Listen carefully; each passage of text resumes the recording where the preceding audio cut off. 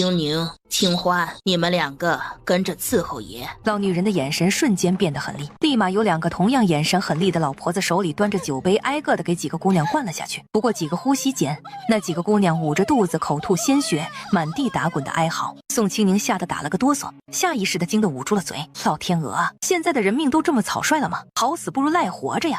怎么就给人要死了？跟他一起留下的那个姑娘也是吓得瑟瑟发抖。回自己屋子收拾收拾东西吧，以后尽心伺候着爷，要不然别怪我心狠。青宁，尤其是你。说完他就转身匆匆离开。宋青宁被着重点名，心里有些纳闷，旁边还有一个呢，怎么就只叫自己？手撑着地哆哆嗦嗦的站了好几次都没站起来。姐妹，能拉一把不？我这腿暂时不听话，搭把手就行。青宁，怎么办？咱们就要跟着爷一起流放了。我不想流放，我怎么这么倒霉，被留了下来？还不如跟他们一块死了干脆，免得受尽折磨之后死在流放路上。你现在要死也不晚，我想没人拦着你。都你机灵，怪不得爷就中意你。咱们8个通房就要了你是亲。青宁有些惊，自己这是跟主子睡过了。走了，咱们赶紧收拾收拾去，以后流放路上什么都没有，可有苦日子过了。顺着清欢拉着的力道出了门，看着陌生的院子，宋青宁两眼一抹黑。清欢拉着他到了一个小院子，急匆匆道：青宁，你自个儿回屋收拾去，我也去收拾了，记着别太打眼了。哎，等等，我的屋子哪个？你这是咋了？连自个儿屋子都找不见了？被吓的，还以为你有多大胆呢，原来也是个纸老虎。那就那个屋，那你还会收拾不？要不等一下我帮你？不用，我就是吓得脑子有些乱了，手没残。急匆匆地跑回屋子，砰的一声关了门。宋青宁环视屋子一圈，长舒一口气，软着腿坐在凳子上，小心翼翼地挽起袖子，看到小臂上那朵熟悉粉色桃花印记，他终于放下心。这桃花印记是自己的胎记，里面有一个空间。青宁，收拾好了没有？快点，赶着要出发了，再磨蹭小心奶萌萌嘛。宋青宁随便找了一块大布，搂了几件衣裳放进去出门面，打了2个死结挎身上，匆匆忙忙地跑出门。清欢，你知道库房在哪儿吗？就那边。你问这个做什么？不是，青宁，你能不能别装了？整个东宫你可比我熟多了，现在都什么时候了，还在跟我玩这种小把戏？你不嫌累，我还嫌累呢。哎呦，我肚子疼啊！不行，我要去拉粑粑。不等清欢说话，他就捂着肚子朝着库房的方向飞奔而去。青宁，你跑什么？茅房不在那儿，快走啦！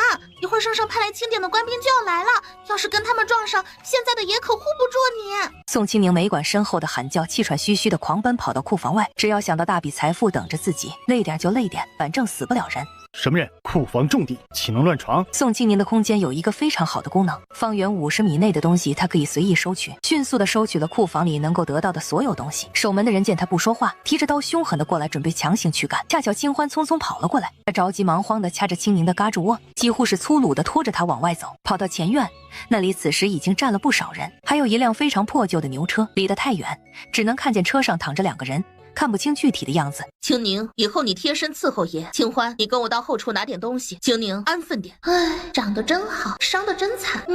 好惨一男的。苍天呐，大地呀，怎么是宁古塔？为什么是宁古塔？这狗皇帝怎么就喜欢把人流放到宁古塔？那鬼地方是人待的吗？全身是毛的猴都拴不住，我一个正常人怎么受得了啊？救命啊！我可没有一个果子狸护送，万一死半路咋办呢？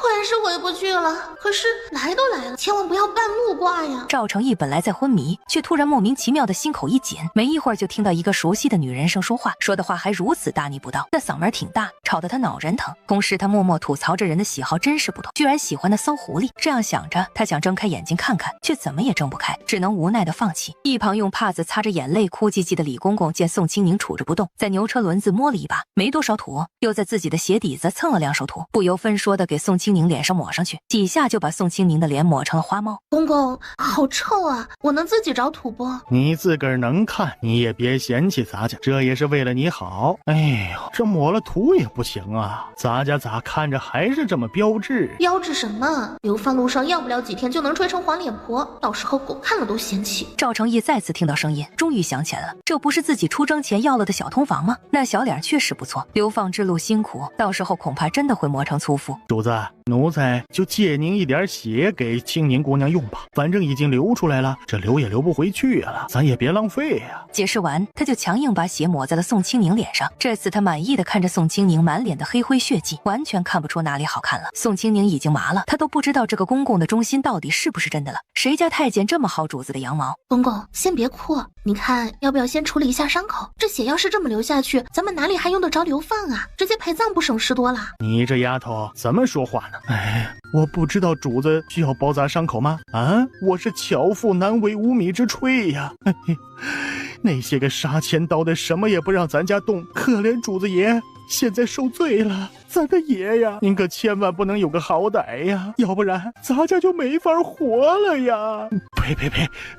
童言无忌，童言无忌！你这丫头怎么说话呢？我告诉你，就是咱们都没了，主子也不能有啥事儿，要不然，咱们就得埋一块伺候爷了呀！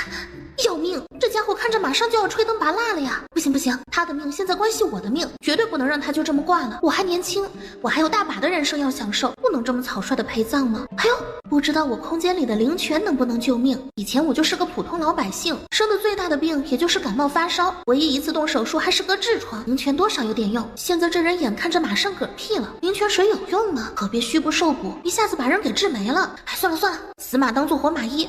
不拼一把，谁知道管不管用？这么想着，他顾不得其他，从自己层层叠叠衣摆上撕下几大块布条子。哎呦，要命！我这死脑筋，这怎么用灵泉水把这布条子给浸湿了？总不能用口水吧？谁家的口水那么多？就是吐也不行啊！冷不丁的跟个浊突泉似的往出冒水，这些把守的士兵估计直接就得把我嘎了。理由也现成。无治之症。躺在牛车上的赵成义听着这个女人叽里呱啦的说了这么一大堆奇奇怪怪的话。公公，我给咱们主子包扎伤口，能弄点水不？你等等，咱家就是把这条老命豁出去，也给你弄盆水来。李公公拿着帕子，脚步匆匆的朝着一个方向跑去。那些看守的官兵倒也没有拦他。没一会儿，李公公头发散乱，怀里抱着什么东西跑了过来。公公，您出卖色相了？哪个官爷口味这么重，连您都能下得了嘴？胡说八道什么呢？还不把水接过去？宋青宁悻悻的赶紧伸手拿过水囊。宋青宁打开盖子，小心翼翼的给布条倒了点水，又趁着李公公不看自己着，弄出点灵泉水把布条浸湿了。青宁姑娘，慢点儿，慢点儿。宋青宁扒拉了破衣服，才发现男人小腿还插着一支断剑。公公，咱们主子腿上还有断剑，麻烦你伸个手拔出来。我不敢，咱家也不敢，咱家怕。宋青宁被李公公这辣眼睛的表情跟姿势激得别过脸，索性也不再指望这个老太监，自己伸手捏着断剑的那一头，一咬牙心一狠，用力一拔。下一刻，只听男人无意识的闷哼出声。救命啊！这可是脓水啊，不知道有没有带什么其他的细菌，这喷到脸上会不会烂脸呢？硬生生疼的男人有了点意识后，一听到这话，无语的都想蹦起来怒吼了。疼的男人有了点意识后，一听到这话，无语的都想蹦起来怒吼了。宋青宁用袖子随意的擦了擦额头的汗水，满意的看着男人的两条修长大白胖腿。至于另一个男人，他仔细的瞅了瞅，看打扮应该是个侍卫，满脸糊着干血，看不出本来面貌。本着好事做到底，送佛送到西的心态，打开水囊，打着庇护，给那男人嘴里灌了口灵泉水。见赵成义嘴干的起皮，他顺手也喂了点，又偷偷摸摸的装了满了灵泉，到时候路上喝着方便。至于这两人能不能好起来，看运气。这时奶嬷嬷带着清欢，两人背着两个大包袱，在守卫兵检查后走了过来。清欢背着满满一大包吃食，累得满头大汗，连腰都直不起。看着青宁悠闲地站在牛车旁用手扇风，他的心里又多了点不悦。姐，丫头，亲丫头，青宁，你娘跟你的兄弟妹妹来了，你快过去吧。这次一别，说不定这一辈子都没法再见了。有什么话该说的就说吧。哎，过去道个别吧，一家人哪有隔夜的仇？他们也是没有办法才把你送到东宫，终究是血亲，你还真能记一辈子仇。其实说起来，你比我幸运多了，我爹娘兄嫂就在城北住着，这么近，他们都不愿意来送我最后一场，生怕沾上晦气。宋青宁把包裹给了宋清欢，嬷嬷蹭蹭过去，他也没叫人，就那么别扭的低着头。闺女，你这是伤哪儿了？你这脸上咋这么多血呀？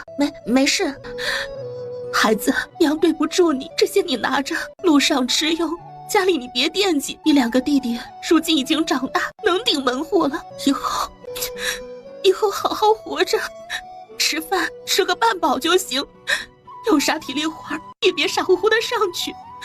你要记着，你可千万要记着，你是姑娘家，千万别让人知道你那身牛劲儿，要不然娘就是到了地下也闭不了眼呢。对不起，都是我没本事救不了你。本来我们扛包已经攒了20两，我们都已经商量好了，扛1年攒个50两把你赎回来。谁知道，姐，对不起，都是我们没本事。姐，你怎么不跟我说话？你是不是不喜欢我了？宋清宁喉咙干涩，看着这哭唧唧的一家子，他从空间的拿出一个以前买的实心小金鱼，捏在手心，一把抓着小姑娘的手，趁机给她。小姑娘感受到手心的硬度，微微一愣。宋清宁赶紧眨眨眼，示意她不要声张。我要走了，以后保重。说完，他就转身离开。站住，包袱打开。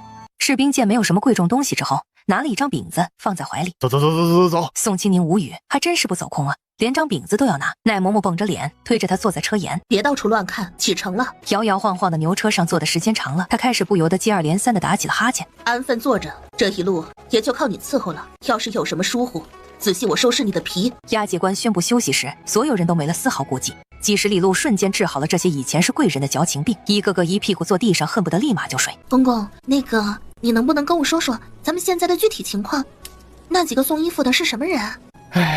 那几个是咱们主子的兄弟，分别是3皇子、4皇子、6皇子。咱们主子是故去的圣德皇后所出，自小不受圣上待见，主子努力做的事永远都入不了圣上的眼，奈何占了嫡长子之名，圣上迫于压力才立了太子。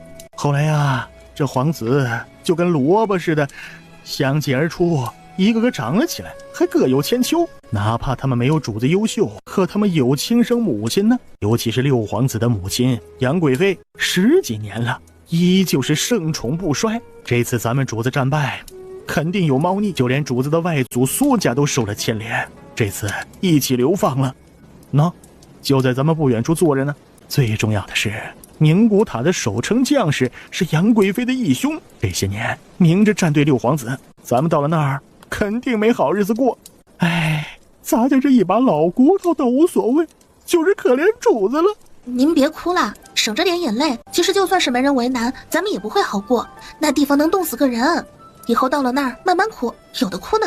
去给主子换衣服。宋清宁拿着衣服抖开，好大的开裆裤。又看了看车上的男人，他一脸为难。嬷嬷，要不让公公换？我这笨手笨脚的，万一要是把主子给碰疼了咋办啊？清宁，别忘了你的职责。这一路你可以什么都不用做，但是你必须得亲力亲为的伺候主子，这是你唯一要做的。宋清宁无奈，磨磨唧唧的拿着衣服到了牛车旁。宋清宁屏住呼吸，哆哆嗦嗦的伸手扒拉了一下，果然尊贵无比的太子殿下居然拉裤兜了。救命啊！为什么废太子拉的屎都比别人的臭啊？救命啊！我真的闻不惯别人的屎味儿啊！依稀还有一丝丝意识的太子殿下听到这震耳欲聋的喊声，羞得恨不得连脚趾都蜷缩起来。奶嬷嬷，主子拉裤兜了，咋办呢？还不快收拾！宋清宁不动，太恶心了，他真的不想动。清宁姑娘，咱家帮你。宋清宁看着李公公的眼神就跟大救星似的。李公公接过宋清宁手里的衣服，指了指不远处的小河，去打盆水，一会儿你给爷擦洗。不用给陌生男人换裤子，收拾屎兜子。宋清宁松了口气，拿着唯一的小木盆，欢快地打了一盆水。回来时，李公公已经换好了衣服。还愣着干什么？还不赶紧收拾收拾，给主子穿好。不好吧，男女有别呀！你都侍寝了，还在这跟咱家说什么男女有别？除了你之外，你觉得谁还能伺候啊？行了，别磨磨唧唧的矫情了，赶紧收拾收拾休息，明儿一早还要赶路呢。此时金欢又抱着柴火回来，李公公顺手把脏了的衣服垫子递过去，金欢扔下柴，默默地接过去了河边。宋清宁端着水默念3遍：这不是男人是土豆，这不是男人是白菜，这不是男人是茄子。用湿帕子摸着擦洗男人的屁股蛋子，那股上头的味儿一股一股的往鼻腔钻。受不了了，好臭啊！这样的屎怎么能这么臭呢？太要命了！不行不行，我还是得早点看着跑路吧，再这么下去非得抑郁不可。从来都没有这么伺候过一个人，没想到第一次伺候还是一个陌生人，真是要命！宋清宁手劲太大，黑灯瞎火的根本看不清楚，也不知道擦得干不干净。赵正义只觉得自己的臀部火烧火燎的疼，再加上宋清宁那震耳欲聋的嗓门，他开始清醒起来。宋清宁擦着擦着，心里也没有了那个抵触。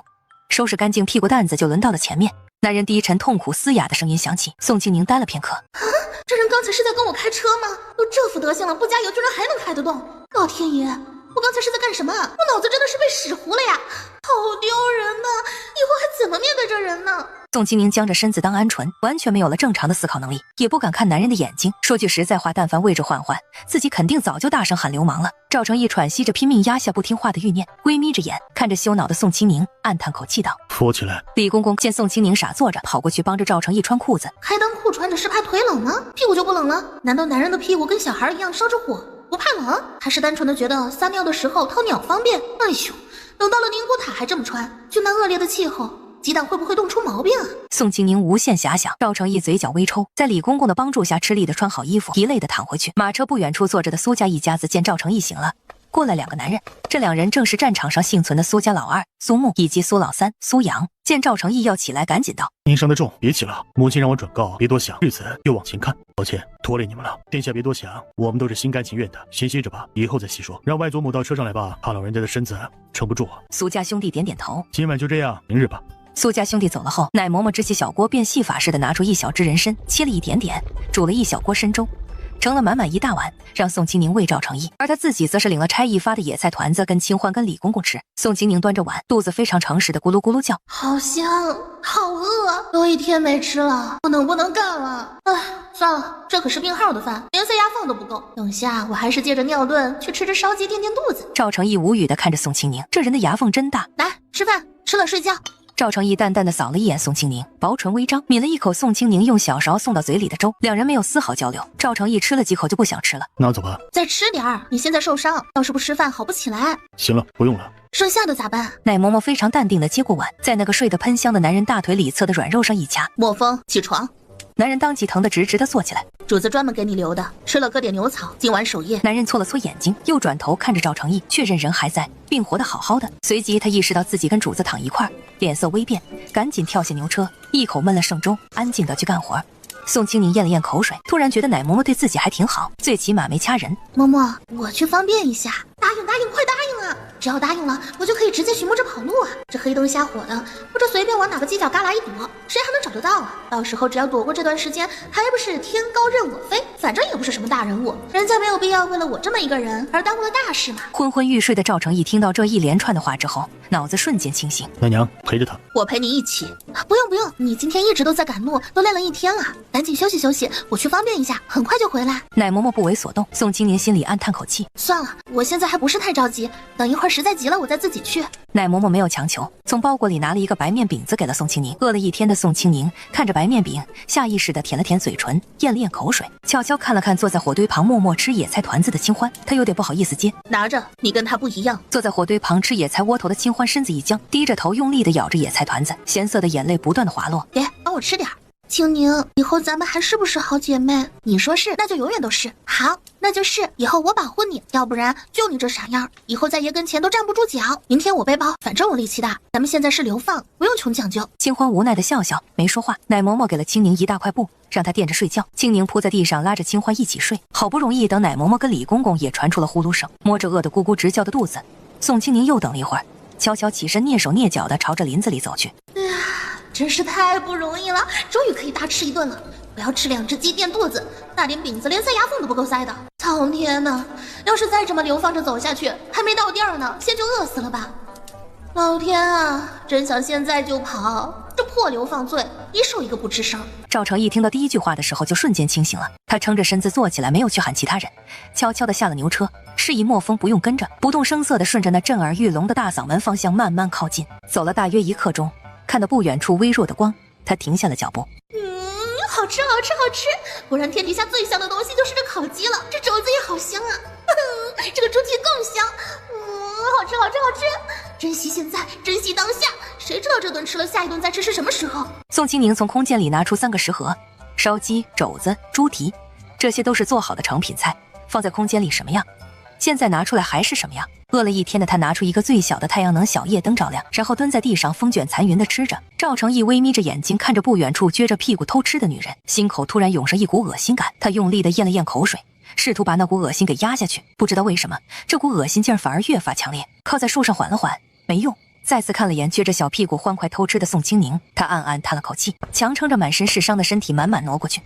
宋清宁听到稀稀疏疏的走路声，欢快吃东西的心情瞬间消失，取而代之的是惊恐。在干嘛？在干嘛？赵成义的嗓音低沉沙哑，说出的话却带着温柔。你吃吗？赵成义目光紧盯着眼前被端上来的猪蹄，一股令人作呕的气味毫无顾忌地钻进他的鼻腔之中，那股味道仿佛一把锐利的剑，刺破了他强忍着恶心的防线。他再也无法抑制住刚才拼命压抑下去的不适感，迅速转过身去，大步走开数步后，手扶着一棵大树，身体剧烈颤抖起来。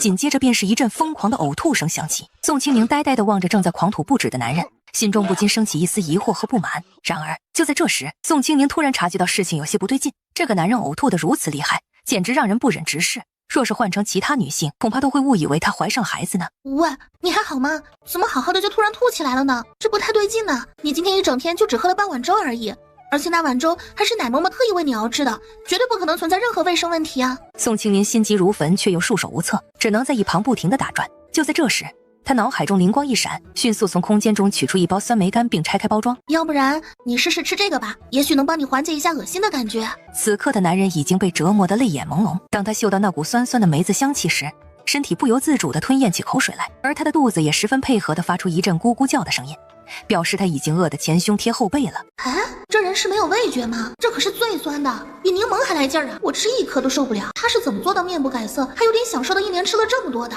难不成这人真的怀孕了？还是说这个世界是男人生娃？男人生娃哪里生啊？骗子！这是从哪儿弄来的粗陋食物，真是难以下咽。说完，他将手中剩下的酸梅干扔到一旁，仿佛它们是什么令人厌恶的东西。然而只有他自己知道，内心深处正涌动着一股无法言喻的复杂情绪。哎呀，这人可真是口是心非啊！若不是亲眼看到他狼吞虎咽地吃下这么多东西，恐怕自己真会被他那副故作深沉的模样给吓唬到。时间不早了，我还是早点回去歇息吧，毕竟明日还要继续赶路呢。告诉我你究竟是谁？你最好想清楚了再回答，倘若有半句假话，我立刻让你永远闭嘴。话音未落，一股冷冽的杀气瞬间弥漫开来。救命啊！这家伙发什么神经啊？怎么毫无征兆的就掐住我的下巴了呢？刚刚不是还好好的吗？怎么一眨眼的功夫就像变了个人似的？我到底该不该说呢？这人的眼神实在太恐怖了。如果我装聋作哑，不做糊涂，他会不会放我一马呢？可是要是我真的照实说了，他会不会当场将我灭口啊？好可怕！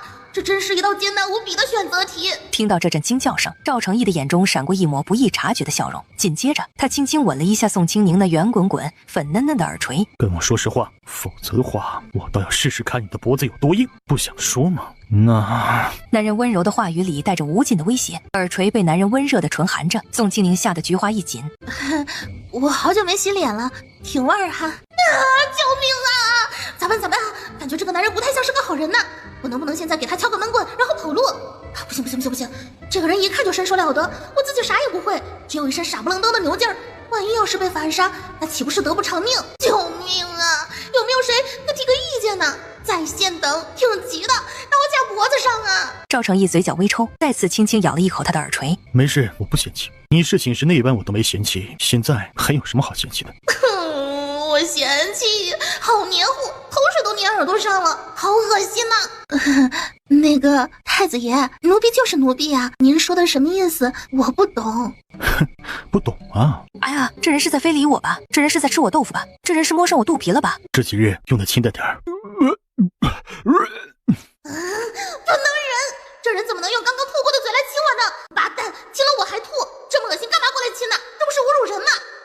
好恶心！哼，这个提议挺好的呀，扔啊！有本事现在就扔了，我巴不得你把我丢下了，到时候我可以自己过潇洒日子呀！记住了，是抛尸荒野的人，别想逃跑。深山野林可不是什么好地方，尤其是深夜，最容易碰到恶狼。记住了，狼吃人是先吃猎，他们最享受的就是猎物拼命挣扎又跑不了的样子。有些命硬的，连吃没了人还活着，接下来他会将猎物开膛破肚，从内脏开始吃。若是这样还没死，他们就会咬断猎物的脖子吸血，享受血液带来的快乐。这么惹人喜欢的小脸，若是被啃得坑坑洼洼的，该多可惜啊！此时的深山非常应景地传出几声狼嚎声，宋清宁在男人一字一句的描述中早就吓傻了。听到狼嚎声的下一刻，想都没想，伸手用力抱着男人。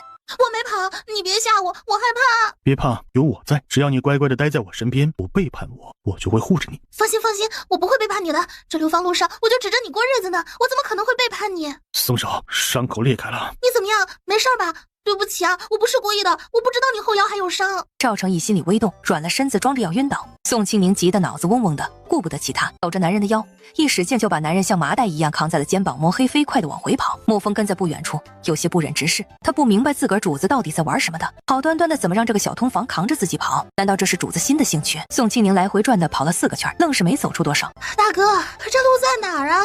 这黑的一点都看不见，咋走啊？放我下来！宋清宁听到他说话声不对，赶紧放下他。快走，协会招来野兽，快！话未说完，眼一翻晕了过去。哎，你咋了？醒醒，醒醒！青年姑娘，熟下来吧。太好了，莫风，你家主子不知道为啥现在没有一点意识了，这黑灯瞎火的我也看不见，你能找到路不？要是找到的话，赶紧给咱带个路，在外面火堆旁看看他到底咋了。莫风默默地背起赵成义，准确地朝着众人休息的方向走去。莫风，主子这是怎么了？好端端的怎么突然流了这么多血？你们这是去哪儿了？这怎么成这样了？青宁，你是怎么伺候的？还不快过来帮忙！奶嬷嬷却是眼尖的看到了赵成义红肿的带着手指印的脸。哪个王八蛋瘪犊子，居然敢对主子动手！王八蛋扁犊子宋清宁心虚的看着男人脸上重叠的手指印。莫风，你不是一直跟着主子吗？到底发生了什么事情？为什么主子会变成这个样子？莫风不着痕迹的看了一眼宋清宁，欲言又止。姑娘，我没事，你歇了吧，有宋氏在。对，奶嬷嬷，您赶紧歇着，马上就要天亮了，到时候还得赶路呢，这一路会越来越辛苦，抓紧时间休息。主子有事一定要喊老奴。莫风默默的想，主子真是想不开，就青宁姑娘这么伺候着，那些伤的猴年马月才能好起来。水。说出这话，等了片刻没反应，睁开眼睛看了看，就见宋清宁睡得贼香。他伸手拍了拍宋清宁的手臂，声音再次提高：水。什么水？宋清宁睡得好好的，冷不丁的感觉有人推自己。喝水。宋清宁看着男人，眨眨眼，终于想起现在的状况，立马拿出别在腰间的那个破旧水囊，把水凑到男人嘴边，小心翼翼地喂着。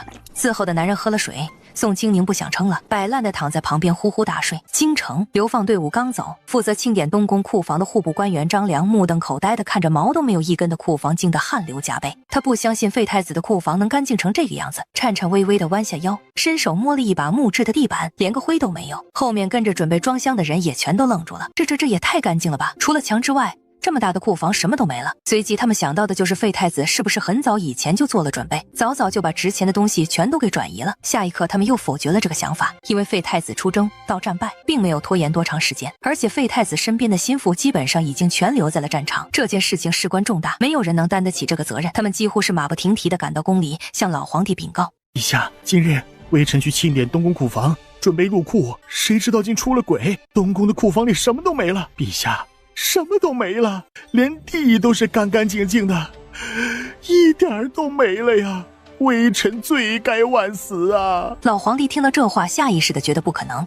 他很清楚自己这个儿子有不少好东西，怎么可能会一点都没有？他还等着儿子的库房充盈国库，顺便再填补点自己的私库呢，怎么可能一点都没了？老皇帝盯着张良半晌，没人知道他到底在想些什么。没了就没了吧，那小子自小手里就攒不住东西，留着库房也就是个摆设。下去吧，真累了。张良怎么也不敢相信，喜怒无常的陛下居然会这么轻易地放过自己。他当即磕了个头，擦着额头的汗水，几乎是连滚带爬地退了出去。皇帝已经没了心情干活，杨贵妃换了一身桃红色的衣裳出来，人未到，香味已经萦绕满室，红唇微张，嗓音娇软中带着试探。没想到废太子倒是跟姐姐一样聪慧，知道时刻为自己以后打算，不像妾身脑子木讷，一门心思只在陛下身上，整日只想着陛下能好好的。杨贵妃话音刚落，皇帝的眼神骤冷，他突然掐着杨贵妃的下巴，语气淡然又透着阴森感。爱妃，你知道朕最喜欢你的是什么？再有下次就去冷宫吃几天馊饭，陪耗子过夜。男人的语气冷漠的没有一丝感情。陛下，臣妾错了。跪安吧。陛下，妾身哪里错了？您要打要罚，直说就是。您这样，妾身害怕。老皇帝眯着浑浊的眼睛看着屋顶。皇后啊，不愧是你的儿子，都这时候了，还能摆这一道，这心眼儿像你呀，可惜你看不到。杨贵妃还没真的疏解，回了自己的云华宫后，沉着脸让人在外面守着，单独叫了一个大约16、17、面若冠玉的小太监进了内室。至于做什么，成年人都知道。大约1个时辰后，杨贵妃享受着小太监的按摩，嗓音沙哑淡漠道：卓玉，想法子把信送到兄长那儿，日子太无趣，添点乐子。朱玉是杨贵妃从娘家带进宫的，这么多年一直贴身伺候，就连现在伺候杨贵妃的小太监也是他找的。小太监是真太监，为了能更好的伺候杨贵妃，他特地亲自调教过。此时听到主子叫自己，他目不斜视地进去接过信，安安静静地退出去，神色镇定地出了云华宫，熟门熟路地将信给送了出去。对不起，我不是故意的，我就是做梦梦到了狗，我以为我摸的是狗啊。没事吧？他没事吧？这人没事吧？他的鸡蛋应该不会有啥伤害吧？完蛋了，要是真的有啥，无命休矣呀！起来，主子，早啊！已经歇了50了。啊，都这么久了吗？难怪这么饿。吃了饼子的宋清宁想去上个厕所，于是跳下牛车四处张望，想要找个能解决的地方。奶嬷嬷见此，直接指了指一棵大树后，去那儿，快去快回。那是个好地方啊！电视里演的这种时候，这种地形最好跑。要不我试试，万一要是能跑呢？宋婶，我等你。可他知道这人就是朵带毒的食人花，自己这脑子玩不过，相信正常智商的姑娘都不行。跑到树后解决了生理需求，整理好衣服，看着越来越远的流放队伍，四处看了看，杂草足有1人高，越往近走越难走。逃跑的话，不知道那些人会不会追来。刚想着试试看能不能跑，肩膀突然搭上了一只白呲呲的手，他吓得头发都快竖起来了，闭着眼睛尖叫。救命！有鬼！哪里有鬼？哪里有鬼啊？青宁，哪有鬼？你别吓我！奶嬷嬷不放心你，让我过来跟你作伴。没事了啊，没鬼，我就是被你吓到了。你说你过来就过来，你怎么一点声都没有啊？你还把手搭在我肩膀上，要是我是个武林高手，你现在指定已经没命了。秦欢松了一口气，行，下次不拍你肩膀了。真是的，一惊一乍的，吓死我了。他疑惑道：啊，青宁，你这些日子胖了不少啊，这腰都有肉啦。嗨，没事儿，反正咱们现在也是流放，往后的日子吃不饱穿不暖，别说胖了，估计要不了多久就会瘦成纸片。走吧。嬷嬷说了，别磨蹭，完事了赶紧赶上去。清欢，你说流放时会有犯人跑吗？跑了会怎么样？清欢冷笑，哼，说什么胡话呢？还跑？往哪儿跑？就咱们现在这个地界，方圆100里之内连个人都没有。再说了，你真以为人家差役手里的鞭子跟红剑是玩具啊？我告诉你，不管是谁，只要敢跑，他们就能就地射杀，到时候在名单上直接一划，割了耳朵就走，根本不需要担什么责任。只要报上去，还能领一份工呢。哎，青宁，你打听这个做什么？该不会是你想跑吧？怎么可能？我怎么可能跑？我都是主子的人了，这辈子生是他的人，死是他的鬼，我跑什么？清欢点头，也是，你这么稀罕主子，怎么可能会背叛主子自己逃跑呢？我很稀罕主子，可不就是？当初咱们姐妹几个被选中做通房丫头，就属你蹦跶的欢，你也就是长了一张能看的脸，这脑子可一点都不好使，见天见地，打扮的跟个花母鸡似的，生怕得不到主子的注意。你也幸运，主子第一个临幸的人就是你，你忘了当初主子折腾了你一夜就去出征，你都被折腾的外八字加罗圈腿了，还跑出来嘚瑟，恨不得让所有人都知道你成功的上了主子的榻。都这会儿了，提这些做什么？还不是你自己提起的，现在知道丢人了，要脸啦？早干嘛去了？宋清宁脸红得跟猴屁股似的，哪里还好意思多问？两人大步追上牛车，此时的牛车上坐着一个头发全白、面容慈祥的老太太。青宁，你干嘛？我的手都断了。对不起，我不是故意的。清欢自然知道，他疼得直抽泣，也没怪罪，只是开玩笑道：这几天你得照顾我了。宋清宁猛点头。牛车上的赵成义自然注意到了宋清宁害怕的情绪，上来坐会儿。宋清宁哪里好意思坐？苏家女眷都是小脚，一个个晃晃悠悠走得艰难。多谢，我不累。赵成义也没再坚持。宋清宁不会看时间，他抹了把汗水，继续走。走了没一会儿，他就觉得饿了，胃里火烧火燎的难受，脑子嗡嗡作响，拼命地折腾着，试图引起主人的注意。宋清宁把手插在自己的挎包，偷偷摸摸地从空间里拿出一根拇指粗细大小的5香牛肉干，借着干壳，手捂着飞快地塞到嘴里。熟悉的肉香在嘴里蔓延，宋清宁幸福得差点流泪。好好吃啊！果然牛肉干是唯一的神。当初为什么小气的只买了2头啊？早知道多买2头牛了。主子，您又难受了，快漱漱口。苏老太太担忧地拍着赵成义的背，疲惫的脸上满是愁容。宋清宁怕吐自己身上，非常迅速地躲到了一边，一点都没有伺候人的自觉。呀，这人该不会是真的怀孕了吧？昨天吐，今天还吐，这正常男人会这么吐？我见识少，可千万别是真的呀，要不然我就要脑补娃是从哪儿出来了。漱口的赵成义听到这话，无语地黑着脸，冷冷地扫了眼装模作样的宋清宁。宋清宁被这眼神刺得汗毛直竖，别过脸不敢再看赵成义。突然，他发现远处的草丛动了动。啊，现在没风啊，这草离这么远都能动，该不会是什么野兽在那藏着吧？或者是兔子、野鸡之类的？要是真的话，或许还能打来尝尝鲜。不知道野鸡什么味儿，是不是跟家养的一样？以后有机会一定要尝尝。反正这里也不是野鸡比人金贵的地。赵成义猛地朝着宋清宁看的方向看去，脸色当即冷了下来，给苏家人做了个手势。苏家人立马警觉起来，下意识地把女人孩子护在里面。刹那间，无数支箭毫无预兆地从四面八方朝着流放队伍飞来，而箭射的最多的地方就是牛车。突如其来的状况让不少人中招，受伤的还好点，尤其是直接死了的，躺在地上尸体被随意践踏，他们的家人束手无策，还要忙着活命，一时间哀嚎遍地。苏家的男人护着女人孩子拼命反抗，赵成义身上有伤，走路都费劲，更别说打架。莫风、乃嬷嬷、李公公、清欢几人挡在前面围成一圈，坚决不让刺客伤了主子。突然，一支利箭裹挟着冷风朝着赵成义的胸口袭来。完蛋，本小姐秃了！完蛋，本小姐秃了！这些该死的刺客给本小姐免费剃了一个鬼子头啊！这大苗的还是在头顶，以后还会不会长啊？刚才那箭过去，我都感觉脑门子起了火星子了。我这么好看的一张脸，配一个鬼子头，还要不要活了？这得多丑啊！还好我长得矮了那么一点点，但凡再高那么2厘米，这天灵盖都能给掀了，哪还有哭的份儿？直接躺板板呢！嘿呦，这些刺客的眼神也太不好了吧！这么大的目标都看不见，偏偏往我这小目标身上瞄，就这大体格子，闭着眼睛也能射到好不好？再说了，给箭头上随便抹点什么要命的毒药，哪里需要瞄那么准？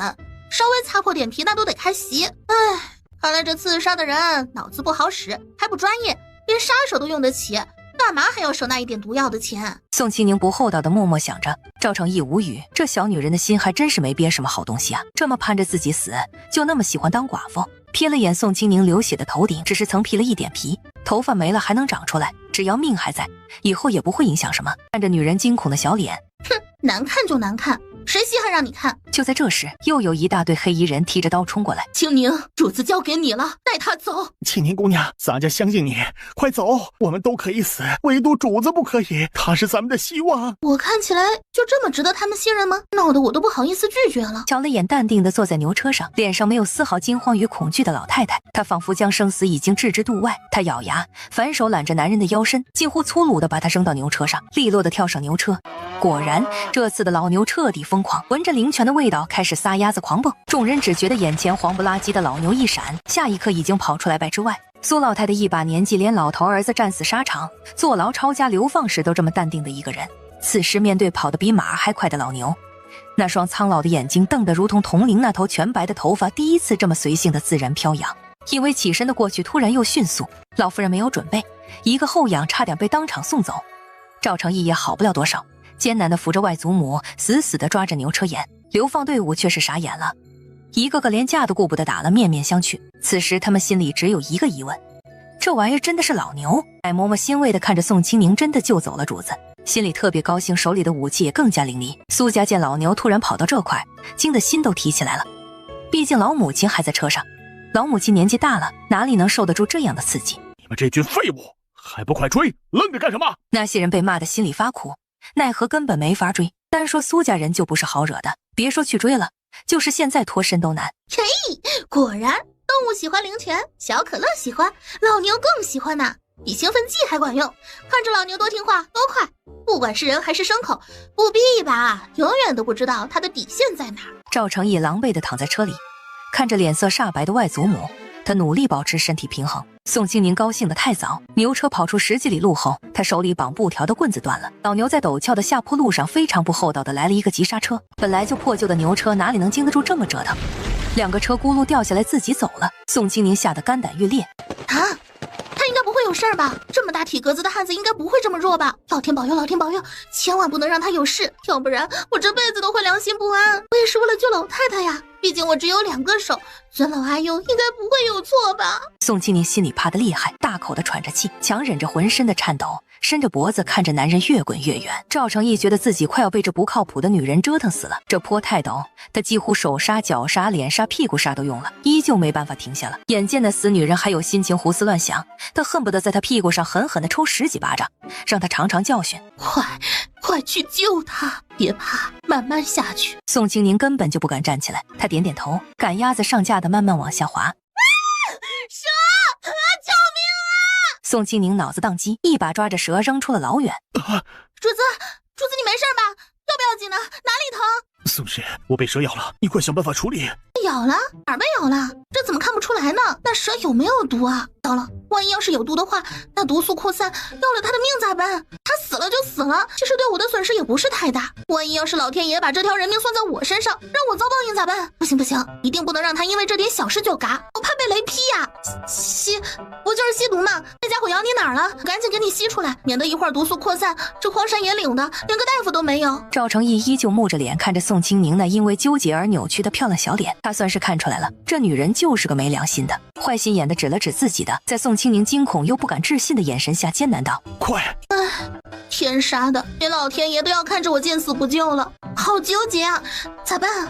要不我还是等他毒发身亡后辛苦一点，给他埋了算了，这也算是一件好事，最起码不会污染空气呀。赵成义无语，这女人还真是对自己没一点心软，吸个毒而已，还磨磨唧唧。快，我头晕，再晚就来不及了。宋清宁被迫哆嗦着手，抓着男人的裤子用力一拉，只听撕拉一声，本就不怎么结实的裤子彻底被他撕成了2半。看来他没骗人，真的被咬了。宋清宁舔了舔嘴唇，随即他脑中灵光一闪，把手伸在自己小包里，借着遮挡，从空间里拿出1小瓶消毒水、1对医用手套以及最小的水果刀。这刀可是堪比手术刀锋利。主子，你放心，你的伤交给我。哇，好紧张，没想到这辈子还有机会当大夫。哎，算了，不管成不成，那都是值得夸奖的。开始了。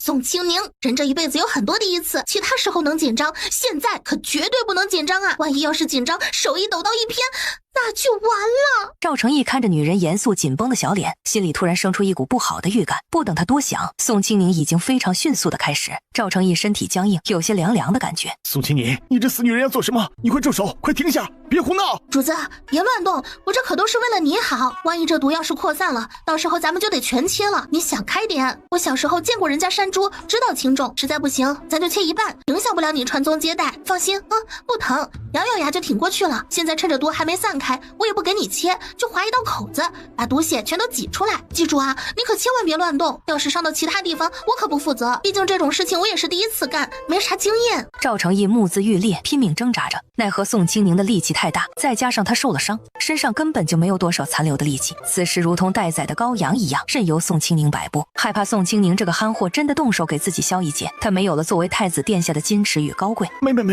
那蛇没毒，没，那蛇没毒，那就是个普通的小蛇，没毒，真的，我认识，你千万别动手，我刚才就是跟你闹着玩的，没想让你珍惜。宋清宁以为这男人是在逃避，毕竟喝醉的人从来都会嚷嚷着自己没醉，于是他飞快上手，2刀下去，轻轻在破皮地方划开个小小的十字。为了让毒清理干净，他还挤了挤。赵成义被生割，疼得眼睛凸起，青筋直冒，生无可恋地看着女人的后脑勺。他觉得这女人就是老天爷派来折腾自己的，肯定是老天爷嫌自己流放还不够惨烈，还得派这么个瘟神煞星来添一把火。挤了血的宋清宁自觉已经清理好，于是拿起旁边的医用消毒水，毫不心疼，一股脑全都倒了上去。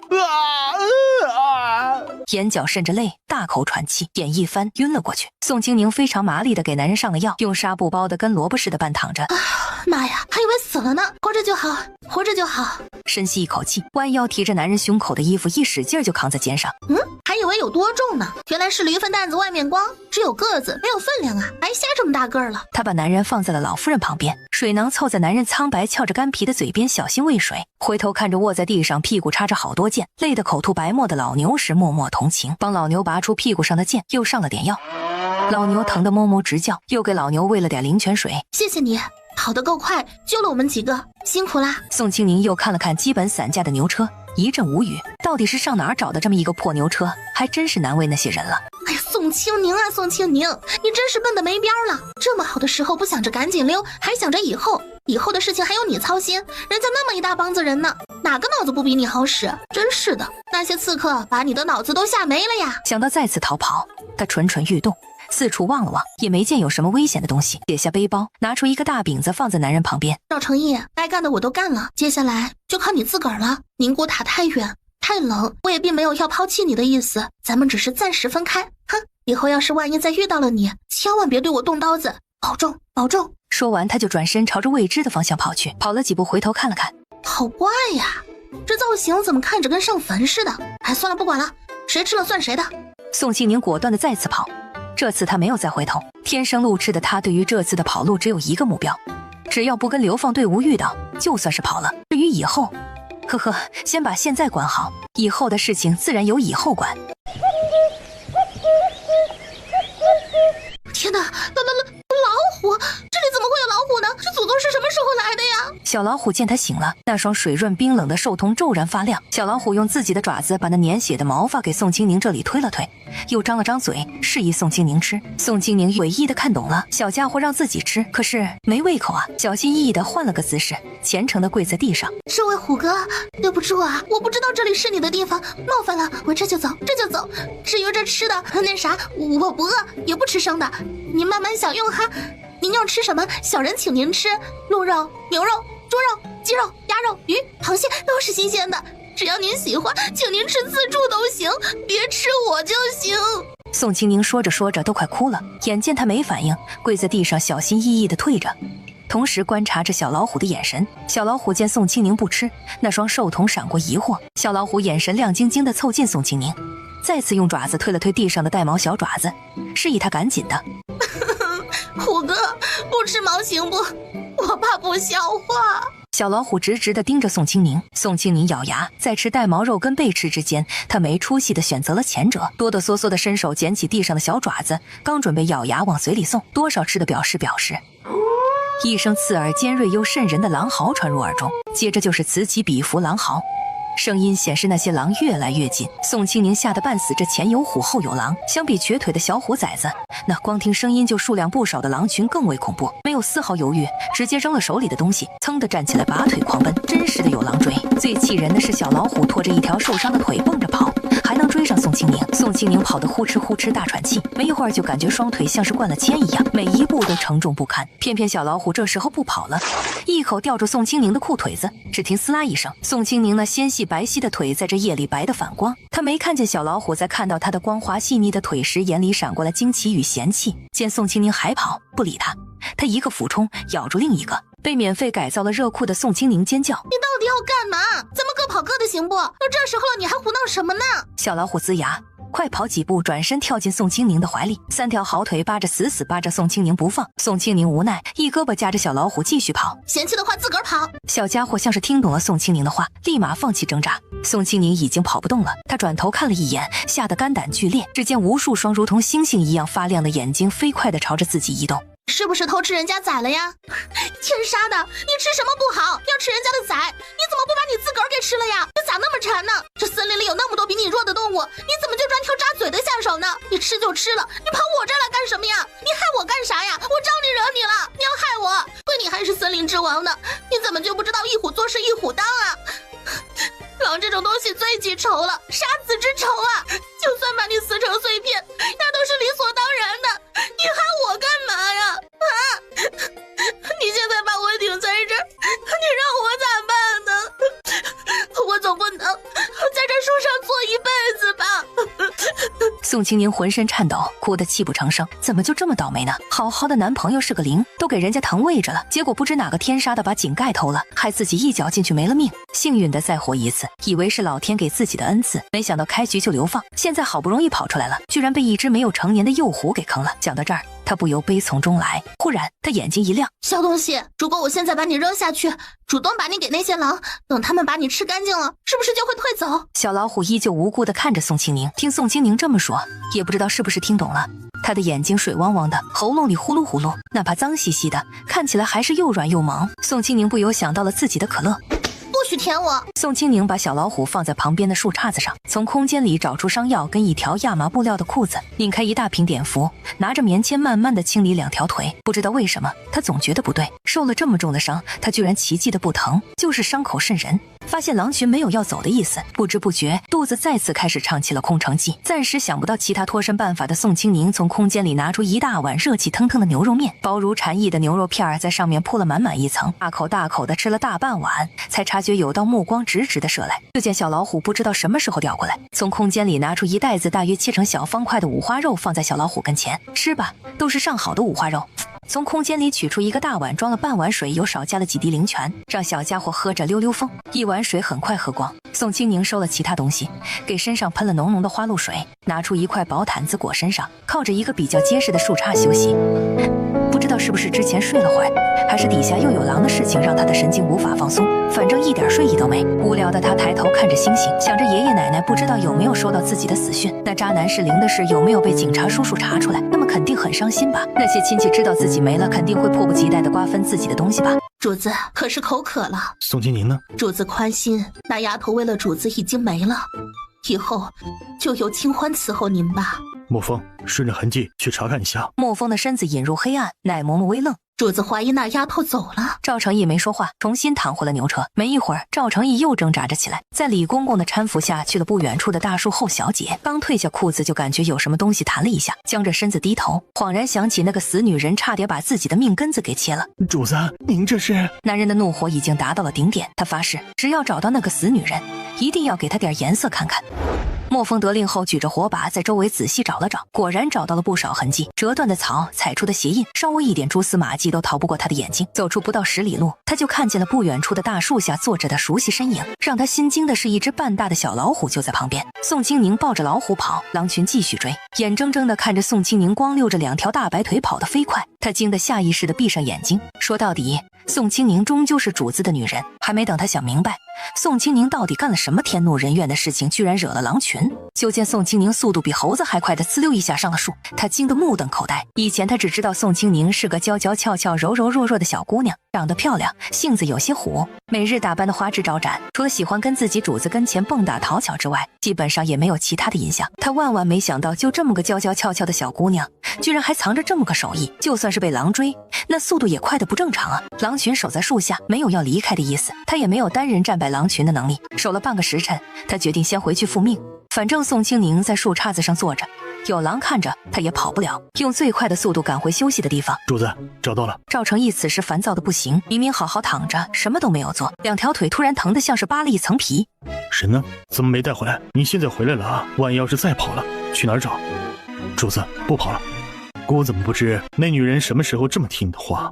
主子，宋姑娘不知做了什么，惹怒了狼群，被狼群给围在树上了。属下一人恐怕救不出宋姑娘。主子，宋姑娘的2条腿在上树的时候严重擦伤，如果不尽快救治，日后恐怕不妥。赵成义在听到宋清宁2条腿擦伤时，心里微动，感受着腿上似是上过药后的清凉感，他的快速闪过一个荒唐的想法，随即他又觉得不可能，自己能莫名其妙听到那个女人的心理想法，已经是奇事了，怎么可能还有那样的事？简直就是匪夷所思。想到宋清宁现在有危险，他又皱眉担忧，想办法引开狼群。我的女人就是死了，也要尽我的份，没道理成了狼群的排泄物。莫风一言难尽地听着主子这么说，突然有种主子要拉着狼群排泄物合葬的错觉。主子，没用啊，引不开，属下已经试过了，无用之极。难道要看着那个女人成了狼嘴里的死肉吗？那女人到底做了什么？主子，属下还看见姑娘扛着一只老虎跑，属下想着是不是那老虎得罪了狼群，姑娘只是被连累啊。赵成义心累，按照自己对宋清宁的了解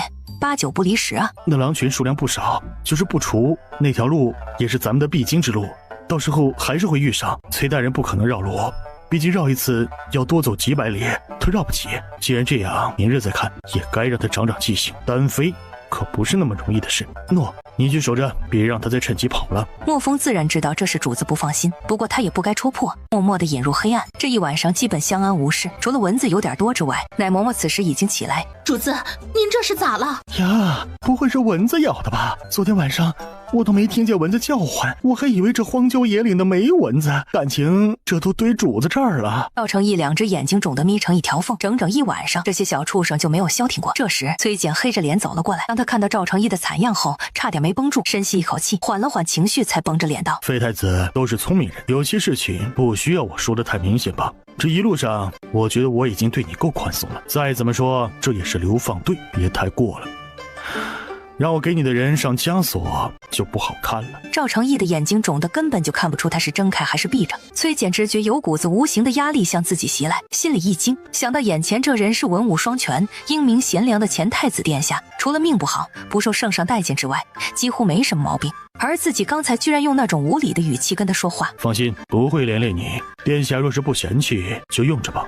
崔简走了后，赵成义就着李公公的手再次下车，差役们给犯人发了干粮，不等大家吃完就催促着出发。今天必须把昨天耽误的路程给补回来。短短一晚上的时间，大家根本休息不好，走在路上根本没劲儿，却没有一个人偷懒。这次的流放队里，除了被赵成义连累的几家之外，还有好几家是真正犯了大错的。在他们艰难赶路时，前面10来里路的树上，宋清宁身子一歪，要不是及时抓住树杈，差点就栽倒下去，打了个哈欠，随意的往树底下一看，狼少了一大半，紧紧抱着树杈子，哆哆嗦嗦的转头一看，看到小老虎嘴里的东西后，更加头皮发麻。小老虎肉乎乎的爪子下压着一条黑皮蛇，蛇头已经没有了，蛇的身体还在微微扭动。小老虎胃口超级好的，一口一口的吃着，嘴巴上糊着脏兮兮的血渍。一条蛇很快就被他吃了大半。大概是宋清宁的眼神太过直白，他以为宋清宁也饿了，想吃。那双萌蠢的眼睛里闪过不舍，又大大的咬了2口，剩下一个尾巴尖儿，才故作大方的用肉爪子朝着宋清宁这边推了推。不必，我不饿。小老虎眼神直勾勾的看着宋清宁的水，舔着嘴，明显想喝。宋清宁此时压根儿就没有一点心情关心他，而是发愁的看着底下几匹狼围着大树用爪子刨土。就这么下去，用不了多久，这棵大树就得被他们给放倒，到时候最大的可能就是摔得半残之后，眼睁睁的看着狼把自己给分着吃。摸了摸自己光滑的脸蛋，想起赵成说过狼吃人先吃脸，他不由得打了个哆嗦。不远处的另一棵大树上，莫风同样发愁，他在想着要不要现在下去把那剩余的几匹狼给斩杀了。老远就看到流放队伍朝着这边慢慢走来，莫风放心了。同样看到流放队伍的宋清宁心都凉了，看着树底下几匹刨坑的狼，鼓起勇气试了好几次都不敢跳下去。流放队伍渐渐靠近，几匹狼敏锐的狼发现来了很多人，他们生性狡诈，却也不敢跟这么多人硬刚。不甘心的看了眼树上的宋清宁，夹着尾巴灰溜溜的跑了。流放队伍很快就走到了树底下，他们自然看到了坐在树上的宋清宁。崔简脸色不好的扬着脖子看着宋清宁晃荡着2条细腿，他自然知道宋清宁是赵成义的通房丫头。昨天一直以为这个女人没了，名单上连她的名字都给划了，谁知道居然在这坐着。这树看着都有5米高了，这女人是怎么爬上去的？以前也没听说太子的女人有这手艺啊。一路上沉默的清欢看到宋清宁之后，眼睛都亮了。平躺在牛车上的赵成义冷冷的看着坐在那棵高树上的宋清宁，身上的寒气不要钱的冒着。靠坐在旁边的老太太不由轻笑皮儿，你这小通房倒是挺讨喜呀。爱胡闹的女人。随即他撑着身子坐起来，尽量不碰到命根子的伤口，抬头冷冷地看着宋清宁，咬牙切齿道：还不快下来，等着我请你呢。宋清宁欲哭无泪，在赵成义刀子似的眼神下，不忘单手夹着小老虎，压根就不敢看地面，强忍着眩晕，颤颤巍巍地抱着树干子慢慢地往下滑。皮儿，别吓到人家。连老虎都不怕，我能吓到他？宋清宁脚尖踢着地，到处乱看。你腿伤成这样不疼吗？傻站着干啥呢？还不快坐车上？是不是想跟老婆子我邀功呢？嬷嬷，我不疼。赵成义听不下去了，自己疼得满头大汗，嘴唇都紫了，这死女人还能笑得出来？滚上来！宋清宁赶紧跳上牛车，动作太粗鲁，不小心碰到了满是伤口的腿，因为感觉不到疼，他也就没在意。赵成义疼得闷哼一声，心里更加烦躁。牛车缓缓前行，老太太闭目养神，没有跟宋清宁说话的打算。赵成义脑子里只有疼，其他的全都没心思想。他知道宋清宁一直盯着自己，可他连睁眼都懒得。宋清宁见男人没发难，屏住呼吸，不敢有什么动作。救命啊！这个男人身上的气势好可怕呀！他会不会嘎了我？以前看小说的时候都说太子最爱杀人，废太子更是心里有病。他会不会刚好就都占了？我错了，我对不起我看了那么多小说的经验啊！我怎么就脑抽的顺着那条路跑呢？我怎么就不换条路呢？要是换一条路，我早跑了，何必现在面对这尴尬又可怕的场面？赵成义无语，被吵得更加烦。小老虎实在受不了疼，恼火地呲着牙低吼一声。宋清宁这次惊觉，自己已经把小老虎背上的毛揪掉巴掌大的一块，他下意识地用手盖着秃了的地方。小老虎眼神控诉地看着宋清宁：“蠢女人，把这畜生扔了，上药！”宋清宁下意识地扔了手里的小团子，又把毛扒拉得干干净净。小老虎在地上滚了一圈，无语地瞧了眼宋清宁，毫不留恋地走了。宋清宁装作什么都没发生过的嬉皮笑脸：“主子，你的伤怎么样了呀？要不要我给你换药？包扎的纱布够用不？别客气哈，脏了咱就换，其他地方能省，这可不能省哈。万一要是粘纱布上了，哎呦，我都不敢想。快去上药！怎么看起来不高兴啊？那个，谢谢你的关心哈，这大庭广众的，我也不好上药啊。反正也不疼，忍忍，等晚上再说。哎呀，这人的脸色好难看啊！从看到他现在都没有笑过，他是不是不会笑啊？就知道绷着脸训人。他要是不稀罕我，大可打发了。笑。屁儿，你这小通房倒是挺讨喜呀！爱胡闹的女人。随即他撑着身子坐起来，尽量不碰到命根子的伤口，抬头冷冷地看着宋清宁，咬牙切齿道：“还不快下来，等着我请你呢！”宋清宁欲哭无泪，在赵成义刀子似的眼神下，不忘单手夹着小老虎，压根就不敢看地面，强忍着眩晕，颤颤巍巍地抱着树干子，慢慢地往下滑。哎，屁儿，别吓到人家，连老虎都不怕，我能吓到他？宋清宁脚尖踢着地，到处乱看。你腿伤成这样不疼吗？傻站着干啥呢？还不快坐车上？是不是想跟老婆子我邀功呢？嬷嬷，我不疼。赵成义听不下去了，自己疼得满头大汗，嘴唇都紫了，这死女人还能笑得出来？滚上来！宋清宁赶紧跳上牛车，动作太粗鲁，不小心碰到了满是伤口的腿，因为感觉不到疼，他也就没在意。赵成义疼得闷哼一声，心里更加烦躁。牛车缓缓前行，老太太闭目养神，没有跟宋清宁说话的打算。赵成义脑子里只有疼，其他的全都没心思想。他知道宋清宁一直盯着自己，可他连睁眼都懒得。宋清宁见男人没发难，屏住呼吸，不敢有什么动作。救命啊！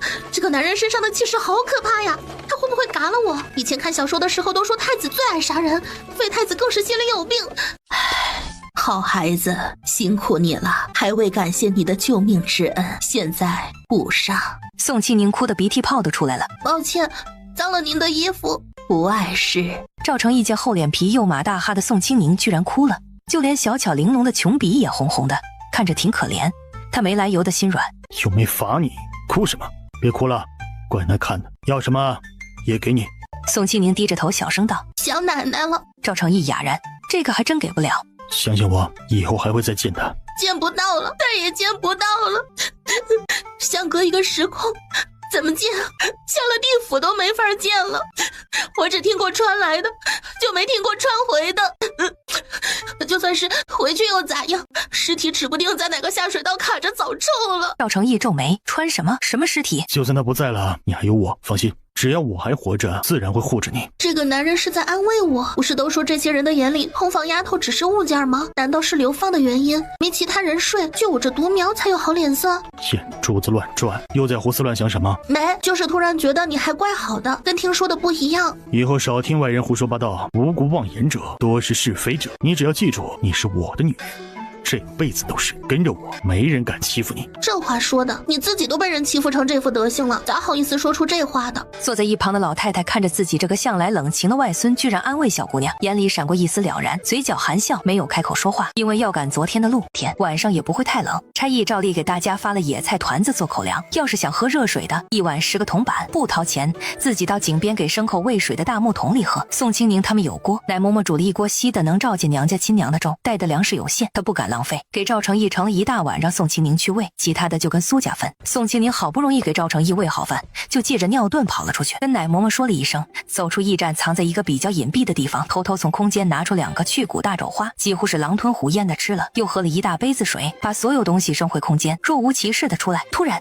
他感觉后背一凉，身上的鸡皮疙瘩迅速窜起来，警觉的回头一看，就见小老虎瘸着一条腿，几乎是连滚带爬的朝着自己跑，一大群眼睛泛着夜光的狼在他身后猛追。追。小老虎在看见宋清宁之后，那双水润的虎眸骤然发亮。宋清宁第一次在一只动物脸上如此清晰地看见了喜极而泣。他窝槽一声，没等小老虎靠近，撒丫子狂奔回驿站，并用非常快的速度关起厚重的大门。小老虎在大门即将关闭的那一刻，身子蓄力纵身一跃，成功跳到了宋清宁的怀里。你这眼瞎的死孩子，你怎么就逮着我了？下来下来，还赖在我身上干嘛？死沉死沉的，自己啥分量不清楚啊？小老虎撅着屁股死死扒着他的衣服，就是不下来。清宁，主子叫你。宋清宁拖着粘在自己身上的小老虎进了屋子，刚进门，一股专属于呕吐物的酸涩味道传来。只见赵成义趴在床上，吐的胆汁都快出来了。主子，你这到底是咋了？肠胃不舒服，还是得了啥不知道的病啊？要不咱们还是请个大夫吧，就这么下去不成啊！水，你的水。宋清宁眨眨眼，知道赵成义的意思，爬上床，扶着抱着男人的身体给他喂水。一碗冰凉的灵泉水下肚，赵成义感觉自己又活了过来，躺在床上喘息着，看了一眼宋清宁泛着油的嘴。这几日不许吃荤，馒头都没有，哪来的肉？你身上给我拉一块吗？听话。宋清宁呆呆点头。这人的眼神好恐怖啊！他怎么知道我吃了肉？难不成他还会未卜先知不成？主子，没事没事，我就去睡了哈。睡吧。哈，不好吧？我睡觉不老实，要不我还是睡。男人惜字如金，宋清宁也不客气，直接躺着，心大的他几乎秒睡。不过几个呼吸间，就传来了他睡沉的呼吸声。渴了。造孽，果然色字头上一把刀，找女人就不该只找好看的，要找聪明的才是。气鼓鼓的绷着脸，抿着薄唇，心里后悔的冒泡，却舍不得丢了宋清宁。李公公带着头发全白，满身补丁，背着药箱走路，颤颤巍巍的老大夫进来就见宋清宁没规矩的缠着主子睡觉，那腿更是没样子的压着主子的那处。他知道主子受伤了，这么压着光想想都疼。说吧，什么病？公子没病，只是皮外伤，按时上药，不出几日便可痊愈。哎呀，不对呀，你再瞧瞧，肯定不对。我家主子这几天是吃啥吐啥，别人吃他还吐，这是怎么了？是不是肠胃不适啊？要不开几副药吃着？老大夫睁着那双眼皮完全耷拉下来的眼睛，淡淡道：没病吃什么药啊？是药三分毒，以为是吃糖呢？给他诊。老大夫刚准备上手，赵成义黑着脸，气势全开。没规矩。老大夫被赵成义身上的气势吓得老脸直抽抽。李公公非常识趣的从怀里拿出一块崭新的丝帕，垫在宋清宁白嫩纤细的手腕上。老大夫嘴角微抽，伸手把脉，手指刚搭上宋清宁的脉搏，他立马道：恭喜这位夫人。不管谁坐上那个位置，应该不会对一个孩子下手。眼神复杂的看了眼酣睡的宋清宁，他说不出什么感觉，高兴有，毕竟是第一个孩子，哪怕是他也不例外。感慨有，感慨宋清宁果然是个有福的女人，一次就有了。虽然那晚要了一整晚食髓知味，可他还是不得不承认宋清宁有福。这件事不许传出去，大夫跟着，他日必有重谢。对，大夫跟着，必须跟着。年过古稀的老大夫惊得眼珠子都撑大了不少，自己只是出个诊，怎么就要跟着流放了？最重要的是自己这把年纪，走不了几天就得没命啊！想到这，老大夫颤颤巍巍地跪在地上。这位公子，小人真的不行啊，小人还要养家糊口，家里还有好几张嘴等着小人赚口粮呢，都带着。老大夫老脸一呆，差点哭出来。这好好的谁家好人愿意跟着流放？他后悔的恨不得扇自己几下。自己这把年纪了，这条老命搭上就搭上了，怎么就傻得开口呢？这下好了，把一家子都给搭进去了。李公公立马拉着老大夫准备出去安排。赵成义淡淡道：给那崽子的爪子包扎一下，扔出去。老大夫哆哆嗦嗦的看着眼神凉飕飕的小老虎，慢条斯理的舔着自己已经劈叉的爪子，吓得老泪纵横。公子啊，小人不会啊，咱家来。李公公说着就找老大夫拿了药，扑通一声跪在小老虎跟前，近乎虔诚的给小老虎的伤腿上药，包扎伤口。包扎好，他想把小老虎请出去，小老虎根本不鸟他。莫风帮忙赶走狼群刚回来的莫风毫不客气的滴溜起小老虎背上的皮毛，把它扔了出去。李公公抹着眼泪跟崔简说赵成义莫名其妙呕吐，身子虚弱，怕路上挺不下去，表示要带着老大夫一家。崔简怕赵成义真的死路上，毕竟这2天赵成义的情况是真的不好，整个人瘦了一大圈，爽快的答应了这个要求。慢点儿，别疯疯癫癫的，小心伤了身子。宋清宁胡乱点头。放心，我真的到。以后想吃什么就说，我会想办法给你，只要你说的我都给。知道了，快放手！哎呀，憋死了，再磨蹭下去就要尿裤子了。这人今天咋回事啊？怎么突然学会关心人了？还想吃什么就吃什么，这大话说的，还不如放个屁呢。就这条件吃啥？楼肉有吗？除了这，我想吃啥没有？还有你给。哎哎呦，祖宗，活爹，快放手，要尿了！宋清宁心里快急死了，就差开骂了，又不是再也不见了，啥话不能等自己回来再说，非得在这时候啰嗦吗？赵成义赶紧放手，向来精明果断的他因为突如其来的孩子冲的脑子都不好使了，对于宋清宁心里的一大段话，脑海里自动提取出关键词，他想吃龙肉，这东西别说现在，就是放在以前，那都不可能找到。抬手看了眼自己的手臂，他默默地想，自己差不多是真命天子，这肉也算吧。这个念头一出，立马就被采用。身为男人，既然夸下海口，那就要说到做到，不就是一块肉麻，今晚就给他吃，只要他们娘俩好好的，给得起。打定主意后，他继续闭目养神。这段时间消耗太大，自己必须养好身体，后面会有很多事，绝不能自己出问题。宋清宁掀开帘子出了马车，才发现拉车的居然换成了一匹瘦马，老牛拉着板车，车上坐着苏老太太，还有苏家几个小脚女人跟姑娘，队伍里多了10几个不认识的人。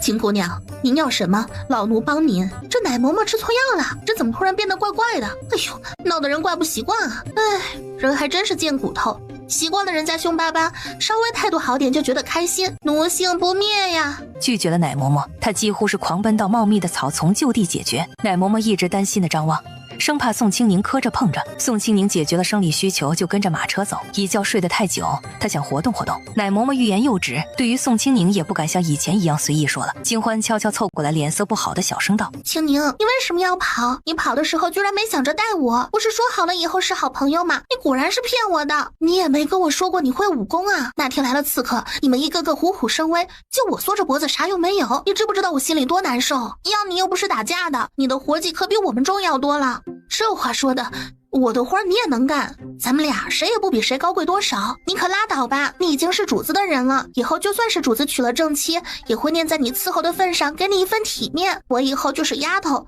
其他的不敢想了。清宁啊，不是我说，你以后也要学聪明点，脸再好看也有老的一天，主子不可能只喜欢你的脸。趁着现在，你好好伺候主子，主子也不是冷心的男人，就算以后没了宠，好歹这份不离不弃的情分，你的日子也不会太差。唉，原主跟他睡了，可我没有啊。我虽然是黄花大闺女，可已经决定不找男人了，心理阴影面积超过99.999%了呀，老天爷呀！我现在恐男啊，谁能懂我？亲眼看到男朋友是零，那黑玉米比我的胳膊都壮，那夹着嗓子嚎的样子终生难忘啊！现在身上被贴了那男人的标签，我该咋办呢？要不还是抽空溜吧。闭目养神的赵成义听到宋清宁这些奇奇怪怪的话，眉头皱成了疙瘩。他不是个笨人，年少时喜欢读那些奇奇怪怪的书，也看过借尸还魂的话本子。他早就猜出自己这个小通房身子里住着一个孤魂野鬼。听着这些话，他稍微想了想就全都明白了，当即脸色通红。没想到这个小通房生活经历还挺丰富，同时他不由有些好笑。嬷嬷，我不饿。你怎么了？石头，这里面有石头，牙差点磕了。宋清宁，上来。赵成义咬牙切齿的声音响起，磨磨蹭蹭地爬上马车。他才发现马车里拉着不少粮食袋子，幸好马车里的空间足够大，一边放着粮食也能躺下2个人。看着闭目养神的男人，宋清宁小心翼翼地询问：“主子，干啥？”赵成义嘴疼的使劲兜着口水。如果眼神可以杀人的话，宋清宁早就不知道被刀了多少回了。他再次怀疑自己以前的眼神不好，怎么就要了这么个丫头？性子跳脱，爱折腾，还傻乎乎的还不听话。宋清宁被赵成义那吃人的眼神瞪得一哆嗦。主子啊，您有什么吩咐尽管说，我能听见。这人的眼神好可怕，跟吃人一样。我也没做啥呀，干嘛要这么看着我？以后用饭时细嚼慢咽，要不然我不介意给你嚼着吃。这人好恶心，关系人是这样的吗？不像啊，他在马车里怎么知道我吃了石头？难道他真的有什么不为人知的本事，比如透视眼？想到这，宋清宁下意识地捂着自己的胸，一副看流氓的眼神看着赵成义。赵成义不屑地扫了眼宋清宁傲人的胸，指尖不着痕迹地搓了搓，那眼神却是明晃晃地表示我不稀罕你这2两肉，伸手拉着宋清宁躺在自己旁边。走了这么久，歇歇，以后别胡闹了，你的身子受不住折腾。宋清宁僵硬地窝在男人臂弯。我的样子看起来很娇弱吗？就我这比牛还壮的体格子，怎么可能娇弱？还是这个男人看在我是小通房的份上才关心的？唉，宋清宁啊，宋清宁，你可千万不要当真，这些男人3妻4妾可是合法的。万一以后这棒槌找的正妻是个心黑的，棒槌容不下你，到时候恐怕怎么死的都不知道。唉，现在还是流放路，等以后到了地儿，只要跑不了，肯定还要跟他睡。不知道避孕药好不好买，千万不能怀上他的孩子啊，要不然以后生下来的就得眼睁睁的看着孩子叫别人娘，生娃一场连个娘都不配当，太憋屈，还不如不生。最关键的是，3妻4妾的男人轮着睡，听着就好脏啊！那跟一张纸擦了无数次不同的屁股，还反复使用有什么区别？艾滋、花柳不都是这么来的吗？不能想，不能想，太辣眼睛了！哎，草率了，当初啥都准备了，唯独没有准备这玩意儿。看来唯一的办法就是借男人最安全。赵成义听着身子一僵，脸黑如锅底。这个女人不愿意给自己诞下子嗣，真以为这个世上随意一个女人就有资格上自己的榻？睡会儿吧，以后只要你听话，我不会亏待你。主子，什么叫听话？听话的标准是什么？话一出口，宋清宁就有些后悔，万一要是这祖宗不爱听自己发问，还发火咋办？好了，赵成义并没有回答的打算。没一会儿，马车再次启程，流放队伍缓慢前行。走了好一会儿，赵成义才淡淡道：“你只需听我的，旁人不敢伤你。”昏昏欲睡的宋清宁冷不丁的听到这么一句，立马清醒。别胡思乱想，安心跟着我。跟着你，我怎么安心？在流放路上危险重重，哪里能安心？哪里能安心？祖宗啊，要不你大发慈悲放了我吧！我除了吃喝玩乐之外，啥都不会呀！我没有其他女人那些通天的本事，还会拖累你。至于这张勉强能看的脸，反正你也睡过了，不稀罕了，以后再找其他女人去吧。我怕死啊！宁古塔不是人待的地方啊！突然，一个凉凉的软肉压在自己嘴上，粗糙的舌头顶开自己的嘴，缠了过来。宋清宁崩溃的睁眼，就见男人如蝉一般长长的睫毛，那双冷冽的眸子闭着，男人的亲吻声色僵硬。宋清宁惊得猛然推开身上的男人，捂着嘴，不敢相信自己这么个女汉子居然能发出这种声音。救命！这棒槌怎么突然上嘴还上手？我自从穿越就没洗过，馊了呀！这人真是不挑啊！小鸡刚动手术就发春，硬得起来吗？赵成义被宋清宁一推，等你伤好了给你。天哪，这人怎么这么不要脸？谁要了？谁要了？谁想要了呀？这孙子自个儿发春，还把责任推到我头上来，他怎么不上天去啊？都这副德行了还发春，也不看看自个儿行不行？果然，这天底下的男人都一个德行，挂墙上才会消停。不行不行，我可是黄花大闺女，绝不能就这么草率的跟着棒槌睡。主子，发生了什么事？你还好吗？赵成义撞在车壁上的声音太大，奶嬷嬷急得赶紧询问，又不敢掀开帘子看，毕竟刚才发出的声音明显就是在做那档子事儿，他不敢贸然打扰。喂，睡会儿吧，不动你了，等你想要的时候再给你。呸！谁要了？就知道给自己脸上贴金。赵成义选择性耳聋，轻轻拍着宋清宁的后背。宋清宁以为自己睡不着，谁知很快陷入了沉睡。听到宋清宁熟睡的呼吸，赵成义小心翼翼地把大手放在宋清宁小腹，感受着怀里女人娇软的身子。他唇角含笑，长得好，身段好，也不是全无用处。睡着的宋清宁放飞自我，腿搭在男人腿上，小手无意识地胡乱摸索，居然摸开了男人的衣襟，非常顺利地摸着男人精壮的肚皮。宋清宁摸着男人光滑的肌肤，咂咂嘴。可乐，你咋褪毛了？啥时候练出的腹肌？你这小懒虫，什么时候勤快了？赵成义僵着身体，脸黑如锅底。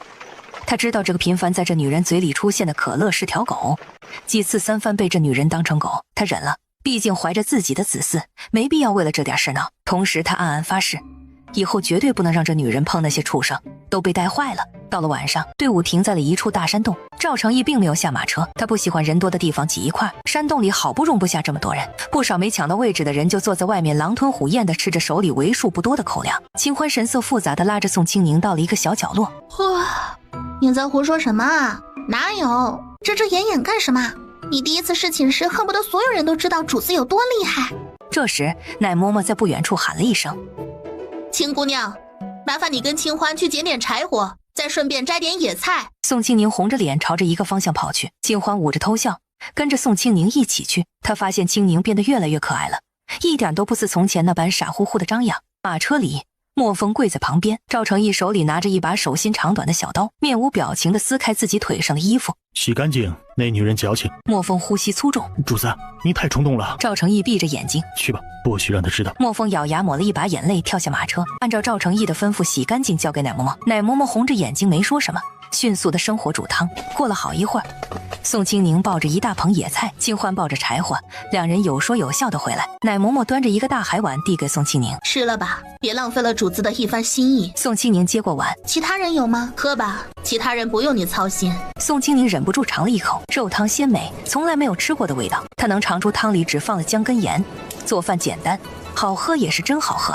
啊，嬷嬷，这是什么肉啊？还挺香。不知道，莫风找的。既然吃了就别多问。给，把饭给主子喂了。接过小半碗粥，宋清宁回了马车。主子，你伤口裂开了。赵成义淡淡的嗯了声。刚才宋清宁吃东西，他的胸口翻涌，还好没吃饭，要不然早就吐了。我扶你起来，吃点饭吧。水掺粥里。宋清宁解下腰间挂着的水囊，给粥碗里倒了不少，粘稠的粥瞬间成了稀汤。难道这人真的发现了我的空间？不应该呀，我都这么小心了，他怎么能发现？一勺勺清汤寡水的稀粥下肚，赵成义没有丝毫恶心感，带着水汽的薄唇也有了丝生气。哪的伤口裂开了？要不要我帮你上药什么的？不必。哎，没舍不得，不就是水吗？你想喝多少都有。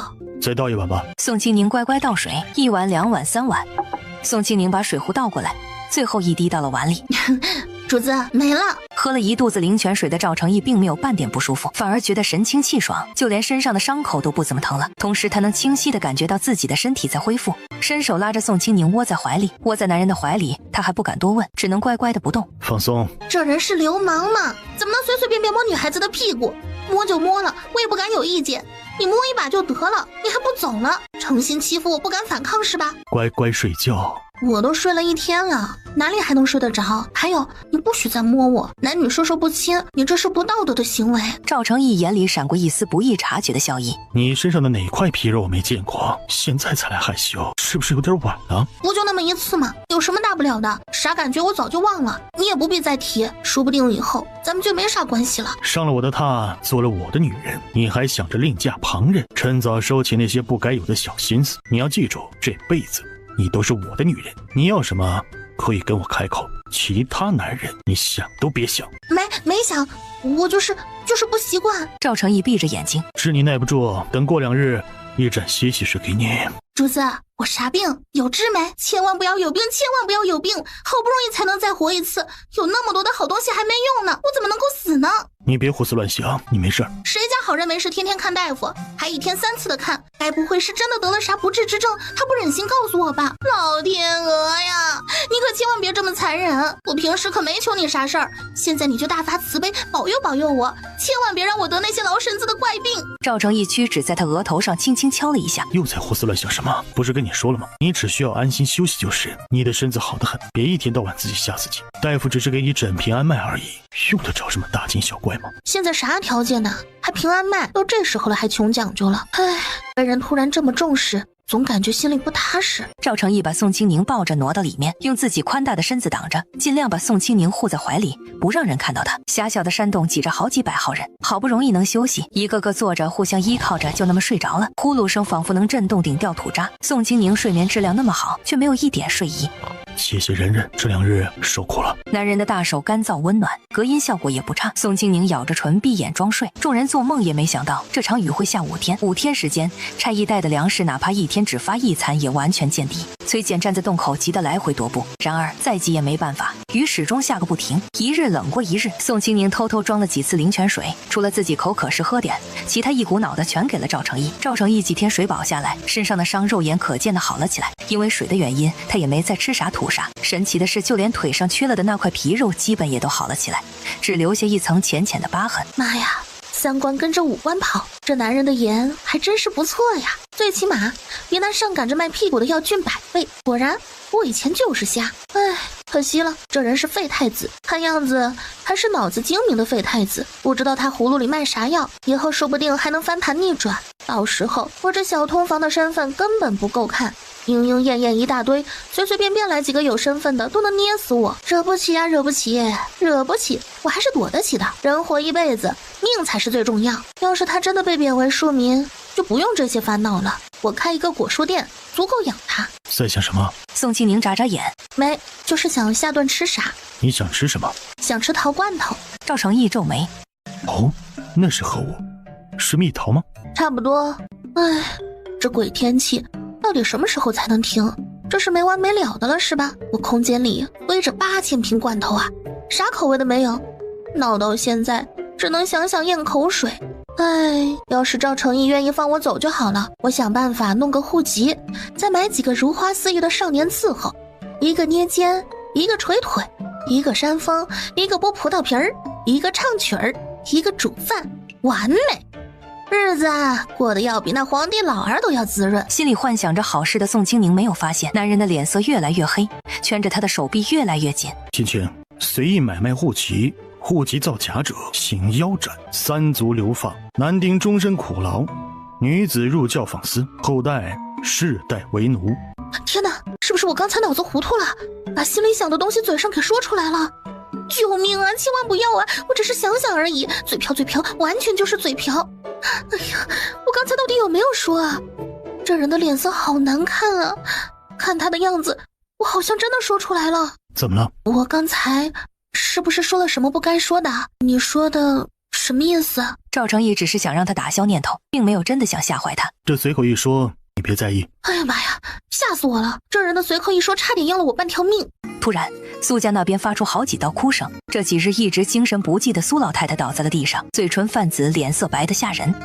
赵成义心里一惊，下意识的就要过去看看。突然，他回头直直地看向宋清宁，眼眶通红，还带着水汽，嘴唇颤抖，嗓音克制，又带了丝祈求：“青青，你的水能不能……”宋清宁瞄了一眼男人别在腰间的水囊，垂眸眼下心底的复杂。对于他在这个时候还会问过自己，按照他的身份来说，已经算是给了自己足够的尊重。对于男人的尊重，他心里也舒服了不少，抿着唇用力点点头，答应可以答应。至于能不能有用，他也不知道，毕竟这不是仙丹。老太太看着很严重，能不能有用他不敢保证。赵成义微微颔首，嗓音低沉沙哑：“多谢。”纸烟就交给你了，这孩子命苦，你要好好待他。赵成义皱眉，转头看了一眼好奇张望的宋清宁。老太太是不是要托孤？按照古代人的心理，这种托孤一般都是会成就一段姻缘。这个钱太子会不会娶她的表妹呢？如果真的娶了她的话，是不是就会把关注力从我身上挪开？不过近亲之间不能成亲吧？成亲以后生出来的娃也会带有基因病，到时候不管是大人还是孩子，都会被拖累一辈子。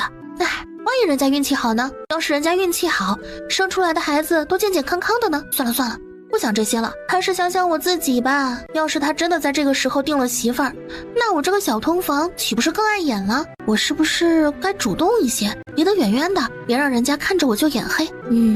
对，就这样决定了。只要他把媳妇儿定了，我就抽空跑，到时候天高任鸟飞，海阔凭鱼跃，我就不信了。我带着这么多的物资，还在这个吃人的世道活不出个人样。就算是没办法和其他前辈比肩，我也可以找一个偏僻的小村子生活，大富大贵什么的不想，自个儿的智商自个儿清楚。人家古代只是生产力低下，不是智力低下。就我自个儿这脑子，还是安安稳稳找个地方开个果蔬店，过好自己的小日子就行。在心里做好决定的宋清宁看向赵成义的眼神淡了是热切，他希望这个男人干脆一点，大发慈悲的好心一点，有了正儿八经的媳妇之后，把自己这个打酱油的给放了。在这一瞬间，赵成义脸黑了个彻底，他转过头看着精神不济的外祖母，柔声安抚道：“您放心，不管什么时候，她都会是我的妹妹。以后我也会给她找一个能够靠得住的如意郎君。您也要好好的呀。”老太太眼里闪过一丝失望，不过她也没有强求，而是虚弱的点头：“也好。”说罢，老太太就陷入了沉睡。苏家人不敢休息，几次试探了老太太鼻息，确认是睡着后才稍稍松了一口气。赵成义回到了位置，脸色难看的要命。宋清宁以为他是因为老太太身体的原因才不高兴，缩着脖子不敢说话。崔简知道老太太病倒，犹豫了好一会儿才过来，脸色不好的对苏家人道：“老夫人生病必须出去，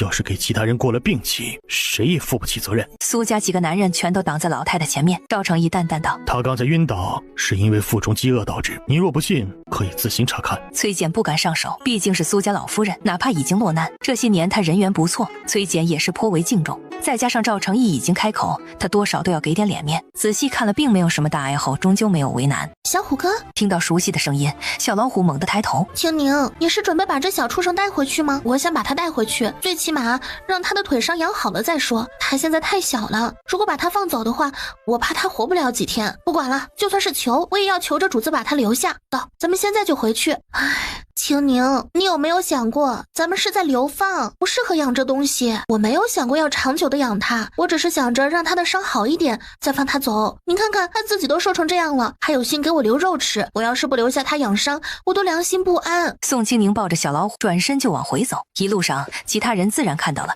纷纷不约而同地远离宋清宁，生怕小老虎兽性大发给他们来一口。赵成义跟莫风正小声说着话，老远看到宋清宁居然抱着小老虎，当即脸色微变，疾步走到宋清宁跟前，毫不客气地拎着小老虎脖子上的皮毛扔在地上，飞快地打量着宋清宁，并问道：你怎么样？有没有不舒服？大夫，快过来看看。老大夫半点不敢耽误，跑过来给宋清宁把脉，确定没事后才朝着赵成义点头。宋清宁皱眉，总觉得赵成义有事瞒着自己。这一说路上老的小的病的都有，都家还是他的外祖家，老太太都病成那样了，也没见他一天到晚的盯着看。自己身强体壮，头不晕身子不虚，能吃能睡，怎么到他眼里就跟纸糊的似的？确认宋清宁没事之后，赵成义无奈地揉了揉他的头发。想养他？我知道咱们现在的情况，养一只小老虎会增加很多负担，可小老虎受伤了，它还太小，又受了那么重的伤，如果不管，活不了多久。本来这件事情跟我也没什么太大的关系，可这小老虎是个有心的孩子，他自己都成这样了，还抓了兔子给我，我真的不忍心就这样把它扔在这里，任它自生自灭。主子，我保证，只要他的腿好了，我就放他走。这几天我会想办法给他吃的，尽量不添麻烦。赵成义看着宋清宁水润的眸子含着水汽，红唇也因为紧张而咬出好几道齿印，软软的嗓音说着哀求的话，这副单纯的良善让他心里莫名发软。你喜欢就留着吧。太好了，你可以留下了。要留着也可以，以后不许抱他，要不然我就让莫风扒了他的皮给你做护手，他那身肉多少也够炖一锅给你补补身子。行，不抱。怎么能这么凶？小虎哥都快吓傻了，这人好像不喜欢小虎哥呀。算了，还是等小虎哥好一点了放走吧，万一哪天被人扒皮吃了，我还能杀人给他赔命不成？嬷嬷，看顾着些。一直守在赵成义不远处的奶嬷嬷赶紧点头。兔子皮扒了给他吃，这几天饿坏了。我要沐浴，你也要看，下官就在下面用膳，您要是有什么吩咐尽管说，我的房钱你顺道结了。崔简无语，他没想到金贵的前太子殿下会这么脸皮厚，这点小钱都要蹭自己的。点点头下了楼，店小二很快装了一大桶热水去沐浴。当背景板的宋清宁头上冒出几个问号，不会吧，这人专门拉着我到这儿，难不成就是专门把我洗干净来一口？我还没准备好啊，没跟男人睡过，要有啥注意事项没？这人有没有啥特殊爱好啊？我虽然不是啥贞洁烈妇，可也不想当贵族玩具啊。听说古代的贵族皇家都玩的花，这人是不是也有那不为人知的嗜好啊？怎么办？我不敢呐，我怎么感觉脏兮兮的才安全呢？赵成义无语地看着宋清宁一副看流氓色魔的眼神。快歇一会儿就要启程了。宋清宁磨磨蹭蹭不动，赵成义起身撕拉3下5除2的跟剥笋皮似的就把宋清宁扒得干干净净，并一脸正气地抱着宋清宁放进浴桶。肌肤碰到水的一刹那，懵逼的宋清宁终于回神。出去！你怎么能这样呢？男女有别啊！你怎么能随便扒了人家衣服呢？我们早就行了夫妻之事，你这身子这辈子都是我的，有什么好羞的？乖乖洗，下次再洗就不知要到什么时候了。赵成义转身出去，说的好听，我是你的，你不是我的呀。我是你的，你却是大家的，我为什么要接受？不就是睡了一次吗？有什么大不了的？忘了就行了，何必反反复复的提起来？我一个黄花大闺女都不提了，你一个大老爷们还没完没了呢！哼，我就不，绝不做你的女人，我怕得花柳病。就算你以前洁身自好，可是以后呢？像你这种身份，注定了3妻4妾美女排着队等着你睡，3个人的床我都嫌挤，还一群人，做梦去吧！气死了！刚才那家伙脱衣裳的时候，我怎么就傻了呢？我怎么就傻乎乎的站着不动呢？现在好好的被人占了便宜。在心里吐槽老白天的宋清宁不解气，用力的拍着水，水花四溅，溢出去了不少。朝着屏风外张望了一下，见赵成义并没有注意自己这边，也没有要进来的意思。他飞快的从空间拿出一盒洗头发的粉末。当初在购买物资时，想着怕万一遇到的是末世，那些带着味道的洗发水不好用，就买了足够洗一辈子头的侧白洗发粉，没什么味道，洗得还干净。匆匆洗了一个战斗澡，刚准备喊，就听见屏风外传来到陌生的女人声，屏住呼吸，尽量让自己神游天外。此时一个黑衣劲装的女人正跪在地上给赵成义汇报：主子，东宫的库房被盗了，连地上的灰都没了，满朝文物都在污蔑您，提前把东西都转移了出去。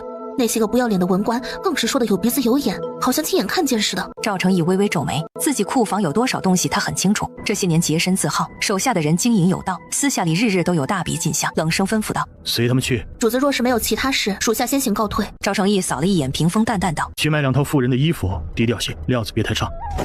女人利落地从窗口跳下，因为客栈旁边就有成衣店，她倒是不用跑得太远。宋清宁哪怕再神游太虚，也听到了东宫库房的字眼，下意识的就觉得心虚。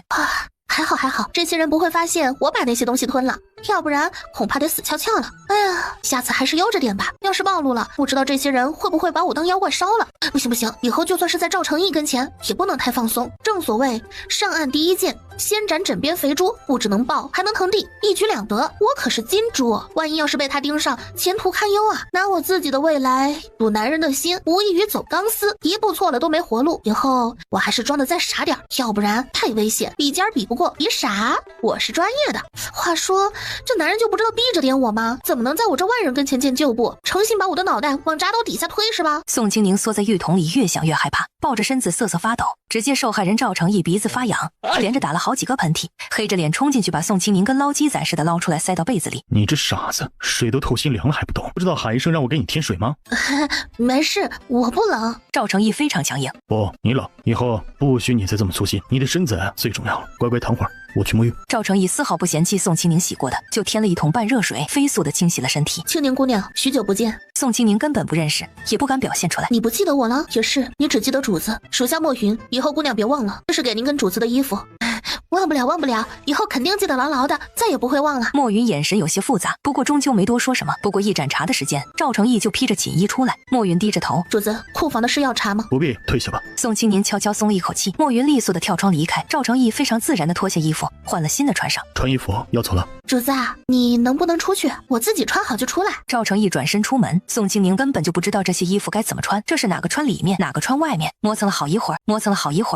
穿好了没有？该走了。宋清宁皱眉，胡乱的穿好衣服就出了门。赵成义看到他出来，下意识的皱眉，好好的衣服怎么穿得乱七八糟？糟糕，该不会真的穿反了吧？完蛋，丢人了！赵成义突然拉着他的手进门，飞快脱了他的衣服，又一件件穿好。你是我第一个亲自伺候的人，要我感谢吗？还是要磕一个？不必，以后乖一点就好。我还不够乖吗？宋清宁跟着男人的脚步下楼，崔简早已吃饱喝足，见两人下来，他也松了一口气。由于时间紧张，他们也没有多留，马不停蹄的出了镇子。莫风买了不少吃食用具，奶嬷嬷正在规整。老大夫一家掏了大半家底，买了2头牛衣服以及不少粮食跟药品。此时他们已经不心疼银子了，只希望能安全到达，以后有这2头牛也好过日子。赵成义也没再占用他们的东西，就连之前用了的马车以及一小部分粮食都折现了银子给了他们。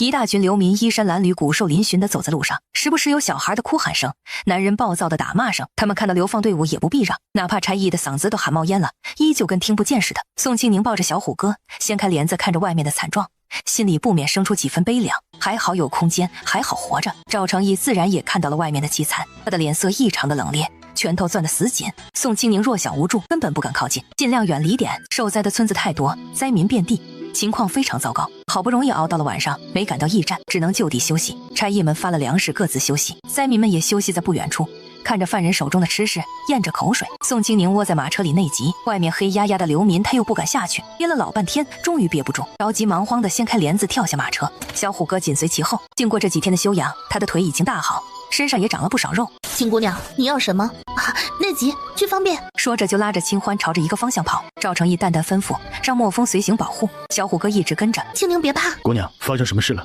我刚才不知道踩到了什么，软软的，绵绵的，很吓人。姑娘没事，只是个死人而已，这里没人，姑娘可以在这儿解决，属下会看着。宋清宁的心里更加不淡定了，什么叫没事？只是个死人。青宁快点儿，咱们走了这么远，回去还费劲呢。宋清宁在四周看了看，这里确实挺安静，想着现在也不是矫情的时候。再说了，就现在这黑灯瞎火的样子，不管是活人还是死人，能看到啥？想通后，咬咬牙，飞快的解决。往回走时，小老虎突然发出呼噜呼噜的响声，再次路过流民堆。宋清宁明显感觉到那些不怀好意的眼神一直打量着小老虎。沐风突然低喝道：“看什么看？”随着墨风的话落，那些刺人的眼神收敛了点。到了篝火旁，奶嬷嬷皱眉不满道：“怎么去了这么久？路上都是人，走得远了些。”嬷嬷，别这么苛刻好不好啊？青姑娘又不是小孩，心里有数呢。哼，就你一天怪会做好人，闹得我这老婆子跟个人似的。嬷嬷，这是哪里的话？你也是为了大家好啊。青姑娘，回马车休息吧。现在情况与之前不同，以后尽量别下来到处乱跑，尤其是白天，你的脸到处乱跑会招惹是非。宋清宁乖巧点头，她清楚奶嬷嬷也是为了自己好，她是个惜命的，这张脸太过招摇，不敢拿自己的命去挑战人性的恶。转身招呼着小老虎，让他跟自己一起上马车。就这篝火的光，他才看清小老虎提着前爪想往嘴边凑，又干呕一声，好家伙！只见小老虎的前爪明晃晃的沾着一大坨屎，他便把那可怜兮兮的目光放在宋清宁身上。别，千万别找我，这事我真帮不了你。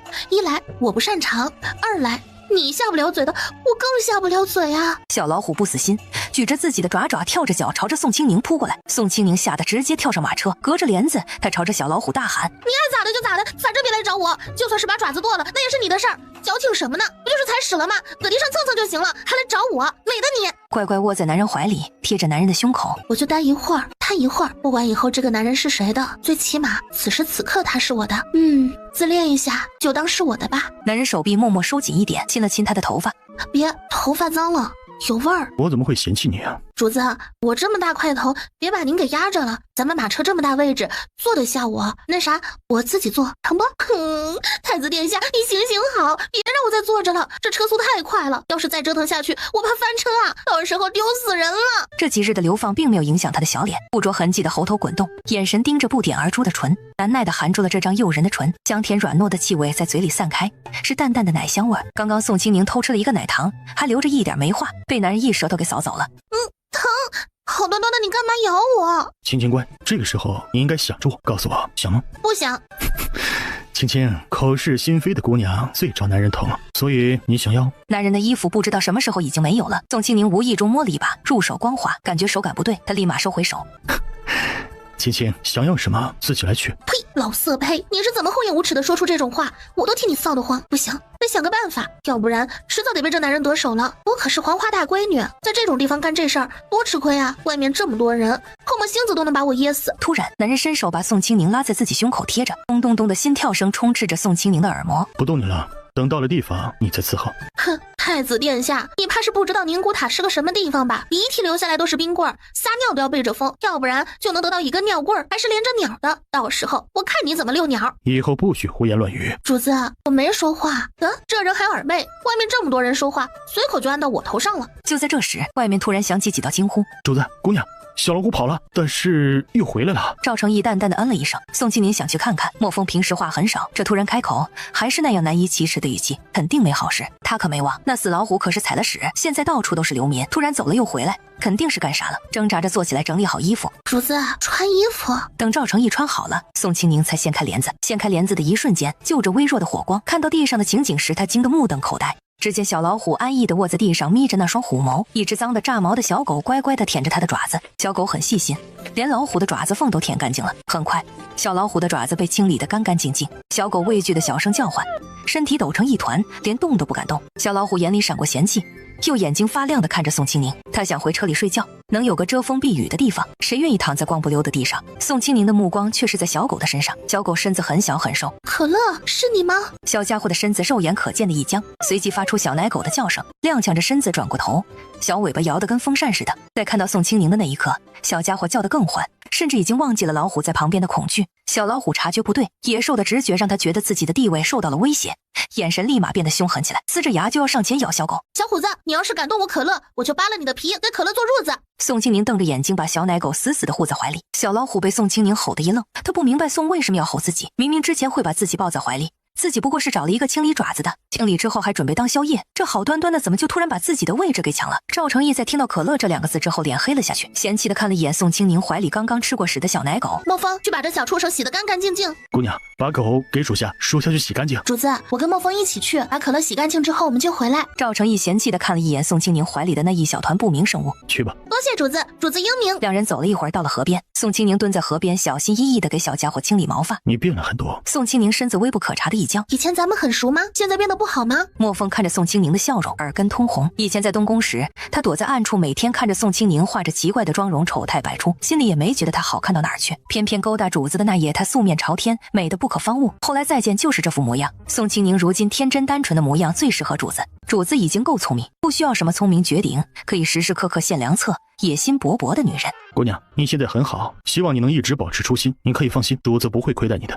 只要你安心的跟着主子，在主子疲劳的时候陪伴他，就像现在，让主子开心一点。以后我也会把你当成主子，用命护着你。冷不丁的听到莫风说了这么一长串话，宋清宁捕捉到了关键词，这人的意思就是让自己乖乖跟着赵成义，当个可以哄他开心的吉祥物。莫风，我的身份只是一个通房，我知道主子胸有宏图，也知道做大事的男人以后身边绝对不可能只有一个女人。我性格马虎，嘴还笨，什么都不会做，还是个嘴馋的。除了这副皮囊能看之外，其他真的没有什么太大的优点。你说的我可以答应你，只是我可以求你一件事吗？可以。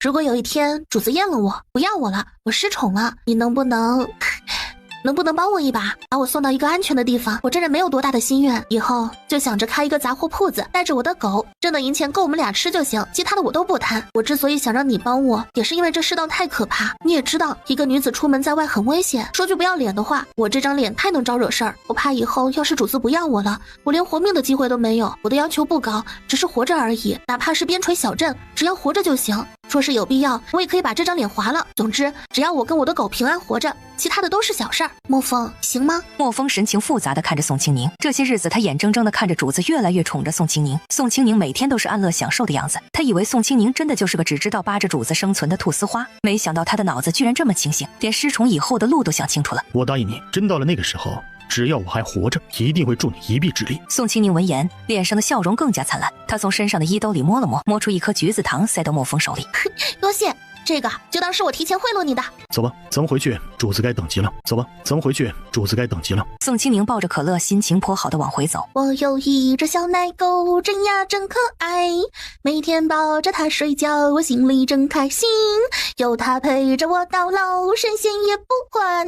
还没开心多久，一支箭自他耳边飞过，直直的插在了不远处的马车上。只听噔的一声，箭头没入马车，下一刻四面八方突然冲出了一大群面目狰狞的流民，他们手上带着武器，目标明确的围着赵成义的马车而去。我操，又是刺客！二话不说，弯腰捞起跑过来的小老虎，随便选了一个比较空旷的方向开始狂奔。不过片刻就混迹在杂乱惊慌的流民中，只能依稀看见衣角翻飞。赵成义稳如泰山的坐在车上，手撑着额角，等着宋清宁回来。外面的刺客他丝毫不在意，那双冷冽的眸子没有丝毫情绪。听到宋清宁粗鲁的叫声，他微微挑眉，唇角含着浅淡又宠溺的笑。在帘子缝隙中看到他抱着狗狗虎跑得飞快，他眉心微蹙，果然没一会儿就感觉小腹发紧，无奈地叹了口气，忽视了那点异样。崔简已经心态平和了，看着刺客只冲赵成义，他立马招呼其他人空出场地。这次的刺客明显比上次还要厉害，他上去只会捣乱，还是等着解决了再料理摊子就行。冲天的火光下，赵成义眯着眼睛，一眼就看到人群中一个熟悉的身影，哪怕一身黑衣包裹得严严实实，也依旧逃不过他的利益。他嘴角勾起一丝冷笑，以极快的速度没入人群。在众人还来不及回神之际，他手里不知何时多了把弓箭。身经百战、箭无虚发的他压根就不需要准备，搭弓射箭，一气呵成，箭头裹挟着凉气，精准地朝着黑衣人飞去。黑衣人惊恐地瞪大眼睛，转身就想跑，然而已经来不及了。与此同时，一个黑衣人冲了过来，逮住这难得的机会就要给赵成义一刀。突然，人群中冲出一个乞丐，猛地抱着赵成义用力一推，噗嗤，刀剑没入皮肉的声音响起，乞丐背上被砍了一刀，软软的倒在地上，下一刻晕死过去。刺客见黑衣人倒下，顿时慌了手脚，手忙脚乱地拖着黑衣人的尸体，以最快的速度撤退。主子，您还好吗？没事，收拾了吧。秦姑娘呢？刚才也没见着她回来啊，这会儿指定吓坏了，身上受了几处伤，同样气喘吁吁的清欢四处张望了一下，心里一阵焦急。奶嬷嬷绷着老脸看着地上躺着的人，刚才他看得清清楚楚，这人突然冲出来也算救了主子一次，如今也不能让他就这么躺着。他招呼着李公公一起去扶，刚碰到那人的手臂，奶嬷嬷就知道这是个姑娘，他眼里闪过一丝警惕，想着等这姑娘醒了之后要弄清楚她要做什么。如果是冲着主子来的，那就别怪自己心硬。秦姑娘别跑了。宋清宁停下脚步，气喘吁吁地看着莫风，你没去帮忙？不是有刺客吗？快去帮忙啊！不是我说你，你得分清楚主次。我撑死了就是一个通房小丫头，万一要是主子有啥好歹咋办呢？说句不好听的，不管是我死了还是你死了，那都没什么大不了，关键是主子不能有事啊！他要是有事了，咱们全都活不了。放心，主子不会有事，先跟我回去吧，说不准这会儿主子已经处理好了。好，我跟你回去。莫风点头转身带路，并嘱咐着天黑路不好走，让宋清宁小心一点。宋清宁兴致缺缺地扔下小老虎，蔫蔫地跟在莫风身后。刚才还盘算着要不就趁着这次刺杀直接跑路算了，谁知道心里的打算还没落地，莫风就追了过来。他哀声叹气，走路都没有了刚才的劲头。莫风以为他担心主子，非常贴心的安慰：不用担心，主子身手好得很，还有其他人保护，不会有事的。那就好，那就好，只要主子没事儿，我咋样都行。两人踏着月色往回走，谁都没再说话。小老虎眼神阴沉沉地看着宋清宁怀里的小狗，暗搓搓地盘算的什么时候尝尝狗头的味道。敢跟自己抢东西，也不想想投胎的时候有没有跳错轮回道。强者的凝视是每一个弱者都受不了的。别怕别怕，刚才吓到了吧？乖哦，没事的，我会保护你的。好好走路，时间不早了，要是再磨蹭下去，主子该骂人了。小老虎气呼呼的自己走，也不理宋清宁了，就像是个闹别扭的小孩一样。莫风无语，跟了主子这么多年，自己可是从来都没有听过主子骂人，也就宋清宁敢这么没大没小的说。要是换成其他人，恐怕早就黄土埋脖子了。深一脚浅一脚的走了小半个时辰才回到休息地，老远就看到其他人忙着收拾残局，男人背着大包袱站得稍微远点，跟那农民工进厂打工背着包袱的样子相差无几，只是不同一农民工，男人周身散发着拒人于千里之外的冷气与不容忽视的贵气。宋清宁想了想，或许这就是干过太子之后养出的王八之气。主子，我回来了。说着就欢快地跑过去。主子，你有没有事？没受伤吧？刺客都解决了吗？你倒是跑得快啊，连小畜生都知道带着。瞧您这话说的，我这还不是怕给您添乱吗？再说了，我知道您英明神武，武功高强，绝对不会把这几个小小的刺客放在眼里。我离开只是让您更好的发挥而已。油嘴滑舌呀你！不有，我说的都是实话。莫要胡闹，这次做得不错啊。以后万一要是遇到危险，一定要躲起来。你要记住，你的安危才是最重要的。这人是在关心我吗？好像是在关心我，还怪好的。要是换成其他人，说不定现在就开始罚人了。毕竟任何一个人在遇到危险的时候，见自己身边人跑了，肯定不会好心情。哎，这下我倒是不好意思了。想到自己刚才毫不犹豫的逃跑，他的心里还是有点心虚，毕竟自己现在的身份放在这儿。赵成义宠溺地摸了摸宋清宁的头发，伸手跟拔萝卜似的，把宋清宁胸前那扑特的小屁股给拔了出来，倒提在手上。主子，你还是把可乐给我吧，这小家伙胆小，身上也脏，还掉毛，可别脏了您的手，我自己抱就是。赵成义把可乐朝着莫风那边一扔，好生看着，你身子弱，不宜碰这些东西，以后让莫风带着。你若是想看了，招呼一声便是。走吧，天色不早了，该歇了。说着就拉着宋清宁朝着牛车而去。宋清宁瞧了瞧，好吧，又是老大夫一家的。放心，没白用。我知道主子最好，不会白拿老百姓的东西。哼，我信你个鬼！你个糟老头子坏得很，好好让人一家子跟着你流放，就是拿金山也弥补不了人家心里的苦。不许在心里骂我。主子，瞧你这话说的，我怎么敢在心里骂你呢？哼，多管闲事，连我心里想什么都要管。说的好像你能听见似的，我嘴上不敢，我得夸着你捧着你，我心里还不能啦，管这么宽，江道大海是你家呀。主子，你英武不凡，最是体恤百姓，能跟着你是我三生修来的福气。如果可以，别说是这辈子，下辈子、下辈子我也想跟着你。呵呵，千万别当真，我只是口嗨而已。恭维上头人的话，听听忘了就行了。等以后你三妻四妾女人一堆的时候，还能想起我姓甚名谁？别胡思乱想，安心养身子，万事都有我在。放心好了，只要你不背叛我，这辈子我都会护着你。说着就打横抱着宋清宁上了牛车。宋清宁抱着男人的脖子，一副大受感动的模样，跟着男人躺在牛车上，感受着男人在自己背上轻拍。他暗叹口气，哎，这男人是真的不错呀，最起码在我这个没有见过世面的人眼里是真好啊。可惜这样的好不知能保持多久，要是以后遇到门第相当还能在事业方面帮他的女人，估计就会娶了吧。哎，只希望这祖宗到时候通情达理一些，哪怕是不给遣散费，只要打发我走就行。青青，睡吧。折腾了这么久，跑了那么远的路，宋清宁只觉得很疲惫，蜷缩着身子很快入睡。确认宋清宁睡着之后，赵成义才让老大夫过来把脉。把过脉后，老大夫那张如菊花一样皱巴巴的脸上没有丝毫表情，就连那双浑浊的眸子也是淡定的，没有一丝波动。公子放心，夫人胎相很稳，身子比一个壮汉都结实。赵成义挥挥手，老大夫默默离开。看着老大夫的背影，他想到宋清宁的吐槽，他突然道：等到了宁古塔，有什么要求可以随意提。老大夫虽然年纪大了，却是耳聪目明的，知道赵成义这话是说给自己听的，当然他也没有拒绝这送上门来的承诺，慌忙转过身恭敬道：老朽多谢公子。等老大夫离开，赵成义下了牛车，朝着树林走去。他靠着树等了片刻，一个黑衣人跪在地上，恭敬地等着赵成义开口，只留一个送信，其他的杀掉。黑衣人接了命令就闪身离开。赵成义靠着树站站了好一会儿才出来。回到牛车上，看着酣睡的宋清宁，他神情蓦然一松，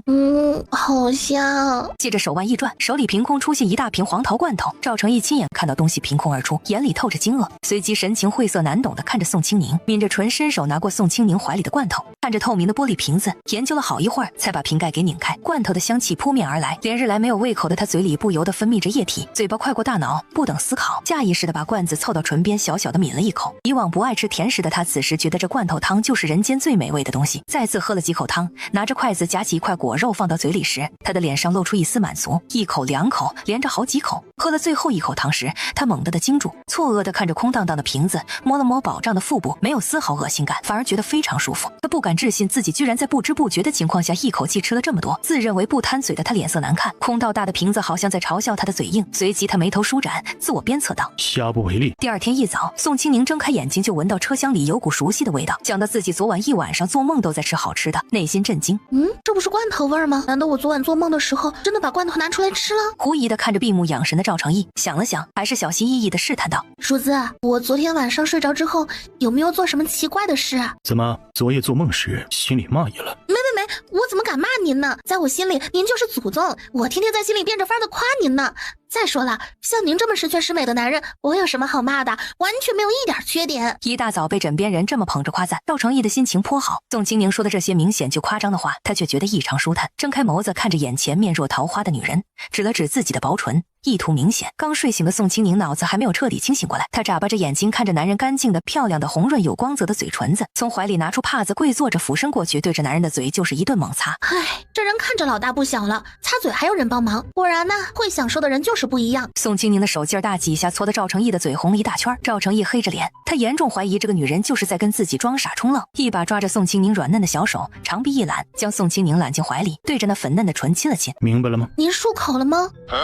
赵成义嘴角微抽，放心，我不嫌弃你，很香很甜也很软，我很喜欢。宋清宁脸臊得通红，惊得原地石化，他很怀疑这个男人是不是听不懂人话。我嫌弃，一大早睁眼，嘴里不知道滋生了多少细菌，呼出的气都是浊气，有病的话这一块传染那都是最便利的，咱能不能别互相传染呢？乖，听话。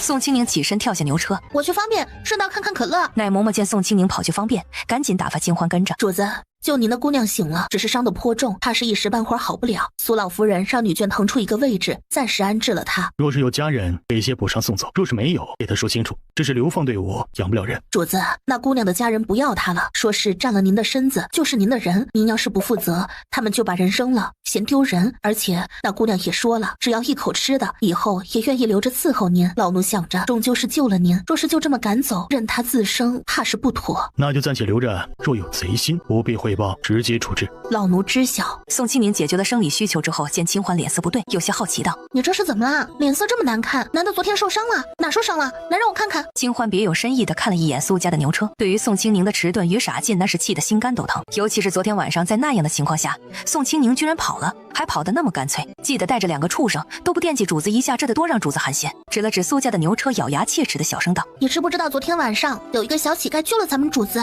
你知不知道昨天晚上有一个小乞丐救了咱们主子？那小乞丐救主子的时候可是一点都没犹豫，那一刀过来，肩膀上血肉模糊，人家愣是哼都不哼一声。你再看看你自己，怎么就跑了呢？亏主子那么疼你，这一路上把你当心肝肉似的护着，又舍不得让你多走一步，有啥好的都归你，你怎么跑得下去啊？你还带着狗，带着小老虎，你怎么这么没良心呢？你让主子以后心里咋想你？我留下除了给你们添乱之外还有什么用？我自己有啥能耐我自己心里清楚，万一我要是笨手笨脚的连累主子咋办？其实当时我都已经想清楚了，好，但是帮你们最大的忙，留下只会忙中添乱而已。至于那个救主子的小乞丐，救主子那是好事啊，最起码主子没有受伤不是？清欢更加恨铁不成钢，他实在不明白宋清宁以前的那股子机灵劲儿到哪儿去了，这怎么越活越回去了？你懂什么？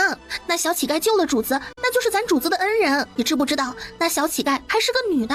早上我去看过了，那小脸长得好着呢，只要稍微养养，不比你长得差。万一以后要是主子念着情把她收房，就你现在这股子傻乎劲儿，你觉得拿什么什么跟人家比？人家有了救命之恩，这一辈子只要不犯什么大错，在主子心里那都是好的。而你呢？以后万一要是主子不喜欢你了，想到这次的事情，你跑得比兔子还快，还有一个用命护着主子的，两相比较，你不失宠谁失宠？你可要知道，主子房里的女人靠的都是主子的恩宠，才能好好的过日子。要是失了那份恩宠，那日子可是度日如年。万一以后要是真的失宠了，那我不干同房了，去干点小生意，总能糊口不是？看着宋清宁这副并没有意识到事情严重性的傻样，金欢急得都快跳起来了。以前的宋清宁积极上进，恨不得钻个空子就爬到赵成义床上去。主子对宋清宁的好，那是真的没话说。宋清宁自然知道金欢心里想的是什么，你也知道他这么着急是为了自己好，只是他性子随性。你到底明不明白我在说什么？清宁，这是你的未来。主子现在虽然落魄了，可并不代表以后你是主子的人。你这样的长相，只有主子才能护住你，你可千万不能犯傻，想着自己过日子。你不知道世道有多乱，你这样的脸出去之后，连个夜都过不了，就会被人抢了。放心，我一定把主子的心抓得牢牢的，保证不会失宠。金欢见宋清宁终于开了一点窍，心里悄悄松了一口气。哼，以后的小乞丐要是靠近主子，一定要防着，更不能让主子要了他。不管他耍什么花招，都不能让他得逞。看你说的，这跟防贼有什么区别啊？如果主子真有那份心思，咱就是拿把锁把主子的裤裆给锁了，那都没有用。男人的那块肉，一辈子都老实不了。金欢目瞪口呆地看着宋清宁这番豪放的言论，随即脸色惨白，眼神惊慌地看着他身后，嘴唇哆嗦着，艰难地挤出两个字：主子。在说什么？宋清宁身子一僵，他没想到这个男人居然站在自己身后。金欢已经跑开，他连求助都无门。主子啊，你怎么下来啦？哎呀，您看这外面多脏多乱啊，在车上坐着就行。您要是要小姐，等我回去给您扶着夜壶，怎么能劳烦你亲自跑一趟呢？我的老天鹅，他刚才没有听到吧？我真的是嘴瓢，不小心的。我自己甩自己一巴掌以作惩罚，我以后再也不敢了，行不行？赵成义眼里闪过一丝笑意。你刚才说什么肉？我只是嘴馋了想吃肉，只是咱们现在这条件有限，我也就是想想跟清欢说说。你放心，我真的只是想想，没有其他意思，你也不必放在心上，就当是小女儿的牢骚。对了，主子，清欢说昨天刺客特别凶，你差点受伤，还好跑出来一个小乞丐救了你。我还想着要不要去看看那个小乞丐呢，你说我要不要去看看？不必，只是一个无关紧要的人而已，无需你劳心。回牛车上歇着吧，别累着。宋清宁乖乖地朝着牛车跑去。接下来几天，流放队伍难得走得顺畅，唯一不顺的就是那个救了赵成义的姑娘。她说自己叫草芽，稍微好了一点之后，就自觉地爬起来跟着奶嬷嬷他们一起走。不管奶嬷嬷怎么劝都没用，一心要跟着赵成义。面对痛苦的流放之路，丝毫不含糊，每天走得异常开心，经常带着那种崇拜爱慕又小心翼翼的眼神看着赵成义。有事没事的就找赵成义搭话，通常都是他叽叽喳喳的说一路。赵成义觉得很烦，又怕他吵到宋清宁的休息，影响了腹中的孩子，也担心宋清宁在这样的噪音下会不会心情不好。每次烦的时候都会冷冷的呵斥他闭嘴，得到这么一个小小的回应，他都会暗自开心。当然在这期间他把宋清宁完全忽视了个彻底。他不知道的是，他在赵成义心里啥也不是，恩情这东西根本成不了束缚。同时也准备到了下一个城镇时给些钱让他离开京城。富丽堂皇的秀兰宫里，赵成义，我一定要让你血债血偿！哟，爱妃，这是遇到什么事儿了？怎么突然发这么大的火呀？要是有人惹你生气，直接拉出去杖毙就是，没有必要让自个儿受委屈啊。下了早朝的皇帝悠哉悠哉地进来，脸上带着笑，明显心情不错。面对皇帝突然的到来，杨贵妃有一瞬间的慌乱，这些年努力维持的娇弱形象在这一刻似乎全面崩塌。陛下，求你给妾身做主。哎，爱妃，给朕说说，是哪个不要命的东西敢让你不痛快？朕给你做主。陛下，妾身的兄长被贼人给害了，现在妾身的父亲一把年纪，经受丧子之痛，受不住打击，卧病在床。陛下，求您给妾身做主啊！爱妃别急，这件事朕已经派人去查，只要抓到那贼人，定当将他千刀万剐，以泄爱妃心头之恨。嘿，朕什么时候哄骗过你啊？臣妾多谢陛下，妾身就知道陛下最好了。在朕的心里，爱妃才是最重要的。前太子什么时候会回来呀？他能回来吗？果然呐，人还是得受点小挫折才能成长。作为储君，光仁子是坐不稳这个位置的。你们说是不是啊？问题一抛出来，伺候的人吓得菊花一紧，跪在地上瑟瑟发抖。王公公跪在地上满头大汗。陛下英明。皇帝很是无趣，就连赵成义的一些小动作也瞒不过他的眼睛。好在他也没有真的想要赶尽杀绝。对于这个儿子，他还是寄予厚望的，毕竟培养了这么久，总不能这个时候了再找新人。最后能不能成功的抢到自己屁股底下这把椅子，还要看他自己的本事，要看他的心够不够硬，任何事情都不能打败他，这才是一个合格的君王。冷笑着起身准备出去走走，一路走到御花园。此时几个穿着宫装的年轻女子正在蒙着眼睛玩捉迷藏。女人们看到皇帝来了，一个个惊得跪在地上行礼，并在皇帝的示意下不敢开口。几位姐姐，你们好歹出个声啊，这让妹妹怎么找？我终于抓到了，让我看看是谁。年轻又朝气蓬勃，嗓音软软糯糯勾的老皇帝心情更加愉悦。女人一把摘下眼罩，看到眼前的男人脸色一白，赶紧放开缠着男人腰身的手，扑通一声跪在地上。妾身参见陛下，冲撞之处，请陛下恕罪。爱妃莫怕，朕恕你无罪。多谢陛下宽厚。皇帝也没心思再赏花，陪朕走走吧。女人哪有不应的，乖乖巧巧地跟在皇帝身边。皇帝自然知道女人在偷看自己，他心里美滋滋的。两人不知不觉走到了一片竹林。陛下，您快进来，这里真好玩。老皇帝看着活力四射的小女人，心里更加喜欢在这个死气沉沉的后宫里。有多久没有听到这样的欢笑声了？老皇帝跟着女人坐在竹亭里，看着女人气喘吁吁，随着那急促的呼吸，胸前的那团柔软跟着一起一伏。他眸子微暗，已经不想再等。爱妃，过来，别怕，过来，让朕好好瞧瞧你。老皇帝自然看出了女人的犹豫，不动声色地给王公公使了个眼色。王公公心领会神，不过一盏茶的时间，整个竹亭便被粉色的纱帐包裹起来，就连脚下都铺了厚厚的白色长绒毯。女人再也没有了犹豫的借口，还没走到老皇帝跟前，就被男人有力的手臂猛地圈住腰身。有多久没有尝过这样干净软嫩的唇瓣了？老皇帝食髓知味，大手抚上女人柔软的身子。爱妃，告诉朕，你叫什么呀？听到老皇帝问自己，他无意识地回答：谭婉柔。告诉朕，可是喜欢朕？妾身最喜爱陛下。老皇帝眼里闪过一丝满意，伸手用力一扯，只听撕拉一声，最后一层遮羞布应声落地。谭婉柔下意识地缩着身子，怀抱于胸，羞得连头都不敢抬。老皇帝心情很好，可以说谭婉柔的每一个举动都软到了他的心坎上。乖，让朕看看，别怕，就这一次，以后就不疼了。陛下，云之月迢迢遥遥，星分是小丘，别人间一笑，你家静悄悄悄悄。与此同时，皇帝迫不及待地宠幸新人的事，如同瘟疫一般迅速在后宫上散开。男人，快传太医，娘娘受伤了。玉珠，本宫是不是老了？娘娘这是哪里的话？放眼整个后宫，有哪个能比得过娘娘的仙姿？奴婢看了这么多年，依旧会晃神，其他那些庸脂俗粉根本就没有办法跟娘娘比。别看陛下只是被那些不入眼的小野花迷眼，其实那只是图新鲜而已。说到底，您才是这后宫的长胜花。听玉珠这么说，杨贵妃心里好受了点，想通之后，那张脸上的阴郁也收了起来。玉珠，你跟了本宫多久了？回娘娘15年，真是岁月不饶人的。不知不觉，你这小丫头都跟了本宫这么多年了，这些年跟着本宫，耽误了你，害得你连个夫婿都没找，你心里可有怨？娘娘这是折煞奴婢了，奴婢能跟着娘娘，那是前世修来的福气，奴婢愿意一辈子伺候着娘娘。本宫知道你忠心耿耿，自然会为你打算，放心，跟了本宫不会让你吃亏。娘娘对奴婢有再造之恩，奴婢这辈子都不会背叛您。如果奴婢生了异心，就让奴婢不得好死。行了，大好的日子说什么死不死，怪晦气的。本宫自然知道你的忠心，等陛下闲了，就去跟陛下说说，本宫受伤了，奴婢这就去。岁月不饶人呐，朕终究是老了。陛下，你一点都不老，你可厉害啦！守在外面的王公公不动声色地擦了擦额头上冒出的汗水，心里不由吃惊。陛下在这世上有时虽然豪放了一些，可这些年从来没有如此的放纵过。心里暗暗盘算，看来这位主子是真的入了陛下的眼，以后怕是前途无量啊！大约过了1炷香的时间，里面的动静终于停歇，接着纱帐被掀开，老皇帝抱着谭婉柔大步离开。他直接把谭婉柔带回了自己的寝宫盘龙殿，直接封了谭婉柔为柔妃，赐春和殿。这一旨意一出，整个后宫是真的炸开了。玉珠一直在盘龙殿外守了一整夜，既没有等到给陛下传话的机会，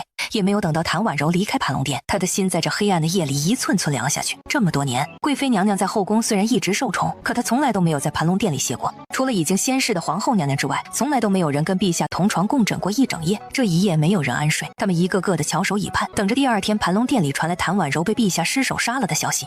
奴婢无用，还请娘娘责罚。此事与你无关。你说的对，陛下只是一时新鲜，说到底只是贪图年轻小姑娘而已。等过了这个新鲜劲儿，再做打算。眼底深处更是止不住的担忧。玉珠，柔妃伺候陛下辛苦，去库房挑几件称眼的东西。我记得库房里还有一件金丝蝉玉镯，连补药一起送过去，嘱咐她以后安心伺候陛下，有什么缺的只管到内务府去领，都是伺候陛下的，无需拘谨。玉珠恭敬地退下，杨贵妃看着空荡荡的门口，嘴角勾起一丝阴狠的笑。一个上不得台面的七品县令家的姑娘也想在这后宫争得一席之地，那就要看看她有没有这个本事，说不定根本就不需要自己出手。此时谭婉柔在宽大的龙床上悠悠转醒，看着明黄色的床幔，她的眼睛有一瞬间的呆滞。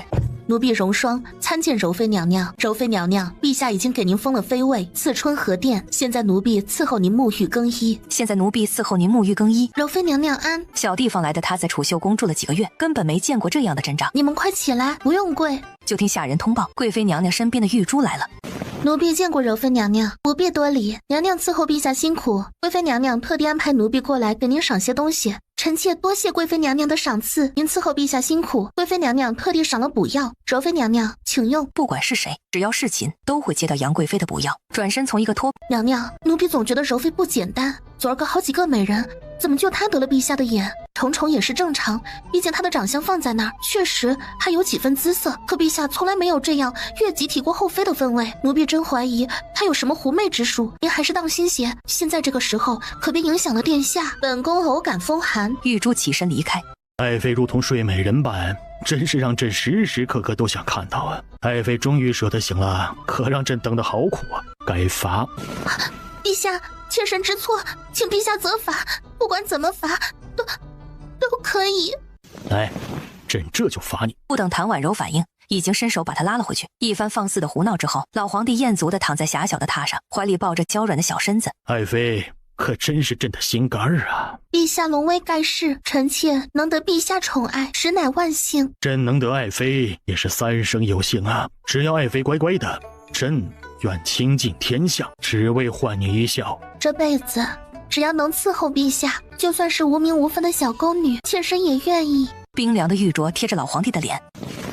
对不起，妾身不是故意的。老皇帝轻飘飘地扫了眼小姑娘手腕上的玉镯。喜欢这个？贵妃娘娘赏了妾身这个镯子，让妾身一直随身带着，她让妾身好好伺候陛下呢。陛下，贵妃娘娘真好。这个朕先收着，你这小手该待朕送。王德安，去朕的司库将那对血玉镯取来。守在门口的王公公轻哀一声，赶紧亲自小跑着去取镯子。这个消息很快就传到了各宫妃子的耳朵里，很多妃子抱着看好戏的心态，毕竟这对镯子当初杨贵妃拐弯抹角的要了好几次，陛下都没有松口。杨贵妃听到这个消息时，心顿时一沉。春和宫，老皇帝亲自把一对成色极好的血玉镯子戴在谭婉柔的手腕上。朕命令你以后不许摘。妾身就算是死也要带着。连着5天，老皇帝都跟谭婉柔腻歪在一起。除了上朝的时间之外，杨贵妃盛装打扮，亲自熬了鸡汤送到御书房。王公公只让她在外面等着，自己进去通报。陛下，贵妃娘娘给您送了补身子的汤过来，正在外面等着。汤留下，告诉她，朕今晚去看她。诺。出了御书房，看着杨贵妃翘首以盼的样子，臣妾遵旨。陛下，臣妾近日来愈来愈觉得孤独无助。峰会之中虽有荣华富贵，但臣妾的心却如同飘荡的浮萍，只有在陛下怀里，妾才能感受到片刻安宁。妾这是怎么了？是不是病了？爱妃莫要伤心，朕会一直陪在你身边的。陛下，妾身是不是老了？哪有，爱妃在朕的眼里永远都是最美的。陛下，臣妾渴望您的宠爱，如同渴望春日的暖阳。臣妾爱您，永远爱您。往日里，陛下最喜妾的舞，妾愿为陛下献舞。朕也想看看爱妃的舞姿啊！杨贵妃嘴角上扬，随即起身翩翩起舞。在这一刻，杨贵妃忘却了宫闱中的争斗与算计，她只希望能永远留住老皇帝的宠爱，而老皇帝也被她的美丽与温柔所打动，眼神逐渐迷离起来。杨贵妃继续翩翩起舞，身姿婀娜，舞步轻盈，每一个动作都充满了诱惑。粉红色的纱衣若隐若现，每一个动作都充满诱惑。老皇帝完全被贵妃的舞姿吸引，眼神中透露出火热的欲望。她的美丽让老皇帝心跳加速，不由自主地站起身来。老皇帝走上前，一把将贵妃搂入怀中，迫不及待地吻了上去。杨贵妃当即软了身子，两人的身体迅速纠缠在一起。10几年的感情对双方的身体异常熟悉，他们的目光交汇，充满了激情和渴望。伺候的下人不知何时离开，只剩下他们两人在这热烈的氛围中沉醉。杨贵妃在激情中挥袖熄灭蜡烛，引着男人上了榻。纱帐掀开的一瞬间，只见床上坐着一个同样穿着暴露妆容精致的女人，这人正是玉珠。打扮起来的玉珠很漂亮，甚至超过很多妃子的姿色。老皇帝并没有恼，躺在床上任由女人伺候自己，一夜激情荒唐，精疲力竭地躺在床上酣睡。早朝时间到了，王公公在外面轻声敲门。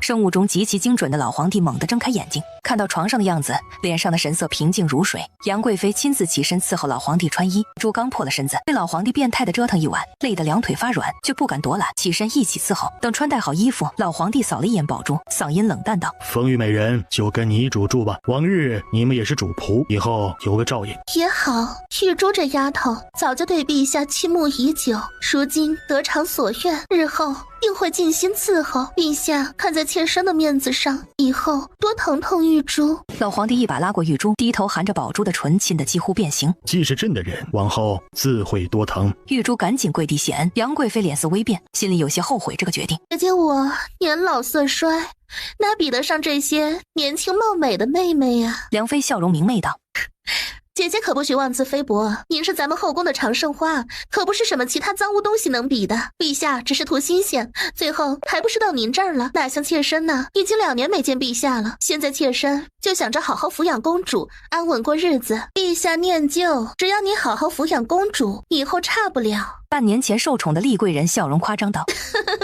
姐姐可真是谦虚啊，陛下惦念您也是理所应当。不过有些人呐，就算再怎么打扮，也比不上姐姐的1/1000。被扫到的谭婉柔脸色瞬间变难看。各位姐姐都是国色天香，我怎敢与姐姐们相提并论？谭婉柔示弱的话没有引起丝毫同情，更加没有平息妃子们的嫉妒之火。杨贵妃见谭婉柔即将撑不住，才恍然惊觉。哎呀，妹妹怎么还站着？快起来，快起来！你现在可是陛下的心头宝，要是在本宫这儿出了什么问题，本宫可担不起。谭婉柔终于松一口气，刚准备站直，谁知腿一软摔在地上。哟，柔妃这是怎么了？这是不满贵妃姐姐吗？现在陛下可不在，你这是摔给谁看呢？不是，我没。软软糯糯的嗓音带着娇怯与无助。杨贵妃终于看了那张脸，眼睛瞪得老大，眼里满是不可置信。这张脸居然跟先皇后有80%相似，怎么可能？当初选妃时明明没见，她到底怎么混进来的？柔妃去外面十字路跪着，什么时候知道错了？什么时候再跟本宫说错哪儿了？谭婉柔不敢置信，她明明什么都没做，怎么就要受罚？奈何她性子软，不敢说，只能默默去外面跪地。很快妃子走得一干二净，只有谭婉柔跪在十字路，强撑着忍受着1个时辰的责罚。最终她不堪重负，晕倒在地。杨贵妃没有丝毫心软，让玉珠用最细长银针直接穿进她的食指，尖锐的疼痛让谭婉柔瞬间清醒。娘娘说了，装一次晕，给你醒一次神。哼，一个上不得台面的东西，也想跟我家娘娘比肩。这件事很快传到了老皇帝的耳中，老皇帝龙颜震怒，几乎是飞奔到秀兰宫。当看到谭婉柔脸色苍白、摇摇欲坠的跪在铺满石子的小路时，他心里的火越发高涨，红着眼睛跑过去抱着谭婉柔。妹妹怎么还没回去？的份上，看在这么多年情谊的份上，给妾身一次机会吧。陛下，臣妾没事，是臣妾不小心的，您别为了成节大动干戈。传太医，贵妃，谁做的？陛下，是奴婢，都是奴婢做的。奴婢看不惯柔妃太嚣张，才想给她点教训。您千万别怪娘娘，娘娘心地善良，一心为您，她什么都不知道。陛下，是妾身管教不严，妾身愿意受罚。来人，将此婢就地杖毙。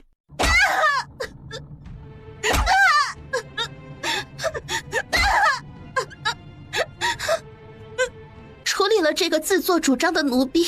玉珠听到这话，绝望的身子一抖，瞪着眼睛被打得骨头尽断，血肉模糊而死，到死都盯着杨贵妃。杨贵妃，你也太放肆了！真的准备把朕当猴耍吗？神以为朕昏庸至此连是非都不分了吗？竟敢教唆下人做出此等事情！若是朕今日饶了你，往后如何再让后妃安心？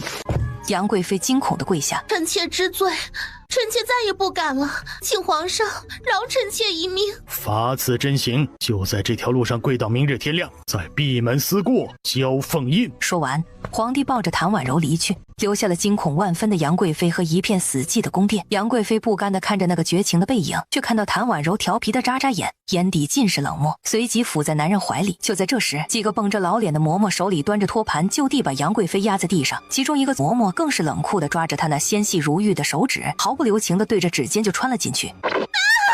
贵妃娘娘，陛下有旨，您禁足日何时满，这针何时去？喜欢给人用这些阴丝，想必您自己也喜欢。既然喜欢，就要欢欢喜喜的受着。娘娘，你怎么不孝？是不满意陛下的恩赐吗？陛下说了，娘娘若是不孝，就是蔑视君恩，禁足多加1年。瘫坐在地上的杨贵妃扯了扯嘴角，臣妾遵旨。嬷嬷没再过多为难，完成了老皇帝的旨意，就收拾着离开。杨贵妃转头就对上那双眼珠子都要凸出来、满是痛苦怨毒的眼睛。安心去吧，本宫不会让你白死。留下的老嬷嬷心疼地扶着她，艰难地回了内室。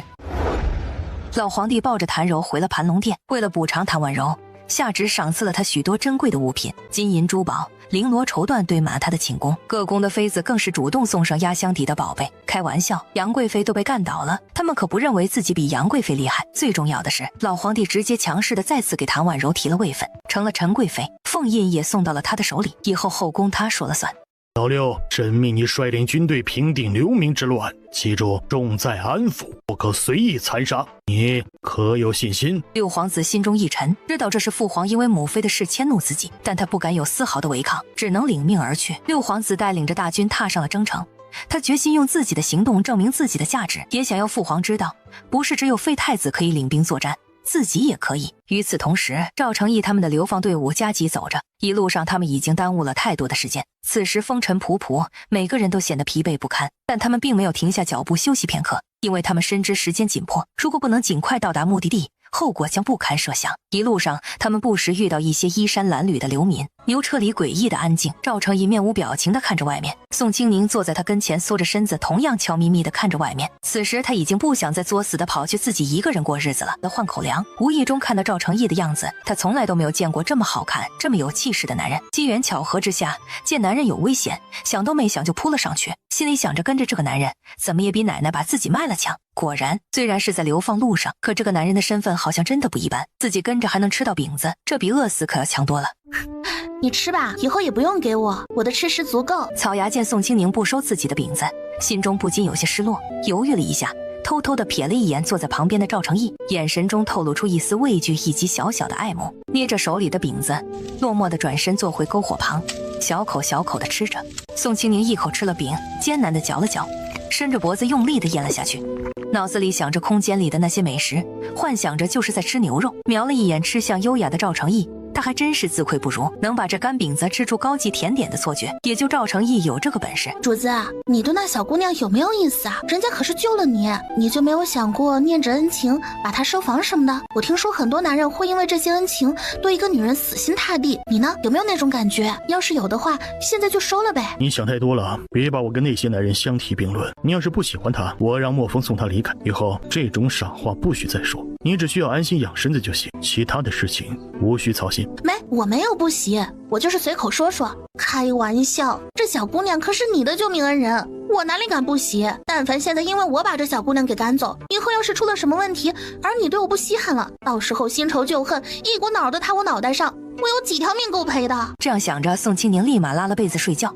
主子，这是什么肉啊？怎么会如此之香呢？我以前怎么没闻过？这是白肉。白肉？我操，是我想的那种白肉吗？在龙门客栈里出现过的呀。老百姓都已经到了这种地步了吗？那些当官的到底在干嘛？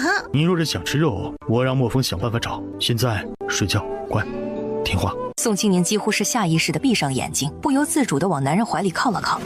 这简直太可怕了，只在电视上出现过的情节却离自己如此近。此时他一点都不好奇了，甚至只要在心里想一想就觉得有些恶心。不要，我不吃，我不爱吃，最起码我现在不想吃。宋清宁靠在男人怀里，没一会儿又困意上头。确认宋清宁再次睡着之后，赵成义脸色骤冷，轻手轻脚地放开怀里已经熟睡的人，瞧了瞧车壁，去处理了。靠着车打盹的莫风自然早就闻到了这股奇异而诱人的香气。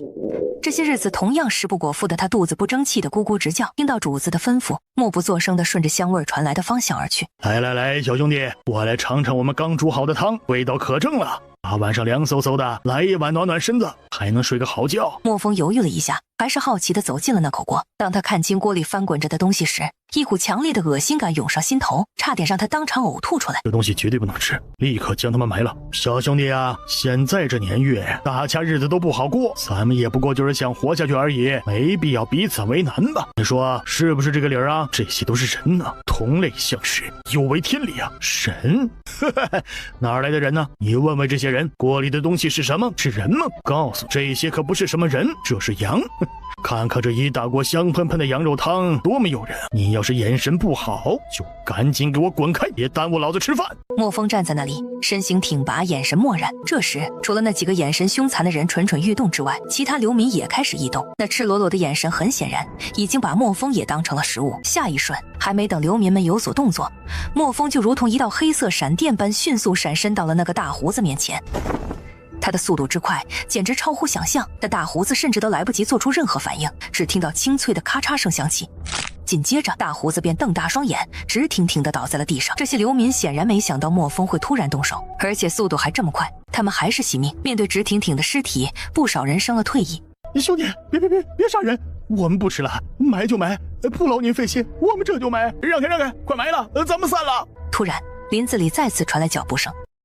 主子，朝廷已经派人来救灾了，用不了多久就会来，这些不必再吃，现在埋了。跟我去搬粮食，虽然不多，给大家填个肚子。赵成义的话让众人一愣，面面相觑间不敢相信，现在这个世道，谁会把粮食无缘无故拿出来？告诉你们也无妨，我是废太子。话音未落，流民们顿时炸开了锅。他们虽然只是最为普通的老百姓，但心中却是无比清楚太子殿下到底有多么好，因为他们深知太子殿下一心扑在百姓身上，全心全意地为民众谋福祉。太子流放，他们坚信是有奸人陷害。没一会儿，流民哗啦啦地跪了一地，几个男人主动把锅里的东西抬着到了。莫风，去车上拿粮食，主子当心。说着转身飞快地朝着牛车跑去。莫风，快，主子早就准备好啦。莫风刚跑近，宋清宁提着一麻袋就放在了莫风肩膀，冷不丁的肩膀一沉，差点被压趴下的莫风眼神难掩震惊。一袋不够吗？那再来一袋。说着又提起一袋，站起来落在上面。莫风压得腿一软，不愧是习武之人，200斤东西居然这么轻松。莫风一脸无奈，心中暗自叫苦不迭，这哪里轻松了？他的腰都快要断掉了，好不好？他心里震惊。当莫风犹豫着是否要离开时，宋清宁眨了眨眼睛，还不够吗？缓了一口气的莫风听到宋清宁语气不对，赶紧道：我先走了，你在马车待着，外面很危险，主子一会儿就回来，你千万别乱跑。宋清宁坐回车上，趴在车窗口，眼睛没有什么焦距。刚才他本来都要睡着了，赵成义突然叫醒他，只让他拿些粮食，能吃就行，多的没说，就那么走了。他不知道赵成义什么时候具体知道自己空间的，只是顺着拿出5大麻袋全麦面粉，至于其他，等赵成义回来再说。拿去吧，赶紧煮了吃。无需莫风亲自动手，只见那几个男人抬着麻袋，哆哆嗦嗦地将其拆开。面对这来之不易的食物，每个人都格外珍惜。满满一大锅水，他们甚至连多放一点都舍不得，毕竟这可是货真价实的精细粮食啊，怎能如此挥霍浪费呢？食物散发出来的诱人香气迅速飘散至整片树林之中。刚才负责搅和饭的老头大声地嚷嚷着，让大家慢一点。你们到底想不想吃饭了？再这么挤，锅都挤塌了，到时候就算饿死了，那也是你们自个儿不争气。添水，再熬。一锅接着一锅，第2锅，第3锅，直到天色彻底明亮，那口巨大的铁锅仍在不停地炖煮着糊糊，热气腾腾，香气四溢。经过整整一夜马不停蹄的忙碌后，赵成义感到自己仿佛被抽干了所有精力一般，浑身无力，疲惫不堪。当他望向那些流离失所的人们时，脸上总是挂着能抚慰人心的温暖笑容。就在这时，一脸阴沉的崔简气势汹汹地找了过来，映入眼帘的一幕让他怒火中烧。你究竟想怎样？我警告你，不要玩任何花样，否则休怪我事先没有提醒过你。老老实实流放吧，别再出什么幺蛾子了。等到达宁古塔之后，你就是把天翻过来，都跟我毫无关系。你应该知道，这一路走来，我念及你曾是废太子的身份，对你已经格外宽容。可你自己瞧瞧，得寸进尺，1刻钟后启程，本官不等也等不起。流民们见赵成义他们要出发，一个个也不歇着了，赶紧背着自己少到可怜的行囊，准备跟着一起上路。赵成义大声道：你们不必跟着，朝廷已经派来了救灾军队，最多1日便可抵抵达，你们只需在这里安心等待便可。他们对赵成义异常尊敬，他已经开口了，他们只好停住脚步。赵成义说罢，转身离开。在崔简那几乎吃人的目光下，他非常淡定地上了牛车。坐在车厢角落的宋清宁见帘子掀开，抬头面无表情地看着表情非常自然男人。哼，挺自然的，白要了我那么多粮食，难道就一点表示都没有？他好歹告诉我怎么知道我的空间的呀？我都已经这么小心了，忍了这么长时间我都没开过荤，他到底怎么知道的？还那么自然地跑来跟我要，好像笃定了我会给他似的。他是吃定了我现在得让他保护是吧？阴险的男人，不行，以后还是远离一点，要不然哪一天裤衩子都给赔没了。见宋清宁一脸戒备的样子，青青，过来。哼，你让我过去我就过去，那我多没面子。在事情没有说清楚之前，休想让我给你好脸色。就算是知道了空间又如何？我还有最后的王牌没有压出来，那点粮食我就当做慈善，反正我不缺。心中这般想着，便也懒得再理会赵成义。生气了？好了，现在你可以告诉我了，我听你解释。赵成义眉头微挑，他没有解释什么，而是伸手在车壁的隔层里开始找东西：罐头、酱牛肉、草莓、烧鸡、饮料、香辣羊排，最后拿出半个烤乳猪。随着一件件东西被拿出来，宋清宁脸上的表情不断变化着。起初他的眼神充满了震惊，仿佛看到了什么难以置信的事情，接着这种震惊逐渐转化为茫然，最后当所有的东西都展现在他面前时，他的脸色变得十分苍白。你第一次在夜晚睡梦中取出这些东西的时候，确实让我感到十分的惊讶，但随着时间的推移，我也逐渐习以为常了。他的目光充满了宠溺，似乎早已接受了他这个独特的行为习惯。天哪，要死了要死了！我怎么会有这种要命的坏习惯呢？以前做梦的时候可从来没有出现过这种情况啊！怎么一到这里就养成了如此要命的毛病？怎么办怎么办？这种情况该怎么改啊？不行不行不行，总不能因为这个就不睡觉了吧？该死的，我太大意了！别怕，有我在，我会保护好你的，放心吧，这件事绝不会有第三个人知晓。怎么办怎么办？这是真的要逼我跑路了？我现在哪里放心呢？这个男人现在看着确实不错，可也只是现在呀。他落难了，身边只有我一个。天知道，骑着小电驴看到交警就绕道走的我，其实真的没有什么硬骨头。主子啊，我尿急，现在要去方便一下。不会吧不会吧，难不成这个男人现在就要杀人夺宝？这眼神看着好恐怖啊！我的天爷，要咋办？青青，你腹中有了孩子？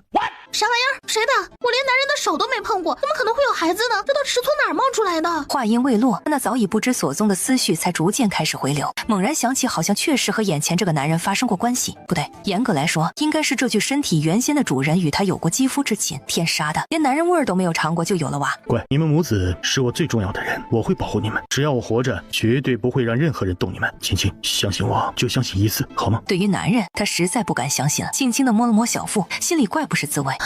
之前还以为是吃多了长了点肉，没想到是有娃了。听说怀孕很折磨人，这些日子好吃好喝好睡，从来没有半点难受过。看样子这娃还是来报恩的。这些日子你天天让老头给我把脉，是不是早就知道了？我没有告诉你，是因为担心你会胡思乱想。现在我的处境很难，没有能力给你更好的生活，让你在这个时候怀孕，已经是让你受委屈了。以后我会补偿你，也会尽力的不让你和孩子受苦。青青，你一定要明白，我是你唯一的男人，这种身份永远都不会变。你所需要做的仅仅是毫无保留的信任我，我深知你内心深处的忧虑所在。放心，那些无谓的猜忌和胡思乱想绝对不会成为现实。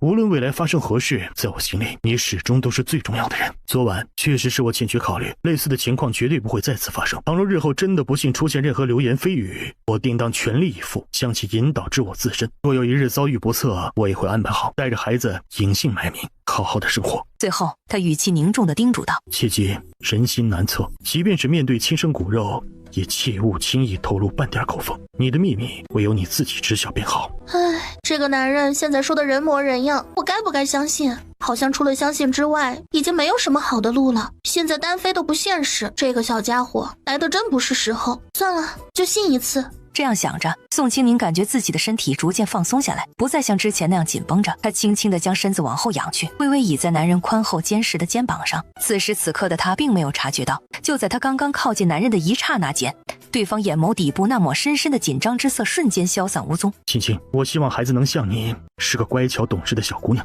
前太子殿下，你眼拙了。我从来都不乖，要不然也不可能在有了空间后败光近千万家产。青青，从现在开始，无论你想要什么，我都会竭尽全力的满足你。外面的世界很乱，并没有你想象的那么好。像你这样皮相好的姑娘，很难安然无恙的生存下去。要知道，很多男人不会拘泥于小节。听到这话，宋清宁不禁低下头，心中暗自嘀咕着，这个男人简直就是一个善于欺骗小孩子的狼外婆。只可惜我并非那种天真烂漫容易上当受骗的小红帽，这张脸就是行走的祸端。以后要是真的出去，就用空间的化妆品化成黄黑皮，再做几个长毛的痦子，怎么丑怎么来，怎么安全怎么来。我可以请求您一件事情吗？有话直说便是，只要是我力所能及之事，必定不会让你失望。若是将来某一天你决定起兵反叛，还倒霉的干不过人家时，能不能事先通知我一声呢？我也好及时带着我们的孩子离开，好歹能给你留个后。答应吗？会答应吗？恐怕很难吧。任何一个男人在听到如此无理的要求后，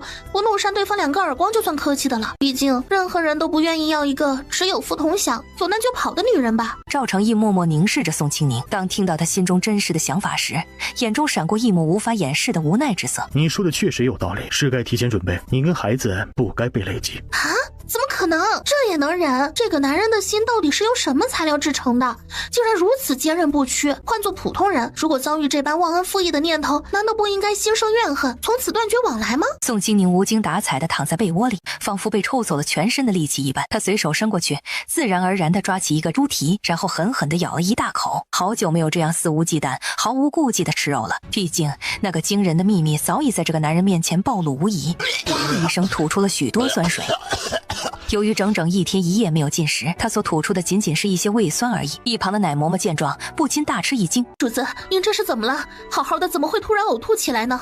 青青，水。宋清宁早在奶嬷嬷凑过来时，就已经眼疾手快地收了车里所有的吃食。赵成义接过水囊，扬起脖子，咕咚咕咚灌了一肚子水，才勉强压下恶心感。哇哦，难道这就是传说中的女人怀孕，男人孕吐吗？真是分工明确呀！怪不得最近这个家伙吃啥吐啥，而我却只是睡得比较多而已，并无其他不适症状呢。这样人还怪好的嘞，大家各自分担一些孕期反应，那怀宝宝和生宝宝似乎也就没有那么困难。此时此刻，已经喝足了水的赵成义听着这话，无奈地紧闭双眼。青青，我想吃罐头。看到男人这样，几乎没有任何犹豫的宋清宁迅速从空间拿出一瓶硕大的橘子罐头。赵成义深深地看了眼宋清宁，那双薄薄的嘴唇缓缓开启，轻轻咬住勺子里的那一半橘子。男人只是将橘子含在双唇之间，并没有咀嚼吞咽，反倒是任由果汁被挤压出来，顺着嘴角流下。宋清宁再也无法抑制内心的冲动，他的思维完全被眼前这个男子的美貌所迷惑，情不自禁地俯下身去，用力咬向男人嘴唇间夹着的橘子，并顺势轻咬了一下男人的嘴唇。就在宋清宁俯身抢夺食物的时候，赵成义的眼中飞快地掠过一抹淡淡的笑容。他并未反抗或阻止女人对自己的亲昵举动，而是选择顺从地让她得逞。那啥，挺好吃的哈。确实很好吃啊。你自己吃吧，明明是肚子不舒服嘛，又不是手不能动了。一个大男人还有别人喂，也不知道害臊。赵成义垂眸不语，眼里的笑意却是仿佛能溢出来。他似乎知道该怎么跟这个小女人相处了。然而此时此刻，宋清宁却生起气来。整整2日，宋清宁未曾与他讲过只言片语。孩子他爹，你还好吗？子嗣嘛，有一个也就够了，真的没必要再多生了。难道你不喜欢我为你生孩子吗？哎呀，话说回来，可怜巴巴的样子就是这样子演的吗？好了，别哭鼻子了，我很喜欢咱们的孩子，更喜欢你生的。如果你真的非常想要，那就再等过几年的，等我们的生活稍微安定一些，再继续生。那个时候你想生几个都行，这样可以吗？哎，好羡慕那些想哭就能马上哭出来，而且哭得特别漂亮的人呢。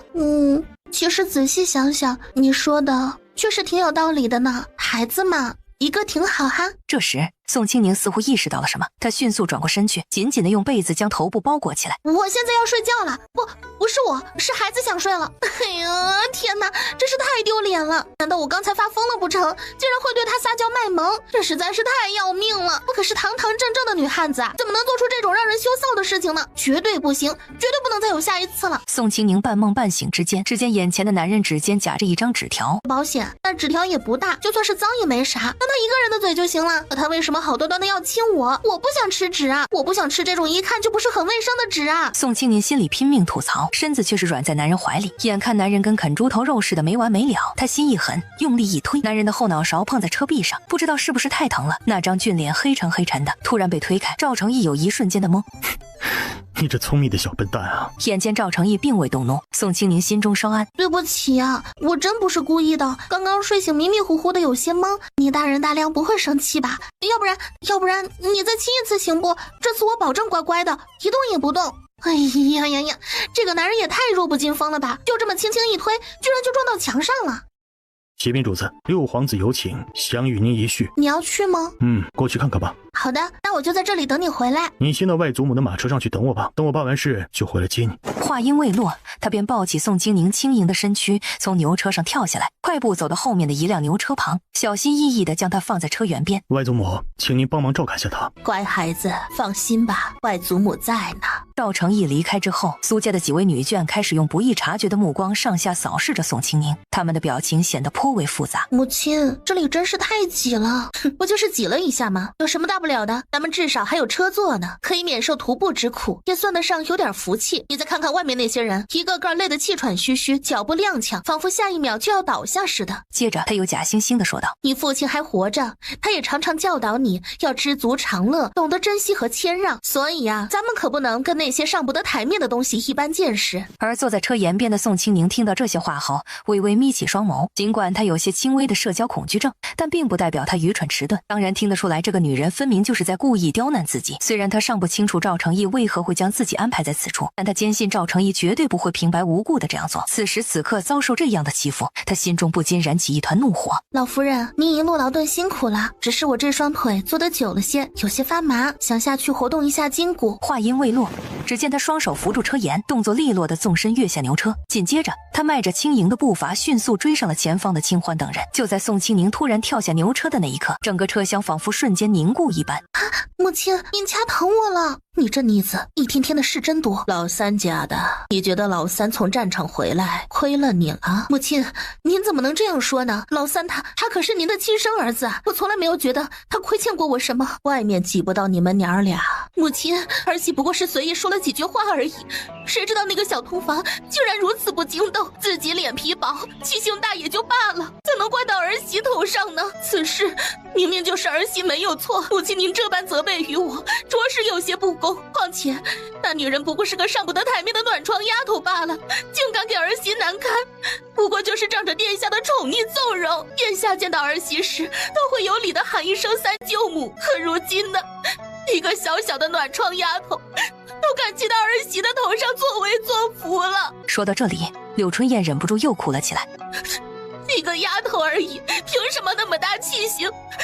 母亲要是为了一个上不得台面的暖床丫头罚儿媳，儿媳不服。柳氏，你可知你现在坐的车也是殿下置办的，咱们是他的至亲，且不说咱们如今这个境地是受他牵累，就是单说情分，他照顾咱们也是理所应当，不是？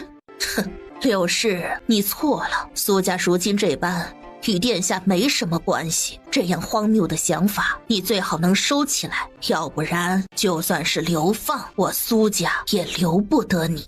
祖母，请原谅母亲这次的无心之过吧，求求您宽宏大量，不要放在心上。乐嫣，你身为苏家的闺女，务必要铭记在心，无论何时何地都要留意自身言辞举止，即便犯错也要勇于认错，并及时改过自新。倘若明知有错却执意逃避或企图蒙混过关，终有一天会追悔莫及。不过是件小事儿，他就是乐意走路才自己下去的，跟母亲其实也没什么关系。就你这孩子事多。母亲，请您放心吧，儿媳这就去找宋姑娘道歉赔罪去。说完这话后，他便艰难地撑起身子，并试图模仿着宋清宁之前的动作一样，从牛车上跳下去。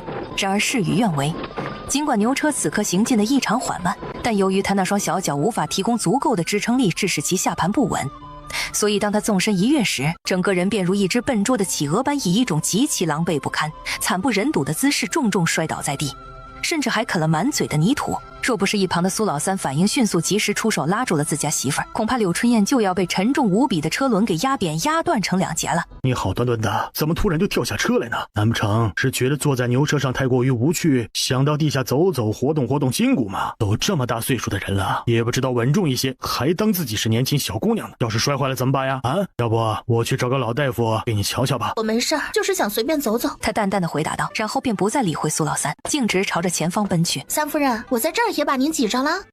姑娘啊，方才确实是我有所不妥之处，还望姑娘莫要见怪才好。你既然也是侍奉殿下之人，自然应当明白殿下那冷淡的性子，想来一定是位乖巧伶俐、善解人意的好姑娘。如今这外头酷热难耐，这会儿怕是累坏了吧？不如我们一同回到车上去歇息片刻如何？而且呀，我家老太太对姑娘你可是很上心呢，她老人家也想着能与姑娘聊聊天，毕竟此次是殿下亲自将你托付于我们照顾，若是因为此事而令大家难堪，岂不是辜负了殿下一番美意吗？不用了，我要是累了自个儿有车，这么大个车厢，我躺着转圈都没人嫌弃，所以你还是请回吧。你身娇肉贵，要是被我这粗浅之人挤坏了，赔不起。说着，宋清宁让拉车的李公公停下，自己爬到车厢里，还故意舒适的躺着。哎呀，还是躺着舒服。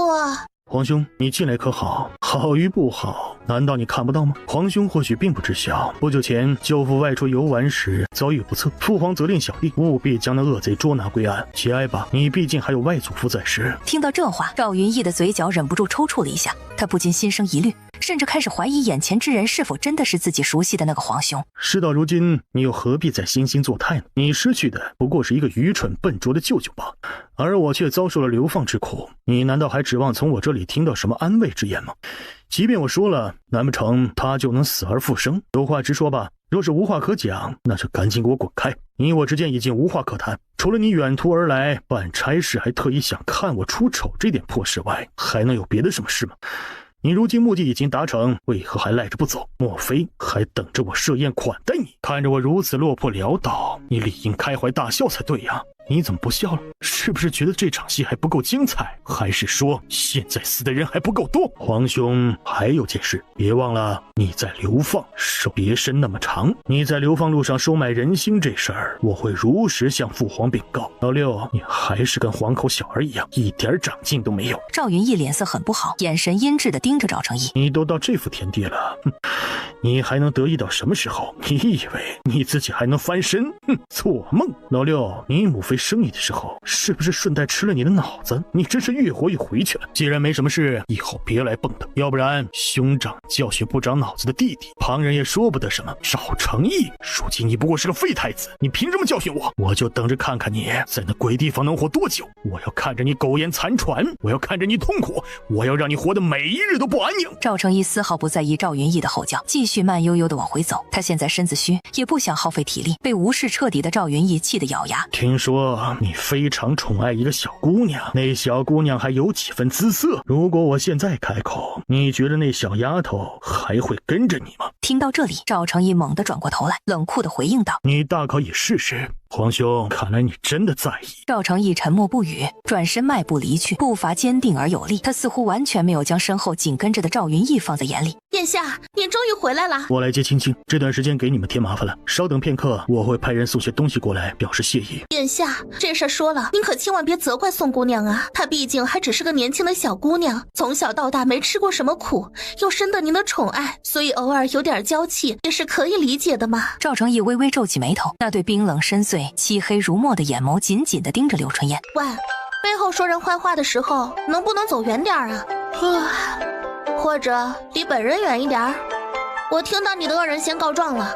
当然了，此时条件有限，没办法远离，我也理解。你可以小声一点，只要不吵到我睡觉，就不会影响我的心情。同理，我也不会跟一个长舌妇计较。柳春燕没想到宋清宁居然这么不知理，看样子比自己还口无遮拦，从来都没有被人这么当面的对过。她只觉得脸烧得慌，细细密密的汗珠自额头冒出，不自觉地咽着口水。她怕了，怕赵成义会收拾自己。刚刚我只是在车沿那里稍作停留而已，结果那夫人就开始抱怨车内太拥挤了。这位夫人还含沙射影的指责说是我挤到了他们母女俩。虽说我这个人脸皮稍微厚了那么一点吧，但还远远没到恬不知耻的程度呢。总不能霸占着别人的座位死赖着不走吧。所以啊，我干脆就回到咱自己的车了。要知道，就算别人的地方再好再舒适，那也终究比不上咱们自个儿家呀。事情经过就是如此这般了。好了好了，我要去睡觉了，你们接着慢慢聊哈。宋清宁一口气把整个事情的来龙去脉说得清清楚楚、明明白白，既没有加油添醋渲染一番，更不曾有丝毫的闪烁其词和拐弯抹角之处。说完之后，就准备回去继续躺着。只见不远处站立着一名面容阴柔的男子。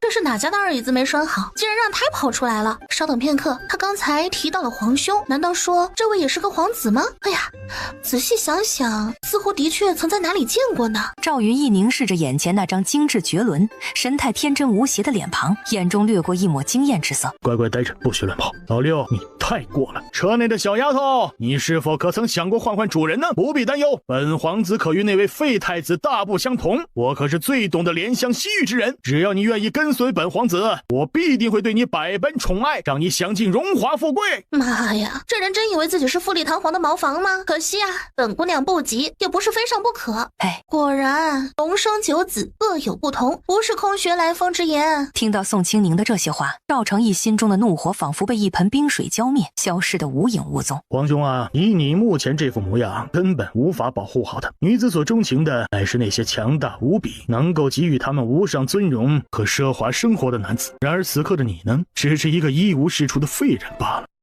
即便你暗中藏匿了东宫库房里的那些财物，但仅凭那点微不足道的东西，难道还妄图扭转乾坤？简直就是痴人说梦！还是老老实实前往宁古塔修筑城墙吧你，我自会派人悉心的照料于你。没办法，谁叫我们是亲兄弟呢？赵成义已经不想再废话，撑着身上上了牛车。宋清宁一见赵成义上来，便迅速从床上弹坐而起，满脸兴奋地说道：主子，那个二椅子，哦不对，你那位兄弟走啦。做得不错，你所受的任何委屈，我都会替你一一讨回公道。听到这话，宋清宁不禁眨了眨灵动的大眼睛。从今天开始，连续几天都扣除他们的食物供应吧，几天不接济，饿不死人。只有真正损伤到自己利益的时候，才能清晰地认识到错误。现在长长记性，以后总有好处。不过也就几天，终归是你舅舅的家眷，总不能因为这点鸡毛蒜皮的小事儿，导致你和舅舅之间关系疏远，生了间隙，那就不好啦。我就知道青青最是深明大义了。哎呀，别再夸我啦，什么深明大义呀，我可不敢当。你再这么夸下去，我就要飘了。那么现在还想继续睡觉吗？当然要睡了，等到晚上开饭的时候我再起床吧。今天我要坐在外面吃。好，留意你。此刻门外的赵云逸简直气得七窍生烟，他猛地转过头去，恶狠狠地盯着站在不远处满脸惶恐不安的崔简。你们这些人对待流放之人可真是优厚的很啊！究竟是谁给了你们这么大的胆子，竟然敢给罪犯准备牛车？这算哪门子流放啊？这和出门旅游又有什么区别？六皇子息怒，这并不是下官擅自做主啊！当初离开京城的时候，便是这般安排啊！此一时彼一时，当时那小子就只剩下最后一口气，即使有心逃跑，也是力不从心。可如今呢，他生龙活虎，哪里还用得上牛车这种慢吞吞的交通工具？做事要学会灵活应变，否则一辈子都难有出头之日。崔简的面色阴沉至极，仿佛能滴出水来一般。回六皇子，下官不过是按照规矩办事而已，并无任何越矩之处啊！听到这话，赵云逸只是冷冷地哼了一声，然后甩了甩袖子，便转身离去。崔简见状，立刻变了脸色。刚刚因为六皇子的阻拦，他们前进的速度变得异常缓慢，耽搁了太多时间。此刻他必须抓紧赶回来才行。都给我快走！若是今晚不能按时到达目的地，谁也别想休息。犯人们无奈之下，只得加速前行。姐姐，那个您手上剩下的半个饼子可以给我吗？拿去吃吧，日后若是觉得饿了，尽可询我要吃食。毕竟你尚年幼，正值长身体之际，切不可饿着肚子。多谢姐姐赏赐，不可乱了辈分称呼。无妨，咱们各论各的便是。苏长胜听闻此言，连连点头称是，心中暗忖：还是姐姐通情达理。说着就把饼子一分为三，给祖母一小半，给了老父亲一小半，他自己大口吃了起来。柳春燕咬牙切齿地看着自己的傻儿子，被那死丫头的半个破饼子收买，气得呼哧呼哧喘气。长胜，还有没有规矩了？把东西还回去！没看见那是畜生剩下的吗？苏老三拿着手里的饼子，吃也不是，不吃也不是。面对妻子那吃人的眼神，只觉得手上的冰就跟石头一样。吃慢点，喝点水。苏长胜咽下嘴里的吃食，咕嘟咕嘟喝了一大碗水。谢谢姐姐，既然叫了声姐姐，往后不必客气。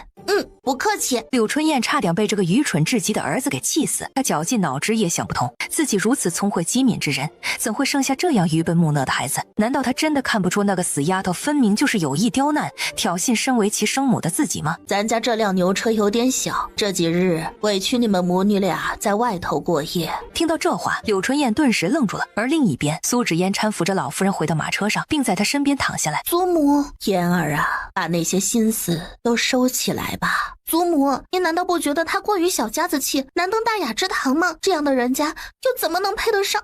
哼，孩子，你可看走眼了，一个来自乡间的小丫头罢了，无非就是凭着自己稍有几分容貌迷住了表哥而已。像她这种以色示人之人，终究难以持久。那姑娘可是个有福气且活得明白之人呐，看人呐，切不可光看外表。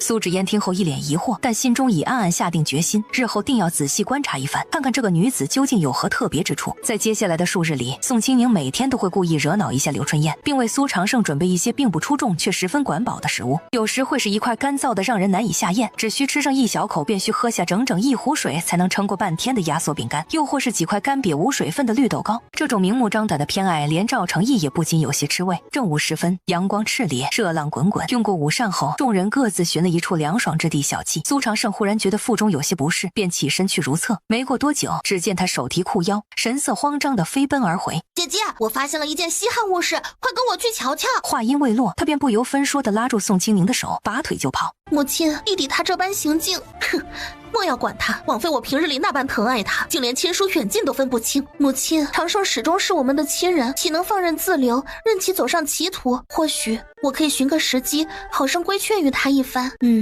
也好，你身为长姐，往昔他对你之言尚算听从，此番便由你出马劝说吧。但愿他能迷途知返，待到将来，总要姐弟二人务必要相互照应，彼此扶持才好啊！无关紧要的人，又怎能真的靠得住？与此同时，苏长胜紧紧地拉住宋清宁，左拐右绕，最终抵达了一个僻静的小山坳处。一股难以言喻、令人作呕的恶臭扑鼻而来，而跟在后面的赵成义却突然间捂住嘴巴，手扶着树干剧烈呕吐起来。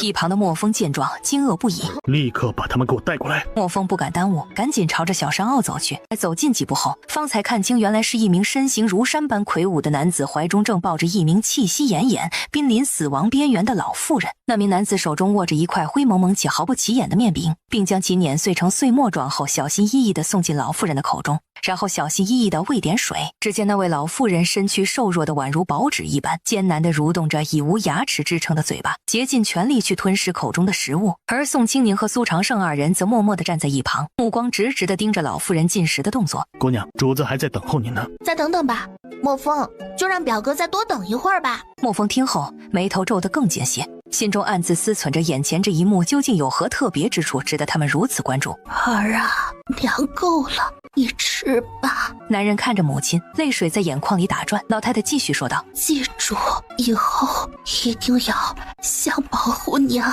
一样保护这位姑娘。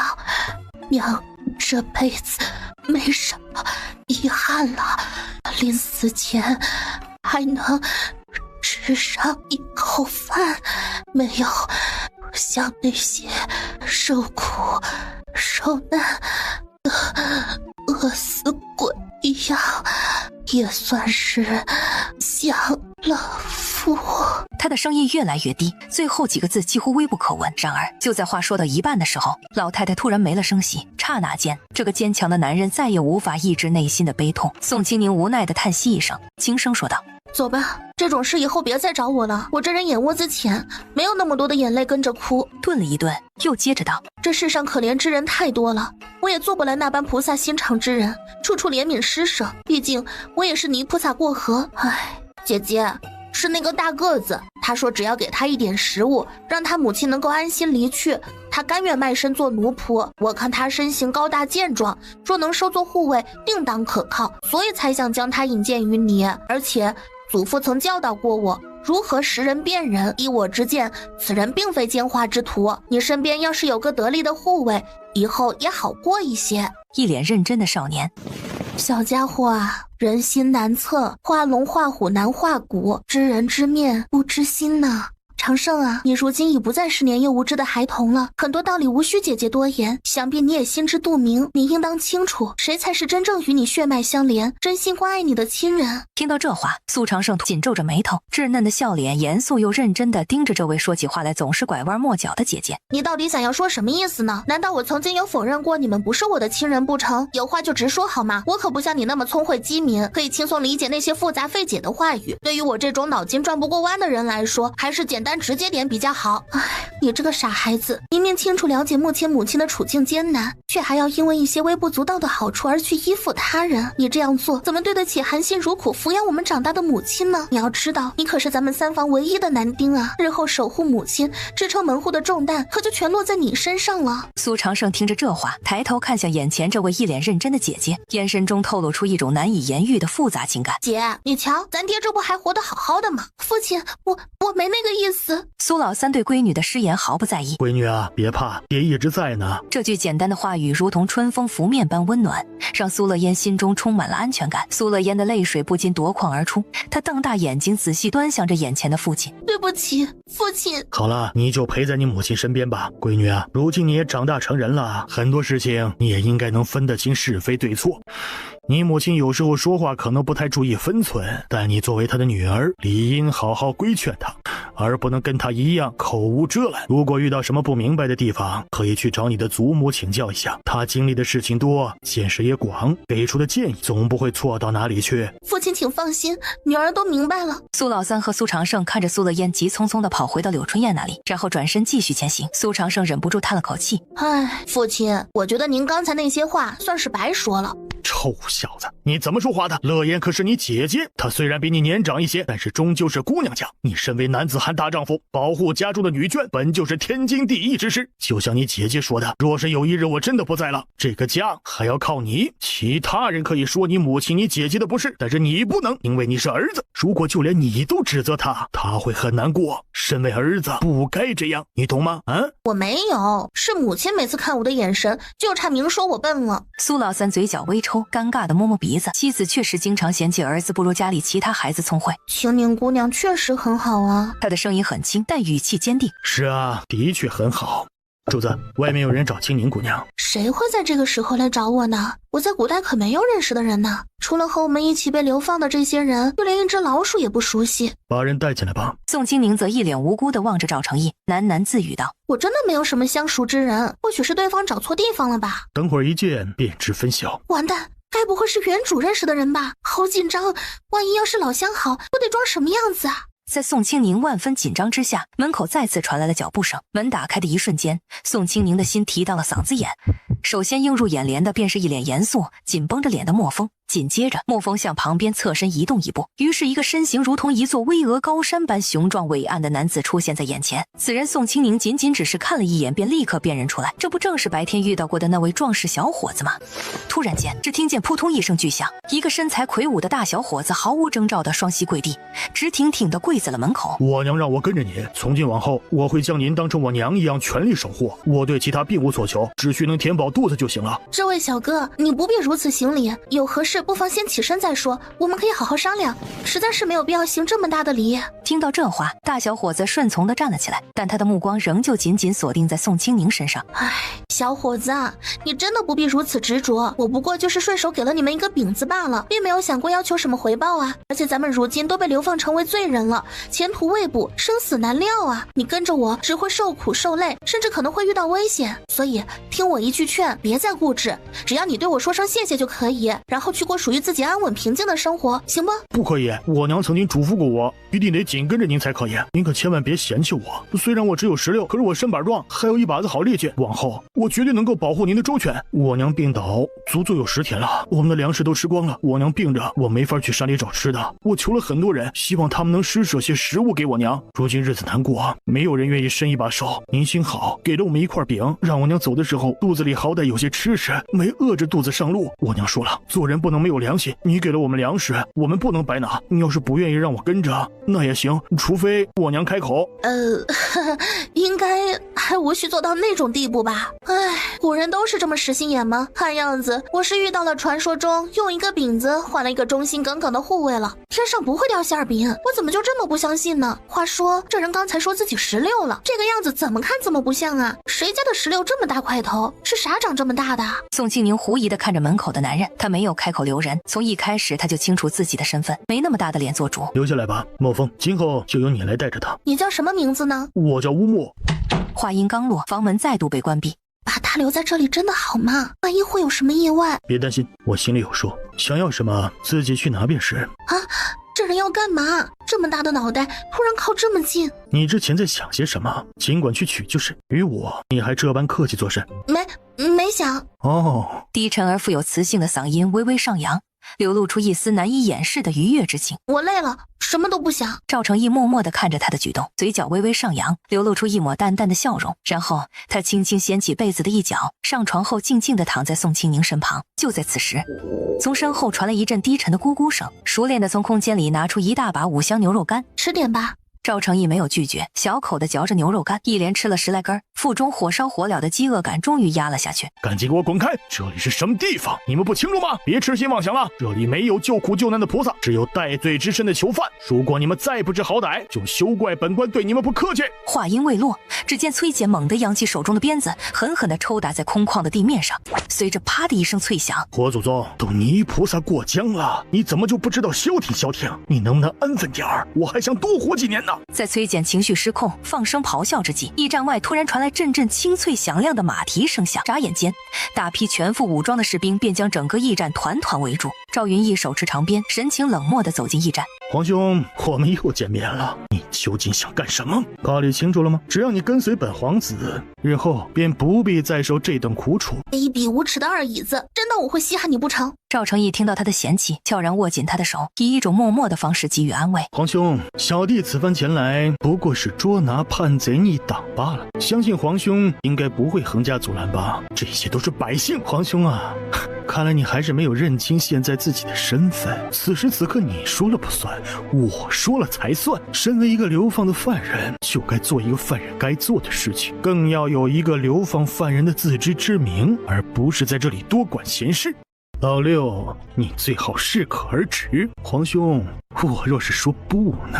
来人，将这些逆贼就地正法。随着赵云逸这句充满威严与杀伐之气的命令下达，一群如狼似虎、全副武装的官兵手提寒光闪闪的大刀，气势汹汹地冲进了驿站。他们二话不说，手起刀落便向那些所谓的逆贼砍去。刹那间，驿站内响起了一阵刺耳的尖叫声、惊恐的嚎叫声和凄惨的哀嚎声，各种声音交织在一起，响彻整个驿站。流放的犯人全都瑟瑟发抖地缩在一个角落里，反正只要不波及到他们，他们绝对不会出来。苏家人护着女眷迅速地围在赵成义的跟前，戒备地看着凶神恶煞的官兵。就在这时，一个小小的身影如同炮弹一般飞射而来。赵成义来不及多想，本能地伸出手臂，一把接住了这个飞来的物体。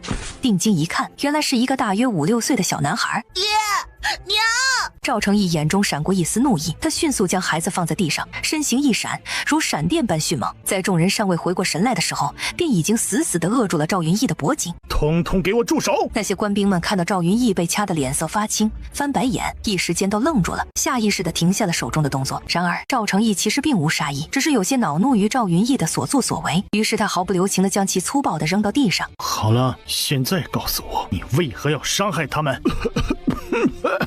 皇兄，我们还能回到从前吗？你该问你自己。赵云逸微愣，突然狠狠地甩了自己一巴掌，尖锐的疼痛让他的脑子瞬间清醒，同时也在自嘲刚才在想些什么东西。再次抬眸，眼里重新换上了狠厉之色。下一瞬，赵云逸猛地抱住赵成义，苍白的嘴唇凑到赵成义耳边，低低的嗓音只有赵成义能够听到。皇兄，你糊涂！既然皇兄认为这些人没有问题，那便是没有问题吧。话音刚落，他便毅然决然地转过身去，迈着坚定的步伐离去。紧接着，那些官兵们如同来时那般迅速而有序地撤离现场。赵成义的眼底闪过一丝疑惑，然而这丝困惑转瞬即逝，快得让人难以捕捉。崔简一脸烦躁地盯着满地的狼藉，赶紧把这里收拾干净，否则今天晚上谁也别想睡觉。就在这时，那个方才被赵成义救下的小孩哭叫着冲了出去，紧紧抱住一名衣衫褴褛的男子，放声痛哭。那名男子亦紧紧搂着孩子，泪水止不住地流淌。在他们身旁站着一个头发凌乱、面容憔悴的女子。在这场突如其来的灾难中，他们一家能够得以幸免，实属万幸。跟着回去吧，你们的户籍重新登记造册。殿下，我们能不能跟着您？您放心，我们不吃您的粮食了，我们只要跟着您就行。崔简冷笑：你们当这是什么地方？如今我自身难保，你们跟着我有害无益啊。崔简已经等不及，他让其他差役将人全都赶了出去。宋清宁，记住，日后切莫背叛于我，只要你忠心耿耿，不生二心，其他事情皆可随你心意。自然不会，我都怀了您的孩子，以父为天，您就是我的天。救命！这人突然怎么了？好恐怖，好像电影里那些分不起手的阴郁变态呀！怎么办？这人好像比我那喜欢黑玉米的前男友更加恐怖啊！那个恶心人，顶多让人没胃口。这个祖宗好像要命啊！唉，我要不要提前规划跑路？虽然我没啥本事，可我会开店会种地呀。不等多想，男人的唇毫无预兆地压下来。宋清宁惊愕地瞪大双眼，看着眼前放大的俊脸，脑海一片空白。闭眼。宋清宁回过神来，急忙闭上眼睛。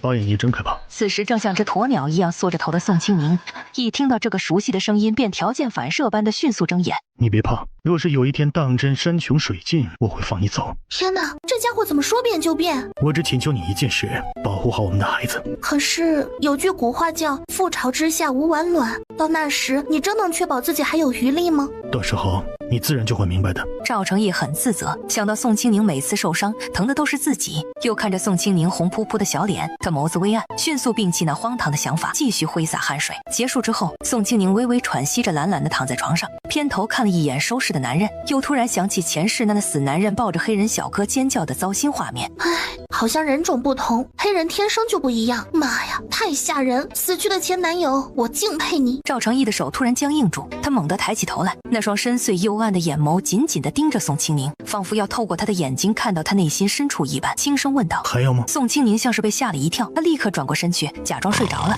还故意打起了呼噜，声音之大，连外面都能听得清清楚楚。赵成义见状，微微垂下双眸，嘴角勾起一抹不易察觉的笑容，然后顺从地躺在被窝里。青青，你是我的了。姑娘啊，快回车里去吧，外头这般寒冷，若是受了风寒可如何是好？奶嬷嬷，快过来呀！姑娘，有什么事吗？话音未落，只见宋清宁以迅雷不及掩耳之势将糖果塞进了奶嬷嬷的口中，随后像只受惊的兔子般迅速钻回了马车内。让奶嬷嬷歇歇吧。嬷嬷，歇会儿吧。多谢主子。接着，他在金欢小心翼翼的搀扶下，缓缓坐到了牛车边缘处。哎呀，你这个老婆子呀，现在可真的是愈发会拿捏分寸，故作姿态喽。哼，你这老家伙才是越来越没有规矩可言。眼看着雪越下越大，这路还有很长，要是再这么下去，大家的日子会更加难过。其他犯人感受着愈发寒冷刺骨的天气，心中焦急万分，却又无可奈何，惶恐不安。而他们那身残破老旧、纯衣百结的囚服，压根儿不具备丝毫抵御严寒之力。然而眼下天降大雪，都他娘的快点走，再磨磨蹭蹭，今天晚上睡雪地里。只要你们不怕死，老子奉陪到底。伴随着崔简震耳欲聋的吼声，流放队伍前进的速度略微加快了一些。夜幕刚刚降临，这群疲惫不堪的人才终于抵达驿站，没有任何人的催促，大家都争先恐后的挤进休息室。宋清宁吃完饭之后便在屋子里闲逛，他的腹部已经逐渐隆起，可以看出怀有身孕。此刻宋清宁望着斜倚在床边的赵成义，真不知道还要过多久才能到达目的地呢。我这肚子里的宝宝可别在半路上就急着出来呀。放心吧，按照我们目前的行程推算，最多再过1个月就能抵达了。青青，过来。果不其然，男人终究是男人，一旦干了那事儿，什么时候都想来。第一次便会想要第二次，甚至无数次。可惜我没心情，这祖宗应该不会强迫吧？肯定不会。青青，过来，为父给你暖暖身子。宋清宁磨磨蹭蹭过去，侧躺在床上闭着眼睛。突然他想到之前发现的空间变化，后来耽搁了就忘了。此时重新去看，细致的看了一遍，发现除了变大一点之外，其他的倒是没什么变化。视线定格在灵泉，他皱眉，不知道是不是错觉，总感觉这灵泉好像不一样了，原本清澈的水有点绿。他猛地睁开眼，对上男人深邃的眸子。什么？没事。翌日黎明时分，天空刚刚泛起一丝鱼肚白，房间的门突然传来一阵轻微的响动。他起身缓缓走到门前。主子，昨晚冻死了10几个人。赵成义心头一紧，他凝视着院子里那厚厚的积雪，足有1尺之深。他默默闭上眼睛，深吸一口气，然后轻轻关上房门，迈着坚定的步伐朝着崔简的房间走去。作为这次押解行动的负责人，崔简享受着特殊待遇。此刻，崔简正在温暖的被窝里做着美梦，她的被窝里有一个脸色苍白蜡黄，仔细看的话，面容还算姣好的女人。滚出去！爷，昨晚您可是答应过奴家的，只要奴家尽心尽力的服侍您，您就会赏赐给奴家2件棉衣玉冬啊。崔简听了这话，差点没笑出声来。他不屑地哼了一声，往日里再高贵又如何，如今还不是为了几件破衣服就如此低声下气。不过看到他那副楚楚可怜的模样，以及不经意间流露出的媚态，崔简的喉咙不由自主地收紧了一下。奈何门依旧被敲着，他不耐烦地赤脚下地。打开门的一瞬间，他的脸有点绿。废太子，你这一大早的催命吗你？昨晚冻死了10几个人，你可知晓？死就死了，每天都在死人，这有什么大惊小怪的？不过是被冻死罢了。这场突如其来的大雪确实让人措手不及，但是冻死几个人也并非罕见之事。等再过2天，大家逐渐适应了严寒天气，自然也就不会再有人冻死了。听到崔简如此冷漠无情的话语，赵成义心中顿时燃起一团怒焰。这次被流放的人中，大部分都与他有着千丝万缕的关系，其中许多人更是因为他而遭受牵连。先暂停1天行程，我会去尽力筹备一批冬季衣物。废太子，别忘了，你现在是犯人，轮不到你来做主。你是个什么东西？你有数，我也有数。拿着鸡毛当令箭这种事，稍微玩玩就行，别太认真。废太子，别以为本官不敢对你动手。赵成义根本懒得再理会他，头也不回的大步离去。难道你们没听见那个没用的废太子说要给你们找衣服穿吗？既然如此，那还来找我干嘛？告诉你们，我这里可没有多余的。你这个不知羞耻的贱女人，就是个不值钱的破玩意儿，不知道被多少男人糟蹋过了，居然还有脸过来找我要东西，想让我当冤大头，门都没有，赶紧滚蛋！崔简越说越激动，声音也越发尖锐刺耳。女人当然听清了赵成义所说的话，又听到崔简这般无情的辱骂自己，只觉得天旋地转，大脑一片空白。再陪也一次，给你2个肉饼如何？女人眼里闪过愤恨，一次欺骗她已经没有办法再相信眼前这个无耻之徒，眼神凶狠的一口咬住崔简的手，这一口用了所有的力气，崔简的手被咬破了一大块皮。崔简气得用力抽出自己的手，一巴掌扇在女人脸上，女人被打得晕头转向，头发散乱，她的眼神却是依旧倔强又绝望。崔简毫不客气地拎着她没有穿好衣服的身子扔了出去，冰凉的雪地里，女人狼狈又难堪地躺在地上，她绝望又呆滞地看着阴沉沉的天空，鹅毛般的雪花落到她的身上，脸上落进她的眼睛里，好似要尽其所能地洗尽她满身的污秽。她嘴角勾起一丝无力的笑，艰难地爬了起来。她现在还不能死，昏迷不醒的丈夫，饿得嗷嗷直哭的孩子都在等着自己。宋清宁急着上厕所，刚出门就看到一个女人衣衫不整，光着脚走在雪地里，随时都有摔倒的可能。她吓得把尿意都给憋了回去，赶紧紧走几步，在女人摔倒之际伸手把女人捞了回来。你怎么样？多谢姑娘，奴家无碍。转身踉跄着身子离开。我家宋清宁就在这屋里，你要是有什么事就来找我，能帮的我会帮。女人身子一僵，轻轻点点头，再次起身，看着女人的背影消失，那刚才憋回去的尿液汹涌而来。你这没用的东西，还回来做什么？我当初怎么就瞎了眼，就把你这放荡的烂货给老大娶回来？你男人还没咽气呢，你就迫不及待的找下家，那骚皮一天不沾男人，是不是难受？女人被骂得一阵难堪，明明昨天晚上是她这个婆婆推着自己出去的，现在嫌弃自己的又是她，这让她的心如同放在火上浇一样难受。悲戚地看着命不久矣的夫君，眼泪大颗大颗的滚落。那老婆子见状，你这个贱人，少在这里惺惺作态，故作可怜。老婆子我可不像男人那般容易心软，才不会吃你这一套呢。大嫂，昨晚你可真是快活了，可怜大哥一晚上叫你的名字，他恐怕做梦也没想到护在心坎里的媳妇儿在别的男人身下浪叫吧。我就说长得好不能当饭吃，现在好了还戴绿帽子。老婆子赞同的点点头，看着女人的眼神跟脏东西一样。把东西拿出来，你这遭天谴的破烂货，别想着吃独食，老娘是你婆婆，你就算是卖也要交给老娘。没有，什么都没有。什么？你这没用的东西就那么白让人睡了？老婆子瞪大眼睛，不甘心的嚷嚷，给旁边的包雅女人使了个眼色。大嫂，不介意咱搜搜吧？嘴上问着，手上却是上来就掐。你这骚狐狸贱货，白给人睡，一点东西都没。我看你就是想男人了才跑去干的。包雅女人撕扯着女人的衣服，丝毫不在意那岌岌可危的衣裳连遮体都困难。女人身子颤抖，绝望地看着男人，脑中突然想起宋清宁的话，她的心里升起一丝希冀，默默想着就试一次，要是不行就带着夫君孩子走吧，总归这世道不让人活。你这骚狐狸要干嘛？难不成还要不孝？啊！话未说完，女人一口咬在他的手臂，因为是下了死力，再加上他有意把这段时间受的屈辱全都还了，颇有种破罐子破摔的感觉。龅牙女人疼得尖叫，她把求救的目光放在了婆婆身上。那斜把子脸的老太太早就被这个大儿媳的样子给吓傻了，她也是个欺软怕硬的，立马后退一步，生怕这个突然发疯的大儿媳扑上来口自己一口。以后我们一家跟你们没关系，你要是再不依不饶，别怪我吃了你，我活不了，你也别想好活。说着，她强硬地扒了龅牙女人的衣服，在她的哀嚎声中穿好，勉强遮住身体，转身吃力地背起丈夫，抱着孩子艰难地离开。此时没人敢说什么，他们怕被咬，总要试试看。鼓起勇气到了宋清宁屋子外面，莫风冷着脸拦住。你是什么人？还没走到门口便被人拦下，女人心急如焚，连忙小心翼翼地将背上的丈夫放下来，然后毫不犹豫地扑通一声跪倒在地。这位爷，请您行行好，里面的姑娘之前说过，如果我遇到困难可以过来找她，奴家真的走投无路了，迫不得已才冒昧前来拜见姑娘，恳请您能让奴家见一见姑娘吧。你是苏家的旁系？是的，我们确实是苏家的旁支，但是我们和主家的关系比较疏远。姑娘，请你安安稳稳地待在屋里，别让主子为此担忧烦恼。求求姑娘救救我家夫君吧，他只是得了风寒，只要姑娘能救他一命，哪怕让奴家付出任何代价都行啊！奴家愿意为姑娘做牛做马，绝不推辞。姑娘，此时此刻可不是您耍性子的时候，毕竟人心难测，防人之心不可无，还是保护您自己最为要紧了。你等等。说着，他转身回了屋子，从空间里找出感冒、退烧、消炎的几种药，按照分量放在杯子里，又用灵泉水冲开。看着药化开，他端着杯子再次出门，把药递了出去。爹，这是风寒药，你试试看。女人见此不禁喜形于色，连忙又磕了一个头，表示感激之情。然后她小心翼翼地将男人扶起来，接过杯子后便开始一点一点地给他喂药，将剩下的小半杯药喂给了自己可怜的孩子。看到父子二人都服下了药，女人一直悬着的心终于落了下来。多谢姑娘救了我们父子一命，日后若有需要，姑娘尽管差遣，我定当全力以赴。先找个屋子休息会儿，中午再找我拿药。本着送佛送到西的心理，转身进屋到空间里翻了2套最旧的老式灰色棉衣棉裤。衣服穿着吧，虽然不好看，好歹暖和。姑娘为何？我只是想，他日若是祸临己身，也有人能出手帮一把，哪怕只是微不足道的伸手。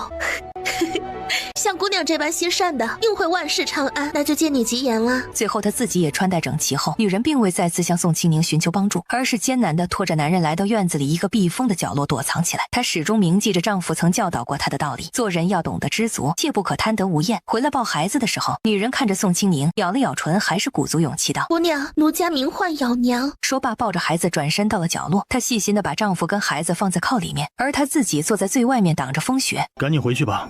再等等，我就在门口站一会儿，等会儿我再回去。莫风，可乐去哪儿了？莫风下意识地摸了把胸口，空荡荡的，平时的那个毛茸茸的小脑袋并不在，他的脑子有一瞬间的懵，随即才想起了刚才小家伙蹦跶着要去小姐，他才把他放下来。这会儿去哪儿了？他还真不知道。小家伙的哼唧声愈发响亮起来，这一次连莫风都听到了。二人对视一眼后，便急忙循着声源开始寻找。当他们终于发现目标时，面色均是猛地一变，原来那只小老虎正蜷缩在角落里，口中叼着可乐。此刻可乐的2只小爪子还在不停地挣扎着。宋清宁见状，误以为小老虎想要吃掉可乐，顿时被吓得失声的。哎，对了，我刚刚遇到一件事儿，有个女人过来找我求助，她丈夫和孩子生了重病，命悬一线。我看他们实在可怜，便给了些治疗风寒的药物，顺便还拿了几件衣裳给他们。现在那一家子人正蜷缩在院子的角落里呢。赵成一听后，轻轻将宋清宁放置于床榻之上。知道了。不过日后这种事情你无需亲自动手，莫风去处理就好。如今你只需要好好待在屋里歇歇，切勿贪玩乱跑，以免受寒着凉。言毕，他转身欲往屋外走去。宋清宁望着眼前这个男人挺拔修长的身影渐行渐远，尖叫起来：你在干什么？你怎么可以吃可乐呢？我平日里也没有亏待过你啊，你怎能做出这种事来？快松口！由于太过焦急，宋清宁完全没控制好手上的力道，这一掌打得小老虎头晕目眩，眼冒金星，险些直接将可乐吞进肚子里去。小老虎看宋清宁这么着急，知道自己闯祸了，乖巧地张开嘴巴，吐出了湿漉漉的小可乐。小老虎的眼神更加毛，他无辜又委屈，好像在说我不馋，我只是尝尝味儿。面对这样无辜的小眼神，宋清宁都不好责备他，黏糊糊的样子又臭又恶心。他闻到这些倒没什么，只是正在跟人见面的赵成义却是惨了。我来吧。那你把他压着，我来。你快压着！这样的话实在是让人浮想联翩。他黑着脸直接推开门。呀，这位爷不会误会了什么吧？天地良心！有这个眼色，那双萌蠢的狗狗眼好奇地盯着赵成义。小老虎最尖，他找了个角落，脑袋一插，屁股一翘，藏头露屁股的姿势，一副掩耳盗铃的样子，主打的就是只要我看不见别人，别人就看不见我。宋清宁被他这副滑稽的小模样给逗笑了。这小家伙这些日子长了不少个子，这心眼也是越长越多。瞧瞧这样子，一点都不像小老虎，倒像是披着老虎皮的小狐狸，奸诈狡猾。莫风滴溜着他的尾巴，在宋清宁可怜巴巴的眼神下出了屋子。刚才的事情我可以解释，就是小虎哥嘴馋了，要尝尝狗味儿，他把狗含在嘴里，弄了满身唾沫味儿。我嫌恶心，就把它给滴溜出来洗一洗。莫风在旁边看不过去，他就帮我一起洗狗。这狗刚洗完还擦着呢，你就回来了，真没事儿。就这样，你千万别误会啊！我知道我现在的身份，我不会跟其他人拉拉扯扯，这点职业操守还是有的，所以咱能不气不？不会吧，不会吧！我都这么及时的解释了，解释的这么清楚了，他还生气，这有什么可生气的？也没理由生气了呀。做人能不能不要这么小气？我都已经这么诚恳了，你就不能大度一点？赵成义暗叹口气，弯腰从宋清宁的胳肢窝跟抱小孩似的滴溜起来，抱在怀里。这些粗活以后不必亲自动手，现在日子苦，你先忍忍，等到了我给你多寻几个伺候丫鬟婆子。倒也不必如此麻烦。乖，你要是磕着碰着我会疼。心中不禁涌起一股难以言喻的感觉。眼看着赵成义即将踏出房门，宋清宁忽然喊住了他：需要我帮忙吗？毕竟我们现在好歹也算是……总之我不想只是一个无用之人，而且我也并非什么柔弱的菟丝花。我知晓你的能力，自然信得过你，只不过眼下时机尚未成熟，待到合适时自会开口。说完他再次迈步离去。他娘的要反天了，简直无法无天啊！都已经被流放到这种地方了，竟然还干出抢劫这种事情来！呸！凡是在这儿的都是流放犯人，谁比谁能好得了多少？你别以为老娘不知道你是什么东西，长得妖里妖气，一看就是张腿卖的，一天不吃那肉肠子的。妈呀，你怎么不卖了？不是挺厉害吗？我还想多听几个花样呢。怎么哑了？老太太的几个儿子看到宋清宁竟然将自己的母亲打成这般模样，一个个怒目圆睁，紧握双拳，但却没有一人敢上前一步。毕竟与老太太相比起来，他们还是稍微多了那么一点点理智的。乌木，给他们点厉害瞧瞧。话音刚落，一只默默矗立在角落里充当背景板的乌木突然动了起来，仿佛一座无法撼动的山岳，当场吓得所有人都呆若木鸡。你这糟了温的兔崽子，还不赶紧把衣服脱下来还给你弟弟！真是的，这么大人了还抢你弟弟东西，你臊不臊啊？啊，要不要脸啊？小男孩被他一脚踹得如同风中落叶一样跌倒在地，在地上给我打了几个滚，随即他自己哆哆嗦嗦地脱下了身上抢来的衣服，软着腿转身就给地上的男人穿好。其他两个也不敢耽误，纷纷把抢来的全都脱下来给地上的男人穿好。姑娘，求求你，是老婆子的眼瞎得罪了你，要打要杀，你只管找老婆子来，千万别伤了随便杀人呐！求您了。刚才不是骂得挺欢吗？怎么骂不动了？老太太瞪大眼睛，哆嗦着嘴唇。与此同时，赵成义从驿站外面跑了进来。你不是去忙了吗？怎么又回来啦？就在不久前，他看着一同搬运东西的时候突然手痛，心知宋清宁必定遭遇了某种意外状况，于是他急忙赶回。刚才你离开后，我听到外面传来哭泣声，便出来瞧了一眼，结果发现竟是这家人在欺负咬娘他们。我还没来得及开口，那位老太婆就开始对我破口大骂。这老太太骂人骂得可脏了，我实在气不过，火气一下子就上来了，所以才忍不住给了她几个耳光。放心，我没事儿，就是手有点木木的疼。赵成义无奈，他能清晰地感觉到自己手心的部位有一种骨头碎裂的疼。这丫头还真是不行心，只给莫风递了个眼色之后，便拉着宋清宁回屋。没过多久，头发全白、身形佝偻、走路摇摇晃晃的老大夫便匆匆赶来。待到老大夫离去后，赵成义实在放心不下让宋清宁独自留在屋内，于是紧紧拉住他的手走向屋外。仅仅片刻之间，门外已然停好两辆装满衣物的牛车。此时奶娘领着清欢和草芽一同向囚犯们分发衣裳，而李公公则手持手帕，负责维护现场秩序。都是苏家的疏忽啊，还望姑娘不要怪罪我们才好。老太太言重了，这件事本就与您毫无关系，不需为此感到自责。况且我也已经替自己出了口气，心头的闷气也算出了大半呢。姑娘如此大度豁达，真是令老身心生敬佩呀。面对苏老太太的夸赞，宋清宁微微一笑，并没有再多说什么。就在此时，咬娘小心翼翼、略显胆怯地朝他走来。多谢姑娘多次救我丈夫孩子性命，咬娘无以为报。快快请起，不必行此大礼。地上这么多血，你怎么跪得下去？好好说话就是，我又不是听不见。再说了，对我来说，帮你不过是举手之劳罢了，不必放在心上。待咬娘站起身来，宋清宁又关切地问道：孩子如今怎样了？可还安好？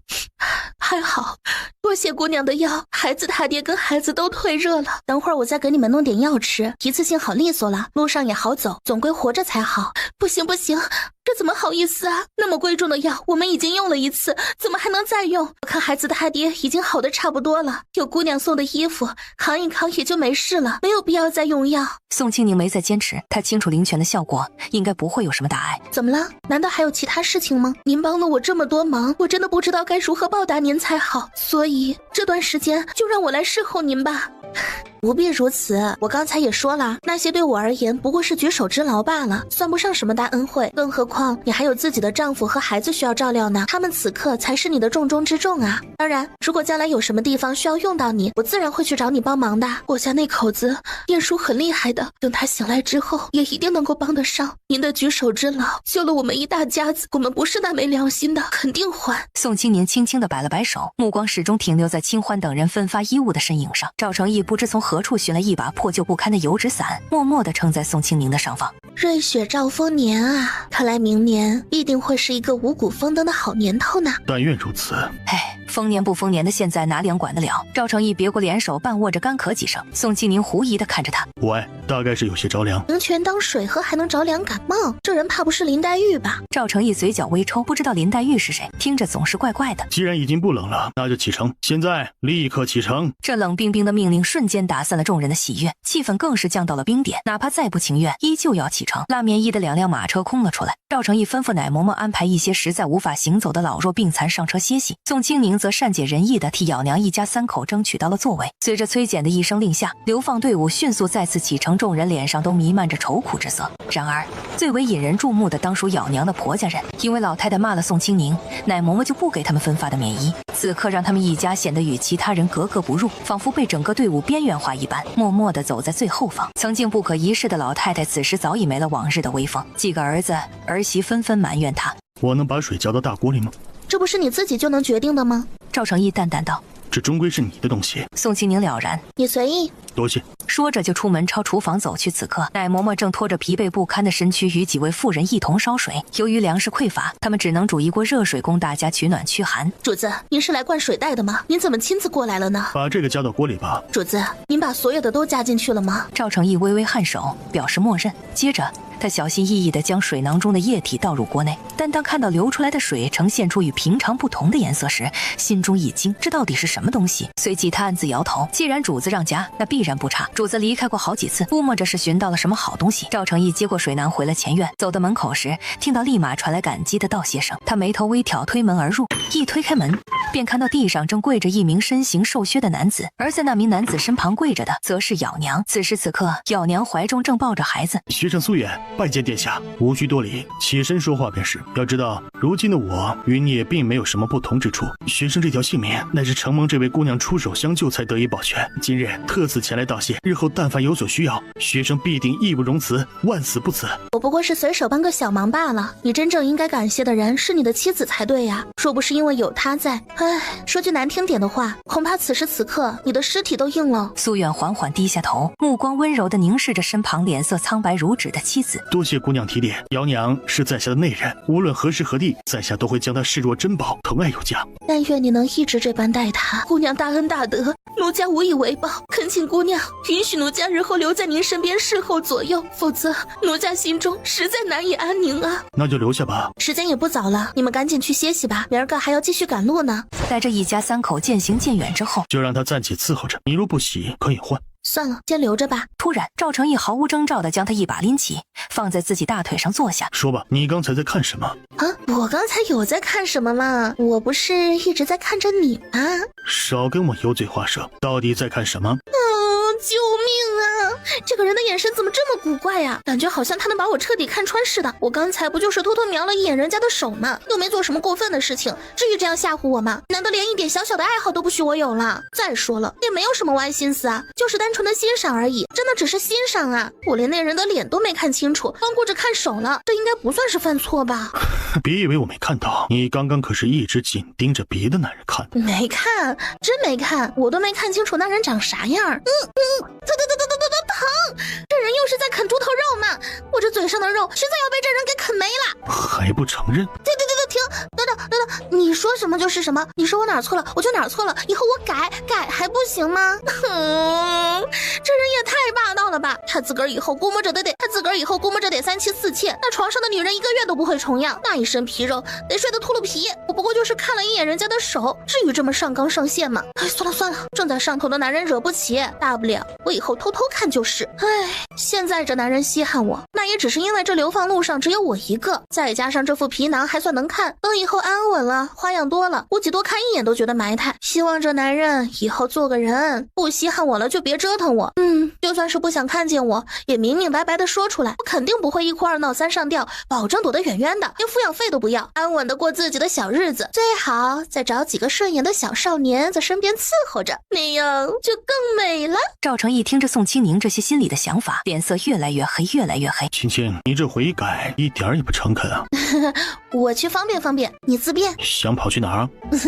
去茅房。众所周知，史盾是最好最适合的借口。不必出去。宋清宁嘴角微抽，说实话，他真不习惯在屋子里干这事，可男人的眼神不容置疑，他只能妥协。小解后快速钻被窝。赵成义见宋清宁的呼吸逐渐平稳下来，便轻轻地站起身来，缓缓走出了房间。主子，一切都已经安排妥当。赵成义微微颔首，表示知晓，然后将深邃的目光投向那片灰蒙蒙的天空。就在这时，不远处传来一阵喧闹的争吵声，原来正在争吵的正是苏远夫妇和他的几位兄弟。他们一家3口离开屋子后，原本打算返回大通铺，毕竟此时外面实在无法再留宿。谁曾想，刚刚踏出家门没走几步，就撞见了几个兄弟和弟媳们。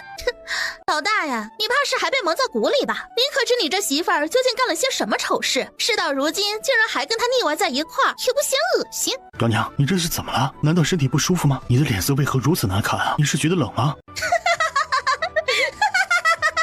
你现在还把她当宝啊？那你知不知道，你当宝的女人早就被人家给睡烂了？苏远的身体猛地一颤，而咬娘早已哭得梨花带雨，泣不成声。你们要是再敢胡言乱语，休怪我手下无情。大哥，二嫂说的没错呀，他就是个不知羞耻的贱骨头。对呀，他不仅卑贱无耻，还忤逆不孝呢，可不是吗？大哥，你有所不知啊，前2日见您病情愈发严重，怕是熬不过去了，这位娘子竟然起了歪心思，主动献身给那些当官的，咱们苏家真是颜面扫地啊！儿啊，娘知道，娘毕竟只是你的继母，你与我不亲近也是人之常情。可是娘万万想不到，你那媳妇儿竟会如此狠心绝情。我也从未期望过你会将我视作亲生母亲一般对待。想当年你执意要迎娶这个不知羞耻的骚狐狸时，我曾经屡次苦苦规劝于你，长得好看的女人不能要，长得好看不能当饭吃。可咱们庄户人家养不起这种东西啊。可你读了几天书，心气儿就变高了，看不上那些普通的女人。现在好了，这小贱人看你不行了，就给你戴绿帽子。说起来这个，老婆子实在无颜面对众人，没脸去见你那已经死了的爹呀，我怎么给他交代呀？咋就这么倒霉呀？把这个放荡的贱妇迎娶进门，真乃家门之耻啊！你说的话我半个字都不信。我的妻子是什么样的人，我心里清楚，她不管变成什么样子，永远都是我的妻子。你看看你自己看看，娘都成啥样了？你不知道你这媳妇儿有多黑心呐！她害得咱们一家子都没有棉衣穿。你看看你亲侄子，这么小都冻成啥样了？老大，你可不能糊涂啊！这样的媳妇儿不能要。看看这贱东西心虚了，挺热闹哈。姚娘，我相信你。夫君，真的很抱歉，都是我的错，我对不起你呀。话音刚落，咬娘便无法再继续说下去，只能默默地站在那里，等待着男人抛弃自己。老大呀，娘晓得你肯定看不上这个不干净的女人了，咱不要她也罢，等日后再给你找个更好的媳妇儿回来。我相信我的妻子。信屁！你自己看看那块肉去，早就不知道被几个汉子造过了。我就不信，向来连衣服脏了都不穿的你，不嫌弃这烂货。苏远朝着宋清宁跟赵成义这边歉意的点点头，搂着咬娘就回了屋子。下一刻，大通铺的屋门砰的一声合住，以及立面插上的声音，留下院子里几人目瞪口呆。他们面面相觑，眼里透着惊恐。现在这天这么冷，雪还没停，他们本来就没有棉衣，要是连遮风挡雨的屋子都进不去，那他们肯定会冻死。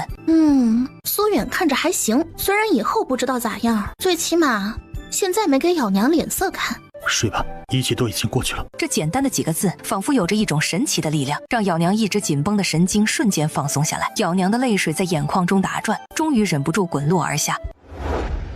第二天一早，苏长胜迷迷糊糊地开门要去茅房，门刚打开的一瞬间，一具硬邦邦的尸体倒在脚上，就见一个瘦成干鬼、脱得光溜溜的老太太，嘴角挂着诡异的笑。死人了，死人了，都死人了！被喊起来的崔简看到后都没说话，直接挥挥手让手下割耳朵扔尸体。就这么一会儿的功夫，又死了几个。昨天晚上的温度，哪怕是长毛的动物也在外面待不住，何况他们连个遮体的衣服都没有，就那么挤在外面，活着才是奇迹。龅牙黑脸女人简直就是个奇迹，她最尖，脸皮也是厚到极致，抱着自己的儿子硬往人群最中间挤去。好在除了耳朵和手脚有些冻伤外，并没有其他大碍。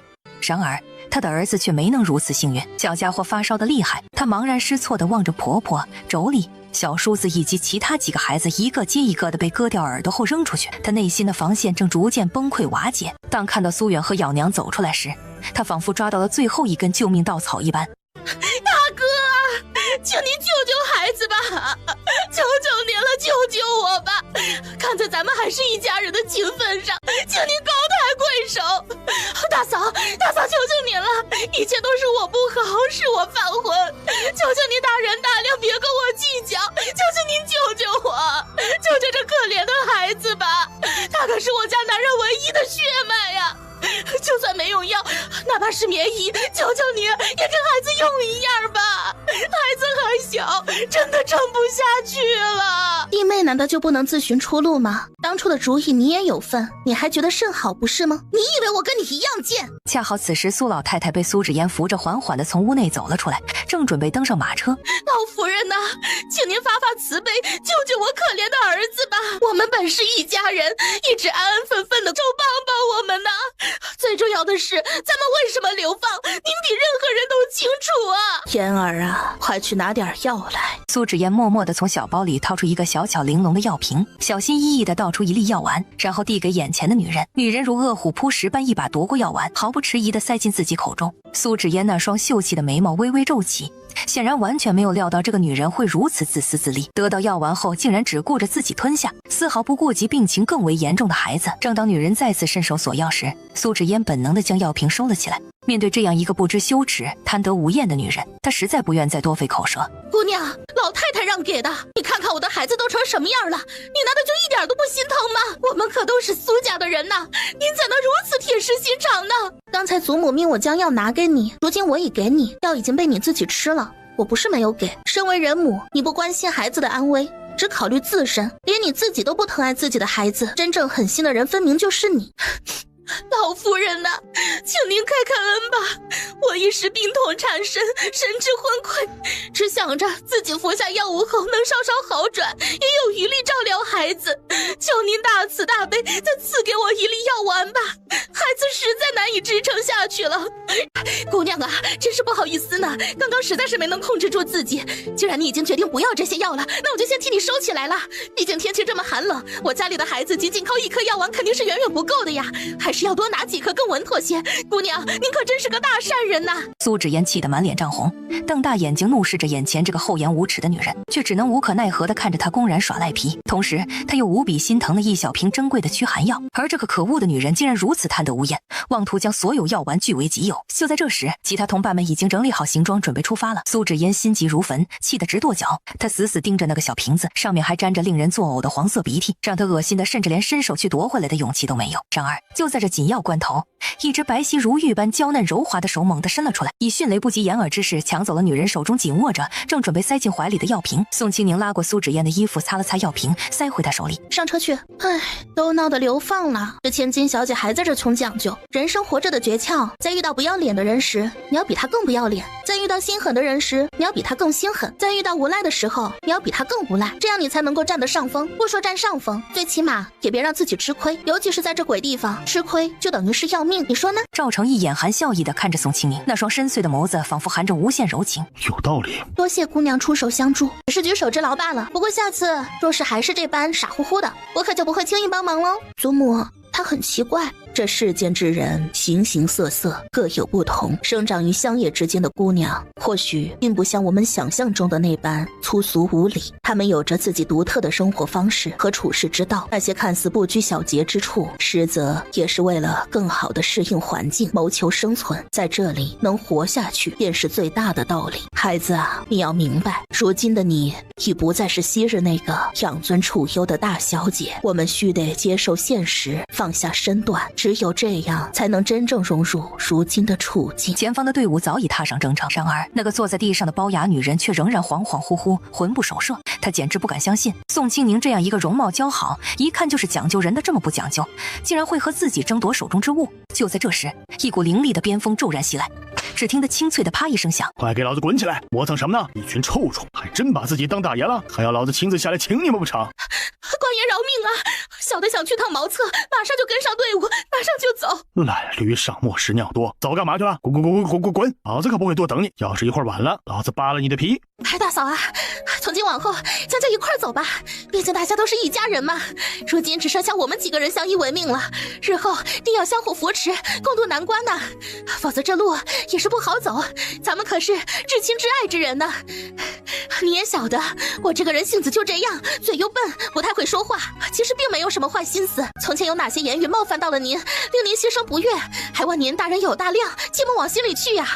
看在其他人都已离世的份上，请您高抬贵手，就别跟我一般见识了，我真的知道错了。说完，女人满怀期待地看着咬娘，等待着她的回应。然而咬娘压根儿就没想理睬她。此时此刻，他们一家正紧跟着。经过深思熟虑，咬娘暗自下定决心，今后无论如何都要紧随宋清宁左右，以报救命之恩。车内的宋清宁百无聊赖地打着哈欠，对于已经连续乘坐数月牛车一事深感厌倦至极，不禁微微眯起双眼，享受着这份难得的清爽。然而当他再次睁开眼睛时，却迎面撞上那个包雅女人哀怨的目光。你为什么不把衣服给孩子？唉，夫人莫要打趣我了，我一个妇人之躯，能够背着他行走至此，已是竭尽全力，实在无法再奢求更多。只怪这孩子命苦，偏偏摊上如此狠心薄情的亲人。唉，也是我这个做母亲的无能啊，生得一副丑模样。以前也是傻乎乎的，只知道踏实过日子，以至于孩子也要跟我一同受苦受累。说有朝一日连我也不在了，那这孩子岂不是更为可怜？然而咬娘自始至终未曾回头张望一眼，只是身躯微微紧绷着，似乎生怕宋清宁认为自己是个铁石心肠之人。待女人诉说完毕，她再次将满怀希冀的目光投向宋清宁，恳求道：姑娘，您心地善良，如果觉得这孩子着实可怜，可否赏赐一件棉衣给他御御寒？若是姑娘愿意再多行一份善举，就让这孩子躺在车内休息片刻吧。像姑娘这般心怀慈悲之人，想必一定是菩萨转世。这恐怕不行，我又不能做主，心疼孩子这种事情，还是你这做亲娘的来比较顺便。女人轻哼一声，嘴角微微向下撇去，但最终还是选择保持沉默。这段路程异常艰难，每迈出一步都需要竭尽全力。经过大约10天左右时间，哪怕他娘一点都不伤心，小家伙仿佛脱胎换骨一般，变得精力充沛，活泼可爱至极。毫无疑问，这一切都要归功于宋清宁。他巧妙地安排咬娘悄悄地给小孩喂了口灵泉水。此刻，宋清宁像往常一样，自然而然地将小小的脑袋伸出牛车外，手中握着3块已经拆开包装的压缩饼干。长生、石头、小林，无需言语交流，每个人都心领神会。宋清宁微笑着将手中的饼干递出去，一人一块，精准无误。这几日，宋清宁就喜欢看这3个孩子。小兔崽子，有了好吃的竟然妄想独享，一点也不知道孝敬长辈，我算是白养活你这么大了。话音未落，他便将抢来的饼干用力捏碎，然后猛地全部塞进嘴巴里。由于饼干太过干硬，他吃得有些急促，结果被噎得不停翻白眼。石头笔直地站在一旁，默默地看着他娘，眼眶渐渐泛红，但始终一言不发，只是低着头自顾自地往前走去。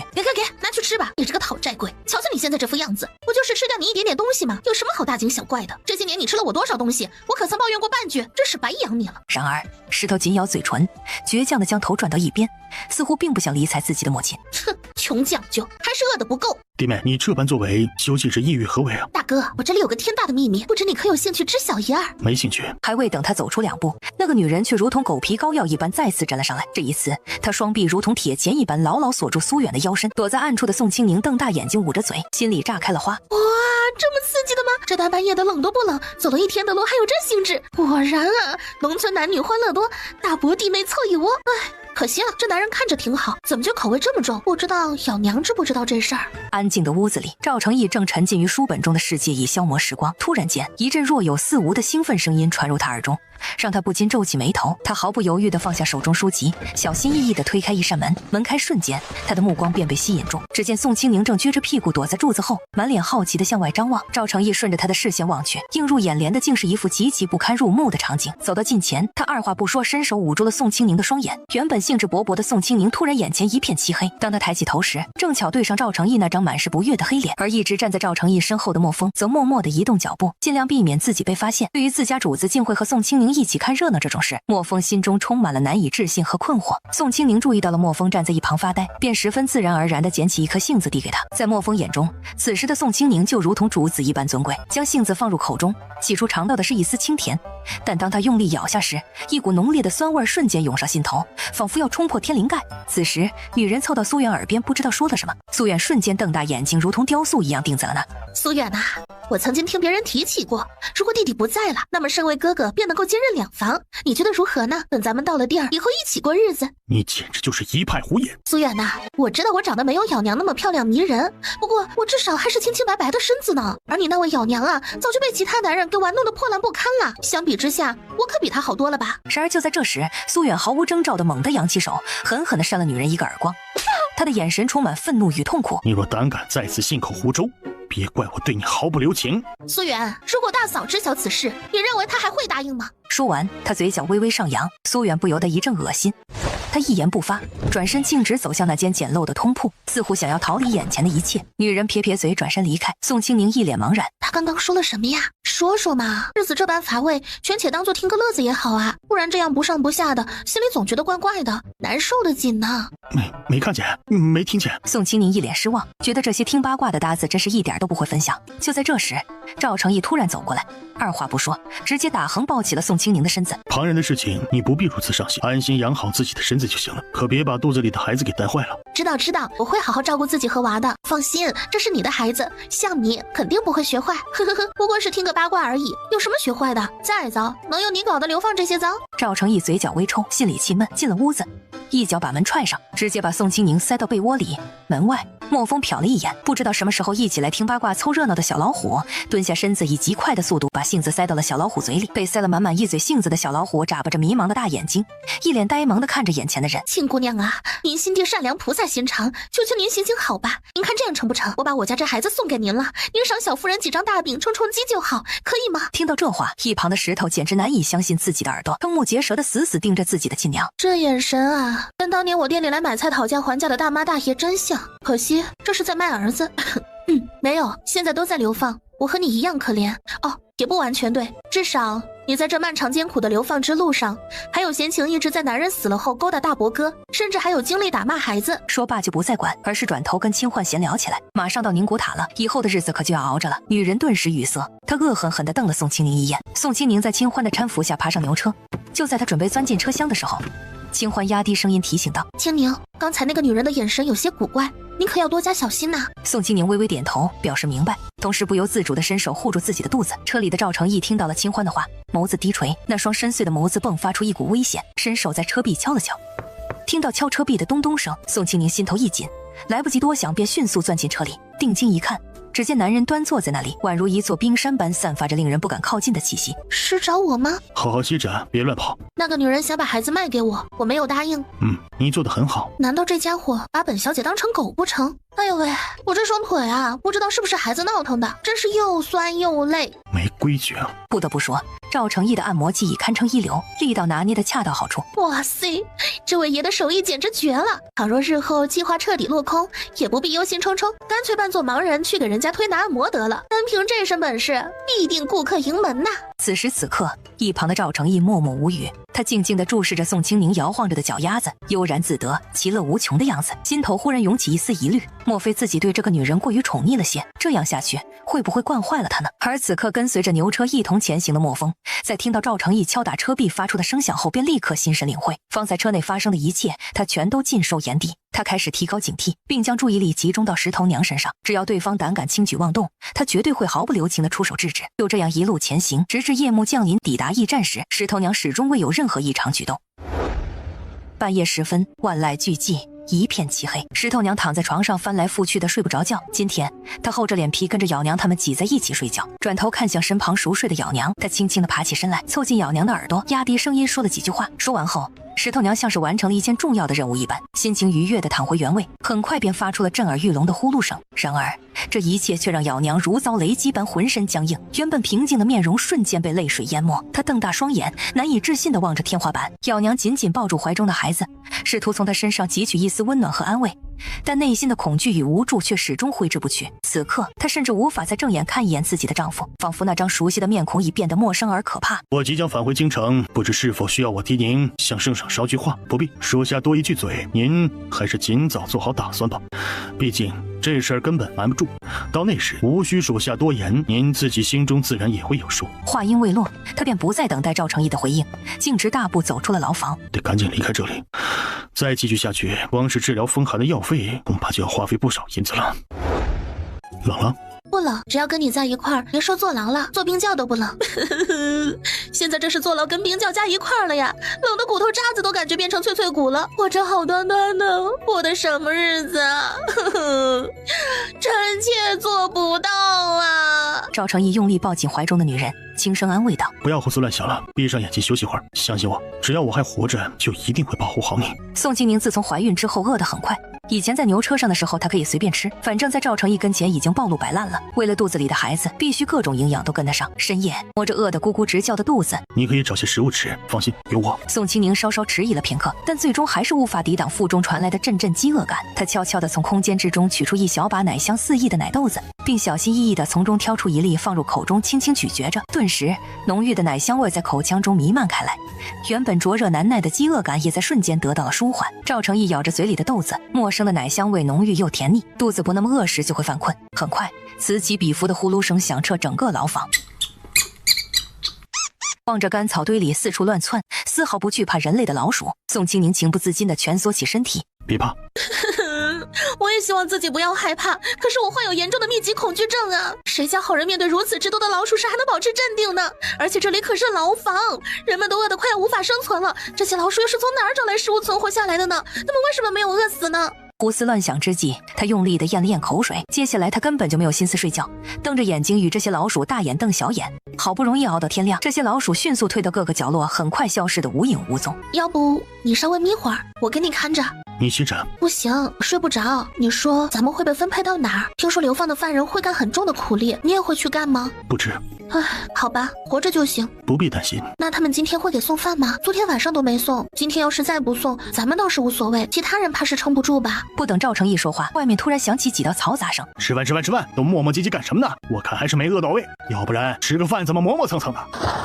吵扰间，宋清宁他们的牢房门吱呀一声被推开，快吃！随着咚的一声巨响，牢房的门被狠狠地关上。薛将军，别来无恙啊！听说你要饿死自己？没有，只是没胃口。那你这怀崽的女人也不吃？妈呀，这人好凶啊！你们说话就说话，好好的干嘛把话题扯我头上？我只想安安静静做一个隐形的人。薛将军，薛定深深地凝视了一眼赵成义，然后转身离去。饭菜还算可口，可以果腹。牢房的大门再度被狠狠关闭，发出沉闷的声响。赵成义淡淡的说道：“若是饿了，便吃些吧。”我不饿。赵成义并未强求，只是伸出手去取了一块烙得喷香四溢的大饼，一小口一小口的咀嚼着。他如今的食欲着实不佳，也只能吃下这些简单的饼。见男人吃得津津有味，宋清宁也拿起了一张饼，心想反正不吃也是浪费。这2日尽管一直悄悄进食，但这孩子实在太能吃了，他甚至觉得自己的腹部仿佛都要被这个小家伙给吞噬掉一般。时至正午时分，废太子，将军大人有令，要单独召见你。将军说了，请您尽管放心前往，绝不会有人对您的女人动手动脚。听到这里，赵成义终于有了反应，他紧紧握住身旁宋清宁的小手，他谁都不相信宋清宁现在怀着孩子，他不放心任何人，只要他踏出这个牢房一步，必定会与宋清宁形影不离，绝不抛下他独自面对任何不知名风险和困境。衙役也无可奈何，只得狠狠瞪了他们一眼。此时此刻，宋清宁的内心充满了紧张与不安，他全然不知那位看上去威严凶狠的将军究竟因何要召见赵成义。如今自己被男人牢牢牵住，除了默默顺从，不给他添麻烦外，似乎已别无选择。2人紧随在衙役身后，穿过幽暗狭长的走廊，一路来到了牢房的前院。我曾听闻你对女子毫无兴趣，如今看来那些传闻并不可靠啊。过了好一会儿，一阵轻微的敲门声突然响起，只见门外站着一位面容和善、气质高雅的中年妇人。夫人，快快请进。妾身见过殿下。夫人不必如此多礼。想必这位就是亲姑娘吧？我特意准备了一些饭菜，不知姑娘是否愿意一同享用呢？宋清宁转过头去，眼神看向赵成义。这个女人看上去似乎并不像坏人，但俗话说得好，人心难测。有些人表面上和蔼可亲，宛如菩萨在世，背地里却可能阴险狡诈，坏到极致。所以还是先看看赵成义有什么想法再说吧。去那边坐一会儿吧。姑娘，请尝一尝这道菜，如果觉得口味不合适，可以让厨子再做几道别的。然而宋清宁却有些犹豫，不敢动筷。他担心此时正在商谈要事的赵成义会突然呕吐起来。孙氏见他毫无反应，眼中划过一抹明雾，但并未强求，只是挥挥手示意下人将饭菜撤走。姑娘若是感到疲累，可以在榻上稍作歇息，多谢夫人关怀，小女子叨扰了。姑娘何必如此客套呢？若再这般生分，岂不是让我难堪吗？宋清宁低垂下头，沉默不语。他心中清楚得很，当初离京之时，李公公曾特意提及这位守城将军乃是杨贵妃的义兄。倘若这些人心存歹意，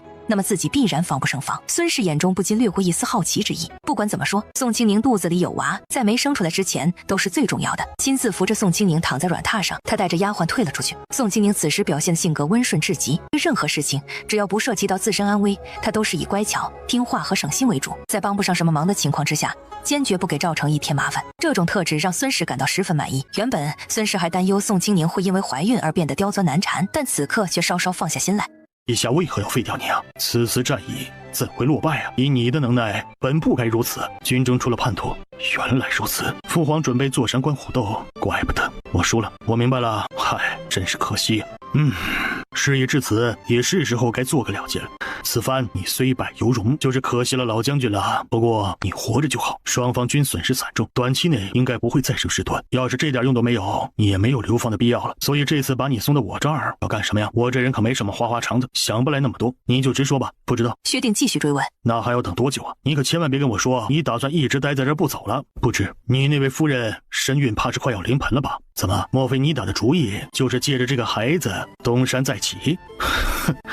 你觉得会有人信你这套说辞吗？我自己信就够了。如今你不过是个被废掉的太子罢了，是被贬谪到此处受苦受累的，可不是让你来当祖宗享清福的。您看看我这副样子，哪里像是来享福的，分明就是来遭罪受刑的呀。既然如此，那好，修城墙、采石场，或者开垦荒地、拓展耕田，这些活你自己挑样去干吧。总之不能真让你闲着，也正好让你亲身感受一下老百姓的生活有多苦，一切听从将军的安排即可。毕竟如今的我不过是一个遭流放之人罢了，就这脾气能招谁稀罕？既然你如此说，那这事儿就轮流去做吧。好了，可以走了。看着赵成义起身向门口走去，薛定心中不禁暗骂：娘的，再不走就要气炸了！我就是个大老粗，别的啥也不会管，只知道守在这里。青青，该起了。事情都处理好了吗？你这小妮子还真是心大呀。因为我相信你啊。这人怎么了？我不过是说句讨好他的话，这人怎么还眼红了？不会吧，这么一句简单的话能感动成这样？宋清宁好奇地看着低着头给自己穿鞋的男人。这男人还真是没有丝毫太子包袱啊，居然给我穿鞋。就算是装，这人也是个会装的。感动吗？不感动。男人心海底针，我这智商也就只有买菜收钱不算错账的本事，其他的放开，我自己来，有脚气。救命啊，好痒啊！这人穿个鞋怎么这么费劲？难道有什么特殊癖好不成？你的脚很好看，走吧。宋清宁乖乖跟着，心里却是非常热闹。不知道他跟刚才那个很凶的将军说的咋样了？听李公公说，那人是那什么杨贵妃的义兄，还公然站队六皇子。要是那人有什么坏心思，直接把这人嘎了，顺带嘎了我咋办？好纠结，该不该问问？我要是问了，这人心里会不会反感，觉得我多管闲事？你们之间没有发生争吵吧？没有，不必担心。薛将军只是戍守边关的将领，他所忠诚的唯有那个位置上的而已。那些道听途说的传闻不必耿耿于怀。你当前最重要的任务就是安心养胎，保护好我们的孩子。至于别的事情，由我来处理。倘若遇到任何危险，我都会事先做好妥善安排。从今往后，我只相信你说的话，旁人所言皆当作耳旁风。他的目光充满真挚，赵成义对他如此顺从懂事，甚感欣慰。眼下形势严峻，错综复杂，他并不需要一个自以为是的女子多事。这些小老鼠也知道担心伙伴呐。万物皆有灵，不管是何种生物，只是在用自己的方式生存。确实啊，其实仔细想想，人有时候还真的不如牲口。人家老鼠都知道担心伙伴，可这位废太子爷呢，都混得这么惨了，走的时候那些兄弟还送柳絮装的棉衣，真不知道内心是咋长的。次日清晨，东方刚刚泛起鱼肚白，自己挑屋子住，明天一早干活。要是谁敢迟到或者不到，后果你们自己想。当然了，你们要是想跑也可以，正好试试咱手里头的弓箭准头够不够。所有人的口粮都会定时发放，少了也是你们自己的问题。敲打一番之后，他们便没再多说，而是裹着身上的棉衣转身离开。对于房子的分配，他们不会管，东西就放在这儿，谁住好的，谁住不好的，就看个人的本事。宋清宁则被赵成义紧紧拉住，走进了一间相对较新的房屋。就在此时，老大夫及其家人驾驭着马车匆匆赶来，把马车上的东西拿了下来。众人先是齐心协力地将宋清宁和赵成义的居所收拾妥当，随后才开始打理其他区域。大伯娘，里面有死人！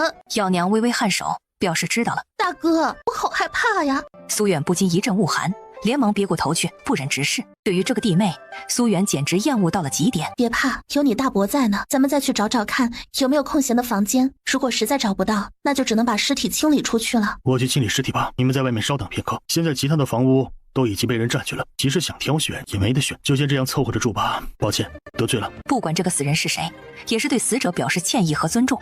最后，他轻松地抱起尸体，缓缓走出门外。夫君，我们把他安葬吧。两口子将尸体带到了后山，原本计划挖一个坑来埋葬，但地面却因严寒而变得坚硬无比，连木棍都难以戳入其中。然而，令他们惊愕不已的是，后山里竟然有一个巨大的坑洞，里面丢弃着许多尸体。还是扔下去吧，人既然都死了，埋进土里和丢在这里并没有太大差别。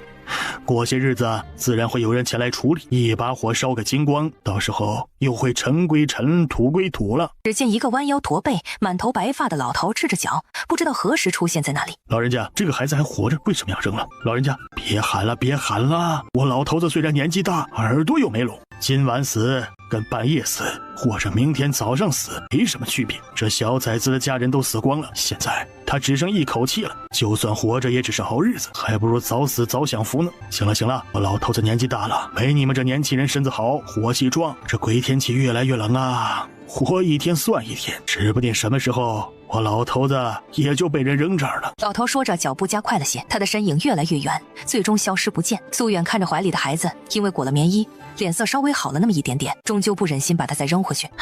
带回去看看吧，我去宋姑娘那儿问问，看有没有药。说是有的话，试着救一救，终究是一条命，就当是给孩子积福了。就算宋姑娘那儿已经没有药了，咱们也先照顾着，能不能活，全看这孩子的命。我说，你怀里抱着什么东西啊？现在都啥情况了？你们是不当家不知道柴米贵是吧？怎么抱回来这么个东西？弟妹，你要是觉得跟我们一起拖累了你，你可以自己找一间屋子住，没人会逼你。娘，要不咱们重新找一个屋子吧。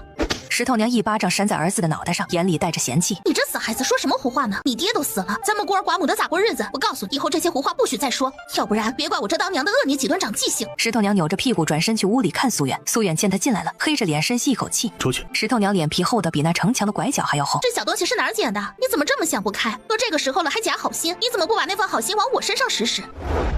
何事？我跟夫君碰到一个生病的孩子，就想着过来问问宋姑娘有没有药。等着。说罢转身去了宋清宁休息的屋子。宋清宁被赵成义拘着，什么也干不了，就连扫地的活都不让干，正躺在床上盯着屋顶发呆。谁啊？姑娘，杨娘来找您借药。宋清宁并没有给他药，而是用手指了指隔壁的方向。你还是去找那位老大夫吧，请他帮忙给你看一看，毕竟药这东西不能乱吃，得对症不是。好的，多谢姑娘的提醒，我这就过去找老大夫。一直到深夜，赵成义才轻手轻脚地回了屋子，昏黄的亮光照得宋清宁脸都变了色，不动声色地走过去，低头看着书上的内容。当他看清楚书上的字之后，脸色瞬间黑了个彻底，伸手把书抽出来，看了看封面，妖媚的帝王太壮，8岁交后扶妖窟。你喜欢这样？宋清宁惊恐地看着突然出现的男人以及被男人抢走的书，他哆嗦着嘴唇都不敢说话。我操，这祖宗什么时候回来的？他回来就不能出个声吗？让我好歹来得及藏啊！我这次看的可是小黄书啊，通体大尺度，没羞没臊，主打的就是宠，我都看得腿软了。这男人咋回来了？要命！这下我在他心里的形象全毁了。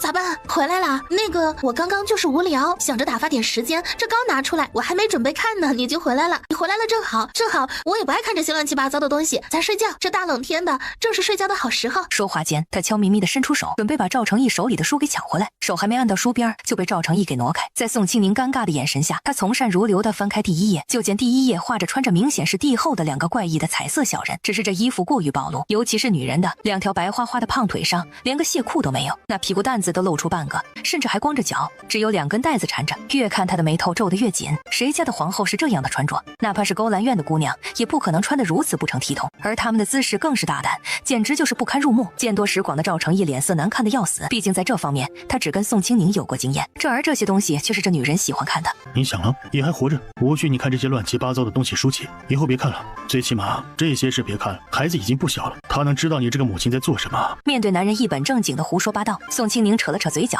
摸了摸肚皮，感受这小家伙的胎动，他突然有些愧疚。完蛋，我怎么忘了这茬了？万一要是生出来个小色鬼咋办？要不我念2天清心咒，要小家伙听听佛经。突然赵成义把书扔在地上，只听啪的一声，男人消瘦的身子压过来，下一瞬他特有的气息包裹住宋清宁，4瓣唇相碰，宋清宁脑子里瞬间浮现出刚才看过的书内容，所有的脸在这一刻全都换成了自己跟赵成义。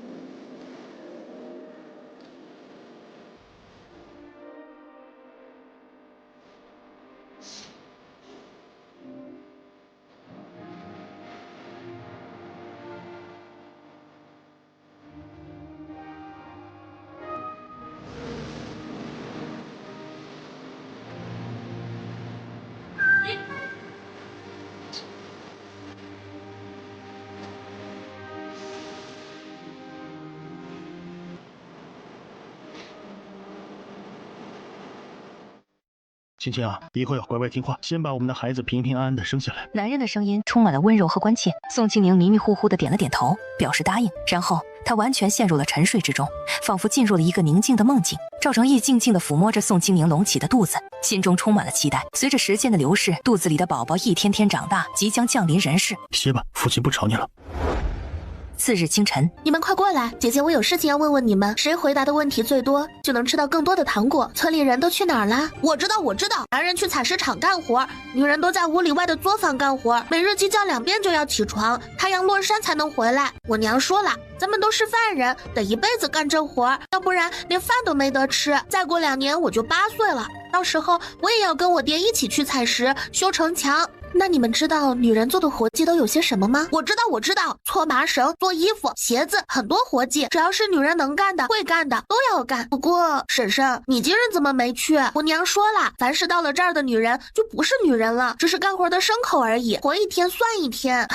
我这不是有了宝宝，等生了孩子之后就会去啊。二狗娘也有孩子啊，她为什么就去了？二狗，你说你娘是不是也有了娃？宋清宁轻笑着摇摇头，是吧？人人都有。孩子们得了糖之后，立马开心了起来。二狗跟小男孩也没了矛盾，继续溜冰玩去。宋清宁拉住小林，你家昨日谁生病了？怎么样？好点了没？没事，哥哥已经吃了药了。哪里来的哥哥？石头赶紧道，吃大伯捡的。昨日大夫看过之后，说是风寒太过严重，喝了药也得听天由命。大夫也没有多少药了，吃不了几天。那你们等等，正好我这还有点药，给你们拿点，你们现在就给他喂了。说着他就回了屋子，再次出了院子。石头和小林都在院门口等着。我也就这些药了，拿去给那孩子喝了吧，能不能活就看他的命了。石头小心翼翼地接过药，赶紧往回赶。就在这时，宋清宁远远地望见清欢正挑着2大桶水，步履蹒跚，艰难地往回走着。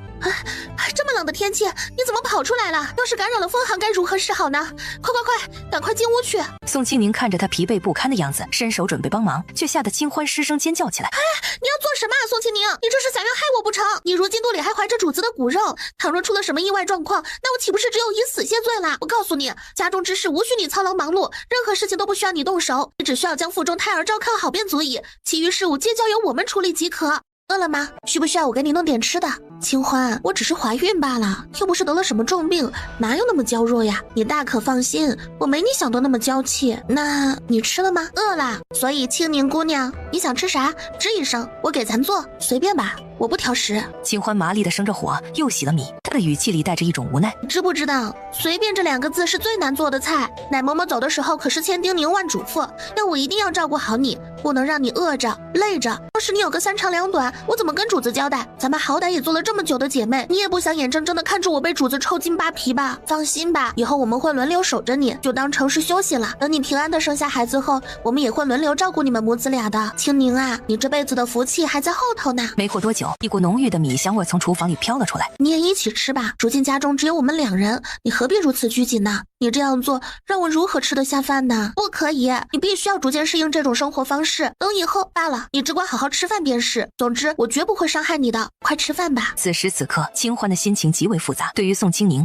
他有时候心生羡慕，毕竟一开始他们都只是平凡无奇的通房丫鬟而已。然而，自从宋清宁不顾颜面爬上了主子的床榻之后，所有的事情都变得难以预料，走向了完全不同的方向。每想到主子那张黑着的可怕脸庞，他都会暗自庆幸，其实做个丫鬟也是不错的选择嘛，至少不用想着直面主子，那样整日里提心吊胆。既然如此，倒不如好好的跟着宋清宁，日后帮忙一同照料孩子。出来做什么？怪冷的。出来看看。说着，他就殷勤的把人扶着进了屋子。当看到男人一脸倦容时，他有一瞬间的愣，尤其是在看到他那惨不忍睹的双手后，心里一紧。哎呀，好歹也是前太子殿下呀，这活还真干呐，干就干呗，怎么就不能干个轻松点的活计？再怎么说也是皇帝的儿子啊，这些人可真敢呐，这么凄惨。果然，那些看起来就不像好人的将军，就是在公报私仇，替宫里的那位娘娘整治。快喝点，暖暖身子。今天还好吗？很好，这孩子一直很乖巧，从来不调皮捣蛋。那就好。两人都沉默不语。门轻轻被敲响，小草端着一大盆热气腾腾的水低着头进来。主子，奴婢给您洗手净面。赵成义摆摆手让他出去。门关上后，宋清宁赶紧起来。哎，我来，你的手都没法看了。说着，他先用灵泉水给赵成义把手冲了一下，为了保险起见，他又拿碘伏冲洗，最后才找出上药给他敷在手上。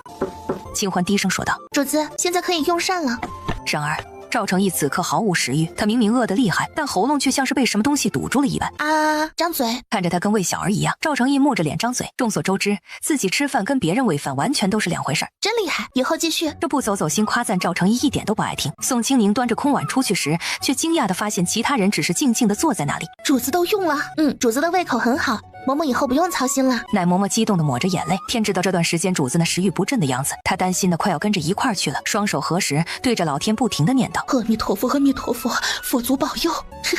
你应该说阿弥陀佛，清宁喂得好。赵成义成功地听到了宋清宁的话后，依然面无表情，心中暗自思忖道：不，一点也不好。娘，您别再说了，他太可怜了，就让他留在这里吧。你这个没良心的东西，老娘辛辛苦苦把你养大，给你吃给你穿，这么多年尽心尽力的照顾你，就是希望等我老了的时候，你能好好孝顺我，伺候我。可你倒好，还没长大呢，这胳膊肘就往外拐，帮着别人说话了。早知道你是这样的白眼狼，老娘当初就该把你扔进尿桶里淹死，也好过浪费这么多粮食来养你。这一脚的力度之大，石头在落地的那一刻，哇的喷出一口鲜血。他那双原本黑亮的眼眸充满了难以置信，直直的盯着这位娘。他真的无法理解自己究竟做错了什么，为何这些天来他对自己的态度变得如此恶劣。此刻仅仅因为自己说了一句话，他竟然毫不犹豫地动起手来。石头娘的举动显然把咬娘也吓了一跳，他没想到一向疼孩子的妯娌居然会突然动手，还会下这么重的死手。苏远在看到孩子哭得这么可怜时，捏了捏拳头，不忍地别过脸，脸子上的神色再次狰狞。他几步走过去，一把拎着石头的耳朵，啪啪啪的几个耳光就扇了过去。你这死孩子，哭，有什么哭头？有什么好哭的？咋就那么多好心呢？知道心疼别人，咋不知道心疼你娘？你知不知道，你老娘为了这点粮食，连腰都快累断了。你倒好，那嘴一张就让一个外人吃了，你可真是我的好儿子。你这瞎玩意儿讨债鬼，要不是有你拖累着，老娘就是再找一个那也是轻轻松松。现在有你这么个拖油瓶，这辈子都被拖住了，你还不满意？还一天在这烂好心，我让你烂好心，我让你烂好心。够了，他是苏家的孩子，轮不到你要他的命。哼，阿伯哥，你这管的也太多了吧？这小崽子可是从我肚子里爬出来的，自古以来都是以孝为先。今天他居然敢对我忤逆不孝，那我就是把他打死了，也不会有人说半句不对，只会觉得我可怜。辛辛苦苦养大的孩子竟然这么不成器，你简直就是不可理喻。孩子也只是好心，你又何必如此斤斤计较？哼，好心？咱是啥家庭啊？这死小子眼瞎吗？看不见了，轮得到他在这儿好心？还斤斤计较？你少在这儿跟我来文的！我不知道啥是斤斤计较，我只知道这小子要把自家的粮食白白便宜一个外人，他不体谅我这个当娘的辛苦，只会红口白牙的在这装好人。那我就让他知道，这世上好人也不是那么好装的。弟妹，你要是想打孩子，那就出去打，别在我们面前动手。这是你的孩子，你想怎么教就怎么教，跟我们可没有半点关系。大嫂啊，有些时候呢，这话说的不要太满哦。但是呢，这个孩子和你或许真的没有太大的关系，然而和你家男人嘛，那就不好说了哟。走吧，跟跟老娘出去！你自己也都瞧见了，你大娘根本就不再伪装成好人了。老娘现在就把你丢出去，今晚你是否活下来，全看你自己的运气了。如果侥幸没死，那算你幸运；倘若死了，那只能怪你命不好了。等你变成厉鬼，就去找你大娘报仇雪恨吧。他的话犹如一把锋利的剑，深深地刺痛了咬娘的心，让她的脸色变得异常难看。就在石头娘即将踏出房门之际，咬娘的脸色阴沉至极，她突然如疾风般冲向前去，飞起一脚狠狠地踹在石头娘身上，顺势将石头拉回屋内，并迅速关闭房门，动作一气呵成。由于咬娘的动作实在太快，力度太大，以至于石头娘完全来不及做出任何反应，便听到砰的一声巨响，门重重地关上了。石头娘惊愕地盯着那扇紧闭的屋门，双眼瞪得宛如铜铃一般。足足过了好几秒钟，她才回过神来，发出一声刺耳的尖叫：“你这死婆娘想干什么？”紧接着，石头娘犹如一头愤怒的母狮一般，气急败坏地冲向房门，用尽全身力气猛烈地拍打起来。开门！开门！你这个没良心的死女人，快点给老娘把门打开！孩子他爹，我们该怎么办呢？这孩子看上去伤势非常严重啊。先让孩子躺下休息吧，我马上请大夫过来看看。说完，他毫不犹豫地猛地拉开房门。你站住，不许走！我去找过大夫了，今晚你自个儿搬出去住，孩子留下，他不会耽误了你的锦绣前程。石头娘黑着脸，那突出的龅牙、翻出的嘴唇子都快冻得定型了。我的前程在哪儿？你不是不知道我什么心思，你心里清楚。我告诉你，咱俩……他的话只说到这儿，就被苏远用力扯着拉出了院子，走出很远之后才被甩开。你如果再胡说八道，别怪我不客气。我清楚明白的告诉你，我跟你没有任何关系，以前没有，以后更不会有。像你这种恶心的女人，我多看一眼都觉得眼睛脏。说着，他转身大步朝着老大夫家去。石头娘扯着嗓子大喊：“你也不想咱俩的事情被大嫂知道吧？”苏远的脚步突然停滞不前，他的身体猛地一转，毫无表情地盯着那个女人，然后他脚步缓慢而坚定地朝石头娘走去，薄薄的嘴唇轻轻张开。你说什么？你打算告诉他什么？或许是因为天生的第六感较为敏锐，石头娘明显感觉到了苏远的不对劲。尽管在这漆黑一片的环境中，即使看不清男人的表情，他身上的鸡皮疙瘩还是拼命地往外冒。你别过来，有话你随便说，我能听得见。怎么不喜欢我靠得太近吗？你之前不是一直希望这样吗？被男色蛊惑的石头娘眼神逐渐迷离，她微微眯起眼睛，轻轻舔舐着外翻的嘴唇。那你亲我一下，对，就亲我一下，我就不折腾了。正当女人撅起嘴巴凑近时，苏远毫不犹豫地用力抓住她的头发，将其狠狠地向旁边磕去。他深知这条路旁有一块大石头，只要让这个女人的脑袋撞在上面，日后便能获得安宁。好在男女之间力气有着天然之别，只听得砰的一声巨响，那颗长得不太漂亮的脑袋瞬间像一朵盛开的花一样炸开了。由于刚才躲闪了一下，所以只是脑袋开花而已，并没有夺走她的性命。仅仅就这一下，却将石头娘吓得魂飞魄散。她万万没想到，平日里看着文质彬彬、弱不禁风的苏远，狠起心来竟然比那杀猪宰羊的屠夫还要可怕几分。对不起啊，我再也不敢了，求求你饶了我吧，以后我再也不乱说话了。之前说的那些全是胡言乱语，你千万不要往心里去啊！咱们可是一家人呐，我真的知道错了，再也不敢了。感受着男人的目光跟那阴冷的毒蛇似的在身上到处乱窜。你不能这样，你不能杀了我，我有石头，你要是杀了我，石头就没娘了，他以后会很可怜，你就饶了我这一次吧。毕竟石头也是你的孩子啊，难道你真的忍心杀了他的亲娘吗？如果他以后知道了这件事，肯定会恨你一辈子的，你也不希望自己的亲儿子对你心怀怨恨吧？苏远的脸色变得愈发阴沉，听到这句话，他只觉得一阵恶心，仿佛要将过去几十年吃过的饭菜全都吐出来一般，这种感觉实在是太过难受。他从未想过自己竟然会如此厌恶一个人，在不知情的情况下，这个女人居然得逞了，这让他感到无比的愤怒和恶心。他弯下腰，摸索到一块坚硬的石头，毫不犹豫地举起来，准备再次向那个女人砸去。女人惊恐万分，发出凄惨的哀嚎声，但这并没有阻止苏远的行动。对不起，我真的不是故意的，当初真的不是我，是婆婆，是她的主意。我男人那方面不行，她让我借个种。你又是苏家人，这肥水不流外人田，才把主意打在你身上的，真的不是我。你也知道我有贼心没贼胆，当初要是能活得出去，养娘也不可能嫁给你，你就饶了我吧，我真的不想死。好不容易那流放路上的走过来了，我真的想好好活着，我不跟你们住一块儿了，我带着孩子单过，只要让我活着就行，求求你了。苏远的眼神深邃而幽暗，他毫不犹豫地举起石头，用力朝着女人的头部砸去，每一下都发出沉重的声响，仿佛要将女人的头颅砸碎一般。石头娘只觉得自己的脑袋像是被重锤敲击，剧痛袭来，连魂都几乎要飞出体外。就在这时，一双纤细而略显粗糙的小手紧紧握住了苏远的手臂，那熟悉的触感让苏远的脸色瞬间变得惨白如纸。咬娘的面容平静如水，毫无表情地看了苏远一眼。夫君，你累了，还是让我来吧。他从未想过，平日里沉默寡言的这对夫妻，竟然如此心狠手辣，杀人不眨眼，仿佛这种事情对他们来说习以为常。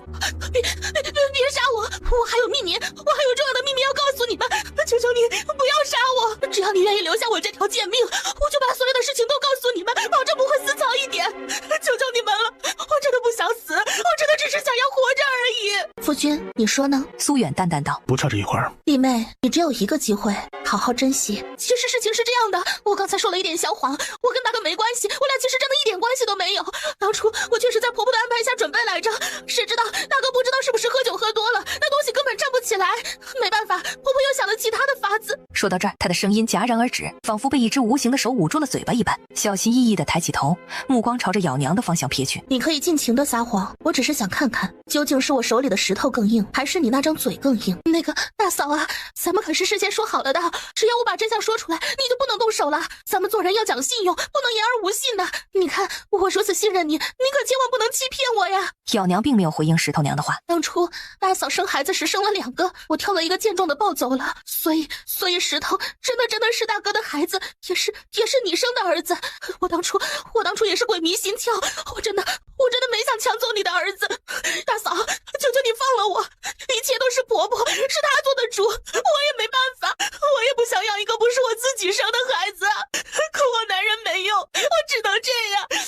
再说了，这些年我也并没有亏待这孩子，有啥好吃的好喝的我都紧着他，我对他已经够疼的了吧，我真的没有亏待他，你不也看在眼里，他的日子可比你家的小玲好过多了。这几天我就是心情不好，我才那样对他的，我以后保证改，我再也不打他不骂他了。你们就放了我吧。他的话如同一道惊雷在咬娘跟苏远耳边炸开。当初怀孕时，咬娘肚子大得出奇，只是家里条件有限，后婆婆当家把着银钱，一个铜板都不给，从来都没有看过大夫。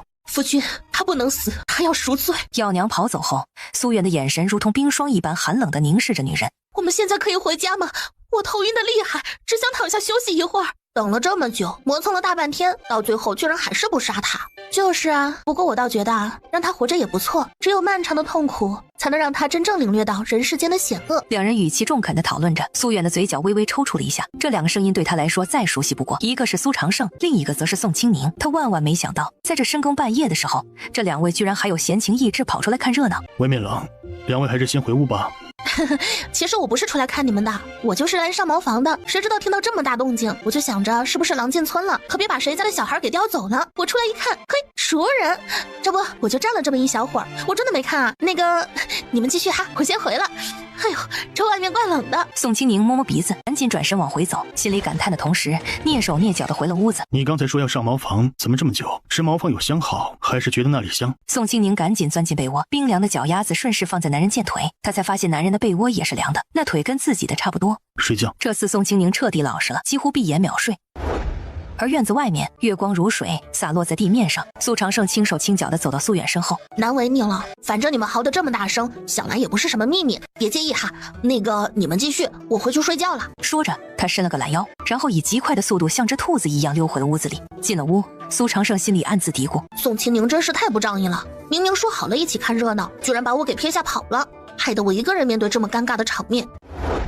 等人都走了之后，苏远默默地转身回了自己家。对于那个还跪在地上的女人，他并不打算去管。如果他能够迷途知返，那就让他回家吧；如果他执迷不悟，宁愿在外面挨冻受苦，那也是他自作自受。这些日子尽力养着吧。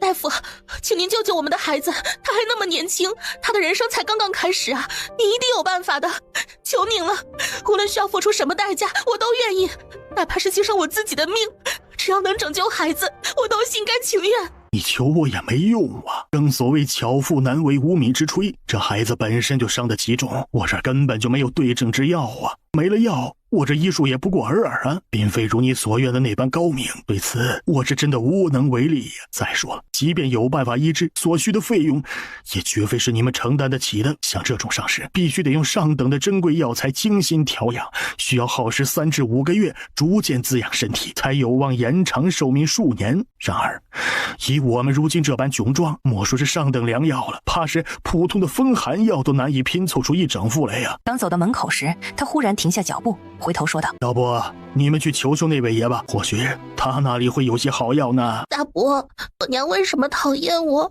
是不是因为我不听话惹他生气了？如果我以后改正错误，听他的话，他是不是就不会再打我了？不是这样的，孩子，你没有做错任何事，她不是你真正的娘，这一切都是个错误，是娘不好。是娘无能，没能保护好你。当我生下你们兄弟俩时，一时疏忽，让那个没良心黑心鬼的人趁机偷走了你。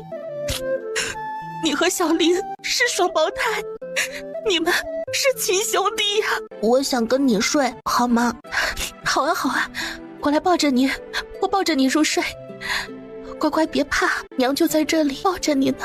说罢，他紧紧地抱住石头，躺在了小床的边缘处。夫君，先歇息一会儿吧，明天我去求一下宋姑娘。还是我去吧，毕竟我才是孩子的父亲，怎么能让你一个人操持所有事呢？宋姑娘心地善良，她今天竟然愿意给这个孩子送来药物。幺娘，咱们不能因为人家心地善良就得寸进尺。宋姑娘对我们家已经帮助太多了，我们真的无以为报。难道要我眼睁睁地看着孩子到了这里？迟早都会死，最终的归宿也就是后山那死人坑而已。你们又何须在这哭哭啼啼？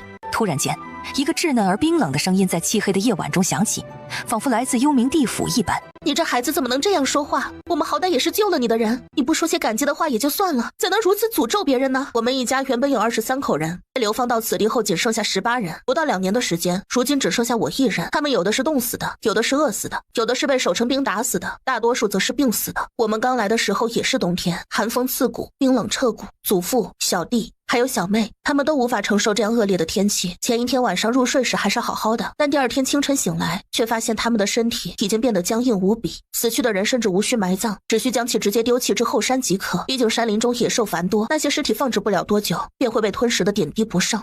不能说是点滴不剩，那些畜生似乎并不食用头颅。就在这间屋子里，我亲眼目睹着他们一个接一个的离开人世。如今终于轮到我了。到那时候，那鞭子肯定不会抽打在我身上，就你这弱身板儿，几鞭子能要了命的。到时候你那如花似玉的妻子，你觉得能活几天？殿下，行了，没拢。自从和宋清宁相处时间长了以后，他连说话的方式都变得和他有几分相似，既直白又毫不客气。苏远被他这么一呵斥，微微一愣，随后便乖乖地站起身来，默默地跟在他身后。一路上，几人都没有主动开口说话。姑娘，该起来用早膳了。我不饿，你自己先吃。奶嬷嬷继续敲门。姑娘，起来用了膳还要走动走动，您现在身子重了，要是不趁着这时候多走动走动，生产的时候受罪的还是您自己。等一会儿我再起，反正起来也没事做。奶嬷嬷无奈。白招娣，起来，你有什么资格睡？赶紧去干活，否则从今往后你别想再吃到一口饭。听好了，如果你胆敢假装生病，我会立刻将你拖到后山扔掉。你从未去过后山吧？那里可是堆积如山的尸体，各种惨状应有尽有，光是那些堆积如山的白骨就能将你深埋其中，并不缺少像你这样的一具尸体。原来他真的快要死了，死得好，死得妙，死了倒也清静。这些年我真是白白养了一只白眼狼，果不其然，不是从自己身上掉下的骨肉，永远也无法与自己贴心。哼，笑吧，现在你就好好笑，以后你活着的每一天，我都要你哭，只要你舍不得死，我就不会让你好过。你这个恶毒至极的女人，你的男人知道你有如此黑心吗？倘若他知晓了，难道还会要你这种心如蛇蝎之人吗？哼，果然呢，你从前伪装出来的那副善良面容，原来都是虚假的。如今你终于不再掩饰，暴露出你真正丑陋的面目了吧？小娘根本无暇顾及白招娣的癫狂，她紧紧抱着孩子，脚步匆匆地赶往宋清宁那里。你有何事？嬷嬷，求求您让我见见宋姑娘吧，我家孩子快不行了。你求错人了，你应该去找大夫，而不是来这里。嬷嬷，求求您行行好，救救我的孩子吧！我已经找过大夫了，可大夫说只能听天由命。但这可是我怀胎10月生下的亲骨肉啊！他刚出生就被他那恶毒的奶奶强行抱到了二房。这些年来，我眼睁睁地看着他管别人叫娘，现在他还被叫了这些年娘的女人给伤成这样。他还这么小，受了这么多的罪，没享一天福，怎么能就这么走了呢？连大夫都束手无策，咱们又能做些什么呢？还是带孩子回家去吧，别再瞎折腾了。听到声响的宋清宁迅速穿好衣服，打开房门，焦急地问道：小石头怎么了？姑娘，石头他被那恶毒的白招娣踢伤了，大夫说已经没救了。姑娘，这可是我的亲骨肉啊，他和小林是双胞胎啊，我那可怜的孩子，娘真恨不得替你承受这份痛苦啊。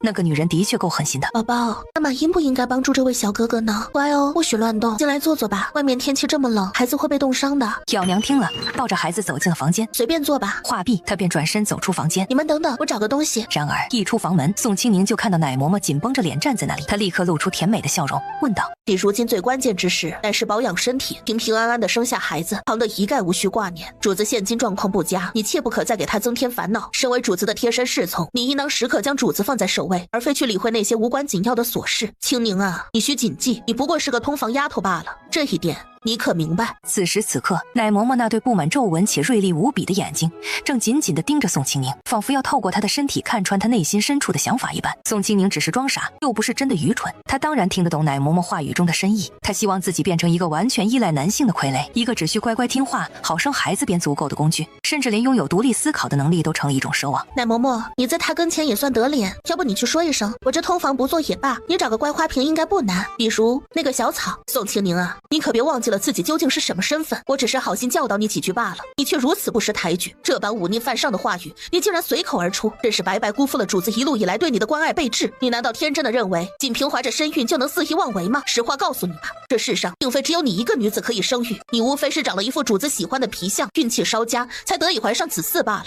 莫非你真打算凭借这个孩子一飞冲天，成为高高在上的凤凰不成？今日我便清清楚楚地告诉你，即便生下孩子又怎么样呢？你始终是通房丫头的地位，绝不会有任何改变。待到将来主子迎娶正妻后，你甚至连抚养孩子的资格都没有，就算你是孩子的生母又如何？见到小主子的时候还是要跪地行礼，你要认清自己的身份地位。主子看重宠溺你，那是你的福分，你应该心怀感激才对，而不是仗着这份宠爱就恃宠生骄。主子为你付出的已经够多，贪得无厌，只是一无所有。今天这种事情我不希望再次发生，你也不要再给主子添麻烦了。记住，以色示人者，色衰而爱弛，爱弛而恩绝。像你这般靠着皮相没脸没皮往上爬的女人，我看了太多。这些年来，又有几个女人真的靠皮相过得好的？如果你把主子对你的宠爱都消耗殆尽了，就算生下这个孩子，你觉得你还能过上几天安稳日子呢？没有了主子的庇护，就凭你这张脸蛋，你觉得自己还能有什么好下场？我吃过的盐比你吃过的饭还要多。小姑娘，别在我面前耍什么小聪明，你的那些心思我可是看得一清二楚。说到底，你不就是想得到主子唯一的宠爱吗？以前你总是上蹿下跳的，现在倒是学聪明了些。只可惜啊，有时候太过聪明反而会害了自己。一个女人不需要太精明，你好自为之。宋青宁的脸色阴沉的吓人，她死死地盯着正在口若悬河的奶嬷嬷，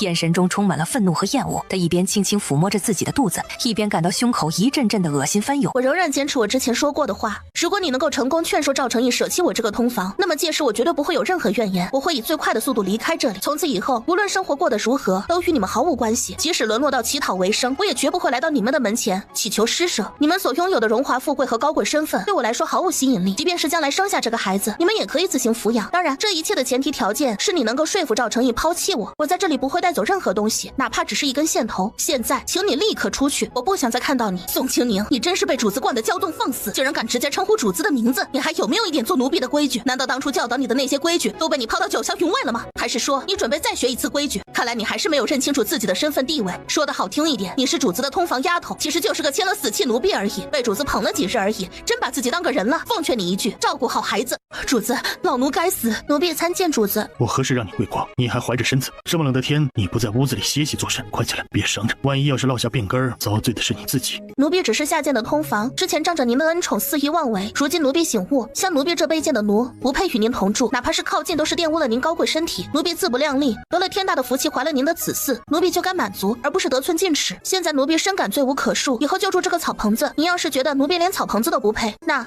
请您宽容，等奴婢把这尊贵的小主子生下，再自行了断，绝不污了您的眼。在宋青宁一字一句的话语下，那一声声冷冰冰的奴婢下，赵成义心揪在了一起，弯腰想要抱着宋青宁，被他轻松躲过。哼，还好醒得早，差点沉溺啊。宋青宁啊，宋青宁，你就是个棒槌！以前男女平等，不合适了大不了一拍两散，现在你是奴啊，在这些人眼里就是个会喘气的物件而已。你怎么就得意忘形了？差点就鬼迷心窍的喜欢上这个男人了。还好奶嬷嬷对主子忠心，看不惯你这怂样子，给你浇了一瓢水。要不然你真的喜欢上了怎么办？人家可是太子，之前折腾人家那么多次，没给你白刀子进红刀子出，那已经是仁慈了。这样的男人你都睡过了，就能尝了男人味儿。以后打消念头，千万不要再犯傻了。爱情不重要，有吃有喝，活着就行，其他不重要。宋青宁低着头拼命给自己洗脑，之前对赵成义敞开的那点心思已经封上了水泥。赵成义听着这些话，脑子嗡嗡作响。明明早上女人睡眼迷糊都要爬起来关心自己，那双黑亮的眸子里只有自己，给自己准备的那么充足，就怕自己受罪。那份心意直白又让他温暖。现在不过半天，他就这心里不要自己了。看着宋青宁那圆滚滚的肚子，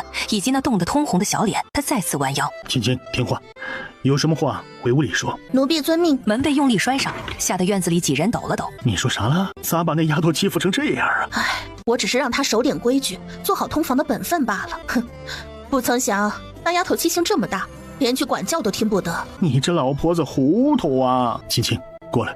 是。接着便走到了赵成义身边，抬头看着我。赵成义伸出手，轻轻抚摸着宋清宁的脸颊，只觉得触手一片冰凉。他手臂一伸，将人揽腰抱进怀中，而后打横抱起放在了床上。宋清宁如同被针扎了屁股似的，猛地从床上弹了起来，焦急地说道：主子，奴婢只是个通房丫头，不能没有规矩啊。好了，快睡吧，稍微休息一会儿，等身子暖和起来就好了。青青，你还怀着身子呢。哼，生下来以后叫别人娘，我这生产工具人完成了子宫交易，以后见了孩子还要跪，真好啊！人家生的娃，我生的祖宗，哼哼，我不难过，有什么好难过？不就是生个祖宗，大不了不要了，反正祖宗没了我这接生工具人照样尊贵，我以后自己过日子去，男人孩子都是浮云。你不要胡思乱想，你在我这里是与众不同的存在，你永远都是独一无二的。今日究竟发生了何事？老奴甘愿受罚。我曾经说过，只要他不背叛我，其他的事情都无需过多追究。主子，若无规矩，则不成方圆。老奴知道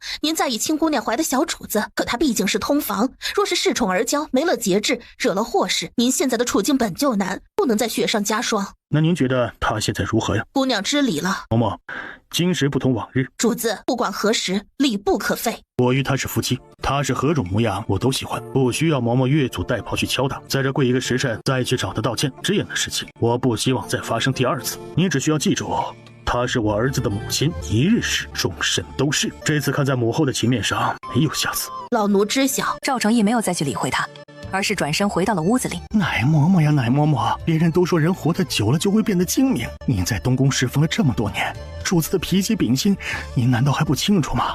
啊，您怎么会在这件事情上犯糊涂呢？这段时间以来，主子对那丫头是个什么态度，您瞧不见吗？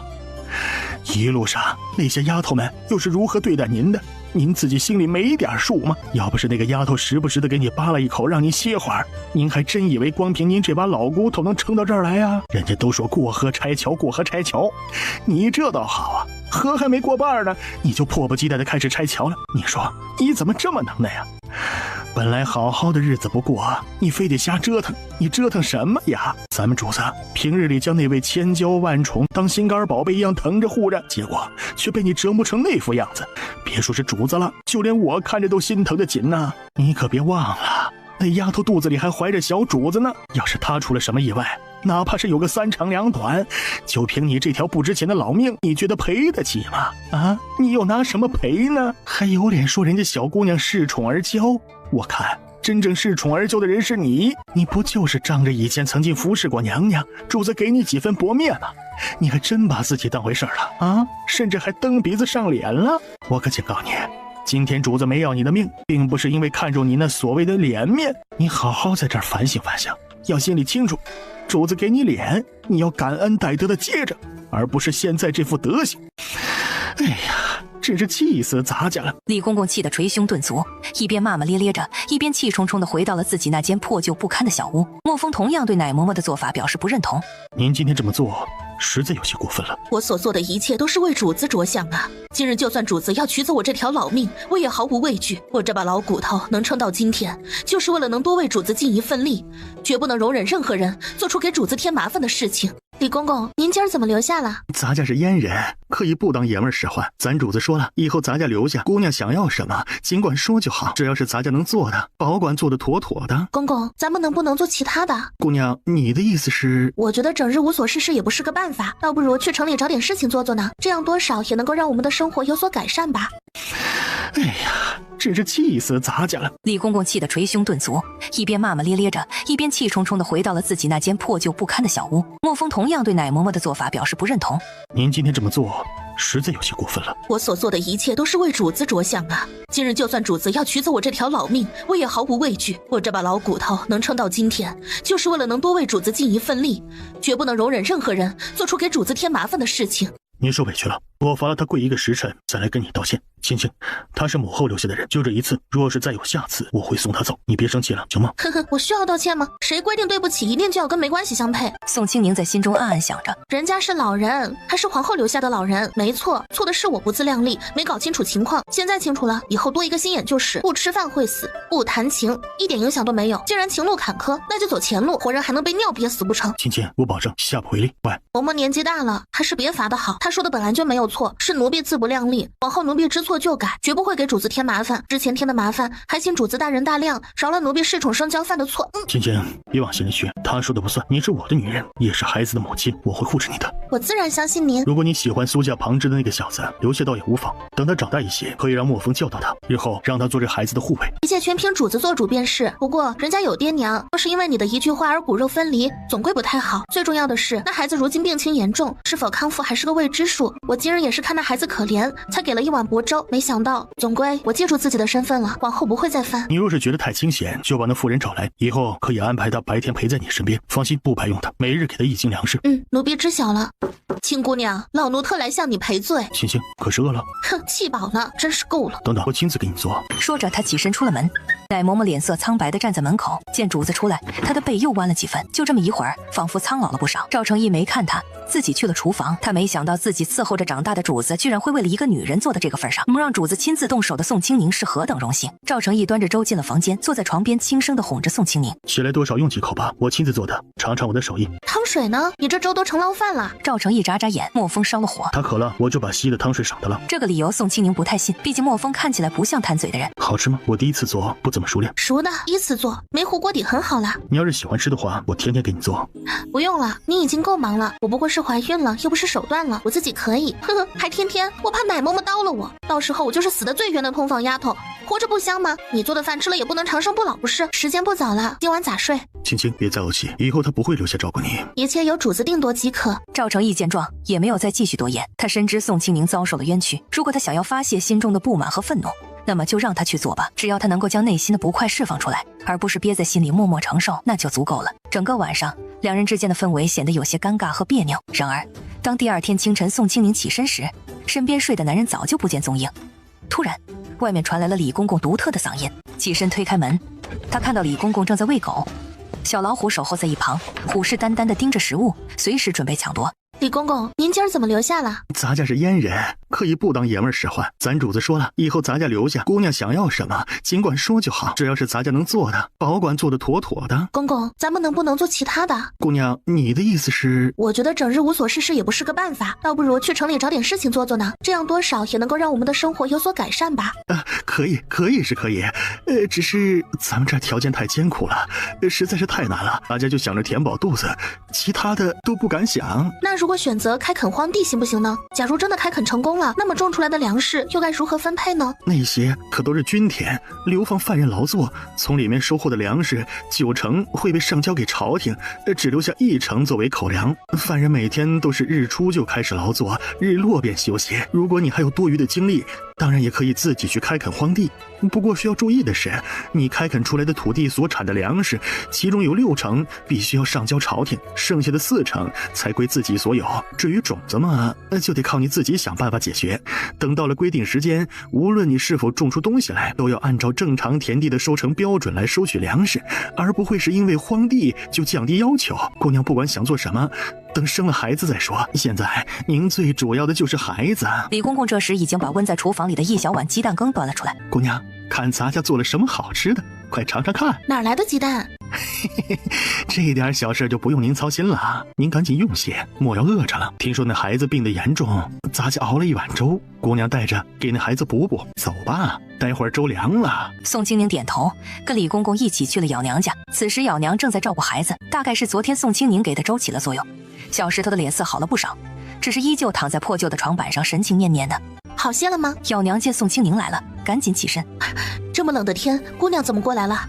快坐，今儿个精神看着好了不少，也不知道能熬几天。面对宋清宁送来的粥，他没有推辞，总想着儿子在最后几日吃点好的，欠下的等以后自己这个做母亲的来还。宋清宁没有多待，看着孩子乖巧的吃着饭，告辞回家。宋姐姐，真巧。苏小姐，找我有何事？是这样的，我不小心感染了风寒，身体有些不适，便留在家中歇息。其他人都不在，我并不擅长厨艺，无法自行料理吃食，所以我想能否前来宋姐姐这里借住一日，与您一同用餐。不知宋姐姐是否方便？还是算了吧，不会的东西可以慢慢去学习。我们都已经走到这里了，如果连生活都不会，还能做什么？别再继续当什么娇小姐。而且我看你的情况也没有那么严重啊。如果真的不会生火，可以去找李公公帮忙。做饭其实挺简单的，只需要1瓢水、1把米，只要保证水不熬干，饭煮熟了就可以吃，就是这么回事儿。我先回去了哦。宋姐姐，难道你还在记恨我当初的那些无心之言吗？都是因为那个时候我还不懂事，说话总是不经思考，所以才会不小心冒犯到了宋姐姐。如果宋姐姐现在仍然觉得心里不舒服，那我向你道歉好不好？宋姐姐，求求您大发慈悲，高抬贵手，放过我这一次吧！我真的好想和宋姐姐成为好朋友啊！你这是干什么呀？有话好好说嘛，干嘛要下跪磕头呢？刚才我说的很明白了，外面天气这么寒冷，我倒是能忍受得了，可我肚子里的小孩子哪受得了这种苦啊？你还是快点回去吧，我也要回了，万一冻坏了，谁也赔不起。好了，我这就回去。宋姐姐，我的腿好痛，头也好晕，喉咙也疼痛难忍，浑身软绵绵的，真的不能走动了。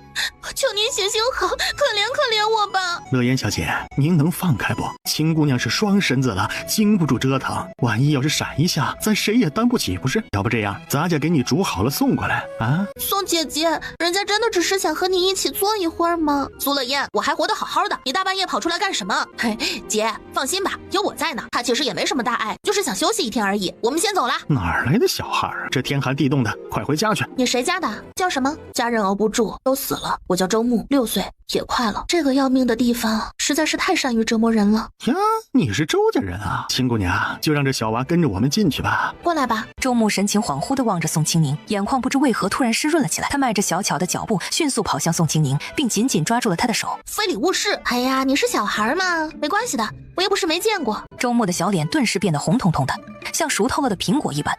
他低着头，小声嘟囔道：“你是女人。”我知道啊，我又没说我是男的。宋清宁抱着棉衣走过来坐下，轻轻地抚摸着小孩的头，温柔地问道：“小家伙，你今年几岁了？不能摸头，母亲说过，这样会长不高的。好的好的，肚子饿不饿啊？如果饿了，就先吃点点心吧。你和我母亲一样好看。”话音刚落，他便又重新低下头去，没有再继续说话，而是小心翼翼地拿起一块点心送进嘴里，慢慢咀嚼起来。这件衣服送给你穿，可能会有点大，我不太会做针线活，你可以拿去找咬娘帮忙改一下尺寸。我不能平白无故接受这份礼物，谢谢姑娘的好意。你这小家伙年纪不大，礼数的还不少呢。不如这样吧，等我把孩子生下来之后，你就当他的小伙伴好啦。这样一来，两人之间似乎达成了某种默契和共识，这种默契只有他们自己才能明白其中的含义。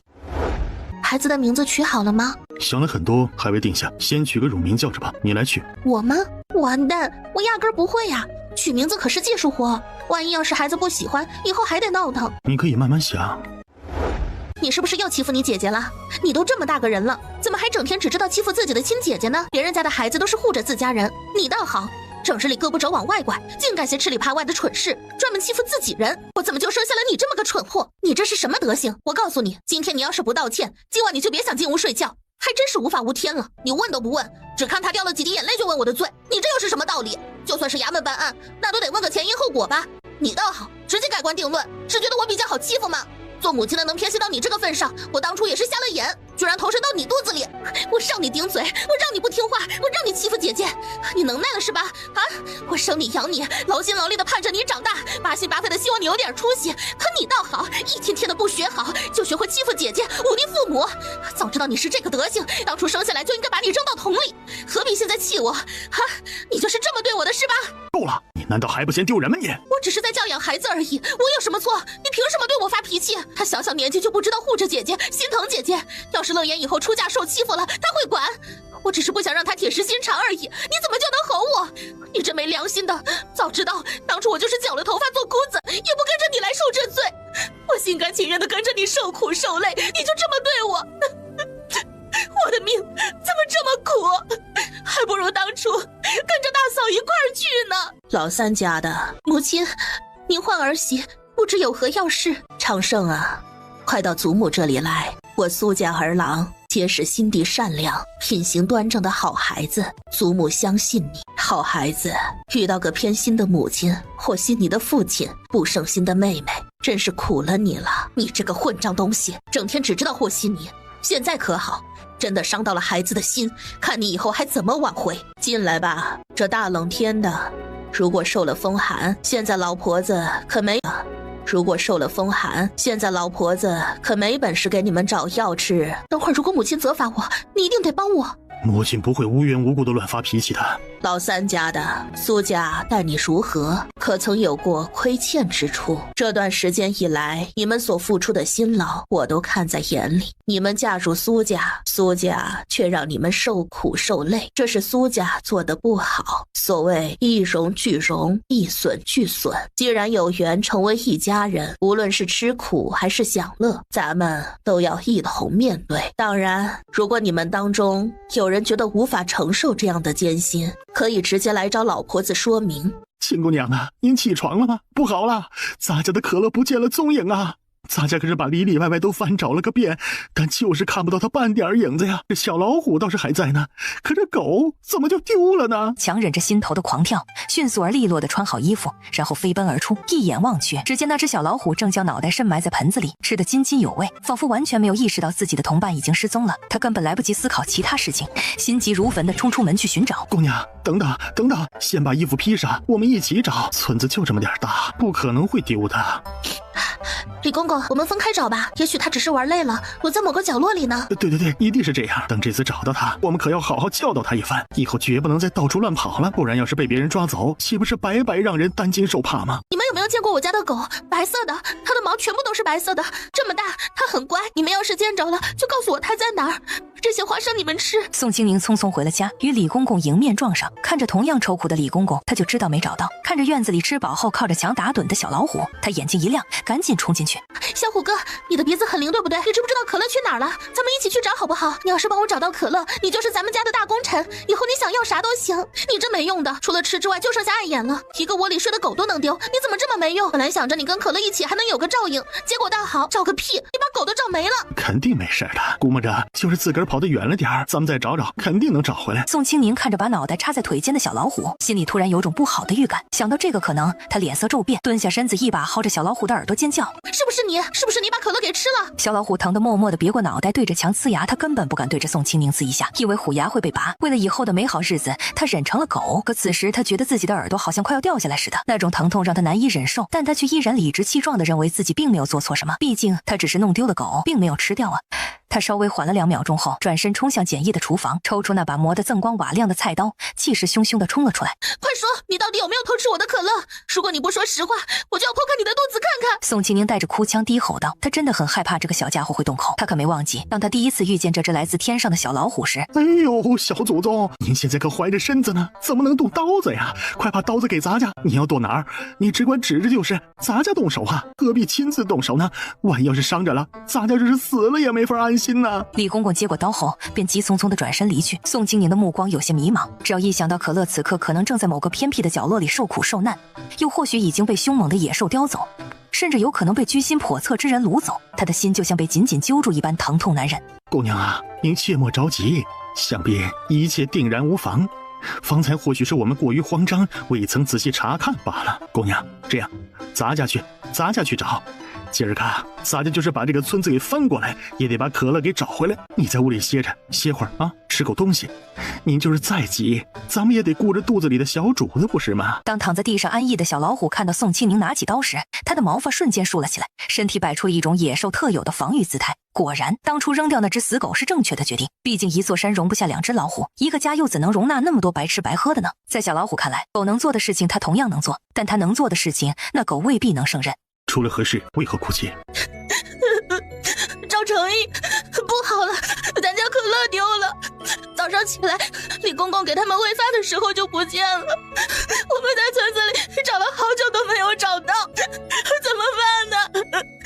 他丢了，他是不是被哪个畜生给吃掉了？怎么偏偏丢的是可乐呢？他还那么小，外面那么冷，万一要是冻坏了，可如何是好啊？别哭了，你回屋等着，我去找找看。原本以为赵成义并不待见可乐，没想到他居然这么担心，甚至都哭了出来。果然，我就是眼神不好，不会看人。一个会因为狗狗丢失而落泪的男人，又能坏到哪里去呢？奶嬷嬷那嘴脸有时确实很难看。本来想着要连同赵成义一起舍弃，毕竟以后抬头不见低头见的，谁乐意天天受着嫌弃？现在看来不用了，这是个好人呐。此刻，他终于彻底地接受了赵成义，决定与他共同面对未来的生活。赵成义听着宋清宁心里这些话，已经不知道该露出什么样的表情才好了。之前做了那么多的努力，这个女人始终飘忽不定，如今不过是一件小事，没想到她居然这么轻易地接受了自己。别哭了，你这样哭我难受也心疼。我好担心可乐啊，我害怕他会出事。别哭了，我马上就去找他，一定会把他找回来的。宋清宁微微点头，眼神中充满了对赵成义的依赖和信任。他眼巴巴地望着赵成义离去的背影。赵成义踏出房门，一眼就看到了被莫风找回的李公公。李公公详细讲述了事情的来龙去脉，瞧了眼脑袋插在腿里睡觉的小老虎，嘴角勾起一丝冷笑，几步走过去，毫不客气地一脚踹在老虎屁股上。起来，带路。这一脚下去，小老虎感觉自己的屁股仿佛要被踹穿一个大洞一般。他原本还打算装死蒙混过关呢，但赵成义可不像宋清宁那样好骗，更不会心慈手软。眼看着第二脚就要踢到屁股上，小老虎立刻像炸开了毛一样蹦了起来。一路上，他的速度快得惊人，那圆滚滚、肥嘟嘟的屁股几乎扭成了一朵花。赵成义的步伐也不慢，始终保持着不紧不慢的节奏，紧紧地跟在后面。莫风则紧跟在赵成义身后，两人一虎转眼间就消失得无影无踪。哎呦，这小老虎居然还懂得装模作样呢！飞奔到山上的小老虎很快就闻到了淡淡的血腥味，要是在平时，他肯定不敢上来。现在不一样，身后跟着靠山，他不怕，顺着血腥味跑过去。很快，他就找到了血腥味最浓烈的地方。赵成义跟着过来，看到不远处的场景后，脸色微变。只见不远处的一个极小树洞里缩着一团红红白白、黄黄灰灰的不明物体，看起来十分诡异和神秘。既然找到了，那就回去吧，以免他担心。莫风毫不客气地一把薅下小猴子，随手将它扔在地上后转身离去。然而，就在小猴子被扔下的瞬间，仿佛触发了某个开关，他开始拼命尖叫，并扑腾着身子追赶上去，试图抱住莫风的双腿。莫风一脸厌恶地闪身躲开。他实在对猴子提不起半点喜爱之情。至于原本只在蜀地才会出现的猴子为何会来到这里，他并不在意，只求这烦人的家伙不要再纠缠自己。小猴子眼见无法抱住莫风的大腿，便索性躺在地上撒泼打滚，耍赖尖叫。他那高亢尖锐的嗓音如同一把锋利的剑刃，划破了森林的静谧，响彻了大半个森林。就在这时，小老虎的眼神突然变得异常凌厉，仿佛燃烧起一团炽热的火焰。他没有丝毫犹豫，立刻撒开四蹄狂奔起来。紧接着，一声震撼山林的虎啸声传来，犹如雷霆万钧，震耳欲聋。原本还躺在地上撒泼打滚的小猴子，被这突如其来的虎啸声吓得魂飞魄散。赵成义望着那只扭着屁股狂奔的小老虎，脸色变得十分难看。他知道这奸诈狡猾的小东西定然是察觉到了危险，自个提前跑了。莫风则迅速将可乐紧紧地护在怀中，警惕地聆听着那震耳欲聋的虎啸声。在此之前，他们就已经知晓山上有老虎的存在。刹那间，一头体型健壮、皮毛黄黑相间且有着锐利眼睛的大猫突然跳了出来，挡住了他们的去路。如今正值严寒之际，这虎皮褥子送给那女子也算是一份心意。她怀着小儿辛苦，让她过得舒服也算值了。这时，老虎显然失去了耐心，他张开血盆大口，露出尖锐的獠牙，怒吼一声，然后猛地朝赵成义和莫风扑去。赵成义与莫风之间配合的天衣无缝，他们的身体灵活无比，以惊人的速度躲避着攻击。尽管两人并没有携带任何武器，但这丝毫没有对他们造成影响。他们顺手抽出了一根看上去坚固耐用的木棍，准备迎接接下来的战斗。连续数次攻击都未能奏效，老虎变得愈发狂暴，吼声震耳欲聋。然而赵成义毫无畏惧之色，他纵身跃起，手中的木棍如同闪电一般刺向老虎。就在这惊心动魄的一刻，莫风果断出手了，他精确无误地将手中的木棍投掷出去，尖锐的一端径直朝着老虎的眼睛射去。老虎被击中后痛苦不堪，暂时停下了攻击。赵成义趁机再次发起攻击，他与莫风相互配合，一进一退，让老虎疲于应对。随着时间的推移，老虎身上的小伤变得越来越多。由于赵成义一心想要得到一张完整的皮毛，所以他刻意控制攻击力度，并没有给老虎造成太大的伤口。而赵成义和莫风两人身上也增添了许多新的伤口。在又经历了几十个回合的激烈缠斗之后，双方终于停下来，彼此对立而战，全都气喘吁吁，疲惫不堪。只听得一声清脆的咔嚓声响彻山林，紧接着便是爪子与皮肉撞击所发出的闷响声。高高跃起的老虎身躯停滞在半空中，所有的动作都在一瞬间戛然而止。下一刻，伴随着轰然一声巨响，老虎重重地摔倒在地。与此同时，另一人也猛地喷出一口鲜血，同样狼狈不堪地倒在地上。你们都是死人吗？眼睁着看着主子受伤。这时，从不远处的树上跳下来一个身穿黑衣的人。这是主子的意思。莫风无奈，刚才角度问题，他根本就没看到主子做什么，容不得多想，他立马背着赵成义朝着山下狂奔。快进来，快把他们俩都放在床上。就在这时，李公公拉着老大夫一路飞奔而来。哎呦，老哥哥呀，你就别再喘气儿了。咱俩年纪相仿，我当然清楚您累不累啊，但是现在不是休息的时候啊，您赶紧给咱主子瞧瞧吧啊！咱俩不一样，你瞧，这不处理的挺好吗？有劳了。老大夫颤颤巍巍地走上前来，眯起眼睛仔细观察着赵成义的状况。他先是看了看伤口，接着伸出手轻轻地把一下脉，然后又仔细地检查了一番。别看这位老大夫年事已高，他包扎伤口的手法却是又快又好。待到老大夫离开之后，宋清宁静静地坐在床边，凝视着昏迷不醒的赵成义。莫风，刚才我好像听到了虎叫声，你们是不是遇到老虎了？是的，主子他想给你做一块虎皮被子。你们怎么这么傻呀？那老虎岂是随随便便就能打的吗？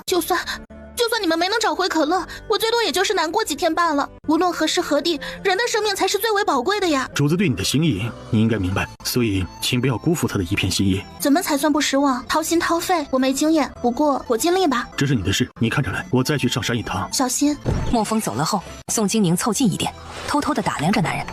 昏迷的男人脸色微白，嘴唇没有什么血色。唉，这男人咋就这么实诚？我虽然在意可乐，可我也没让他拼命啊。这下欠了这么大的人情，以后咋还？拿东西还的话，显得很没诚意呀。唉，看起来伤得这么重，还是给他多吃点好的吧，把身子养好最重要。擦着擦着，感觉手指热热的，随即对上男人含笑的眸子。伤得那么重，疼不疼啊？你不是很厉害吗？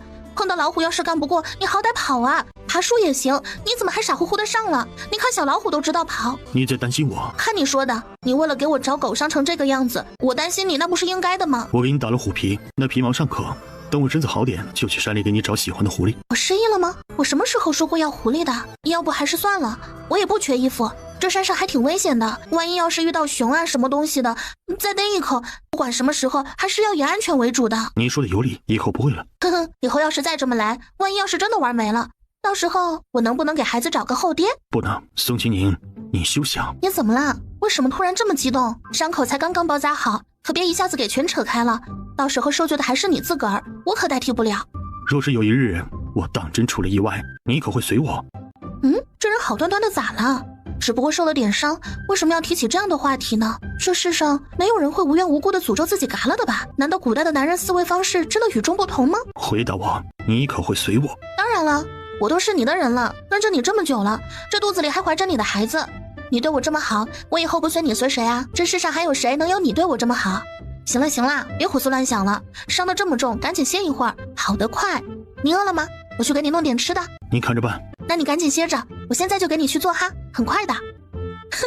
果然，男人至死是少年，不管什么时候都得哄着，就跟小孩一样，你只要给够他足够的糖，他就能对你眉开眼笑。还好这祖宗也不是那难伺候的，要不然我还真不知道该怎么做。希望他以后能跟今天一样好哄。你在外面做什么？这么冷的天，伤着孩子怎么办？给主子做饭，你快回去吧。有我在这儿就足够了。你做的这是什么？鸡蛋羹啊！好了，赶紧给主子送进去吧。等等，清宁，嬷嬷，蛋要凉了。对于宋清宁如此冷漠的态度，奶嬷嬷感到十分伤心。仅仅因为之前的提点，她竟然表现出这般不领情的模样，实在令人心寒。奶嬷嬷向宋清宁道过歉，可她并未接受，两人之间陷入了僵局。现在趁着这个机会，奶嬷嬷还是苦口婆心道：清宁啊，作为一个女人，要认清自己的身份，要不然不会长久。多谢嬷嬷提点，不过主子受了伤，等着吃饭。您要是有什么话，还是等得空再说吧。说罢，他端着托盘直接进了屋子，无视奶嬷嬷瞬间惨白的脸。咣当一声关门声惊醒了奶嬷嬷，她焦急地走到门口，想要敲门进去看看主子到底伤到了哪儿，又不敢，因为之前跟宋清宁的那点小芥蒂，主子对她也是疏离了不少，她也不敢在这个时候再多话。可她真的担心主子出事。嬷嬷，您不必过于忧心。主子身边还有清宁呢，他或许表面看起来有些不太可靠，但实际在照顾主子方面绝对没有问题的。奶嬷嬷，闭嘴！没用的东西，同样都是同房，你怎会如此没有出息？主子，听说您受伤了。无妨。而在房间里，宋清宁将一勺已经吹凉的鸡蛋羹送至男人嘴边。青青，你的厨艺相当出色，要是喜欢，以后天天给你做。倒是不必，你只需养身子即可，无需受累做这等粗活。所以吧，只要你能保持，我也能保持，加油！饱了吗？还差点儿。鸡蛋味儿，你先休息一下吧，我过去看看那只死老虎到底长什么样。宋清宁端着碗走出房门后，一眼就看见院子里摆放着一只体型巨大无比的死老虎，而在不远处，本来玩雪玩得好好的小老虎也没心思玩了，正一脸警惕地趴在那里，龇牙咧嘴，看起来似乎随时都准备逃跑。尽管莫风回来的时候并没有故意大肆声张，但这一路上闹出的动静还是引起了不少人的注意。苏家众人得知这个消息之后，男人们立刻匆匆赶来，帮忙剥皮和处理老虎身上的肉块，院子里忙得热火朝天。苏老太太得知赵成义受伤的消息后，心急如焚地亲自赶来探望。宋清宁则手扶着大肚子，好奇地张望着。不知何时，奶嬷嬷已悄然走到他身后，动作迅速地捂住了他的眼睛。清宁啊，你怀着身孕呢，可不适宜看这些东西。在流放的路上，我什么没见识过，连生吞人肉的场景我都经历过。现在不过是看看一只死老虎罢了，能有多大的事？清宁，我这可是为了你好啊，我不需要你这样的好意，你大可将你的好心用在别人身上，但请别再对我动手动脚。而就在这时，苏老太太恰好走了过来，正巧撞见了奶嬷嬷和宋清宁之间这并不和谐的一幕。这天寒地冻的，您怎么过来了？可要小心脚下，别摔着了。听说那孩子伤着了，老身过来瞧瞧。听说你受伤了，情况如何？怎么会突然受伤呢？只是一点轻微的皮外伤，不必担心。没事就好，既然受伤了，就要好好休养。你要记住，无论何时何地，你的安全都是至关重要的。你的那位小通房怎么样了？我瞧着她的肚子也快到临盆的时候了吧？是啊，就快了。真不知会是个姑娘还是小子呢？无论姑娘小子，我都会喜欢的。确实应该喜欢。第一个孩子讲究的就是缘分，无关性别，而且往后无论再生几个，这第一个总是与众不同的。说来也是这姑娘有福气，将来呀，你一定要善待她，哪怕日后遇到什么事情，也绝不能亏待了长子的生母。毕竟怀胎10月非常不易，尤其还受了这么多罪。不会亏待她。当初你母后生下你时，也是满心欢喜。作为正妻，他也做到了妻子的责任。到后来，也是他福薄。您放心，我心里有数。老婆子我年事已高，活到现在，无非就是盼着你们这群孩子能够平平安安地生活下去。说完这句话，苏老太太转身离去。莫风走到门口，轻轻叩响房门，恭敬地问道：主子，这虎肉该如何处置？留下10斤最上等的肉，其余部分明日用来炖煮一锅肉汤，让大家一起享用。如今大雪天气，目前无法上工，主子特意吩咐，明日会煮一大锅热气腾腾的肉汤，给大家尝尝，暖暖身子。如果哪位有空闲，希望明日能够早点过来帮忙。众人听到这话，纷纷开心起来。他们已经很久没有尝过肉味了。你这小家伙，小小年纪怎么总爱操大人的心呢？我不是早就告诉过你吗？男女授受不亲，不要总是对我动手动脚的。你我之间已经如此熟悉了，只是捏一下耳朵罢了，又有何不妥？宋清宁，你到底还算不算个女人呢？你怎能直勾勾的盯着男人看那种地方呢？哪是我非要看啊，明明是你自己没把裤兜子整理妥当。得了得了，你们这些小家伙不都是一个模样吗？就像那小巧玲珑的茶壶一样，看了也就看了呗，我保证下次不再看了。你何必如此小气呢？我真不该来安慰你，就你这副样子，哪里还需要我的安慰？看你这傻乎乎的德行，总有一天那人会把你扫地出门。那到时候我讨饭讨到你家门口的时候，你可得给我多吃几顿热乎的，毕竟你可是个好孩子。哼，你的夸赞听起来可一点都不真诚呢。快去睡吧，总不能你还真去那柴棚里睡吧？或许有一天真的会去呢。你如果再不快点，有人该着急了。老李头，今天到底发生了什么事情啊？为什么好端端的主子会突然去山上猎虎呢？干啥呢？干啥呢？瞧你那副紧张兮兮的样子，就好像天要塌下来似的。告诉你，没啥事儿。这不，主子好端端的在屋子里躺着呢，你又何必操心呢？你别打关子，我只是想知道真相而已，怎么能说没事呢？主子都伤成那样了，这难道还不算有事吗？咱家说不知道，怎么的？你还想给咱家上刑不成啊你？说完，他还大大的翻了一个白眼，然后扭着屁股转身离去。你怎么躺着啊？你的伤都在后背，这么躺着压着不疼吗？好歹侧着睡呀，你要是累了趴着睡也行，那么深的伤口得慢慢养着才行，真是傻了。青青，青青，有事？饿了？渴了？还是要尿啦？没有，就只是想你了。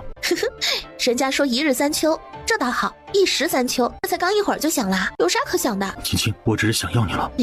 刚受了这么重的伤就来开花枪，这是想浴血奋战呀？也不怕来个马上风？青青，行吗？不行，我怕你的血崩我脸上，到时候我就罪该万死了。快睡吧，要是伤口裂开了，我可就得去住草棚子了。哼，我不过是个没有话语权的通房罢了，是个人都能踩一脚。祖宗啊，求您高抬贵手，可千万别连累我呀，我还想多活些日子呢。你生气了啊？没有，我哪敢啊？到底是不敢还是没有啊？您不觉得困吗？好歹也是做过太子的，话怎么这么多？唉，不知道什么时候才能有一间自己的房间。这马上就快生了，总不能坐月子跟这个男人待一个屋子吧？古人不是最讲究这些吗？什么产房晦气，到时候应该不用我自己开口吧？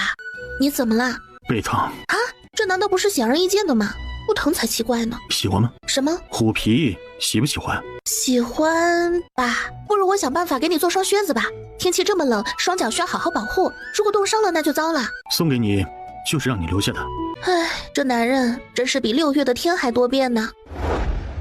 第二天清晨，下了一夜的雪，现在只飘着细碎的雪花。有话就说，别动手动脚。瞧你这样子，咋的？你还嫌弃我不成？我只是不喜欢跟人靠得太近，有话你就说，我能听见。哎，你就没跟殿下说说，这都啥光景了？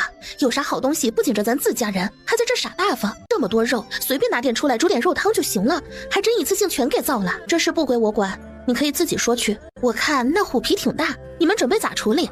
要不这样，你给我剪一块，我就做个暖手的。那么大块皮子，你给我让一点，也用不了多少。你不会小气吧？我已经说得很清楚了，这个家可不是由我说了算。你若想拿走这些东西，可以去找奶嬷嬷或者真正的主子们商量，只要他们同意，哪怕你将所有东西都拿走，我也绝无二话。哎呀呀，你瞧瞧，你这说的什么话呀？以你现在的地位，说不定哪天就能成为名副其实的主子呢。殿下对你可是宠爱有加，视如珍宝，哪里像你说的那般凄惨可怜？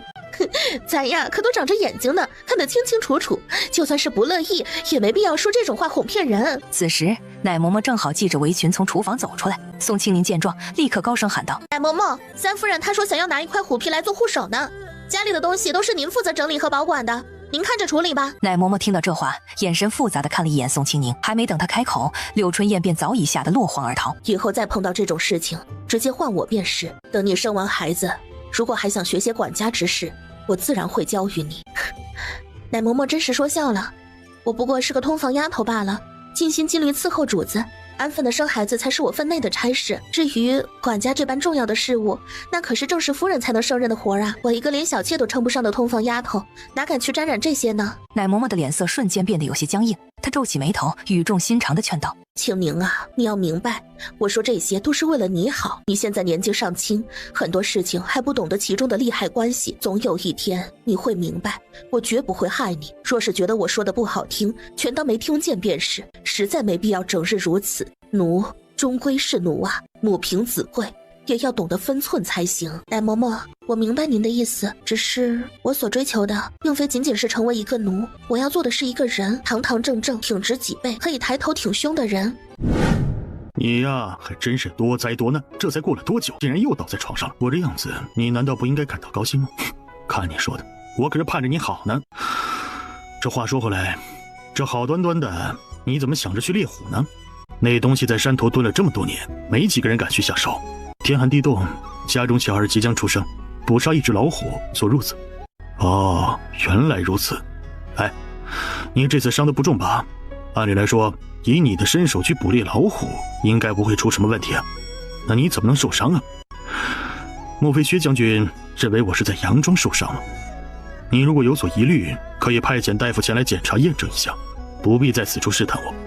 看起来你确实非常喜欢这个孩子呀，竟然亲自去捕猎老虎，这种心意实在是难能可贵呀。这可是我的亲生骨肉，我身为父亲不上心，难道我还能期望别人去疼爱他吗？你看看你怎么这么多心呢？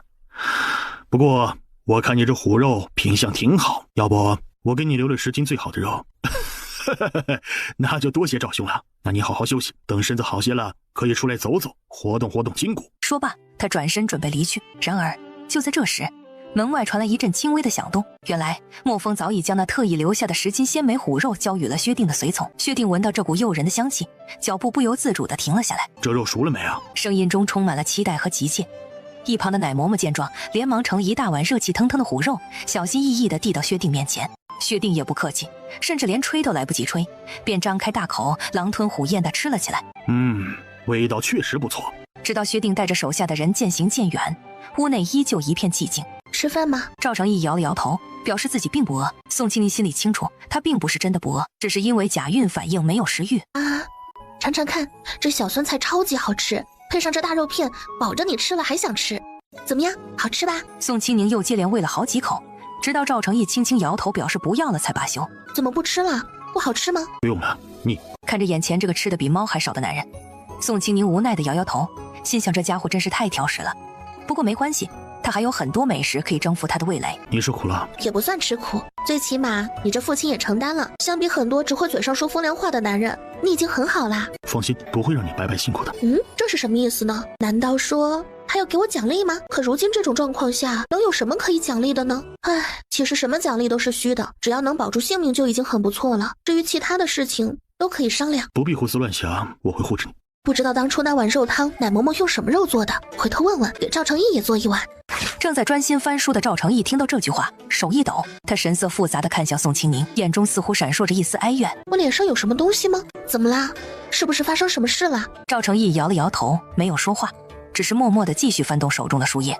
此时外面吃饭的人已经散去。小小年纪整天板着脸，还没长大呢，就要变成小老头了。可乐遇到麻烦了，跑到外面就见可乐急躁地转着圈，嘴里发出低吼声。只见可乐背上紧紧扒着一只跟猫差不多大的猴子，小猴子瘦得像根柴火棒，却稳稳地揪着可乐的毛，仿佛与可乐融为一体。任凭可乐如何急躁地甩动身体，他依旧纹丝不动，甚至还惬意地眯起眼睛享受着这一刻。宋清宁看着可乐可怜巴巴的转圈，气得脑袋嗡嗡作响。他生平最讨厌的就是猴子这种动物。小猴子似乎察觉到了宋清宁的愤怒，旁边围观的小孩见小猴子居然拔可乐的毛，全都惊奇地瞪大眼睛。宋清宁气得3步并作2步上前，一把薅住猴子。宋清宁单手抱着可乐，心疼地安抚着他。听到小猴子的尖叫声和撒泼声，宋清宁心生厌恶，毫不犹豫地将这个小家伙扔出老远，直接扔到了路对面的冰面上。听到动静的李公公跑出来一看，哎呀，祖宗啊，你怎么出来了？您这么大肚子抱着狗，要是抻着了可怎么办呢？宋清宁把可乐送到李公公手上，弯腰再次提着猴子，不顾他扑腾的四肢，疾步走到小老虎身边，直接放在小老虎背上。冷不丁的背上多了一个包袱，小老虎当即不适地炸了起来，完全没有了刚才看热闹的状态。那双冰冷的虎眸里全是愤怒与不耐。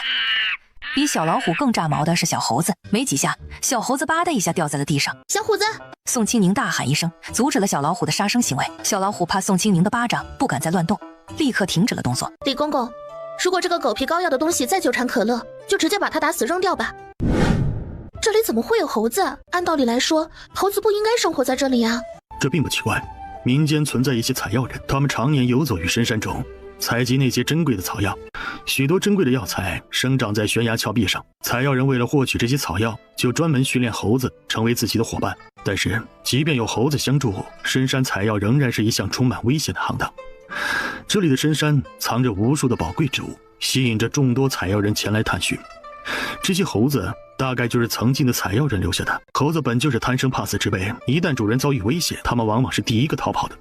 也许是曾经的主人突然离世，或者是别的原因，导致这些猴子被留在了深山里。反正不管咋说，这死猴子要是再来，绝对不能再客气。赵成义挑眉，你不喜欢？谁会喜欢猴子？那东西最讨厌，光看着就烦。那就让墨风处理了。等墨风回来，李公公就把拴在柱子上的小猴子交给他，并转达了赵成义的意思。墨风自然知道这东西黏糊，既然主子已经发话，他就带着小猴子去了山上。墨风怎么处理的，宋清宁不知道，反正他再也没看见过。接下来的日子里，大雪纷纷扬扬，似乎永远也停不了。男人们不能再去采石场干活，只能被派去修理城墙。如果遇到敌人来袭，他们还得充当冲锋陷阵的士兵。你在干嘛？大嫂，你怎么来了？你在做什么？没干啥，我这不是在干活吗？我如今哪里还有大嫂的福气啊？一天到晚躺在床上等着人伺候，连大嫂的活计也要我帮忙一起干。你到底在做什么？你不是都看见了吗？还问什么问？你以为我愿意干这种事情吗？要不是活不下去，谁会乐意干这个？你以为每个人都和你一样，长了一张漂亮脸蛋就能享受一辈子的荣华富贵吗？把东西给我放回去，要不然可别怪我不讲情面。哼，大嫂，你这心是越来越狠了。你自己舔着脸会讨好人家贵人，得了好东西你自己享受。咱们可是一家人，你从来也不照顾我一下，你觉得合适吗？你看看我现在都成什么样了。接着他又展示了一下自己的手脚，上面布满了脓疮，渗着黄色的粘稠的液体的手脚，光看着就让人不忍直视。你看看我的耳朵，都快被冻得掉下来了。我要不是给自己打算着，我能活吗？我还能活得下去吗？对于他的凄惨丝毫不在意，不再废话，一把拉住白招娣的手臂，用力往门外拽去。既然你不愿意放回去，那我就只能带你去找老夫人，让她老人家看看该怎么处理。总不能因为你这么个不知好歹的东西，让咱们一大家子都没了命吧？大嫂，求求您了，您可千万别这样啊！我们可以好好说话，有什么事都能商量着解决吗？您不能就这样绝情的赶尽杀绝呀！毕竟我们曾经还是一家人呢，在一起生活了10几年，还一起吃过同一锅饭呢。多少也念一点旧情吧，好不好？我再怎么不济，也是看着石头长大的人呢。就算看在他健康成长的份上，您就高抬贵手，睁一只眼闭一只眼，装作看不见行不？这绝对是最后一次了，我向您保证，以后我绝对不会再犯同样的错误了。你竟然还好意思提起石头？难道你忘了，你差点害死他，你却无动于衷。直到现在，你给孩子连个正经的道歉都没有，现在居然还跟我谈什么情谊，简直就是不知羞耻！你这个不要脸的东西，一心想要抢走我的丈夫，甚至还打了我儿子的主意。你还真以为自己是什么好人吗？你觉得我还会对你心软吗？我告诉你，你想都别想！自从你伤害了石头后，你就不再配谈论情义二字。我告诉你，你最好祈祷你活得稍微久一点，要不然，但凡你断了气，我就把你扔到后山喂牲口去。你这畜生不如的东西，也就是喂牲口的命！说着，咬娘就把白招娣死拖硬拽地拉到了苏家的院子。此时，苏家的女人都在忙活着，她们没有丝毫特权，要跟其他人一样，每天定量的干活。我出去看看，干啥呢？干啥呢？不在家干活都干啥呢？咋享了2天福，想得皮痒呢？想得皮痒呢？我刚才发现他偷藏旧衣里的棉花，我怕他连累到苏氏一家，就带过来找老夫人寻个章程。听到咬娘的这话，柳春燕也是惊了，她没想到这女人居然胆子这么大，干了她都不敢干的事儿，这么大的事儿她也不敢耽搁，赶紧回头扯着嗓子大喊：母亲，不得了了，咱苏家出了个憨货，居然敢偷东西！柳春燕一边喊着一边跑向正房，刚一进屋子便大声嚷嚷起来：母亲，不好了，出大事了！大呼小叫什么？成何体统？柳春燕赶忙凑到老太太跟前，将事情添油加醋地说了一遍。老太太一听，脸色顿时变得阴沉下来。还有这种事？苏老太太一向最讨厌手脚不干净的人，尤其是在自己宗族里头发生这样的事情，更是让她无法容忍。走，去看看，你就是白招娣吧？你为何要偷棉花？老夫人，我不是故意的，我只是想拿点棉花做件衣服，我也没多拿，一件衣服里就抽了一小撮，保证看不出来，也不会影响啥。我也是没办法，我不想冻死啊！好端端的被连累流放，男人婆婆都死了，我也不想啊！您看看我的手，看看我的脚，都烂成啥样了？你不该偷的，苏家向来磊落，不该有如此小人行径。以为我愿意？要不是活不了，要不是我能喘这口气儿，我也想挺直腰板活呀。可现在咋活？您倒是说说咋活？我不知道啥叫磊落，我只知道要是不偷，我就是烂在那屋子里都没人去瞅一眼。老二家的，给他拿一件衣服。二夫人赶紧去拿了件衣服过来递给白招娣。白招娣不敢置信，居然这么容易就得了衣服，瞬间觉得之前的罪都白受了。早知道这么容易，早些过来要，也不至于成这样。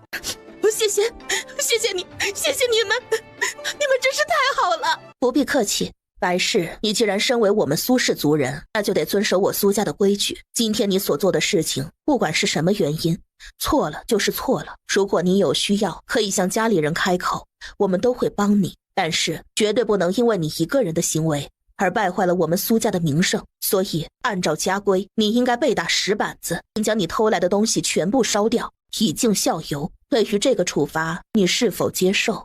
接受，只要能有饭吃，有衣穿，咋都行。去拿根扁担来。苏老太太命令道。2个女人拿着扁担高高举起，狠狠地朝白招娣的屁股打了过去。啪！一声清脆的响声回荡在院子里。白招娣像是并没有感到疼痛，紧接着又是一扁担。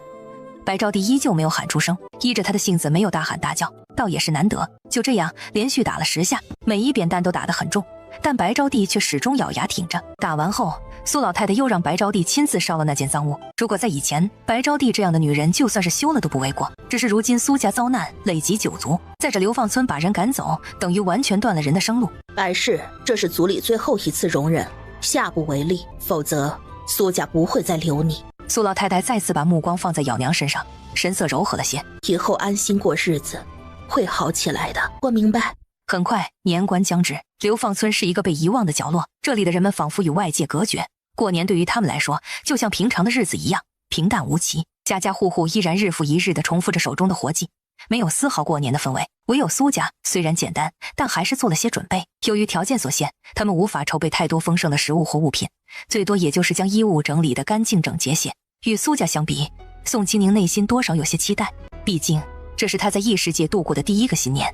别担心，我会尽快回来的。唉，希望他们不会生变故，按时回来。我这大肚子一天天的，谁知道哪天小家伙要是待够了，提前要出来咋办？我已经算好了，到山里3、4天，不管累到多少，都能赶在你生产回来。放心，只是几日而已。这孩子从怀着到现在一直乖，也没有折腾我。虽然你受了不少罪，但是我相信他是个乖孩子，以后肯定会按时出来，不会提前发动。你生的都是好孩子，回屋吧，安心等我。全部收拾妥当后，赵成义跟苏家几个男人一起出了院子，小老虎屁颠屁颠的跟在后面，这次也要一起去，都已经这么大了。赵成义不准备再让他留着吃白食，是时候锻炼锻炼他的捕食能力了，要不然白养这么一坨肉，真的没有一点意义。姑娘，您就别看了，连影子都看不着了。咱们快回去吧啊！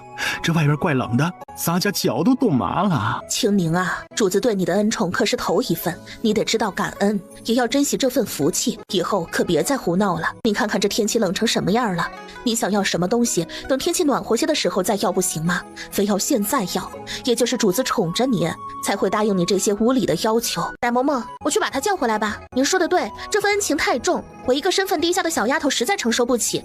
如果因为我的任性导致发生什么意外，我还怕被雷劈呢。说完，宋清宁扶着肚子笨重的转身准备追出去。哎呀，你这孩子小心点儿，小心点儿，可别摔了。哎呀，我说你这老太婆怎么回事啊？就不行人高兴一会儿是吗？你一天到晚咋那么多话呢？你要是觉得主子对丫头太好了，那你可以自个儿去说呀，别一天到晚阴阳怪气的。你以为这丫头怀孩子容易啊？以前那些个贵人怀着孩子，哪个不是千娇万宠啊？生怕磕着碰着，咱丫头已经够委屈了，一天天的只要吃饱喝足就行，一点幺蛾子都没闹，你还想干啥呀你？主子乐意宠，那是主子的事儿，你一天到晚那么大意见干嘛呀？这丫头已经够安分了，你还一天天的要敲打，怎么了啊？还真得训成绵羊啊你！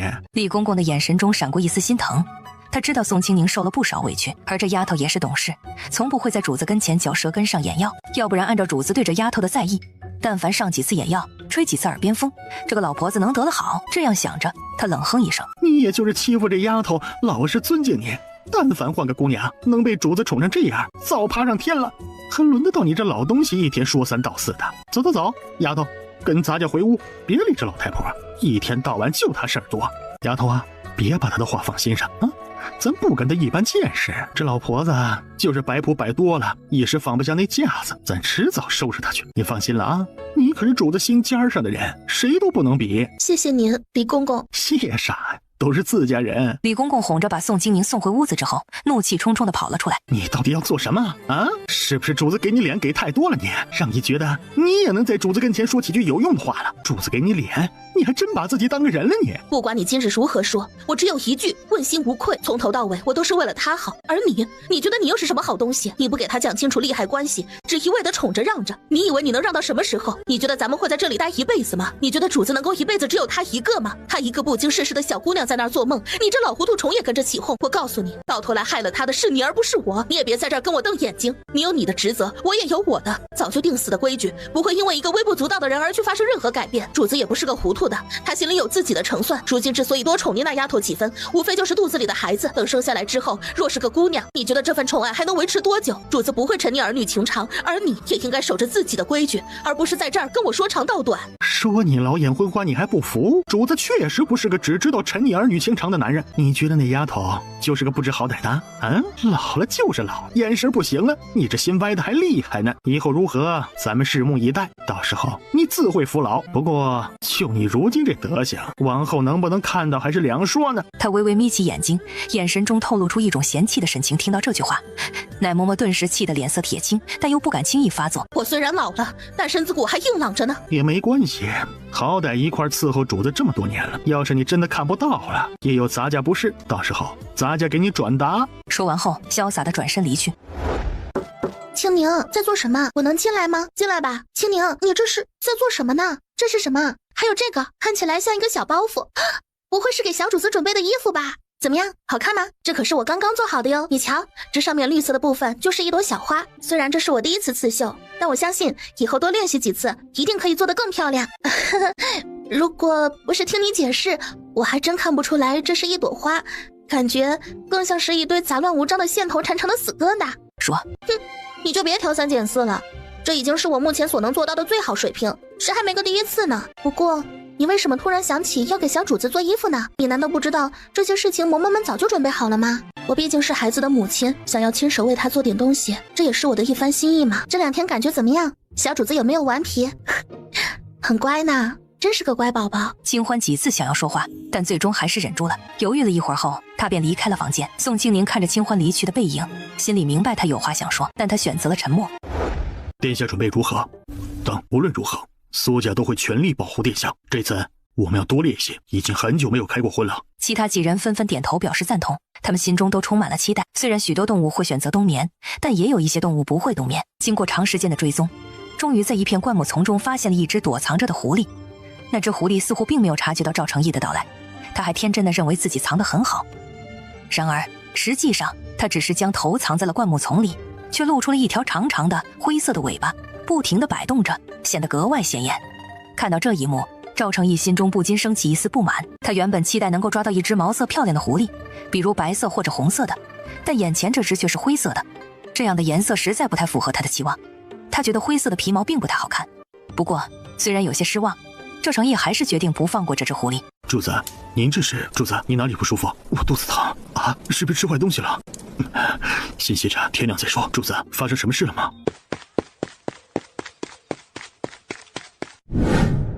清欢，李公公，我好像要生了，快把清宁扶着，咱们一起去隔壁柴棚。还好我这2天已经拾掇出来了，咱们直接过去就行。干啥呢？这是干啥呢？姑娘生孩子，你把人送到柴房干嘛呀？你别管这么多，女人家生产的事情你又不懂，你只管在外面候着烧水就行，哪那么多话？今儿个绝不能出去，你这老婆子就别瞎折腾了。现在最重要的是接生。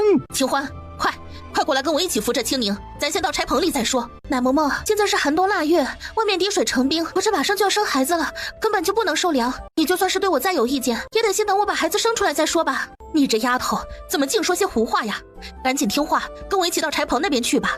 放心吧，前2天我就已经把那里收拾好了，那些犄角旮旯我全都堵严实了，就是为了生孩子的时候不会受风。现在可不是浪费时间的时候啊，等孩子生完了，我自然会跟你好好解释清楚的。我不去，我绝对不会到外面去生孩子，别说是现在这样寒冷的大冬天，就算是炎热的3伏天，我也绝不会去那个草棚子里。这么荒谬的事情，我是绝对不会答应的。我要生孩子，生赵成义的孩子，没有任何一个地方是见不得人的。如果你不愿意帮我接生，可以直接离开这里，我就不信了。没有你，我这孩子还不生了。清宁，别激动，你也别误会，柴棚那边我已经收拾好了，跟屋子里没有一点区别，也不会冷。你生的是主子的孩子，我比任何人都要担心。等你生完孩子收拾干净之后，自然会让你再回房间，只是在那生孩子而已，不会待太久。我不会害你，我不会走。就算你说的天花乱坠，我也不会走。清宁，我在生孩子，这比任何事都重要。就算是赵成义在这儿，我不信他会让我去那柴棚子。宋清宁，别忘了你的身份，3番2次直呼主子其名，你的规矩呢？我告诉你，现在我说了算，由不得你。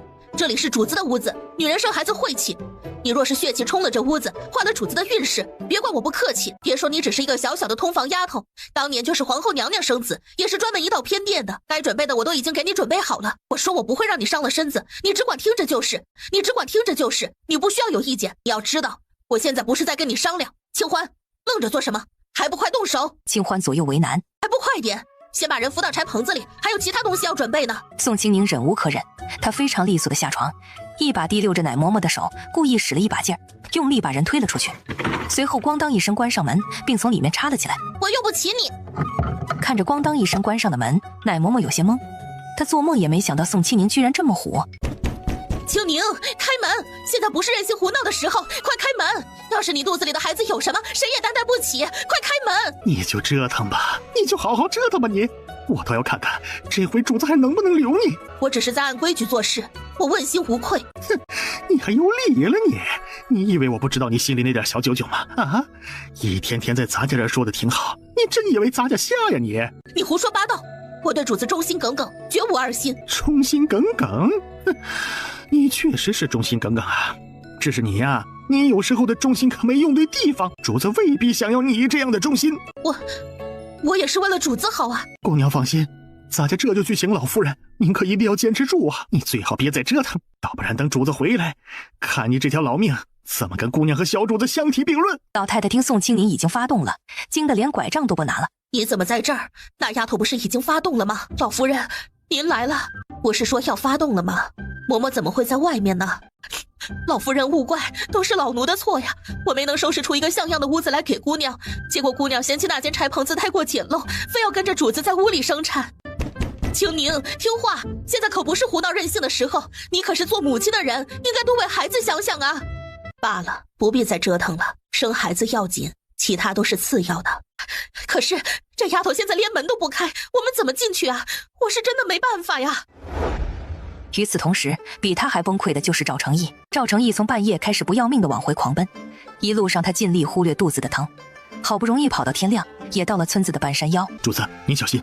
赵成义擦了一把额头上豆大的汗珠，深吸一口气，再次狂奔起来。众人见到赵成义如此狼狈不堪的回来，都感到十分诧异。看来你跟这丫头还真是心有灵犀，这丫头一大早发动，你就赶回来了。主子，老奴有罪啊！青宁这丫头现在还在跟老奴赌气呢，老奴真是担心呐。赵成义并没有看地上的奶嬷嬷一眼，又或者说他此刻的全部心神都放在了房间里那个让自己疼的话都说不出的女子身上。他想嘶喊出声，但却忍住了。每走一步，他都觉得双腿发软，几乎要跪坐在地。青青，是我，乖，把门打开。回来啦，真是太巧了，我正好要生宝宝了呢。当他终于走到床前时，他的双腿再也支撑不住他的体重，只听得扑通一声，他重重地跪倒在地。这一下得有多疼啊！这个人怎么会突然下跪呢？难道是因为我生孩子吗？可即使这样，也没有必要行此大礼啊！我真担心自己会因此折寿。别怕，先把孩子生下来再说。宋清宁微微点头，表示同意。你这是热的、累的还是紧张的？别担心，我这次生孩子感觉还挺好，没那么疼，除了有点胀之外，真没啥。乖乖生。这也不是我能左右的呀，娃什么时候出来，真的由他自己呀。尽量生快点儿，很疼，我感觉腰一下没有知觉了。看着男人刷白的脸，他的眼里带着询问。赵成义点点头，宋清宁实话了。呀，这也太玄乎了吧！还有这好事儿，要是人人都能替，那女人还成生孩子？但凡条件允许，1年3胎都行啊！主子，快出去，产房晦气，男人不能进呐。这个赵成义实在是太纵容宋清宁了。小家伙哭得撕心裂肺。大喜呀大喜！恭喜殿下是个小公子呢，姑娘大福是个小公子呢。小公子真是聪明伶俐呀！不用担心了，都好着呢。要看看你的儿子吗？他现在怎么样了？放心吧，他很好，只是刚才费了些力气，有些疲惫罢了。这姑娘啊，终究是有福的人呐。不是姑娘，是夫人。说罢，他伸手接过孩子，将他小心翼翼地抱进怀中。是啊，也是时候该考虑这件事情了。行了，既然已经平安落地，那我也就放心了。苏老太太见赵成义高兴，呵呵笑着离开了产房。还是自家孩子乖，知道省力呢。主子，小主子怕是要饿了。世人喜欢多子多孙，来吧，我能生18个。姑娘啊，别紧张，生孩子都是这样的，一会儿就好了。对呀，姑娘，你要是疼的话就叫出来吧，憋着可不好受。没错，姑娘，你听我们的，该使劲的时候就使劲儿，别怕。一旁的赵成义身体抖得更厉害，他不想让大家知道他此时难看的样子，于是咬着手臂，憋得额头青筋直冒，满头大汗，眼珠子都充满了血丝。就这一次，熬过去就没事了，只要熬过去，以后当和尚都行。苏家几个女人都紧张地盯着宋清宁的下身，仿佛那里能给出答案一般。而那个被宋清宁嫌弃的奶嬷嬷也一直紧绷着脸待在房间里没出去。还没生。与此同时，一声嘹亮的婴儿啼哭声响起，甚至压过了赵成义的声音。让老奴来抱抱他吧。然而赵成义并未挪动身体。清宁这孩子真是有福气呀！奶嬷嬷，你坏了规矩。老奴知罪，请主子责罚。下去吧。屋子里安静下来，赵成义小心翼翼地把孩子抱到了宋清宁的床边，轻轻地放好。你还挺舍得处置啊。莫要胡说，坏了规矩就该受罚，别再胡思乱想了。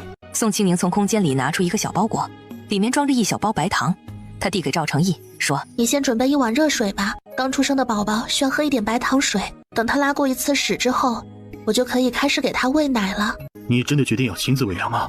当然，我已经想好了。俗话说得好，有奶就是娘。我这个人比较小气，我想让我的儿子因为一口奶而对别人感恩戴德。你先休息吧，好好睡，我去倒些热水过来。丫头啊，你说我是不是做错了？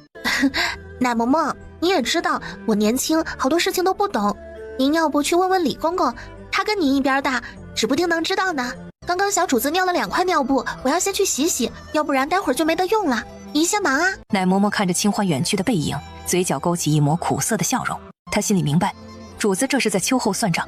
想起这段时间发生的种种，她不禁感叹自己真是糊涂了。明知主子对那个丫头宠爱有加，却还一心想要教导她规矩，让她懂得分寸，为未来做好打算。如今看来，自己的一片苦心终究是白费了。想到宋清宁刚生了小公子，身子肯定很虚弱，需要补充营养和体力，她不禁叹了口气。主子，让老奴来照顾小公子吧。你不想再见，我把他送走如何？你要是能确保他不再恶心我，那我无所谓。行，我知道了。你先坐月子，好好养身体，以后家里的事归你管。这人啥意思？让我管？是我理解的那个意思吗？我出去一下，待会儿回来一起休息。主子，我做了些吃食。夫人刚刚生下小公子，肯定是饿坏了。赵成义没看笑容满面的奶嬷嬷，只是让一旁候着的清欢把饭食端到屋里。赵成义径直去了隔壁的屋子，奶嬷嬷蔫蔫的跟在身后。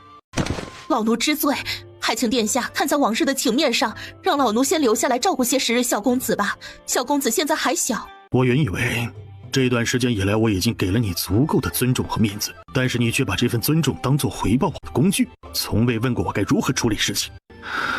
你的自以为是和擅自做主已然超越了界限，是奴大欺主。主子，难道您忘记了皇后娘娘吗？您是否还记得她对您寄予的厚望呢？宋清宁不过是一个微不足道、上不了台面的人物罢了。即使她生下了小公子，您也不应该如此糊涂啊！莫风，宋客，奶嬷嬷，你知道主子的脾气，咱们谁也别为难谁。主子，老奴这些年尽心尽力、忠心耿耿地伺候您，没有功劳也有苦劳。如今您要赶老奴走，老奴没有半句怨言，只是往后没有老奴的释放，你一定要保重自己，万事都要三思而后行，不要只沉溺于儿女情长啊！喜欢父亲抱吗？看来这小家伙喜欢你多一些。他是我儿子，喜欢我多一些，理所应当不是吗？更何况我也是出了力的，他也该喜欢我。说到出力，宋清宁还真不能有意见。相比其他男人直爽一次就可以欢喜当爹，赵成义就差亲自生了，刚生下来就如此亲近，确实理所应当。累了吧？上来休息。真有孙子了！恭喜陛下，贺喜陛下！好，甚好，赏。谢陛下。这可是朕的第一个孙子，一定要好生培养。陛下说的对，小公子定是受陛下恩泽瞅准了来的。传旨下去，封赵成义为郡王，赐府邸1座，黄金1万两，金缎1000匹，珍珠10壶。是陛下。爱妃给朕做的吗？陛下，您怎么来了？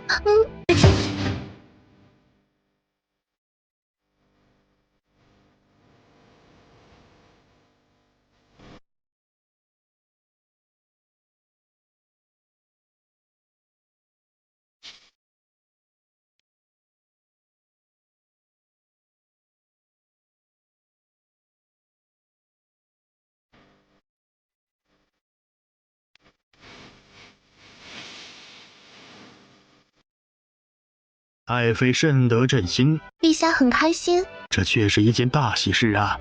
废太子竟然得了一个小儿，没想到他还有点本事呢。恭喜陛下，您终于当上祖父了。那陛下打算赏赐他们什么呢？娘娘饶命，奴婢不敢。您金尊玉贵，是这世上最尊贵的女人，奴婢怎么敢伤了您的风体？娘娘饶命啊！陛下那么在意您，要是知道您生病了，肯定会心疼。娘娘，您三思啊！本宫心意已决，无需多言。可是，这可怎么办才好？如果按照贵妃娘娘的吩咐去做，那我肯定活不成。但如果不去做，后果同样不堪设想。娘娘，奴婢找来了。很好，现在就泼吧。废物！小宫女一咬牙，提着桶猛的一下全都泼了过来。继续，娘娘，够了吗？去为本宫准备一身干净的衣服。陛下，妾身终于见到您了。爱妃，你这是怎么了？为何突然病成这样？臣妾只是受了些风寒，并无大碍，陛下不必。爱妃，可还好？臣妾无妨，只是还会过给陛下。莫要胡言乱语，朕怎会嫌弃你呢？还愣着做什么？还不快诊治！启禀陛下，贵妃娘娘只是感染了风寒，而且病情十分严重，若是不及时治疗，恐怕会伤及根本。你们这些太医都是死的吗？贵妃都变成这样了，居然没人知道？你们这些伺候人的都是死人吗？你们就是这么照顾贵妃的？她怎么会染上风寒，还拖得这么严重？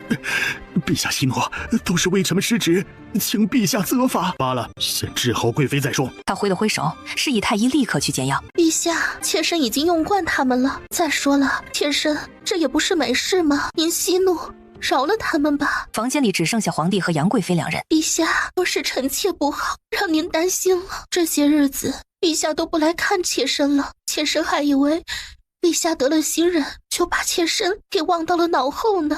这些时日，朕疏忽你了，安心养身子。放心，在朕的心里，你永远都是不一样的。陛下，妾身想您了。老皇帝嘴角微微抽搐，昨晚他已经奋战了多次，现在确实有些力不从心。尽管杨贵妃的挑逗如此明显，但他却无动于衷，心中暗叹自己真是有心无力呀。终究还是我年龄大了，比不上那些年轻貌美的女子，更能讨得陛下欢心。臣妾如今人老珠黄，只怕是再也无法进入陛下的眼了吧。只希望陛下日后能够念及旧情，偶尔来我这里坐一坐，喝杯茶就好。你现在生病了，朕怎么舍得让你再劳累呢？乖乖养病，等你身体康复之后，想要什么，朕都会满足你。陛下，能不能多陪陪臣妾呀？臣妾还有很多心里话想和您说呢。老皇帝一向对他百依百顺，生病后的杨贵妃变得格外难缠，不再像以往那样懂得分寸，反而像是一个10几岁的少女一般，死死抓住老皇帝的腰不肯放手。而老皇帝看在他生病的份上也没有生气，而是任由他留着自己，一直哄着杨贵妃喝了药睡着之后才离开去忙。在他离开后，睡得正沉的杨贵妃猛地睁开眼睛，眼里是势在必得的野心。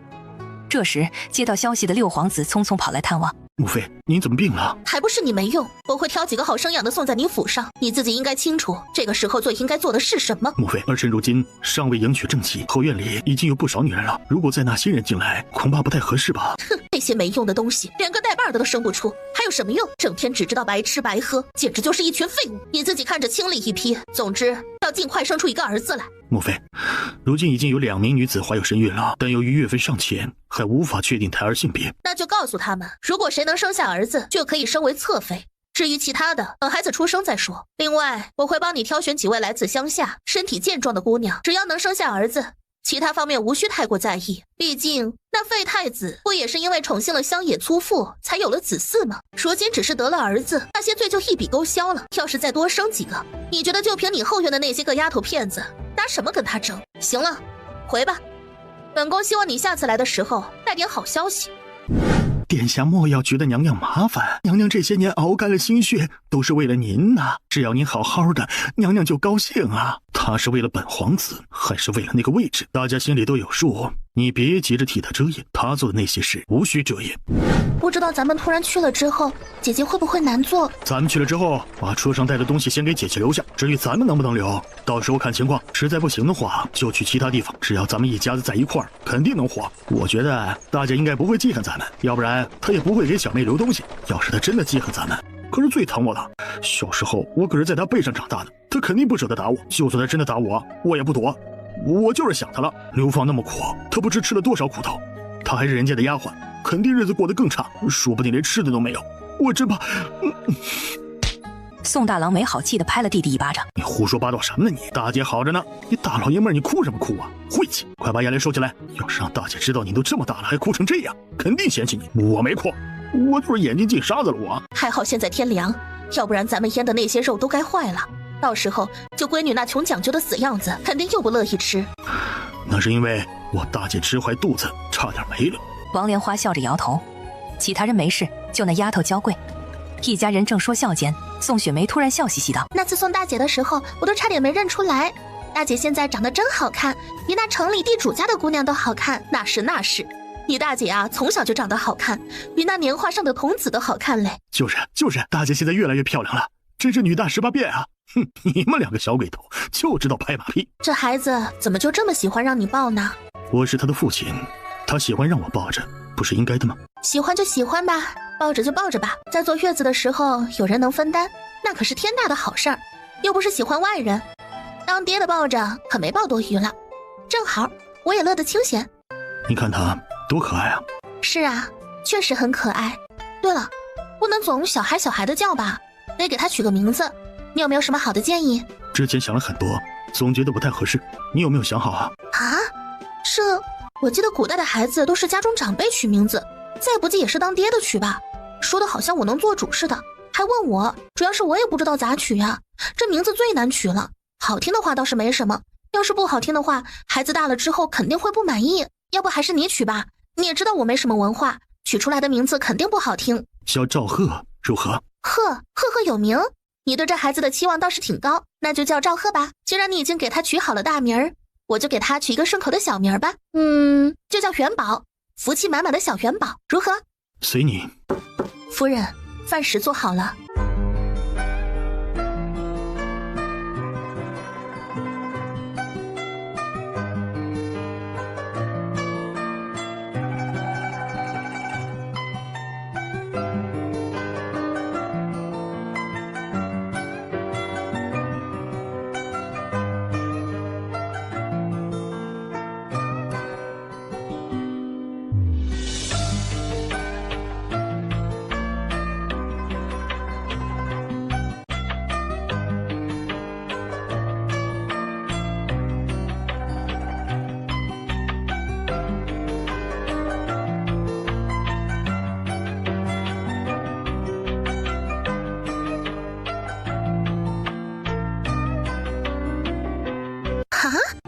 本来想着失宠了去开个铺子卖菜呢，结果这还得贱籍，哪个贱人弄出这种不合理的问题？这缺大德的东西也不怕生孩子没屁眼儿。不过小打小闹还是没问题的，比如可以把家里吃不完的蔬菜拿去卖掉，如果运气好打到了猎物，也可以去换些银钱。但是记住，这些都只能是小打小闹，法律规定每日收入不超过20两就没问题。法律规定每日收入不超过20两就没问题。青青，你要知道，商人往往追逐利益至上，这世上并不是每个人都像你这样单纯善良，有很多人会为了追求利益不择手段，不惜伤害别人。在前朝的时候，由于帝王过于信任商人，最终导致国家灭亡，政权更迭，然后被你的祖宗撬了屁股底下的位置。青青啊，不许胡思乱想。这人现在已经管到我的心灵了吗？呵呵，我想我的，你说你的，你管不着，反正也听不见。你也吃点吧，尝尝味道怎么样？味道确实不错。见男人喜欢，宋清宁又舀了好几块鱼喂给男人。赵成义来者不拒，吃得很开心，到最后大半盆汤都进了赵成义的肚子里。您好好的高兴什么呢？大事儿，大喜事儿啊！主子跟夫人答应了，让咱家往后照顾小公子呢。是啊，这确实是件大好事呢。只是以后公公怕是要辛苦啦。照顾小主子，那是奴才的荣幸，怎么会觉得辛苦啊？我可高兴得很呢。清欢姐姐，夫人真是好福气啊！我在村里从来没有看到过哪个女人生孩子后这么享福，爷对夫人实在是太好啦，居然会帮着夫人一起带孩子，就算是村里人也不会帮忙的。要是哪个汉子帮忙，一辈子都别想抬起头来。你也别羡慕，等你将来嫁人啦，也会遇到一个疼惜你的男人。我才不想嫁人呢，我就想跟着姐姐一起生活。草芽，忘了之前救主子的事，也别生了什么不该生的心思。没有，清欢姐姐，我真的没有，我不敢。草芽，在这个院子里，你要记住的是自己的身份，管住自己的行为，要不然不管是谁，只要犯错都没有例外。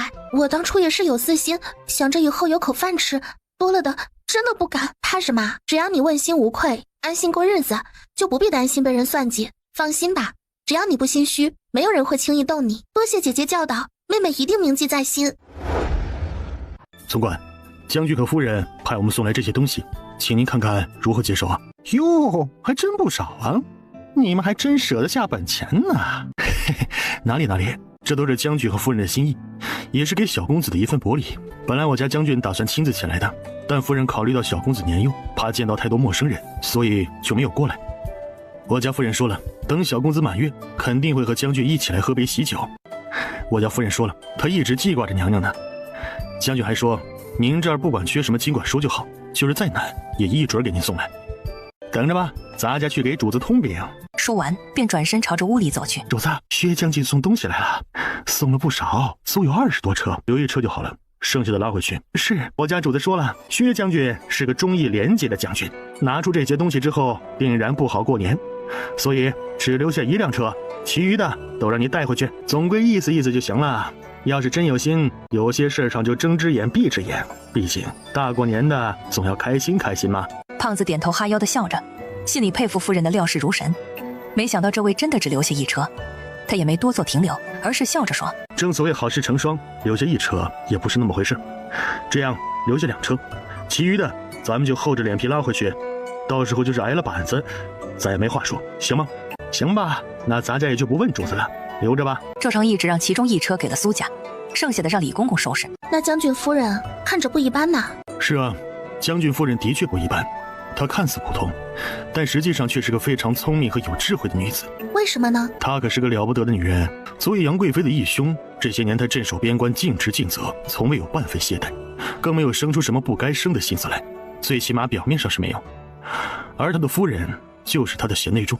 原来如此，看来将军夫人确实是个了不起的人物。不过她跟那个贵妃为什么会是义兄？这样的关系很容易把她归到贵妃一派吧？不能胡说。哎呀呀，恭喜恭喜，小公子终于满月了，今儿个的天气好，是个好兆头呢。哎呀，老夫人这是折煞我了呀，论理我是小辈，就算是见礼也是我还您呐。老身如今是戴罪之身，您是将军夫人，按理何该如此？这样今日啊，咱们不说身份，就说辈分。我呀是小辈，您可不能再争了，要不然我这脸皮臊的，以后都不敢来了。几位姐姐，你们说是也不是？苏家女人笑着附和，心里却是五味杂陈。当初牢房连吃的都没有，可没见孙氏这么热情，如今还不是因为赵成义得了儿子有翻身机会，看人下菜碟儿，审时度势。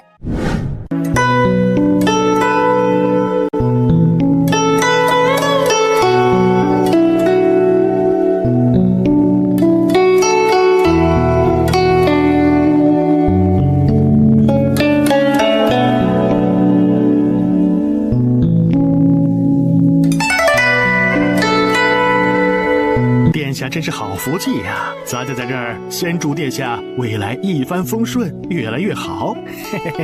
这些都是圣上赏赐给小公子的东西，您快看看。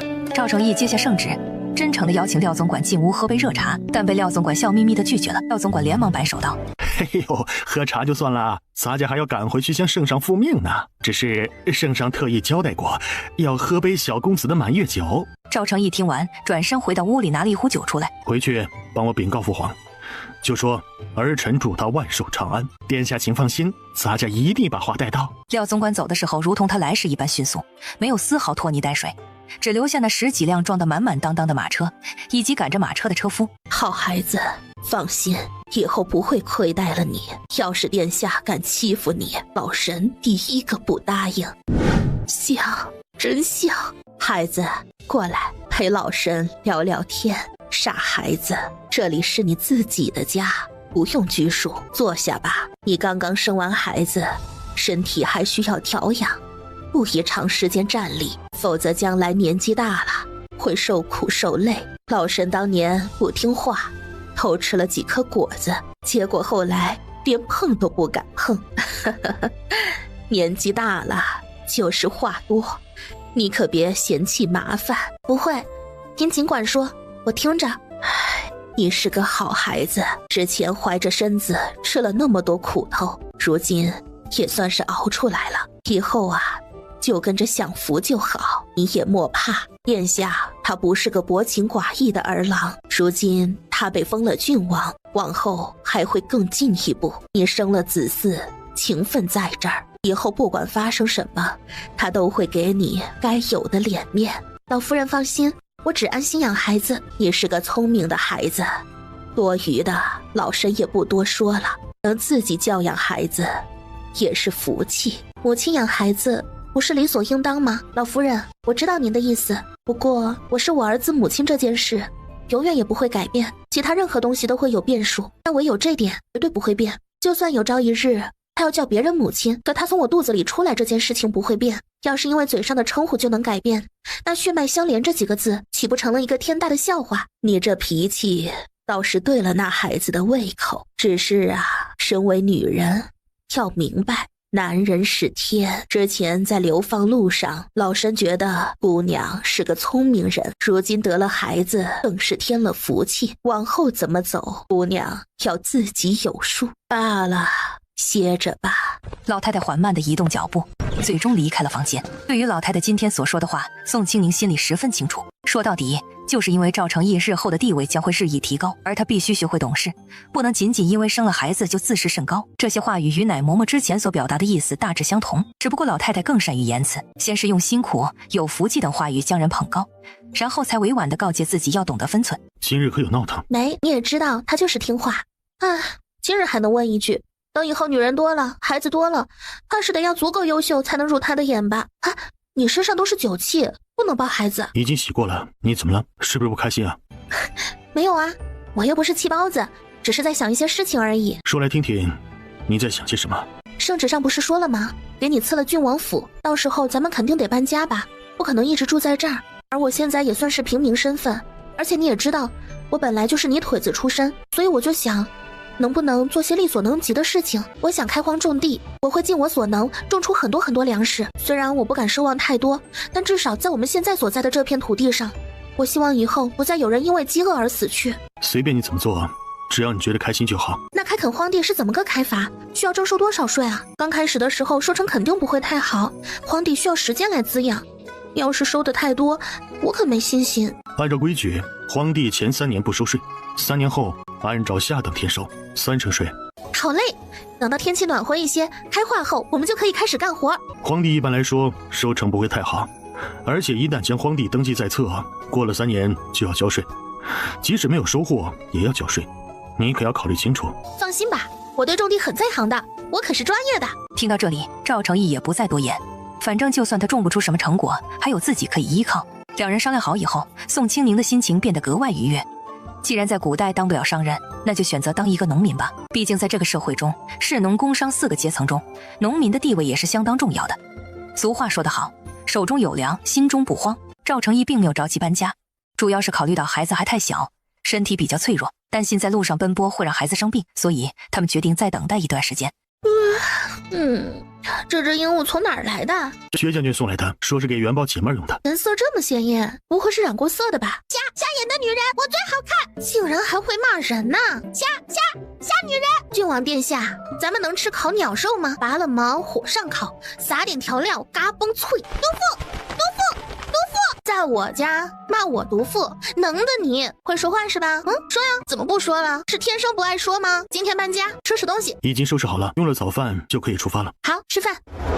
把这个放马车里，还有这个，哎，别忘了这个也带上。好了，都包完了，可以出发了。宋清宁跟赵成义带着孩子上了马车，在苏家人的目送下缓缓出发。郡王府还是在宁古塔，离流放村有点远。你会照看他们吧？放心。我只是担心苏长胜，那孩子实心眼，怕他吃亏。要不我让他给你做护卫？这样不太好吧？苏家日后必定不会一直留在那里，这孩子将来无论如何都会成为一名小将军。如果跟着我，岂不是埋没了他的才能吗？不浪费，我特意请求了表兄，让我来保护您和小公子。以后您不必客气，可以随意使唤我。这个熊孩子居然真的跟来了，这是他自己的决定。宋清宁也不好再过多干涉，路途不算遥远，但也并不太近。他们一大早就出发，一路上没有任何耽搁，直到傍晚时分才终于抵达目的地。还不错呀。我们进去吧。坐了一天马车，宋清宁感觉自己的身体都快散架了。翻不了。还不睡啊？再等天吗？小爹。要是冻死了，薛将军不会有意见吗？不过是个逗趣的玩意儿，没了再找便是。这鹦鹉嘴欠得很，就当是给儿子逗趣的小玩具吧。青青，我要去打仗了。怎么这么突然？南蛮入侵，连失数城，守城将军战死2人。父皇给我来了密信，让我将功赎罪，连苏家一起，只要胜了，前罪一笔勾销。你有罪吗？没有，我无罪。什么时候走？明日。很久吗？不知。有把握吗？不知。那要活着回来，儿子在等着你，我也在等你。我收拾着开荒种地，你要是没粮食了，就来信，我给你。你知道我有那个东西，我有很多粮食。谢谢你，青青。别的地方我帮不了你，只能尽点微薄之力。打仗就认真打，不要分心。家里有我，害人之心不可有，防人之心不可无，千万不要掉以轻心，别跟上次一样。幸运之神不会永远站在你头顶庇护你。别痒，我生孩子后胖了，你嫌弃吗？你为我诞下子嗣，我怎会嫌弃？青青，在我眼里你是最好看的。别，痒死了。溜溜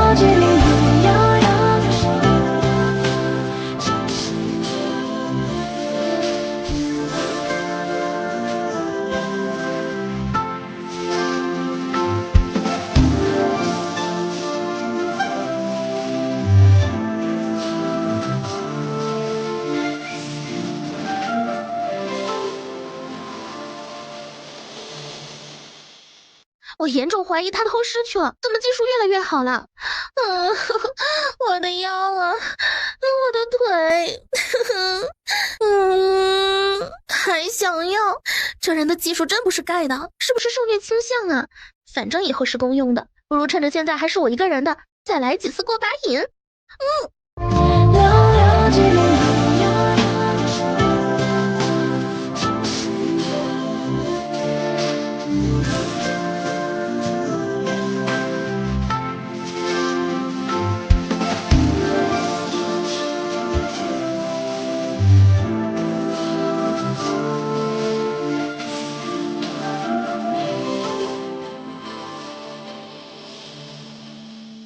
欣欣，我的都给你。欣欣，还要吗？不要。我还想想什么想？想屁想！都折腾了一晚上了，天都亮了，还想什么想？好累啊，感觉腿上破皮了。这男人的体力怎么能这么好？睡吧，我要起了。不休息一会儿吗？赵成义一边穿着衣服，一边意味深长道：“已经歇够了。我给你收拾些东西吧。”不等赵成义说话，他便找了一个大大的包裹铺在床上，一样一样的东西往外拿：牛肉干、酸奶球、水果干、压缩饼干、伤药、感冒药、退烧药、拉肚子药、包扎的绷带。歇着吧，已经够了。真的够了吗？够了。你这一走，山高路远的，我就算是想给你捎点东西，一时半会儿也到不了。放心吧，军中都备上，什么也不缺。你只要在家里照顾好孩子就行了，其他的无需操心。好，我知道了。你在外边安心打仗便可，家中有我，无需操心。乖，睡觉。不用我送你吗？不用，怪冷的。我给你留了一个人，他不会背叛，有什么事你就推在我身上，没有人会质疑你。我开荒会拿出一些东西，行吗？放到小院的屋子，我会安排好。行，就这么定了。等他睡踏实之后，才转身提起宋清明给他收拾的2个超大的包裹，毅然决然地出了门。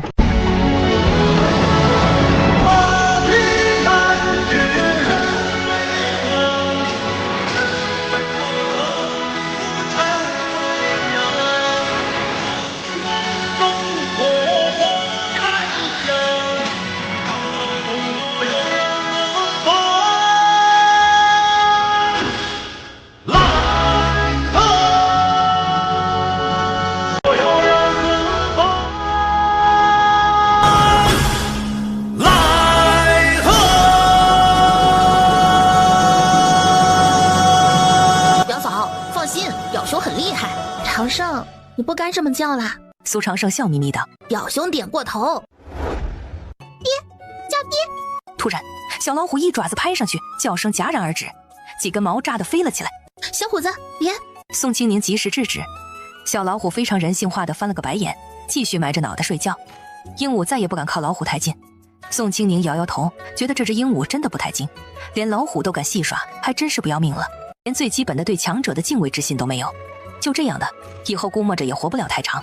夫人别担心，主子很快就会回来的。李公公，咱们去开荒吧。啊，来真的呀！哎呦，夫人，您怎么这么想不开呢？这好好的种什么地呀？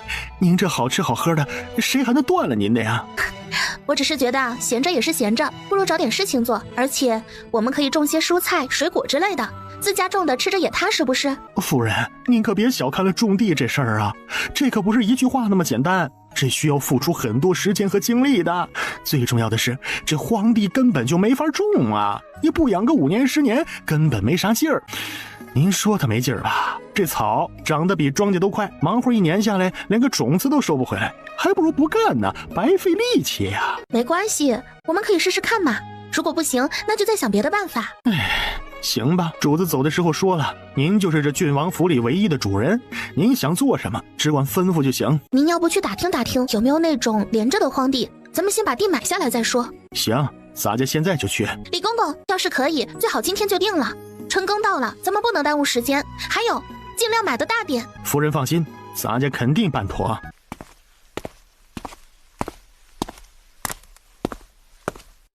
听李公公说你要开荒。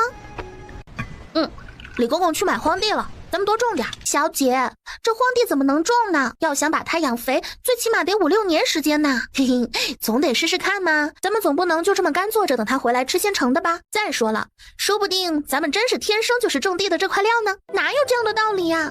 您现在照顾孩子已经够辛苦了，哪怕您躺在床上什么都不做，也没有人会说您一句闲话的。无论是男人还是女人，总得有些价值和作用才行啊。如果只是一味的想着坐享其成，那岂不是跟菟丝花一样，没有独立生存的能力？记住，靠天靠地不如靠自己，自己有才是真的有。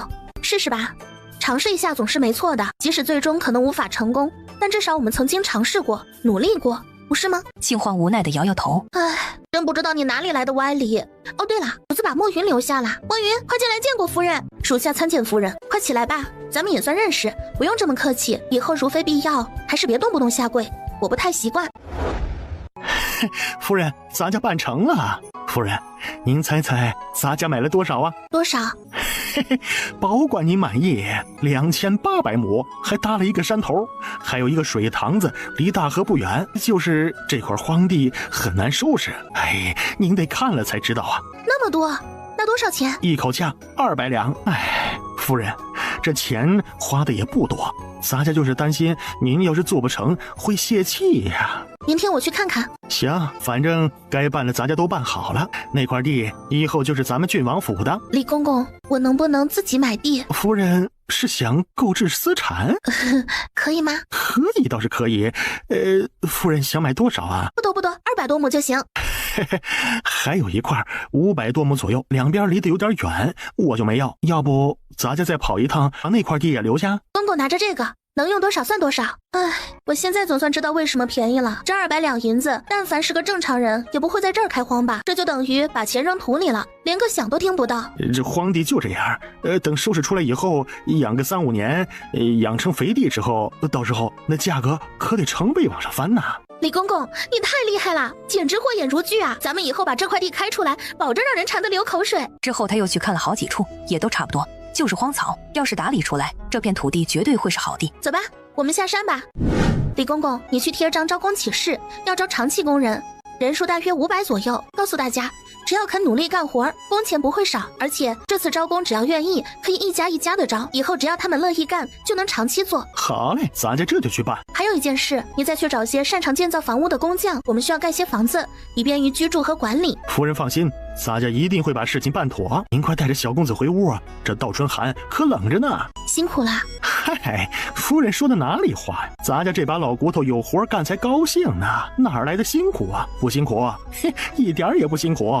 尽管放心，咱家一定办妥。夫人，要不我们还是请一个乳母吧，这样您太累了。不用，也就几个月的时间而已，等孩子满周岁后就能给他喂饭了，到时候就不需要再喂奶了。那怎么能行呢？别人家的孩子至少要吃到2岁，甚至有些人家为了让孩子长得更健壮，会等到3岁才断奶。没关系的，孩子到了1岁就可以尝试其他食物了。而且母乳虽然有营养，但也不是必须一直吃那么久。我还听说有些富贵人家，只要孩子愿意吃，就会一直让他们吃，即使长大后也可以当做水一样喝。总之，母乳是好东西，多吃一点也没有坏处。别担心，我知道该怎么照顾孩子。不知道咱们郡王爷当初咋样？夫人，您别多想。好吧。贵人，请问这工钱如何计算呀？你别紧张，刚才说什么？这工钱咋算的？管不管饭呀？男人1天20文，女人18文1天，管吃管住。啊，真要女人啊？还管吃管住？要是干得好，可以签长工契约，拖家带口的话，还会给分房子。啥？房子？分的？喂，你到底干不干？就一句话，要是不干，别耽误我们报名啊！干，我们干，我报7个。你能做主？我们明天就开工，活计可不等人。提前跟你说清楚，干的是开荒的活，很辛苦。咱们都是干活的，到哪儿不是干呀？不怕辛苦，有口饭吃就行，其他的没事儿，咱们有的是力气。好，那我给你记名单上了。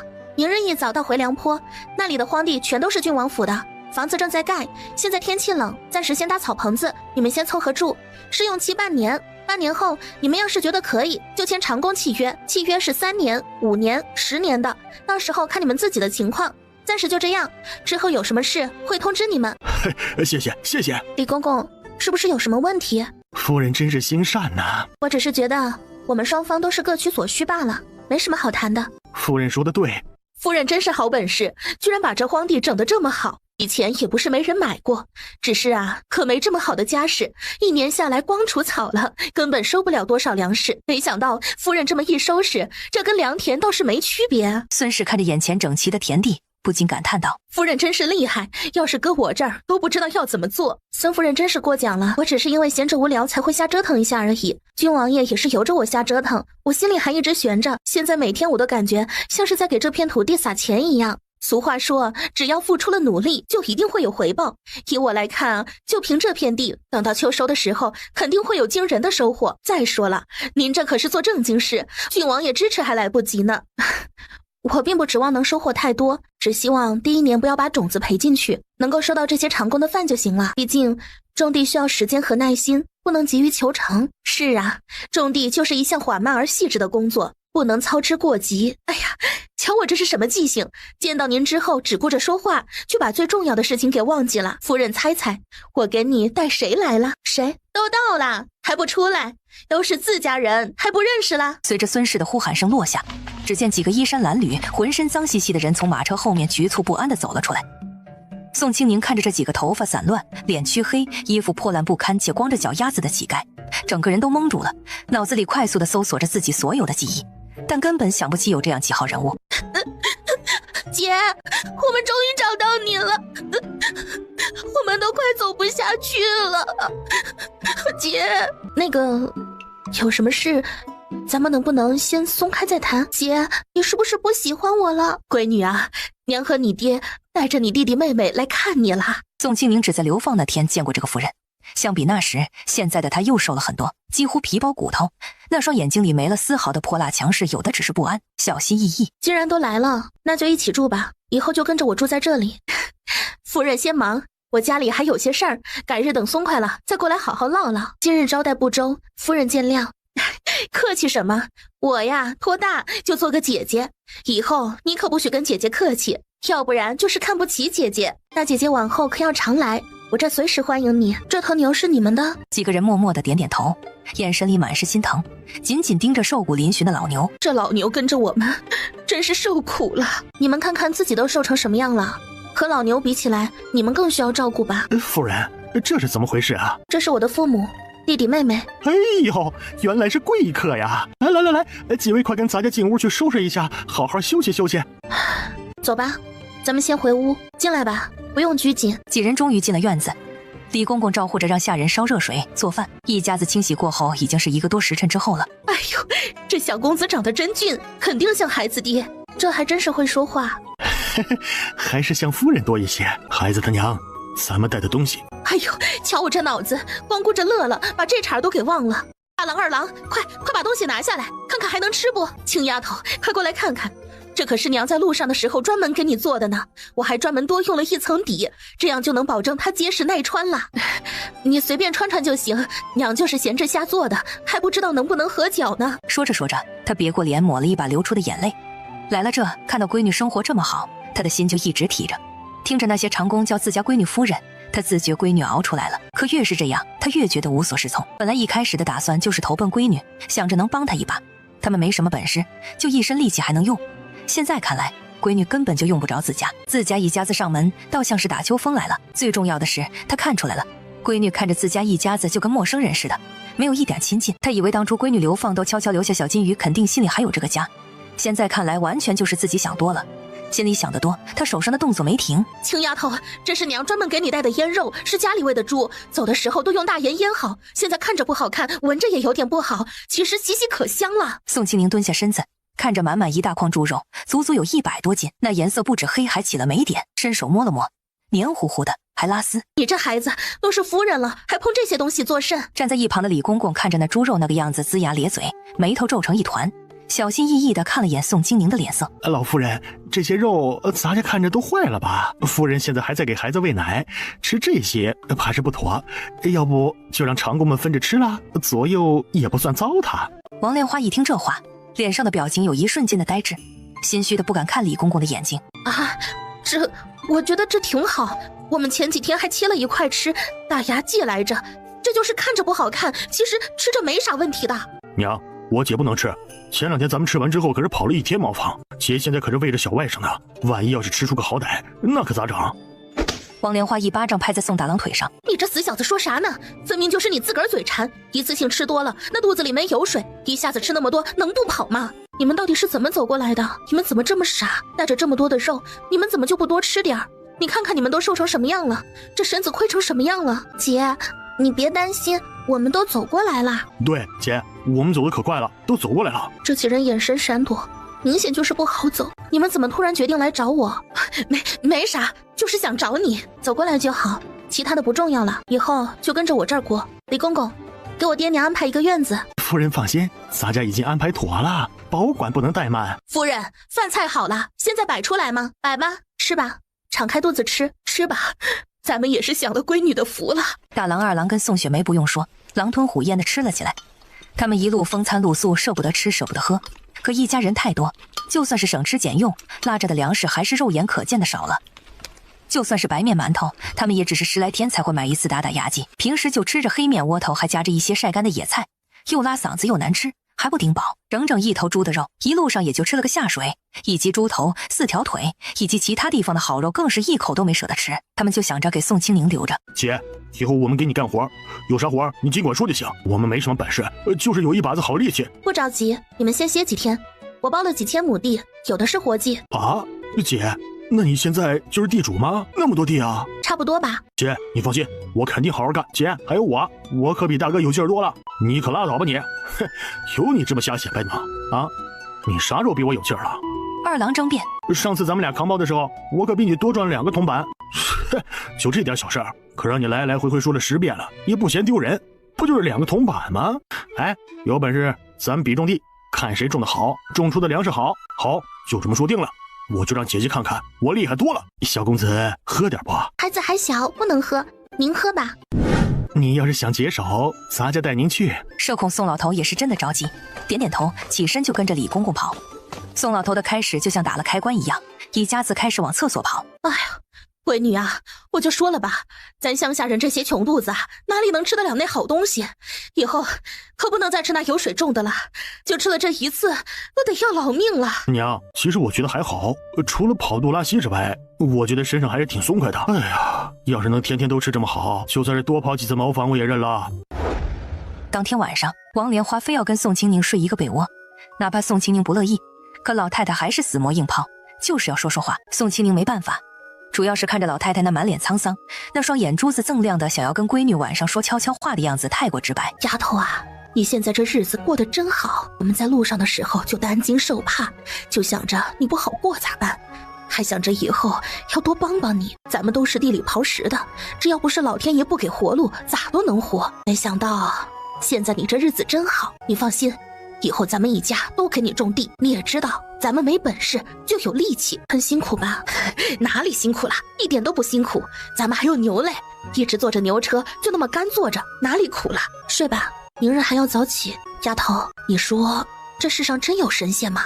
有。那你说神仙会保佑好人吗？那你说娘好不好？不差。那神仙会保佑我吗？会的。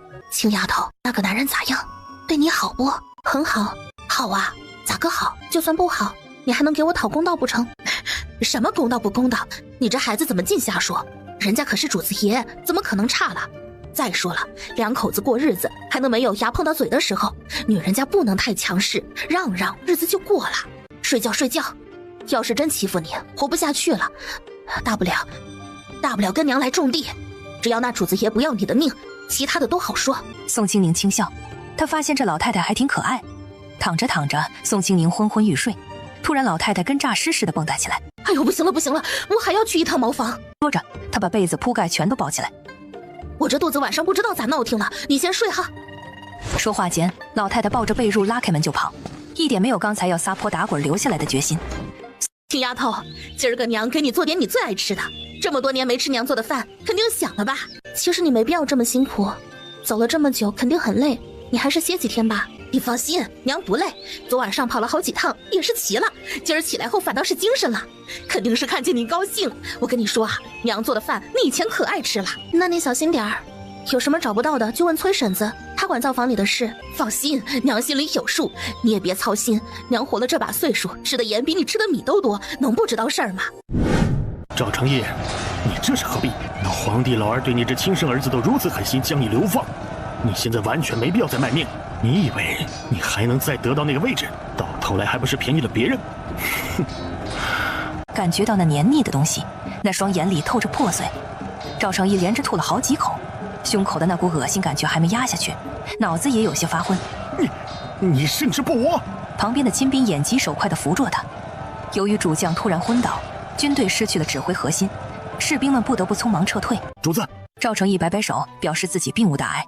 回到营地后，一些疲惫不堪的将士甚至来不及进入营帐，直接在地上躺下，瞬间鼾声四起。赵成义则躺在主营帐内简陋的小床上，眼神呆滞，双手下意识地抚摸着胸口，那股强烈的呕吐感至今仍未完全消退。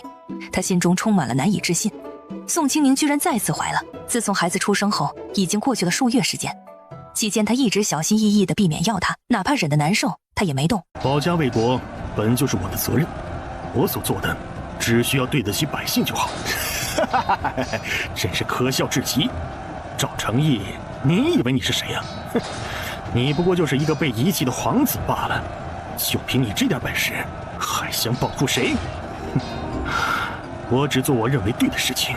赵成义，你冥顽不灵！赵成义轻声而上，男人赶紧提枪迎战。打着打着，赵成义突然感觉不对劲，他只觉心口发闷，身体有些发软，喉头发紧。这种感觉他很熟悉，整整熬了好几个月，不用想都知道什么原因。然而还没来得及多想，他嘴一张，吐得男人一头一脸。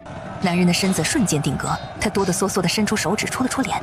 然而在离开时，他最终无法抑制内心的欲望，再加上上了战场生死难料，哪怕他胸有成竹，可抱着娇妻幼子也是心中不舍，情不自禁要了一夜。没想到仅仅这一次，他竟然又要做父亲了。更让他无奈的是，这次呕吐的人竟然又是他。没想到现在真是计划赶不上变化。主子，用心膳饱，不想吃，没胃口。主子，你已经多日未曾进食了，若是再这样下去，身体会受不了。要不属下让人熬点清淡的粥罢了。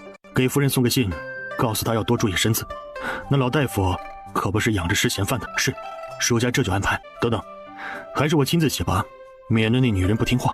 终于，当最后一个字写完，赵成义长长的舒了一口气。主子，您写了这么多，难道不怕夫人看不完吗？她会看完的，就算一次看不完，也会忍不住以后慢慢看。加急。莫风点头，退了出去。天塌了吗？非得在这时候吵闹？有什么事不能明天说吗？我刚睡着。我告诉你们，如果没有合理的解释，明天你们就上山种300棵树。主子来信，让你看大夫。现在大半夜的看什么大夫？我这身子壮得跟牛似的，连咳嗽都没一声，一天天的把脉看大夫，真是不嫌麻烦。主子特别叮嘱过，一旦收到信，就必须立刻带着大夫前来。恭喜夫人，您这是喜脉。你刚才说啥？我没听见。恭喜夫人，喜脉。恭喜夫人，出去吧，我要睡觉。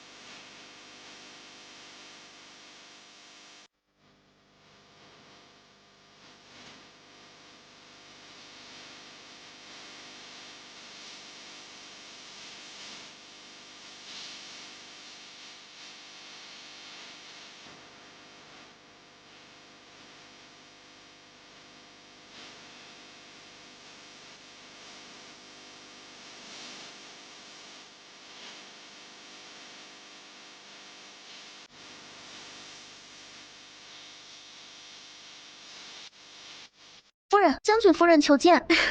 小公子都会走路了，真厉害！夫人真是好福气呀。这太也快了吧？是啊，快了，再有2个多月就能松快了。夫人莫怪啊，我这会儿腰困得厉害，实在起不来。夫人别这么说，我也是过来人，自然知道这时候的不容易，好好休息才是最重要的。咱们又不是外人，等这一胎生下来，可又是个大胖小子呢。说起来，也是我们提前打声招呼，不请自来。夫人这次可是不一样啊，莫不是双胎？我也不清楚，不过光看我这肚子，估摸着也不是一个。这次我倒希望再生个闺女，姑娘好，到时候正好错个好字。宋清宁摸着圆滚滚的肚子，现在虽然只有6个多月，可这肚子已经到了临产那么大，她心里很担心，这么大的肚子她都不敢多走路。夫人不止福气好，就连这庄稼都长得好，可惜这福气还在后头呢。哎呦，瞧我这年纪大了就是啰嗦，这时候也不早了，夫人定是累了，先歇着去，我呀这就先回了。哎，也是家里岁数多，要不然呢，我真想跟夫人一样，在这田间自在过日子。夫人有空可以经常来坐坐。一定来，往后一定经常来，来了跟夫人一块享享福。夫人歇着吧，我这就先回了。我这也没什么好东西，拿一些蔬菜回家吃吧。开春那会儿，我家爷派人在行商手里买了一些乱七八糟的种子，我让人种着玩，没想到还不错。那可倒好，我这一天正愁着没什么好吃的，这赶巧了，尝尝鲜。宋清宁让人装了一车各种蔬菜，送走孙氏后，宋清宁觉得自己的眼皮越来越重，困意如潮水般涌来，很快便进入了梦乡。也不知道过了多久，他忽然被一阵哭声吵醒。娘，大郎，到底发生什么事了？这事娘觉得丢人，根本就没法说出口。你让他自个儿说，要是因为这臭小子让你丢人了，娘一定打断他的腿。宋清宁看了看大郎，又看了看一直跟在大郎身后的小姑娘，然后让李公公打发来看热闹的长工跟我进屋，让公公看笑话了。麻烦您在外面看一会儿。夫人放心，咱家就在外面守着呢，您有事儿只管叫一声就好。说吧，发生了什么事？说说情况。你们再互相看也不会有啥影响。哎，娘碰见他们俩钻草丛了，这来来往往人那么多，也不嫌扎屁股。说到这的时候，王莲花明显轻视地看了一眼小姑娘，那样子就是看不上。娘，我说过了，荷花是个好姑娘，我想跟她一起过日子。谁家好姑娘会跟男人钻草丛？你姐她现在身份不一样，我早就跟你说过了，你可以娶个好媳妇儿，而不是这样一个上赶着的女人。万一要是给你姐丢人，让人家看笑话咋办？娘，你不能这么说她，咱们本来就是乡下人，我们一起过日子，过得顺心就是了，什么笑不笑话的？荷花是个好姑娘，我就认定她了。你要是不要她，那儿子以后就不找了。大郎哥，以后咱们分了吧。等等，有什么话好好说，跑什么跑？夫人，我知道自己的身份，我配不上大郎哥，你放心，我不会缠着他的。等等，我还有话要问，只要你能如实回答我的问题，你们之间的事情也不是没有可能。夫人请随意问，我一定知无不言，言无不尽。青丫头，这样做恐怕不太好吧？要是放在从前，娘肯定不会多说什么，但现在情况不同了呀。唉，李淑清身份尊贵，这个姑娘却没有娘家背景，而且他们之前还做出这种荒唐事，以后要是传扬出去，恐怕会被人耻笑呢。您别想太多了，谁会笑话呀？只要2个人合适，能结婚不就行了吗？人生在世，想要遇到一个真心喜欢、能够相伴一生的人太难了。既然大郎和这位姑娘两情相悦，而且事情已经发展到这种地步了，我们总不能拆散他们吧？娘，我的身份对你们来说并不重要，你们还是要继续好好生活下去。唉，你说的轻松，但这姑娘和大郎实在不合适啊。可以说说你家里的情况吗？我爹娘在我8岁的时候就去世了，这些年我一直跟着叔叔婶婶一起生活。那你和我兄弟的事，你家人同意吗？夫人，我保证我对大郎哥绝对是真心的。那你家人什么想法？荷花的头又一次低下去，沉默不语。李公公，麻烦你去把荷花姑娘的叔叔婶婶带过来。片刻后，敲门声响起。夫人，不知叫小的来有什么事吗？这孩子与我兄弟情投意合，我就想着，既然是一对鸳鸯，他们自己又都乐意，那不如就成人之美，成全了这桩喜事。我现在就是想问问你们的想法，舍不舍得把姑娘嫁给我家大郎啊？你这孩子躲在那儿做什么？快过来呀，还不谢谢夫人？荷花看着婶子慈眉善目的样子，明显愣住了。多谢夫人，不必多礼。你嫁给大郎以后就是一家人了，要好好相处才是。答应，自然是答应。能嫁给大郎，那是丫头的福气。以后这丫头要是不听话，你们只管揍，我们绝不会说什么的。既然你们都同意，那就商量着办，总归不能委屈了这孩子。毕竟人这一辈子只成亲一次，要是留下遗憾，就算是到老了也惦记，咋不算委屈？就咱们住户人家的样子来吧，又不是娶公主。又不是啥金贵丫头，就随便办几桌，咱们两家子一块吃个饭，该过的礼过一下就行了啊。现在正是秋收，哪有那个闲工夫？两人七嘴八舌地说着，完全没有一点意见，怎么方便怎么来，就算把姑娘白送都行。他们的态度让王莲花很满意。听丫头，咱们庄户人家办喜事，你也不懂。这样吧，我们自己商量，到时候你这做大姐的乐意赏他们什么，那就是你的心意了。宋清宁见两家都是这个意思，就连宋大郎和荷花都是，他也就不再插嘴。大不了到时候他给添些东西。王莲花赶紧道：那就这么说好了，我们自己商量去。你一天天的这么忙，这点小事我们就不累你了。那你们自己商量吧，有什么需要尽管说。两家人和和气气的离开后，李公公小心翼翼的进来，门的隔音不好，可李公公的耳朵贼灵。宋清宁刚才的话都落到了他耳朵里，先入为主的想着宋清宁是以通房丫头跟了主子，心里肯定不痛快。夫人呐，主子之前来信跟老奴说过，说是在您生产的时候可以回了一次，到时候您想要什么，其实可以跟主子提，依主子对您的重视，定然会百依百顺。我这肚子长得太快了，不知道以后会不会早产。姐，谢谢你，我还以为我这辈子会打光棍呢。说啥呢？快收拾收拾拜堂，一天天的可真会想。你长得好，身板壮，人勤快还老实，就连娘都好说话，不为难人，你咋可能打光棍？有的是姑娘嫁。一时一到，一拜天地，同知连理；二拜高堂，同梦成祥。夫妇对拜，百事恩爱。大嫂，现在有一件天大的喜事，想不想知道？今天是我兄弟的大喜日子，还能有什么事情比这喜事大？好啦，你带着元宝去玩一会儿吧，等会儿他要是累了，你再给我抱回来睡觉。我感觉今天的腰好沉呐，我得先回房歇一会儿。走吧，你母亲不去，我们去。哎呀，我不是告诉过你吗？以后不准亲我，男孩子要有男孩子气概，怎么能总是喜欢亲呢？你看看这口水糊得到处都是，我的脸上全是你的口水味儿。小元宝，快看，你爹回来了。赵成义一眼就看到了自己的儿子。至于苏长胜，抱歉，他选择直接忽略。元宝，我是父亲。元宝，咱们去找你母亲。元宝，小弟。元宝响亮的回答，让旁边跟着的苏长胜再也绷不住笑出来。这样的亏他自己也吃过，每次教元宝说话，小家伙都不正经学，而是非常乐意给人回答。调皮，别哭了，再哭下去会吵醒母亲的。娘，元宝乖，你母亲累了，现在正在休息呢。如果我们吵醒了她，她会不开心的。就在这短短的时间里，李公公已经迫不及待地从屋里冲了出来。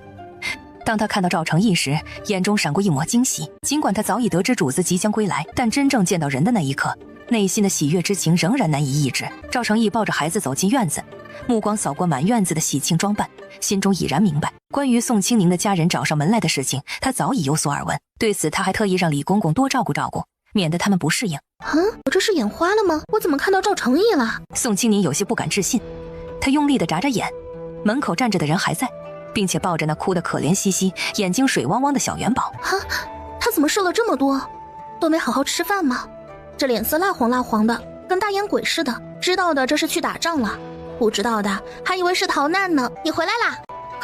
快进来！就在这时，他忽然感到自己的肚子一阵抽搐般的剧痛袭来，而且这种疼痛异常强烈。根据以往的经验，他立刻意识到宋清宁即将分娩。然而与上次不同的是，这次的疼痛似乎来得更为凶猛和剧烈。与此同时，宋清宁也感觉到一股温热的液体瞬间浸湿了他的裤腿。那个，我看见你后，好像因为太开心就要生了。赵成义脸色大变，他立马把孩子丢给李公公，不顾自己疼得脸色扭曲，抱着宋清宁就往床上抱。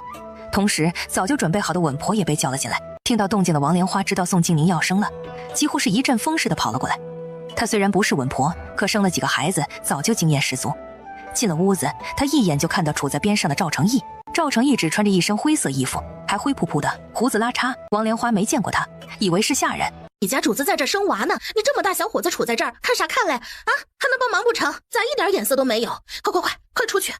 说话间已经把赵成义推出了门外。快烧热水！屋子里面，眼看着亲娘把赵成义推出了门外，宋清宁并没有吱声。她很清楚老太太那芝麻大的胆子，要是现在就跟她说了实话，老太太怕是得哭着跑出去给赵成义磕头了。闺女啊，你要是疼了就喊一声，这时候没人笑话你，你这一声不吭的，娘害怕。娘，我真的没事儿，喊出来也没什么用，反而浪费力气。坐在椅子上的赵成义身子挺得笔直，仿佛一根紧绷的弦，不敢有丝毫松懈。肚子里像是有无数只小虫在啃噬，疼痛难忍，似乎肠子都扭成了一团麻花。他的脸色苍白如纸，毫无血色，豆大的汗珠顺着额头滑落，滴滴答答地落在地上，形成一小滩水渍。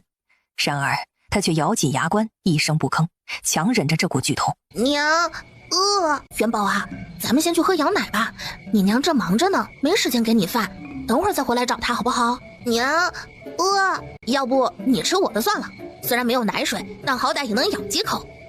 说着他还真准备解开衣服。臭，有的吃就不错了，哪臭了？不信你闻闻。这时宋清宁觉得那股劲儿越来越强，下身木愣愣的，好像能清晰地感受到骨头打开。温婆看着下面，脸上露出喜色。夫人，再加把劲儿，已经能看到孩子的头了。快，闺女，再使一把劲儿，看这黑黝黝的小脑袋，头发长得真好，一看就是吃了不少好东西。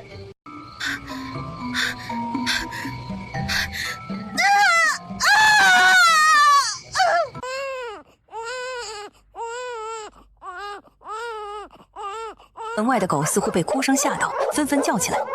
一时间，整个院子里回荡着此起彼伏的犬吠声。主子，赵成义摆了摆手，表示自己没事。没过一会儿，门吱呀一声被推开，稳婆怀里抱着一个用小被子裹着的小包裹，笑眯眯地说道：“恭喜恭喜呀，是个小公子呢！”就在这时，一声细弱的啼哭再次响起，这次的哭声听起来似乎有些虚弱，但却充满了生命力。很快，门再次打开，稳婆笑得见牙不见眼。恭喜恭喜，又是小公子！公子好，公子好啊！你们忙着给夫人收拾，咱家去照料孩子。赵成义此时就像刚从水里捞出来一样，浑身湿漉漉的。与此同时，他心中却松了一口气，仿佛卸下了千斤重担。这种感觉如同重获新生一般，让他感到无比轻松和自在，暗自庆幸，觉得自己终于解脱了。他在心里暗暗发誓，以后再也不干这种事了。他觉得自己拥有3个儿子已经足够了，无需再追求更多。然而，就在他以为一切都结束的时候，突然袭来的一阵剧痛让他眼前发黑，几乎无法忍受。他咬紧牙关，强忍着疼痛问道：“不是只有2个吗？”在稳婆激动的叫喊声中，他只觉下身一空，一声接一声的婴儿啼哭声从产房内传出，仿佛要冲破屋顶一般。这得多大的福气啊！一口气生3个小子，就算是放在普通人家，那腰板子也是绝对直的。闺女啊，你真的熬出来了，睡吧，好好歇歇，娘照看你。娘，你的手真好，你这丫头就会哄我这老婆子开心。行了，你肯定累坏了，好好休息一会儿吧，娘来帮你收拾一下。还有一个！随着老太太一嗓子喊出来，刚站在门口的赵成义腿一软，差点跪在地上。娘啊，4个呀！宋老头跟老大夫聊天的时候，已经知道了赵成义的身份。